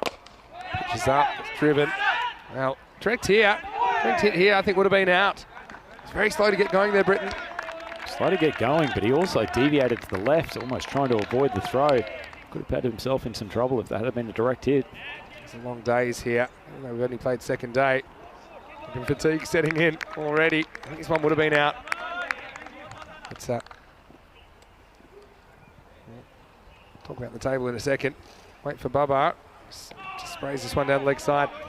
Look, I don't think we'll probably see any movement there. It's not impossible that we'll see movement, but I think when I looked at the net run rates, that's probably the 1, 2, 3, 4 as it'll stay. But still, I think these are important matches. Just winning form going into the finals, I think, is so important. Tomorrow morning, we'll see the eliminator first up 3 versus 4. It does seem to me like it would be Brescia CC versus Brigade. All these matches very, very tasty indeed. This one beats the bat, it's inside the tram line. So no real foot movement towards the ball from Macbeth. That makes this one look a bit wider than it is. Clever bowling from Mohamed Babar. Speaking of Babar, did cop that ball on the top of the foot the last game. I would have expected him to just have a rest, either sitting on the sidelines or maybe just taking himself away from the bowling crease. So he's clearly not in a huge amount of discomfort. Yeah, man, it's good to see him bowling. Get out the fielder. I should get a fairly comfortable single here. Interesting that they will rest Kamran, but they haven't rested Mohamed Babar. I don't know if that's because Babar's role at the top of the order. They don't want to mess with that, but Kamran himself bats 3. So I think maybe it's the fact that Mohamed Babar has a pretty strong personality. If you're trying to rest him, you may give you a few choice words about what he thinks about that. He's played every single game so far in this ECL. Absolute warrior. I bet it was suggested. Maybe give him a chance to rest that foot, maybe ice it up. He might have said where he wanted to put his foot. But Babar's been an outstanding player. So contender for player of the series. Of course, we will have that award tomorrow. Just think of his contributions with the bat and the ball. fact that he's got Spanish champions right up the top. Former captain, Mohamed Babar. Handed the reins over recently to Shiraz Ahmed, but still I'd say that he's their spiritual leader. Now this is in the air, that's hanging a long time. He's a specialist, Mahbub, but this time he can't pull it down. He took an excellent catch running with the flight before. Wasn't an easy one, but he does get there. I think Mahbub will be disappointed he doesn't hold on to this. I can't believe the Mahbub magnet has actually put one down. He's been so safe in the field and has taken some very good catches down in that third man region. Maybe just needed to take an extra step. Looks like the ball's just flown away from him. His best effort, but he'll be back up. Last ball of the power play now. Babar's only conceded 5. Probably run hard here, but this will be trapped, you could say, by Asad Abbas in the infield. 10-2 overs the score. 17 for 2. And once again, just want to say quick hello to all of you, no matter where you're watching from around the world. Vinny Sandu here, Mr. Maximo, alongside me, Andrew Ryan. And Rhino, I was there, particularly with the Irish supporters. They brought a lot of numbers down. I want to say a quick hello to Mo Hussain, who's Iftikhar Hussain's son. He's 13. He's a very promising cricketer as well. I was having a bit of hit around with the guys, as well as Owen Reynolds, and they wanted me to give a shout out to Bernie Faulkner, who is a real clubman back in Ireland and at the Brigade Club, so thanking him for all his work. So big shout out to all of you, not only at the ground but also those of you watching from overseas and watching with interest, I'm sure. So hope you're enjoying the ECL, and the story is just beginning, really. And great to see Iftikhar Hussain contributing to the next generation of Irish cricketers. Could be a superstar coming up through the ranks, and no doubt someone we'll see playing for Brigade, hopefully in latter years here at the European Cricket League. Yeah, saw some real talented cricket going on out the back in one of the breaks. And Mo is a pretty handy leg spinner. He's half the player that his dad is. He will be a very useful cricketer. Here's Atif Mohammed, third over specialist last couple of days.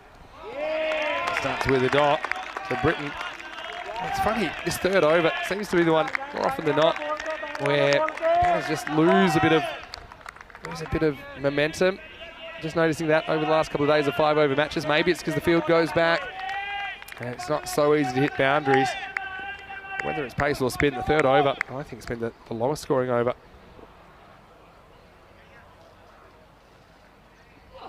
This one's probably fine as well. They just move slightly away from the ball. They're Britain dot to start the third. There's a look of disappointment to the umpire. I think that's just pretty good bowling from Atif Mohammed.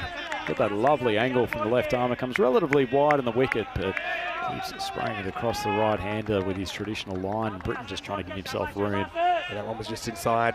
No problems there. So Britain doesn't really move towards the ball, so it's reaching. Probably felt like it was wide, but it wasn't.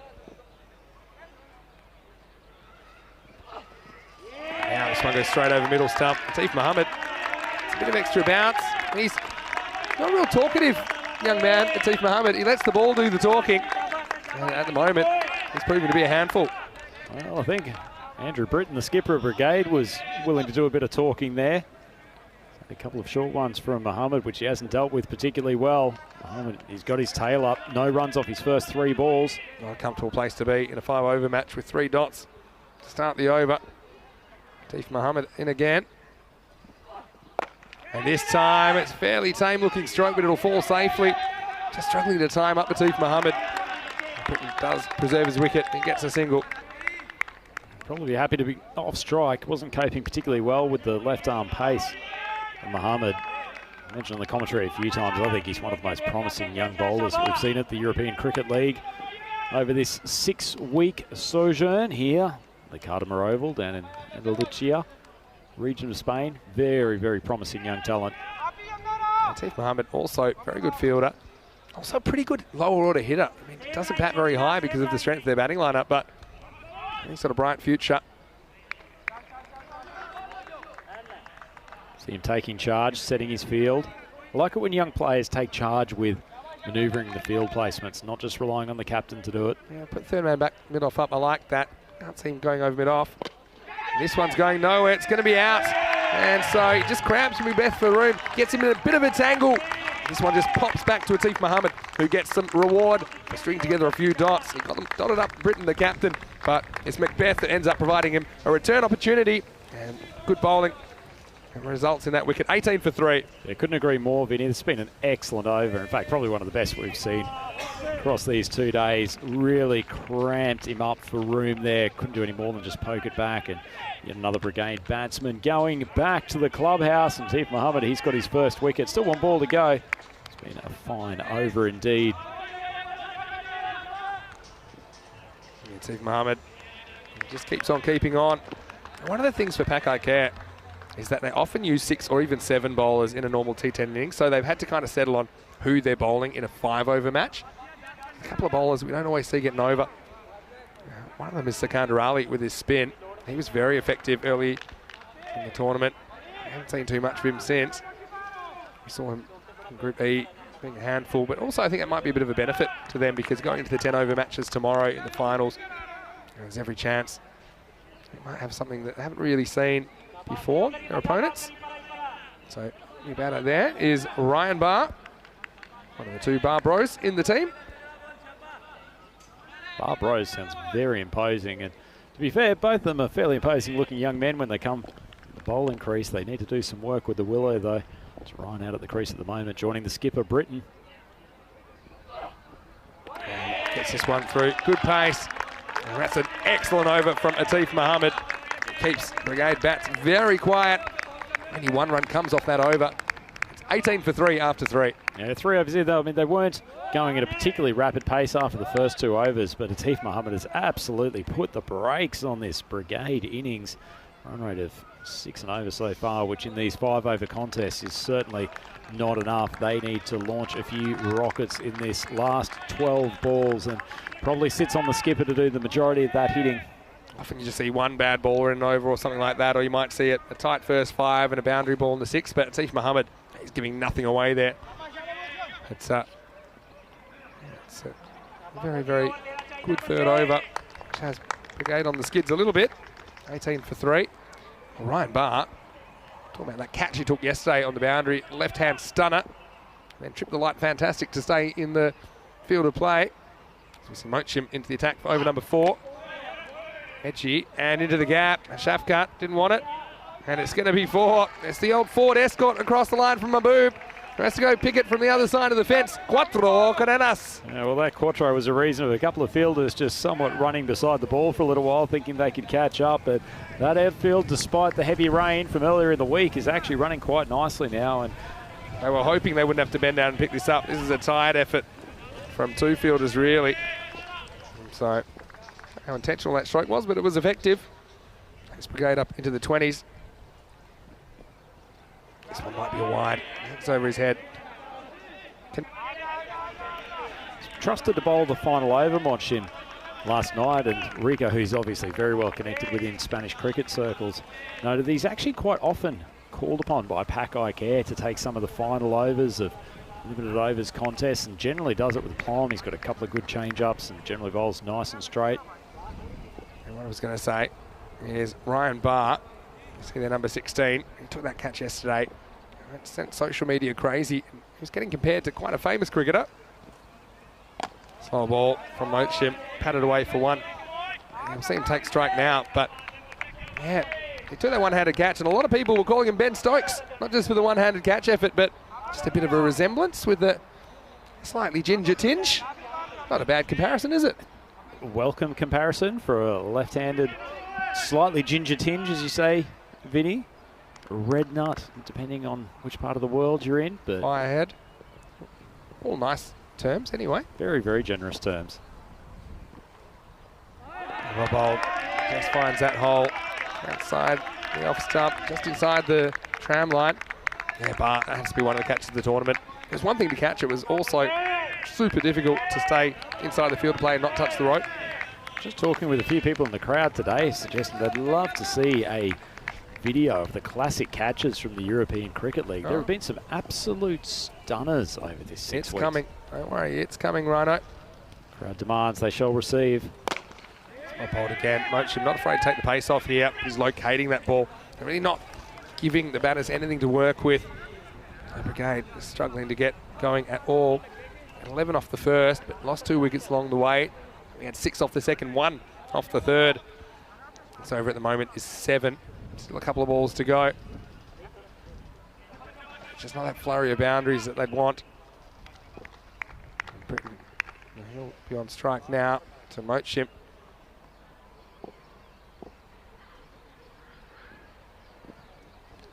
Edged and gone, and the skipper walks. There's a clever bit of bowling, I think just leaves Britain slightly. And Mochim again, good reward for a very tight over. This time he nicks off Andrew Britton. That's 4 wickets down now, Brigade 25 for 4. Yeah, lovely piece of bowling from Mochim. Showing that you don't have to swing it a particularly long way. If you just bowl in the right channel, get a little bit of nibble, you can take the outside edge of the bat, and Britain's been done. All ends up. Really, really good over from Mochim. He's given his captain plenty of reason to keep him in the bowling attack. Yeah, Mochim has been kind of in and out of the lineup as well. Him and Hassan Ali, similar experiences. But man, Pakai Care, whoever they bring in, they seem to be able to do the job. And Yassine's another one that's come in after battling illness for a couple of weeks. He won them a game earlier today as well. So a lot of depth in the Spanish squad. And it looks like we'll have a double bar attack. Bar Bros out in the middle now as David Barr comes out at the number 6 position. Yeah, but apart from that first over, we've only had the one boundary in pretty much 3 overs, and it's very difficult to win these 5 over games unless you hit a lot of boundaries. They just look in a zone at the moment, the Pakai Care bowling attack. They're very confident, but they've also just worked out their plans. They're executing them to perfection. Skipper's rolling the fielding changes very, very effectively. Last ball of the over coming up for Mochim. It's worked away by D-Bar. They might think of 2 here. Well, that's lazy cricket, really. Pakai Care, if I did have a criticism, sometimes their fielding's a bit lackadaisical. That'll end the 4th over with a couple. And Brigade, they need every run they can get at the moment. They're 27 for 4, the All-Ireland champions. As Pakai Care, despite that's a slight sloppy work, they're in a good position in this match. This is match number 19. Quite unprecedented what's been happening the last couple of days. 10 matches a day. All matches just half as long. 5 overs aside. After this, we do have Tunbridge Wells versus Brescia CC. And Tunbridge Wells, potentially, they could find themselves back up at the top of the table. They need some results to go their way and margins to go their way. Right now, Adil Shafkat, he will bowl over number 5. And the Bar Bros, they need something magical here. If they could somehow conjure it a 23 run over or 20 plus, then at least they'll have something to bowl at. If not, it's going to be really hard work to defend this total. They're going to have to send this little kookaburra on a few long distance flights. Well, there's one of them, 6 off the first ball. Ryan Barr sits deep in his crease. Shafkat just dropping a little bit short. Makes good connection and sends it flying over the square leg boundary. We saw this with Yassine before, didn't we? As the breeze is wafting in that direction. There's a few endangered species in there because they've been under attack by the left-handers in the jungle. And Ryan Barr, that is, starts with a Maximo. Come back from Shafkat. He wants the same again. Goes nowhere. Just gets tied up. Slightly slower, I think, from Shafkat. Clever length. And he does bowl a clever length a lot of the time. It's hard to go forward or back. Barr's got Maximos on his mind here. Tries. Slight miss hit. Doesn't quite carry. One hop up to Hassan Ali. Cleans up just a single. Not a bad result from Barr, though. Might have thought he was in danger of being caught, but the fielder just sat in the boundary, took the conservative option. Just a single brings his brother onto strike. Right-hand, left-hand combination. Despite being brothers. He's after him. Again, this will be another one bouncer. Now they think it's 2 on the fumble. Again, they will... Wow, this could be out, you know. Pretty lackadaisical running, Vinny. No sliding of the bat. Probably also needed a call from his brother that the throw is coming to. I think Isan thinks he's got him here, and I tend to think he might have a case because I don't think there's a real grounding of the bat from David Barr. We'll have a look at this on the replay. They have gone upstairs for this one. You have a look here. Oh, I think he's just okay. If you go back, once his bat's in, it's in, right? So, well, I wouldn't say it's textbook running. It's a bit more of the kind of nudging the bat into terra firma. Not the technique I'd teach, but it's effective this time. Brings home 2 runs. Very lucky he got that bat down in time, Vinny. If it had have been relying on the footwork, would have been gone. 2 to come. Tossed up and hit for 6. Maximo! Well, D-Bar He saw the Maximo from his brother and said, whatever you can do, I can do, bro. So it takes them up to 42. The score in the 40s seemed a pipe dream just moments ago, but they still have one ball left. Shafkat's gone for 15. Last ball of the innings. Works it. They might as well go for 2 here. Good throw, might have been trouble. Good one-hand pick-up. Throw not quite as good, and so they do get a couple. Brigade, despite being in the doldrums for most of that innings, they do have something on the board, 44 for 4. But you do feel against this strong Pakokare batting lineup, it won't be enough. Having said that, funny things happen. They have been happening in this 5-over contests, and it'll be interesting when we resume to see how Pakokare go about chasing these 45 runs. Well, fortunes have fluctuated in most of these games today, and Brigade, who were really struggling after the 4th over, taking 17 off Shafkat. He's been struggling a little bit today, Shafkat. Hasn't quite got his line and length right. Punished in that final over. As we look at the highlights from the first innings, well, what a start. Graham McCarter, who's been in good form today, just pumping it straight down the throat of the skipper, Shiraz Ahmed. Everyone wanted to touch Hassan Ali for luck because he was bringing it, and although he went for a 6 there, did pick up 2 wickets in that first over, and yeah, good return for him. Back into the side, getting both openers first ball. Pakokare, those early wickets I think had a big bearing on slowing the scoring. Yeah, it certainly just didn't allow the big hitters of Brigade to take charge, and once the skipper got out there, he hit a 6 first ball, but then really couldn't either turn the strike over or found the boundary with regularity. Ryan Beth, he got tied up by a very, very good over from Atif Mohammed, the left armour. He's found some form again and is looking very dangerous for finals day tomorrow. The Magnet Boob, he's been such a factor in the field. Didn't manage to string it together today, but that was an excellent piece of outswing bowling from Mashim, and he had the captain striding back to the dressing room. For Shafkat was smoked a couple of times over these boundaries here at the beautiful Cartama Oval to just give the Brigade boys from Ireland at least some sort of total to work towards. I don't think it's certainly not the number they would have been aiming for, Vinny, but at least it's giving them something to defend. Yeah, probably 10, 15 short where they'd want to be, but that 17 of the last over just gave them a kick along. And with a good start, anything's possible in this second half of match 19. Britain top scores with 16, but for a lot of his innings, he just couldn't quite get going. 20 came between the Bar Bros. They were unbeaten at the end of the innings. As far as the bowling went, Hassan Ali, I liked his over. A couple of early wickets, did concede 11 though. And you see, it was 2, 3, 4, just single digits. A couple of wickets to Atif Mohammed and Mochim. But Atif Mohammed loved his over, 1 for 1, just gave nothing away. Shafkat, they got after him in the end, and that's the reason they got up in the 40s. And although you feel like it may not be enough, it certainly makes it a little bit more interesting. Light rain falling at the ground, we don't want to see that, but hopefully it doesn't stick around. Hopefully you do stick around, because when we return, hopefully we'll be watching Pakokare Badalona. They'll need 45 for victory here in match 19. Vinny Zandu, Mr. Maximo alongside Andrew Ryan. See you shortly for more ECN cricket. You're watching the BET2BALL European Cricket League.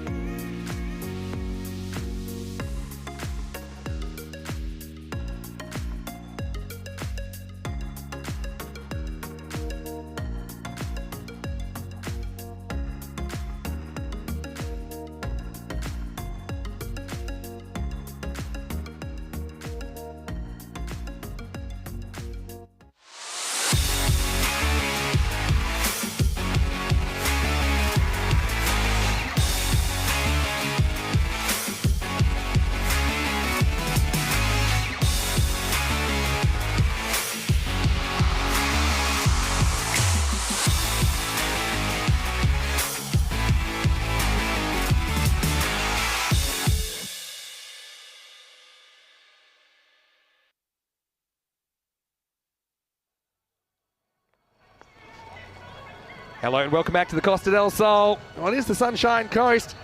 We haven't seen a lot of the sun this week on the south coast of Spain. And it's just some light rain falling. It's just delayed the start at the moment. I think umpire's having a look, deciding whether they do want to start on time. So just wait for that kind of clarification as we're halfway through match number 19 of Championship Week. It's all 5 over contest in the round robin. Brigade have scored 44 for 4 of their 5 overs. Pakai Care, when we resume, are scheduled to score 45 off their 5 there to keep their winning streak alive. Vinny Sander here, Mr. Maximo, alongside me, Andrew Ryan. And well, the good news is that the late rain is falling, but it is quite light. We know that the field has taken a lot of punishment from the weather this week, and we've got it in a state where we are playing reasonably comfortably on it, but hopefully this rain doesn't stick around. No, and I don't think it will, Vinny. Surprisingly, actually, the light's probably better now than it has been at any time in the last 2 hours. We've actually lost a lot of the grey clouds. Just seem to be getting a few of those rain clouds coming over. As you say, it's a very light dusting of a shower.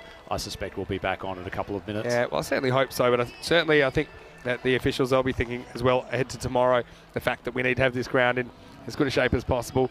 So, yeah, it's just one of those things, unfortunately. Now, speaking of tomorrow, we have finals day, and we'll be back to 10 over cricket, which I think is pretty exciting as well. Today we'll have our top 4 sorted, and look, 3rd and 4th. At the moment, it does look like it will be Brescia CC from Italy and Brigade from Ireland who'll be taking part in that eliminator. Not confirmed yet. And then qualifier number 1, likely to be Pakai Care, Badalona of Spain, and taking on Tunbridge Wells. And the winner will go straight through to the final. Loser will play the winner of 3 and 4. Now that's tomorrow, but right back here, I've got some good news, because I think the rain not necessarily heavy enough to halt proceedings. So just a quick look. I do believe we'll probably keep the 5 overs as well. So that's good news, isn't it, Rhino? And I think everybody wants to see how Pakai Care Badalona, the host nation representatives, go about tackling this target of 45. Yeah, I think Pakai Care only know one way to chase a target, and that is full throttle. What I'm probably a little bit more interested in, Vinny, is the Brigade bowling lineup. They've probably been the Achilles heel of the Irish side to date. Got some good variety and some experience with the ball, but they just haven't been able to consistently perform in the way one would have expected with such a well-credentialed side coming into this event. Yeah, I mean, Pakai Care, they don't seem to care who's bowling it, and they have the same approach. And yeah, it's what makes them so dangerous, but also makes them a little bit fragile on occasions. We saw them that one blip in their Group E campaign that almost cost them their qualification spot. It was, in a sense, intervention of rain that played a bit of a part in their final story in Group E. And yeah, the good news is, players out there in the middle, we're going to get going, and I think that Brigade, they'll be pretty keen to try and defend this. It's a good test, as you see, just light rain falling. Jack Hall is going to open the bowling for the All-Ireland champions from Derry in Northern Ireland. Charles Crouch to the Sheriff. He says, time to play, boys. Good to see a young man being thrown the ball for the opening over. Left arm. He was pretty keen to get out there, wasn't he? He was marking his run-up as soon as skipper gave him the okay. Here we go, 45 to win. No ball called. And this is going to go off the leg for 4 as well. So this is a bad start, really, because that won't even count as a delivery, and it cost them 5. Well, time to take the positives out of it. He was managing to swing the ball back into the batsman quite a lot. Side on left arm action, but overstepping, probably just a function of this being his first opportunity at the bowling crease. It's a good call from the Sheriff. Line belongs to him. Doesn't miss much, does he? No. So yeah, plus the 4-leg buys, plus a free hit. And Mohammed Babar, who's on strike, not a man you want to give a free hit to. Well, fancy footwork. After all that, gets no contact, so getting out of a bit of a jam there, Hall. Good to see a smile on his face too, Vinny. You could see that sigh of relief when the ball ended up going through to the keeper. He was a happy young man. Babar, too clever by half, getting his steps in. Maybe batting with a broken foot, we're not sure. Emptied a couple of cans of magic spray, I'm sure. Just down the leg side and quarter wide. Oh, there's a little noise as it went past the batter, but umpire certainly didn't think it was a touch on the ball. So another extra, first 6, all coming in sundries. Yeah, Sheriff was having absolutely none of it. Might have just brushed his backside, but I think it's a pretty reasonable call. I think it doesn't. I think maybe a noise of bat hitting pad, but seemed to be a bit of space between ball and everything else. Again down the leg side. Hall's just got to straighten up here. Takes an unusual deviation for a left-hander. He's actually running in quite rhythmically and then just turns a little bit to his right-hand side. Puts him in a little bit of a difficult position in terms of getting his action to flow through. Yeah, it's a good point. Just not really getting through the crease at the moment. Maybe a bit conscious of overstepping, like he did in the first delivery. Well, gets this wrong, and this is dispatched summarily. Maximo was borderline for height, but Bubba, he wasn't having any of it. 6 runs to Pakai Care. Well, lucky that fence is still in one piece. Babar has smoked it to the boundary with some level of power. It's a great hitter on that leg side, and that foot injury doesn't seem to be discomforting him whatsoever, Vinny. I've seen those called before. It's one that could have gone either way. Babar was brutal on it. Ready 13 off this first over. He wants to go leg side again, and he will, and he'll get 6 more. Says Mars. And this first over, an absolute disaster for Hall. 19, and we're only halfway through it. Once again, trying to take the positives. That was a nice length ball. A little bit of shape back into the batsman. Unfortunately, this batsman just eats those sort of deliveries for breakfast. And Mohamed Babar, he's regaining some form with the bat, timing it beautifully, and has opened this innings with a bang. Mohamed Babar does eat a big breakfast. And got under a run a ball already. Gets some length, and it's adios pelota. And Maximo, 6 more to Babar. He's not mucking around. They're already 25 as this over goes magical in the first. Well, young Jack Hall, he's been thrown a pretty difficult task. The rampaging Mohamed Babar, he's sent plenty of well-credentialed bowlers over the boundary this week, but poor young Hall is getting a tough initiation. Left armour bowling with a wet pill. Difficult times for the young man. Still 2 to come. That's a wide as well. This one doesn't really come back. Tough place to be at the moment. Of course, in cricket, once you're starting over, you have to finish it. And so Hall is struggling to get out of a jam here. Just needs his captain to give him a pat on the back, tell him to take a few deep breaths. Good to see the young man get out of this over without too much more damage. Yeah, already. He's hanging by a thread, 26 off it. Babar wants more, and he's going to get more as the first over goes supersonic. Maximo! I only need 35, I only need 45, and they're already 32. We're not even out of the first over yet. Well, with Babar, no intention to give his partner any strike whatsoever. Hall still carrying a smile on his face. Well, trying to find the best out of it. But as it is, he's being taught a lesson by the experienced and quality batsman that Mohamed Babar is. Well, 39 is the highest over we've seen on ECN. Looks like Hall will avoid that, but he has gone 32 in total. And, well, this one will be the 38, and this one is on the roof. It's over the roof. Big hit from a big man. Bubba takes 30 himself off this first over. Ends up costing 38 in total. And just like that, within 7 runs of winning this match. Well, that is barbaric. That is brutal hitting, teaching the young man a lesson. He'll certainly take away some memories of that first over when he faced the mighty Mohamed Babar. 38 runs coming off it. And that puts Pakai Care within very close striking distance of this total.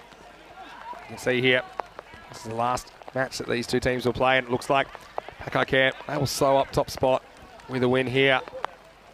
Because they just need 7 runs. The only thing that they can probably save them is the rain here if it was to get heavy. I don't think anyone wants to see that heading into tomorrow, so you've got to think about that. So just 7 to win. You've seen, well, he's watched it all from the other end. And so, looks to me like it'll be Ewan Wilson who will get a run. But for how long, we don't know. He's bowling to Mohamed Yassin. This one's going nowhere. And it's just going to pop in the quicksand area for 1.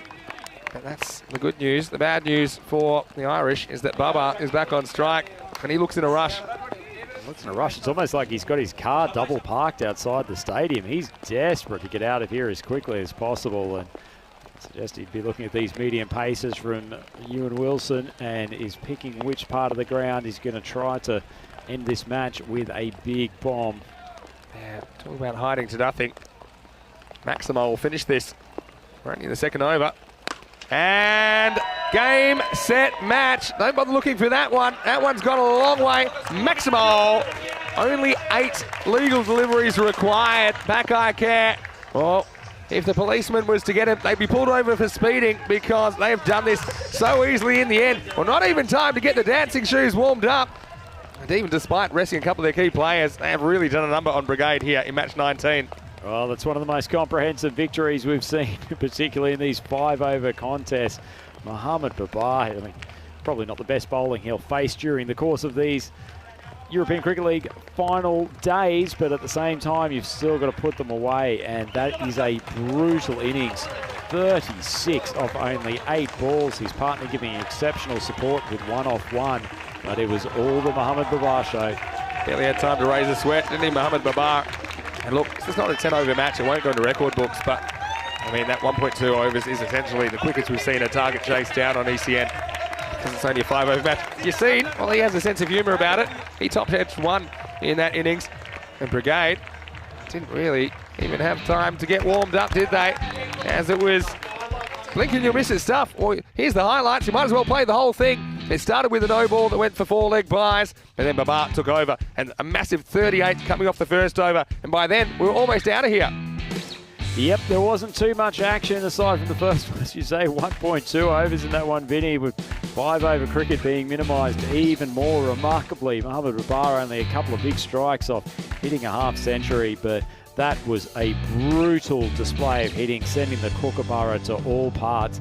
Well, if Brigade were looking for a stroke of confidence in advance of final day tomorrow, they certainly didn't find it in that contest. Well, pretty good innings, really. He only faces 8 balls, hits 36, so he's going at 450 pace. And this is what's coming up. It's the last match of the round robin. Match 20 between Tunbridge Wells, the English champions, and Brescia CC of Italy. Starts in around about 20 minutes. I know there's still some ongoing discussions around the ground about whether to put the covers on. It's very light rain falling at the moment. Usually the toss is that Tunbridge Wells will be batting first after Brescia CC skipper Caleb Sajjad. He's elected to bowl first after winning the toss. And that match will be coming your way in around about 20 minutes. We'll have the first ball just due to that early finish. It was quite an amazing finish, really, to match number 19. And Graham in the chat, well, rightly saying, imagine if Mohamed Babar wasn't injured, as we saw him take a nasty blow on the foot. Obviously, they say don't poke the bear. Well, don't injure the bear, because he came out angry and in a hurry as Packeye Care chased down the target with plenty of balls to spare. And 1.2 overs required to knock it off. You're seeing just facing the one delivery, and he was involved in that 45-run partnership. Babar, he was just brutal, wasn't he? Extras costing Brigade. I think that's something to watch out for as well. But yeah, Babar with 6 sixes. So he actually scored all of his runs in 6s. So he scored 36 off 8. And there was that first one that, even though it was a dot to him, it was 4-leg buys. And then, yeah, just one other dot ball. So that's pretty clinical. And this gives us the opportunity to have a quick break, but we will be back in about 15 minutes. We'll keep you updated if there are any movements with regards to any delays, but hopefully we'll be starting on time. Join us then for match 20. Should be a good one between the champions of England and Italy. Always good when those two countries go to battle. Vinny Sandu here, Mr. Maximo, alongside Andrew Ryan. Come back shortly for the final round robin match of this fantastic Friday. This is ECN, and you're watching the BET2BALL European Cricket League.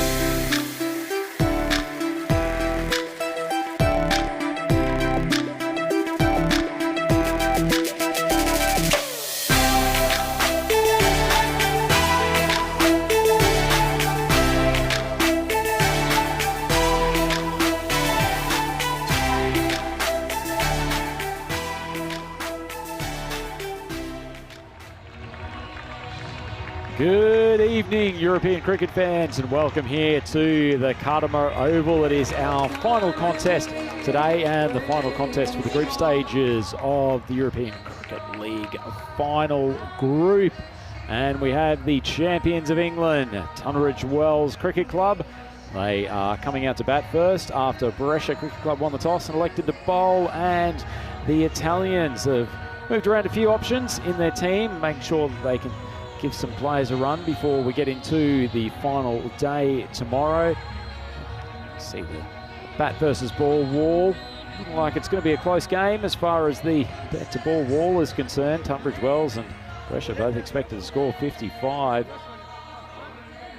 There is still plenty of action to be had today. The end of match 10 and the match 20 overall. These 2 days of European Cricket League group stage for this final week of what's been a scintillating 6 weeks of cricket here in the Andalusia region of Spain.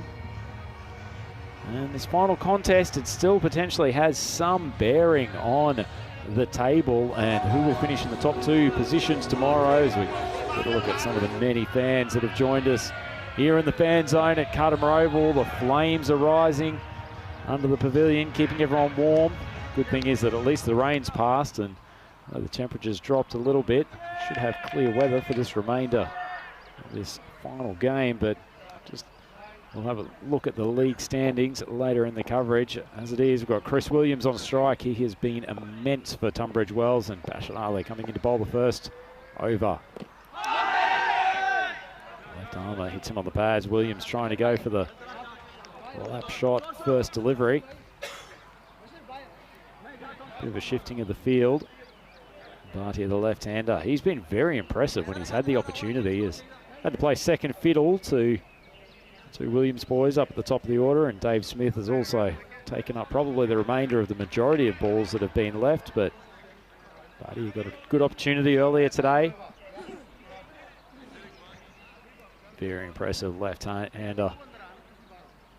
Technically very competent. It's all around the wicket, but particularly strong, hitting straight down the ground, keeps a nice solid top hand. We move to 10 over cricket tomorrow. The important part of this Tunbridge Wells lineup. Ali puts it on off stump, flies down to third man off the left-hander's bat. Ahmed Khan fields it safely. It's just going to be a single, so 2 ones off the first 2 balls of the innings. Nice start from Ali. He's been once again impressive.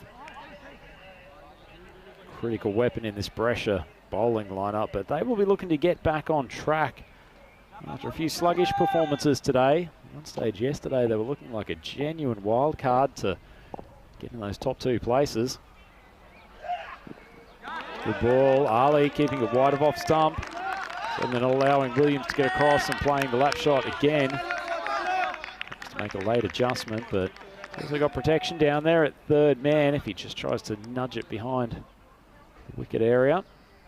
Fair bit of protection behind the wicket actually. It's a very much backward of point, also more traditional point. Outfielder down at deep mid wicket, in addition to the man at third man on the boundary. Almost into the Williams wheelhouse, but he mistimes it. Just goes to fielder Dulu at square leg, and it's just a 1. Certainly one of the more subdued opening overs that we've seen from the Tunbridge Wells team. Doesn't take them long to get going though. See Williams just practicing that lofted shot over mid-wicket.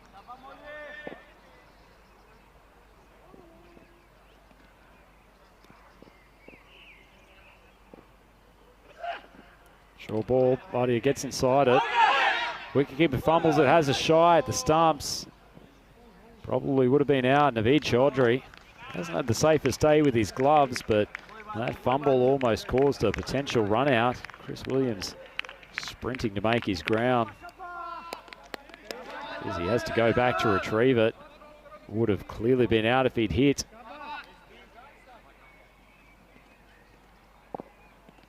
Ali trying to get out of this over. No boundaries so far. Yeah, very good one from the left-hander speedster. But it goes straight into the hitting zone, and Chris Williams waves bye-bye to the Kookaburra. That's a Maximo. And this Tunbridge Wells team, they are flying once again. So difficult for the bowlers. He's bowled an excellent over so far, Ali. And then just one mistake, putting it on a length, just drifting into middle stump. And Chris Williams deposits him over the long on boundary. Final ball.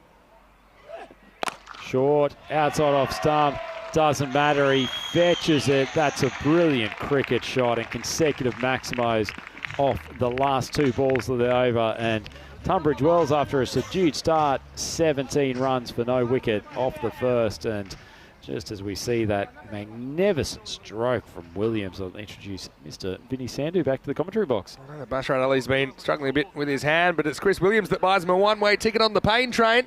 What a pull shot that was. That was really cracked. So look, give you the lowdown. Tunbridge Wells, they could theoretically lose second on net run rate if they were to get absolutely thumped in this game by Brescia, because they'd both be on 10 points. But they'd have to really get thumped. I actually don't even think it's possible. But still, winning form's good form.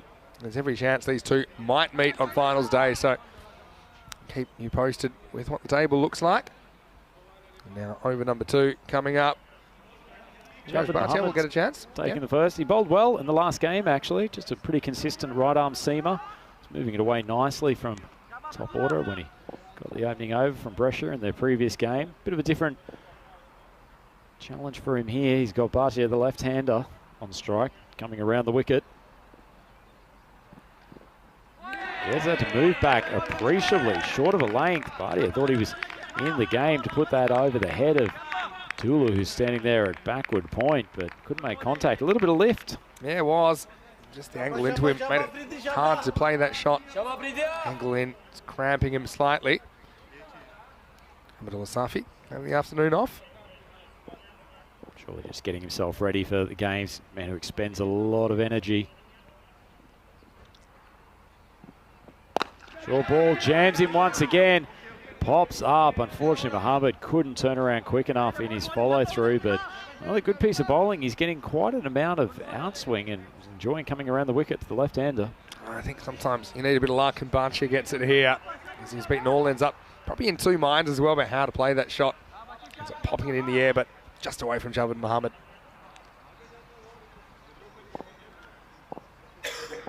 Big challenge for him here. Bowling Chris Williams, been the star batter in the tournament to date. Williams got plenty of options there. It would have been right in his hitting zone, but he decides to add a bit of artistic flair. Got on the outside of it.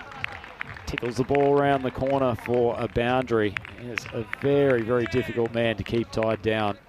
So we've seen the power. Now we see the panache of Chris Williams. He's off the pitch pretty much by the time he plays this. And this one is hit to ECN founder Dan Weston. Still a pretty good fielder himself. Down there with Charlotte. Short preparations underway for the big ECL trophy ceremony, which will be in 24 hours. And this time tomorrow will be well into the final. Mohammed with a comeback ball. Well, Williams takes a big swing. He's toasted that out to just wide of cover boundary. Probably didn't even get a great piece of it, but such is the power and the timing of this man. Clears the boundary with ease. I think he thinks twice about this because he went to a similar delivery earlier, reaching for the ball, but he says, no, I'm going to have a go at this, and he makes that really good, clean contact. Applause from his partner, Bhatia. He's got the best seat in the house. Chris Williams, geez, he's started innings destructively today, hasn't he? He's 23 off 7.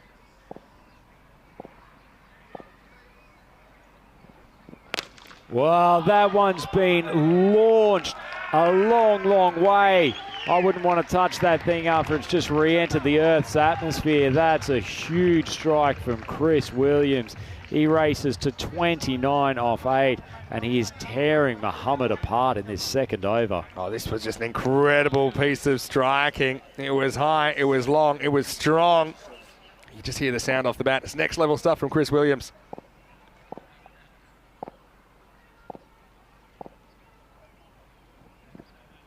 Oh, full ball on leg stump, and he's obliterated it again backward of square. Chris Williams, you just cannot stop this man. Tunbridge Wells, 40 for none after 2 overs. Ouch. Well, magical stuff.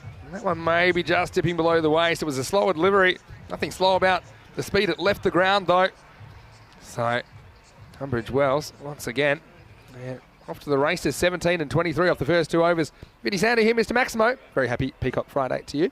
And I hope you're well. And it's been great. We've got 20 matches in now. It seemed like we'd never get here, didn't we? We are using the reserve day, but tomorrow, like I said, we will have our ECL champions. Yep, and it'll be back to 10 over games tomorrow, which I think will suit some teams. There's others who have adjusted to the 5 overs better, but I can't wait to get back to the 10 over games, Vinny. This should be a fantastic finals day tomorrow. Yeah, and we can't technically kind of give those matchups right now because we have to wait for the result of this game, but for sure, Packard Care will be in first place. We know the Brigade will be in 4th. As Barcher goes after one, and he joins the party as well as he lifts Caleb Sajad down the ground. 6 more. Zeiss Cadenas Mars. Maximo time. They're coming thick and fast for the English champions. Well, Sajad just looked like a warm-up ball on the bowling machine, floated up on middle and leg, and Barcher does not need a second invitation. Lovely strike down the ground. Yeah, well balanced that time. He'll try to overhit it. He packs a punch, Viraj. Smokes it again. Might have it straight enough. It's beaten the fielder coming around from long off, and you could have had the quickest man on the planet there. He would not be stopping that. That's consecutive boundaries, 10 off this over already, and Sajad might be regretting bringing himself on to bowl this third. Said the third has been the over that batters have struggled. Just out of the power play. Not at the moment. That brings up the 50 off just 14 deliveries. And they're on pace for over 100. Certainly something we haven't seen so far in this 5 over format. Sajad giving the ball a big rub. Maybe just hoping for a magic trick. Floats it wide off stump. Almost gets the magic inside edge back onto the stumps. As it is, he'll be relieved to just see a single in the books. Although the respite will be short because he's brought Williams back onto strike. Just checking his bat. Not a huge amount of cherries on there at the moment, or white cherries as the case may be. Yeah, man. Good players make it look so easy, don't they? Well, speaking of making it look easy, Chris Williams has just deposited yet another maximum about 20 metres over that boundary. This man is just in impeccable touch. Look, I'm not just saying this. If Williams keeps batting like this, they will reach 100. That's magical pace, 20 plus and over. These aren't just sixes, they're big sixes. Well, he's gone again, popped up, should be taken by the fielder coming in for a deep mid-wicket. That's not a catch. You want to drop when you've got an opportunity to take down the prime batsman in this tournament. Williams, he departs for 41-11, and Tunbridge Wells 57 for 1. I mean, sometimes he hasn't faced a lot of balls, but he's just made such an impact, hasn't he? This one, yeah, not middled. A rare one that he hasn't middled. That's Sajad. He takes it, and pressure. Well, you know, somewhat of a victory, but not before. Chris Williams has done a lot of damage. It's the first wicket to fall. Break 70 partnership at 57 for 1. Well, you get rid of one Williams, another strides to the crease, and his brother Alex probably not hitting quite the same heights as Chris, but nonetheless, he has been in destructive form in a number of these games today. Some discussion from the team actually as to what the batting positions might be for the 10 over games tomorrow, as we see a number of the supporters who have stuck around. There's actually a great crowd in the fan zone at the moment, and we salute all of you who have been with us at the Cartama Oval over the last couple of days. Plenty of hardy supporters, both of the teams playing here, but also a number of locals coming down to check out the European cricket on display. Floated outside off stump. Big swing across the line from Williams. Straight through to the keeper, and finally a dot ball, and that leaves Tunbridge Wells at 57 for 1 off the first 3 overs. Yeah, pretty good going, isn't it? 19 and over pace. Well, let's give us a big wave if you're still around here in the fan zone. I know we've got a lot of the English supporters down there. They've stuck around, and well, we've enjoyed your company. But yes, Sajad just almost doesn't care anymore. Throws that one up and says, well, hit me for 6 if you like. Alex Williams was reaching, couldn't catch up with it. Now Bashar Khan is going to bowl over number 4. Question in the chat, what's the highest score so far in this 5 over format of the last couple of days? It was in fact Tunbridge Wells. Match 7 against Albies Army. They scored 87. They have to go well to beat it. I'm not going to say they can't. Bardia swings that straight down the ground. It's another boundary. Tough welcome to the crease for Khan. He's actually bowled pretty usefully for Brescia today. I suspect he'll be an important part of the bowling lineup tomorrow, but full toss to a left-hander in destructive mood. Not a good start. First opportunity again went Imran Naveed. Went out of the lineup with injury. He hasn't looked back much, Khan. It's a better ball. Bit of turn, a little bit short of the fielder screaming in from mid-wicket. Fortunately, not quick enough to make a play. That was the skipper, Sajjad. Coming in, they would have loved to see the back of Bhatia, but as it is, he's just looking down at the bat, thinking, I don't know which part of the willow I got that one off. But Need a bit of luck, don't you? I mean, Bhatia has missed hit a couple, but they've fallen safely. Yeah, Alex Williams. I think we're probably going to likely see some bashes from him as well, as he faces Bashar Khan. Made his mind up early that he was coming down the wicket. Smokes it down to long off, but it's just going to be a single. Nice bit of defensive fielding down there for Hassan Akbar. Players have coped well in these conditions. Field's a lot better than yesterday, but still, it's not an easy stop. He really crunched that one, Alex Williams. Very leg side heavy field at the moment. They've got man on the fence at long on, cow corner, and also square leg. No real wind to speak of at the moment. Pretty calm conditions. Otherwise, I think Bhatia might be aiming for the jungle every ball, but see what he does to Bashar.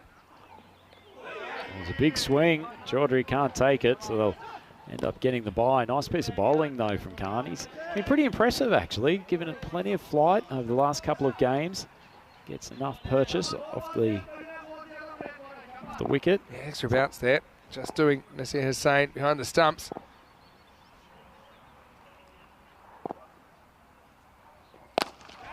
Williams charges down the wicket.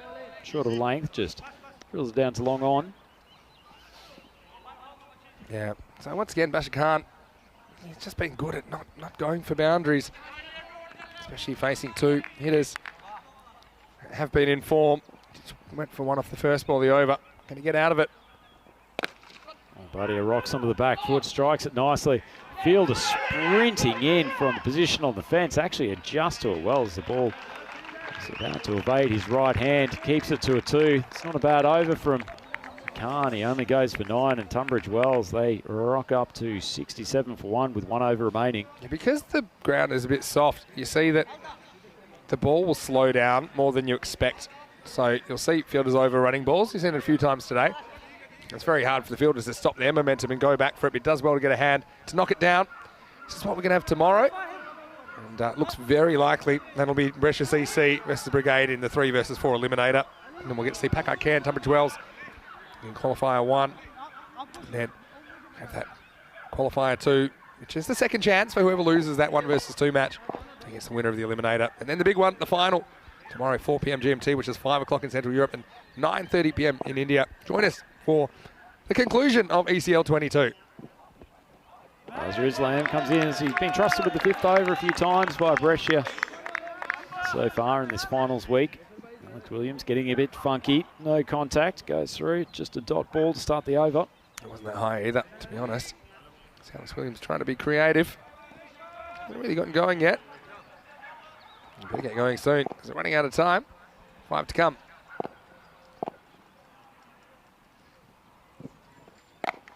Off stump, this time again from Williams. Surprisingly, not even at a 100 strike rate at the moment. Disappointed with himself, not taking advantage of this last opportunity to get a hit in before they get into the final stages tomorrow. Pretty good start from Raza Islam in this over. One thing I would say is Brescia CC, this is their last opportunity to see if their batting can click. Going into what looks like a must-win game tomorrow morning. Their batting has been a little bit disappointing. They want a bit more out of Dulu. Ahmed Hussain. I think Raza Islam, who's bowling at the moment, he's got a bit off the boil as well. Ball just on the leg stump. Worked around. That's a nice bit of fielding. That's Baba Hussain, who's sprinted around from his position at square leg on the fence. Williams gets back to strike. Only just the single for Bhatia. Surely he's got one in him here. Alex Williams. It's funny how sometimes you get one Williams firing and the other one not really. Talking about Chris and Alex. He's got 3 balls to make an impact here.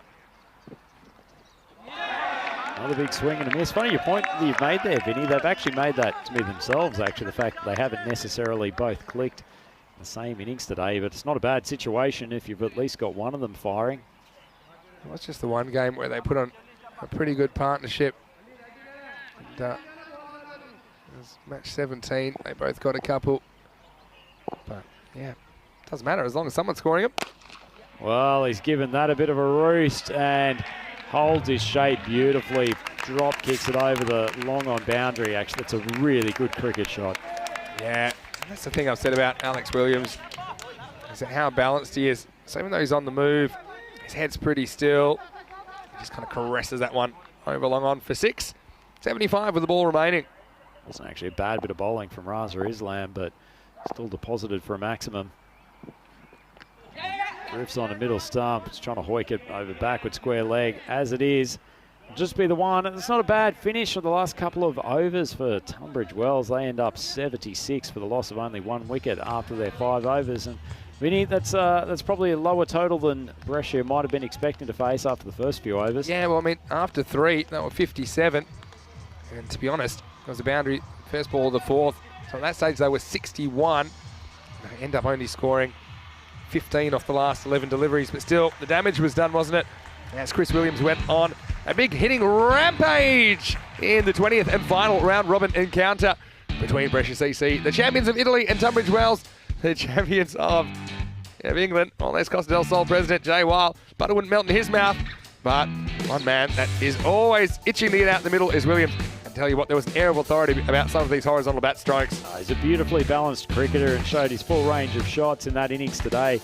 41 off 11 and some monstrous sixes, some of the most brutal striking we've seen across the last 2 days. He got a few freebies from Brescia as well, but for the most part, he was striking wonderfully. And Bardia said, I want to be part of the hitting party as well. So he joined Williams with his own couple of boundaries, 2 4s and a 6 off the bat of the stylish left-hander. Eventually they took Williams down when he tried to heave a ball from wide of off stump and was caught by Imad Khan off the bowling of Sajjad. But Alex Williams came out to join Bashi. He took control as the lead batsman. Managed to find the boundary on a couple of more occasions before he was thwarted on that occasion by some nifty outfielding. Mr. 100% certainly didn't mind it. And Alex Williams just with a lazy maximum towards the back end of the innings, just to take Tunbridge Wells up to a pretty comprehensive total. They ended up 76 for 1 after their 5 overs. Look, it's a very good score, no doubt about it, but you just need to click for a few overs if you're Brescia, and they can go at this kind of pace. And so Chris Williams getting good reception on his bat phone at the moment, 41 off 11. And he was really powerful in that innings where he was able to hit balls out of the park at will, really. 6 sixes and a 4, so 40 of the 41 in boundaries, 21 not out as well to Barsha. Played a good supporting role as well. You can see the damage was done early in the innings as Bashar Ali, Javed Mohammed and Kalab Sajjad did go the journey, but Sajjad did come back with the big wicket of Chris Williams. And look, a good comeback in the last 2 overs where they only conceded 19 further. So, look, they'll believe that they can chase this down, Brescia CC, and they would just like something to go well with their batting going into that crucial match tomorrow morning. Does look like they will be in the Eliminator. So join us, last innings of the day. It's only a few minutes away. Vinny Sandhu, Mr. Maximo, alongside Andrew Ryan. When we return, Brescia CC will require 77 off their 5 overs to take out the points in match 20. You're watching ECN and hope you're enjoying the BET2BALL European Cricket League.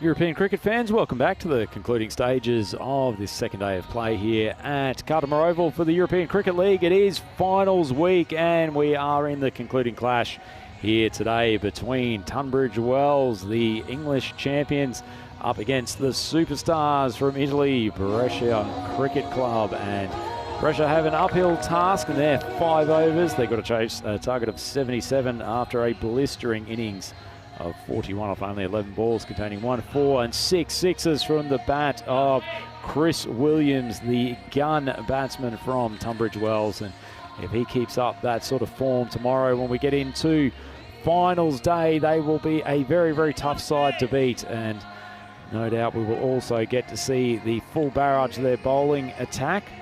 Looks like Matt Barker, who's been pretty impressive with the new ball when he's had the opportunity to take it in the course of these 2 days, is going to start us off. Looks like it's going to be Yasir Dulu who will be facing the first ball. He's a man that Brescia would love to see get hot again, and he's joined at the top by Ali Raza Islam. Putting these two together, seeing if they can rediscover some magic.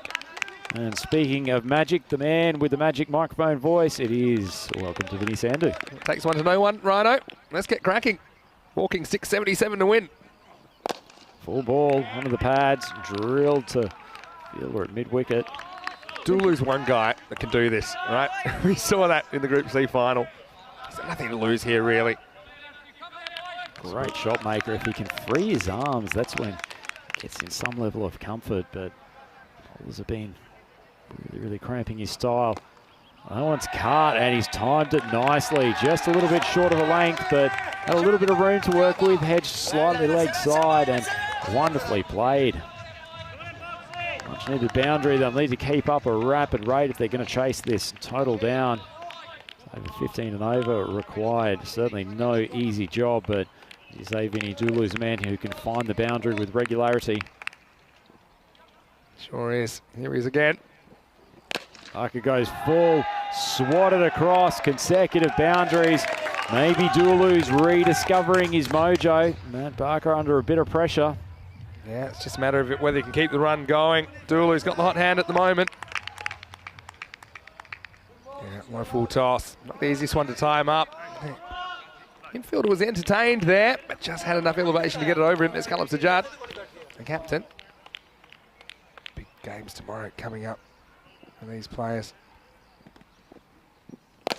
Nice ball from Barker, just the off speed, but smoke down the ground. Slightly awkward effort in the field from Dave Smith. Seems to have recovered well from copping one in the throat earlier this morning. Yep, Stefan Gooch, late in the day, but he has to have his wits about him here. Stop, drop and roll tactics. He's a mobile man for his size, Stefan Gooch. Great agility. Drifts onto the leg stump, and that's pumped for a third 4 off the over. Raza Islam, he wastes no time getting into this barrage, and Brescia 13 for none. Yeah, it's good batting. It's all about the angle into the batter, though, that allows this. Raza Islam, they put him back at the top of the order. They want him to click again. He was the answer in their group campaign. And it was these two, actually, that proved to be quite an instructive opening combination for Brescia CC, the Italian champions. I think it's a good move, Vinny. They're going to make some waves in finals day. I think it's these two at the top of the order who will do it. Barker outside of stump, big swing, but nice change of pace. Brave bowling from the young man. That's the end of the first. Brescia, it's a pretty good start. 13 for none. Yeah, well, here's the thing. They need basically 15 and over, touch above. But you've got a big problem. Getting 77 in 5 overs, break them into smaller problems. And that's just to try and get that 15 and over. To do that, probably need two or three boundaries, maybe 12 in boundaries. And then you can kind of scramble the rest. You have to do that 5 overs in a row. Look at this. And almost certainly, I think, given the size of this score as well, Brescia, even if they do chase these down, they're not going to make the inroads into the net run rate required to take the top 2 spot away from Tunbridge Wells. Still, they're out there. They'll both want to take winning form into tomorrow. Seems like Michael Waller's got the ball. The ball is right arm off spin. He's been a good bowler. Like a couple of their spin options. Certainly becoming a more important part of their bowling attack. Drags that one wide of off stump. Dulu only just reaches it. On fire at the bowler's end. Not a big effort to slide the bat. So I think this is a skill in itself, spotting a wide and not hitting it. If you're going to hit a wide, make sure you hit it to the boundary, because Basically, Dooley burns the ball here. Would have got one either way. In an innings that only is 30 balls. That hurts. Waller, well, he's pretty happy about that result, I'm telling you that. Got a fair bit of protection there too. He's got a man just backward of point and one also just wider, almost in between third man, traditional third man and point. So it's exactly where he's aiming the balls to the right-handers. Another one dragged down. This time they do leave it, taking the Sandu advice. Take the extra. Oh, good thinking by Waller. You're going to bring out the Q extender to hit those balls and be my guest. Going to have to bowl that one again.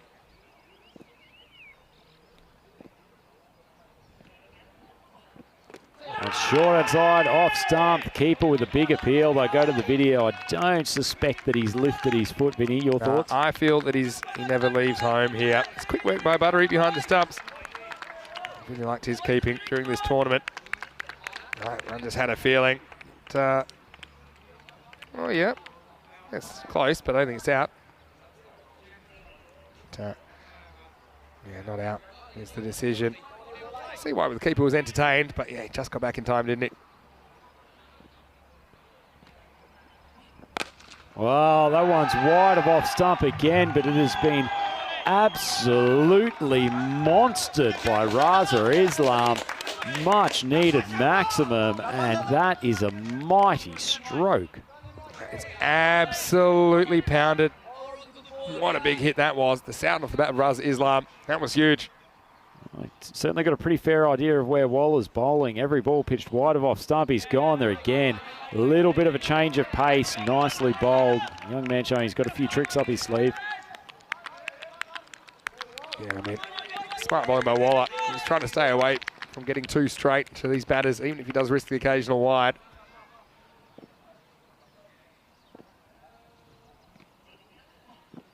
Oh, wide of off stump again, but it's been smoked over the mid-wicket boundary. He's unbelievable. He's even been able to reach that, let alone get enough power on it to take it over the leg side. But that is brutal hitting from Raza Islam. Just plays it on length, doesn't he? Hitting with the turn. And yeah, gets the 6. They need to get up to about 30 after this over. That one helps.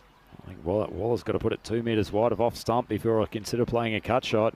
Goes a little bit closer, high off the bat. It's going to be an easy catch for Ian McLean coming in from backward point region. And after a magnificent couple of strikes, unfortunately, Raza Islam back in the pavilion. Brescia at the end of the second over, 27 for 1. Yeah, well, the show had to end at some point, and the carnival is over for Ali Raza Islam. Again, that's good persistence, isn't it, from Waller? Just stuck to that offline tactics and waited for one to be mistimed. Ian McLean is a very, very good fielder. He doesn't drop too many. Made light work of that. Still entertaining stuff from Ali Raza Islam. He goes for 16 off 7. First wicket falls. It's 27 for 1. Pretty reasonable start from the Italians. We talked about them needing to stick over 15 and over to reach this target. Well, they're not shockingly far off it, and they've only lost the 1 wicket, although they would have loved to have Raza Islam, with the hitting form that he was in, stick around for at least another over. But as it is, Babar Hussain strides towards the crease to join Yasir Dulu, who's found a little bit of form himself. And that's the left arm orthodox of Christian Davis. They're good hitters. They're good hitters. Floated up. It was an invitation to strike, and Dulu's got a big piece of it. Fielder out there, I think it's Alex Williams, thought he was in the game for a moment, but beautifully struck, and another Maximo. Tactical strike by Dulu. Goes sideways. Basically, he's going to sweep this no matter what, just out of the range of Alex Williams down there at the deep forward square leg boundary.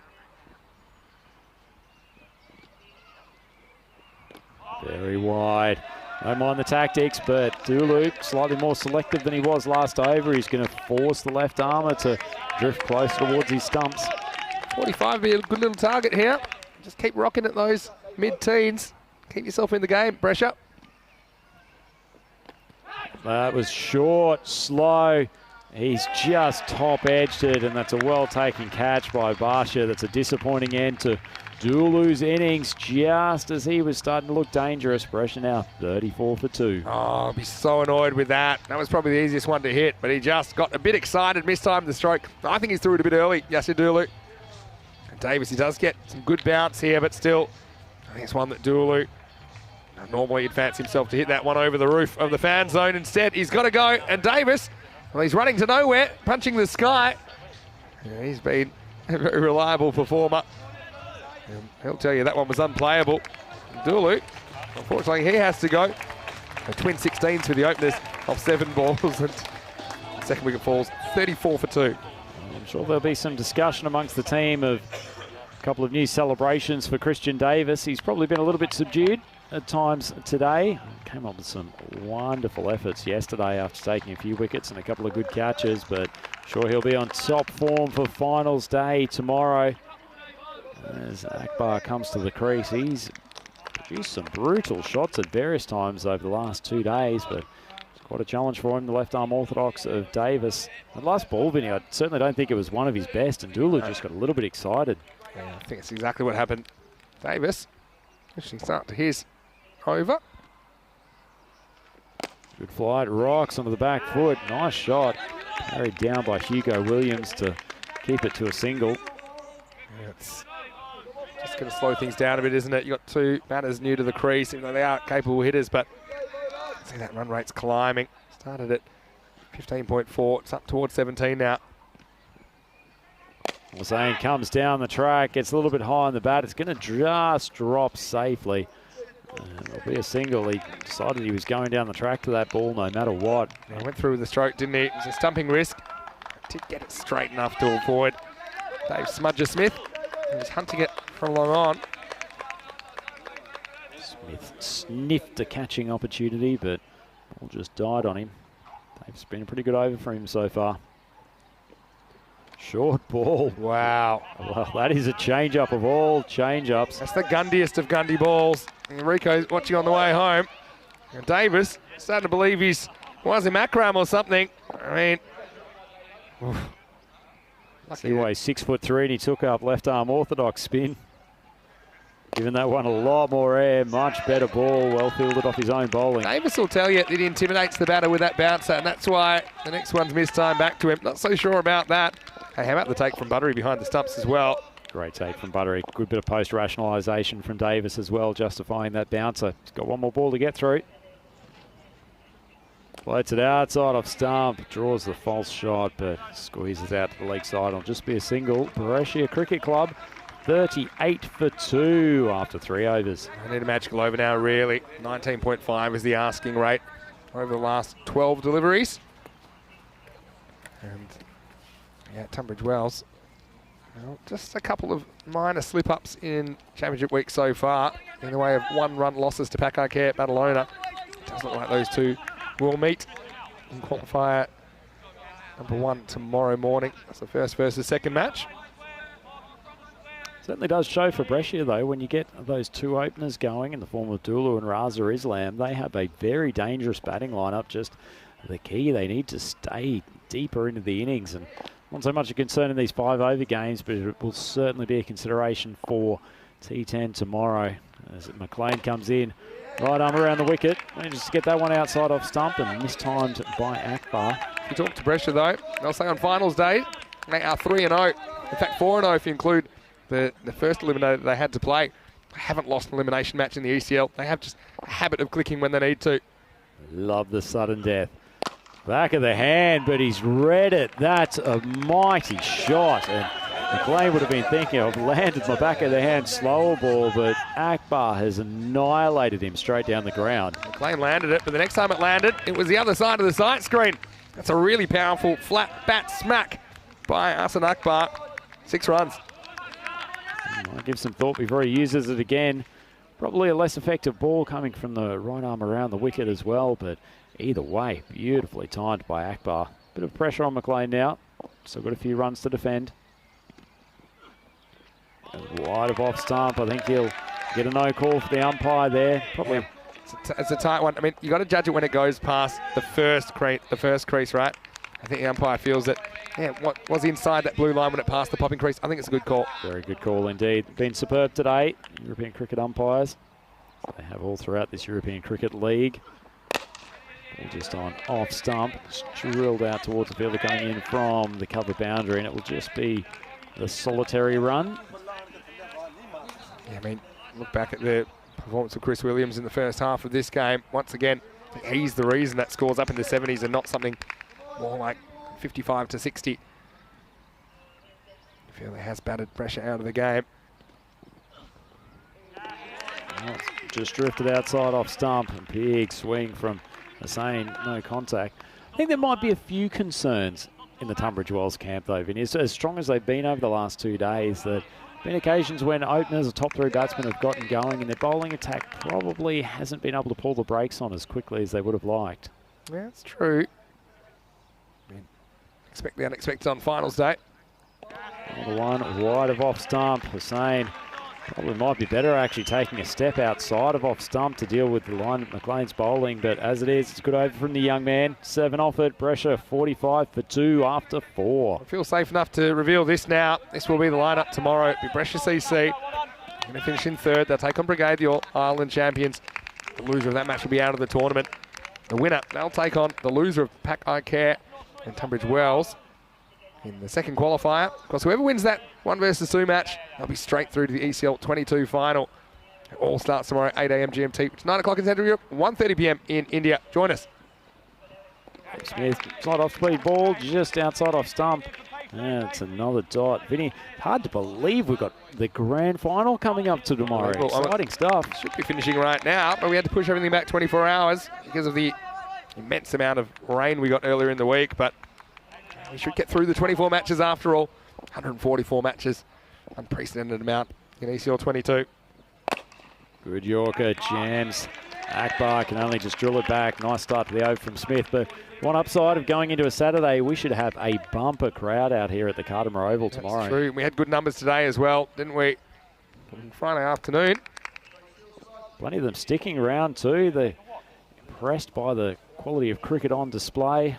Plenty of entertainment from the DJ, plenty of entertainment on the field. That's whacked away to the leg side. It's only going to be a single. Alex Williams fielding out there. He's got a good arm. Still has a crack at the stumps and may not have been far off. It had been a direct hit. I say I really like Dave Smudger Smith. He is prepared to do whatever the team requires. He's handy with the ball. He goes up as a kind of pinch hitting wild card at the top of the order as well. Good fielder. Slower ball. Hit very high. It should be a catch coming in from the man coming from long on, and Matt Barker takes it with ease. Good pair of hands from that young man, and a well-deserved wicket for Dave Smith. Yeah, it was just an off-cutter, I think, from Smith. It goes high, but not far. And I saw Barker under that. I was pretty confident he was going to hold on to it. Great technique there from the outfielder. As Brescia CC looks like they're going down in this one. That's 3 wickets down now. And it's 46 for 3. B. Chowdhury making his way out to the middle. Chase has just fallen a little bit flat in the last couple of overs. Only the big booming 6 off Ian McLean. His over went for 7, and now it's been an excellent first 4 balls by Dave Smith. Just 1 for 1 his bowling analysis at the moment. So only 2 deliveries to go. Chowdhury will get the chance for a few free swings. Just as we're starting to lose a fair bit of light here at the Cartama Oval. Still a fair bit of dark cloud cover, but fortunately the rain stayed away for the conclusion of a full day's play. 2 to come. Maybe Chowdhury gets a hit. Under his pads, smack straight into him, but he'll take the leg by. Dave Smith not too fussed about allowing the one. Just gives his left hamstring bit of a rub. Hopefully there's no issues that are going to flare up. So well done to all the players, really, with this schedule. 10 matches a day, players playing 4 matches a day, and sure, they're shortened, but a lot of mental energy goes into it. So here is the last ball of the round-robin stage. Akbar tries to end with a bang. Fortunately, it's just a whimper. No run, and Brescia, off their 5 overs, they fall a big margin short, which is not surprising. Pretty big total. They were put on to chase by Tunbridge Wells. They scored 76 for 1 in the first innings. Brescia end up 3 wickets down, only 47 runs on the board. A couple of nice signs from them. A few of their top order getting a decent hit, but another compelling performance from the boys from Kent, and there will be plenty of fans back in England who will be feeling very, very positive about their chances in finals day tomorrow. Vinny, they have a good all-round side, and it feels like they've got their key players high on confidence at the moment. Yeah, I think they're confident but not overconfident, Tunbridge Wells. And I think, obviously, they had a couple of close results not go their way in the round robin stage, but do you think they'll fancy their chances tomorrow? A blockbuster clash against Packeye Care, second match of the day. Look at his chase and Brescia CC. Always going to be a lot of runs, wasn't it? But certainly the openers gave it a fair shake early on. Yeah, Dulu started really, really well. Lovely time shot to backward point boundary to get us moving, and his partner, Raza Islam. Those two, they have some magic together. They have some past history together, and I suspect Brescia will be relying them to get them home in that first knockout game tomorrow. But unfortunately, when they were dismissed, thankfully to a good bit of fielding from Ian McLean, he's got a very, very safe pair of hands. Then things just became a little bit difficult, but it didn't stop Dulu swinging. He went for a big maximum over that square leg boundary, but eventually Christian Davis, with his left arm orthodox, he confounded a few batsmen today. It certainly won't be the last.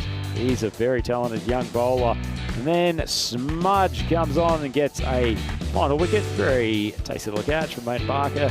He's been good in the field the last couple of days. A little bit of a fist bump from Stefan Gooch, always one of the players' favourite umpires. And then Barcia clapping his team off the field. Championship week, day 6, finals day. Vinny, this is going to be a cracker. Oh, look, it's going to be one of the biggest, if not the biggest day in the ECN calendar, even though we're just a few weeks into the season. And only one team will lift that trophy. And remember, whoever does win that trophy, they will be guaranteed qualification for ECL 23. So a huge prize on the line. Of course, there's some prize money associated with it as well. I know that each of those 4 teams, they'll believe that they can go all the way. Let's have a look at the last innings of the day. Twin 16s off 7 at the top of the order. Nas Nagbar made 10, but no one really batting long enough to really challenge the target of 77. And with the ball, pretty clinical stuff. And Dave Smith at the end, only conceding 1. Picked up a wicket as well, as did Davis and Waller.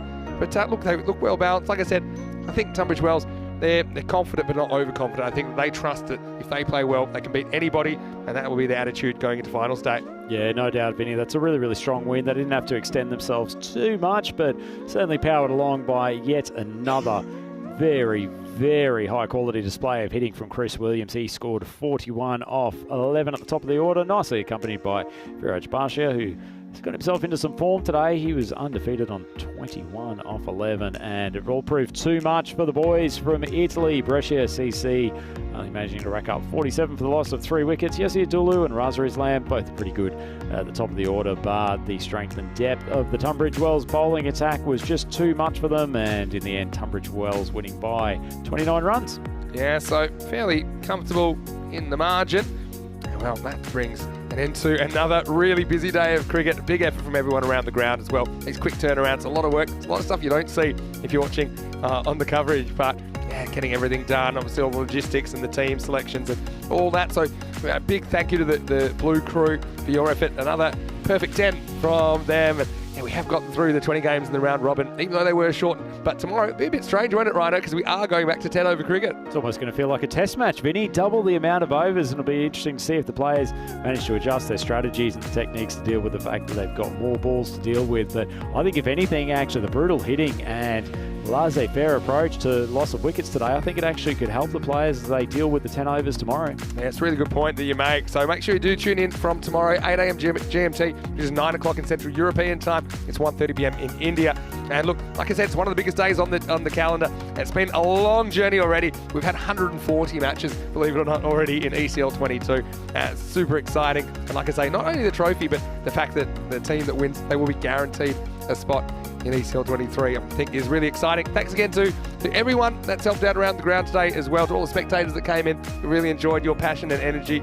I know that they're super excited to be here as well. Thanks to Rico as well. I know took the last couple of games off. He'll be ready and firing in the morning for that eliminator. I'll be doing that one with him in the morning, Saturday morning. First time we've played a Saturday, actually, in ECL. We are using the reserve date. It's fortunate that we do get to give this tournament the conclusion that it deserves. Also, thanks to Andrew Leonard, who jumped in with me for a game today as well. To all of our production crew, Spring Productions. Geez, don't they do a good job bringing the magic out there and taking it to screens all over the world. Just a reminder, you can go to our website, europeancricket.com, check out the fixtures for tomorrow. I think they would have been listed already. If not, they'll be there shortly, as well as all the news articles and also some information about some of the tournaments coming up, including the first Fancode European Cricket Series, which starts right here on Monday, the first domestic series of the year. And Rhino, we'll be back tomorrow, and we're going to do this one more time. Tomorrow, we will have a winner. I can't wait, Vinny. This is going to be 4 tremendous games. I think these teams are actually going to be really, really well matched up in the T10. I suspect there might be 1 or 2 upsets that we're probably not foreshadowing at the moment, but it is all to play for. I also wouldn't write off those 2 teams coming from 3rd and 4th place, both Brigade and Brescia. They're tough units. They've got dangerous batsmen. They could certainly do some damage when we get to tomorrow, but it is all to play for. It is going to be a huge day. We've seen it time and time again. We've already had 5 finals days, haven't we, in the group stages? And if we know anything, expect the unexpected. We will see it tomorrow. We'll see you tomorrow on behalf of the European Cricket Network and the European Cricket family. This is Mr. Maximo, Vinny Sandu, alongside Andrew Ryan. We're going to need to rest our voices. Tomorrow's a big day. Come back for the conclusion of ECL 22. But for now, it's goodbye.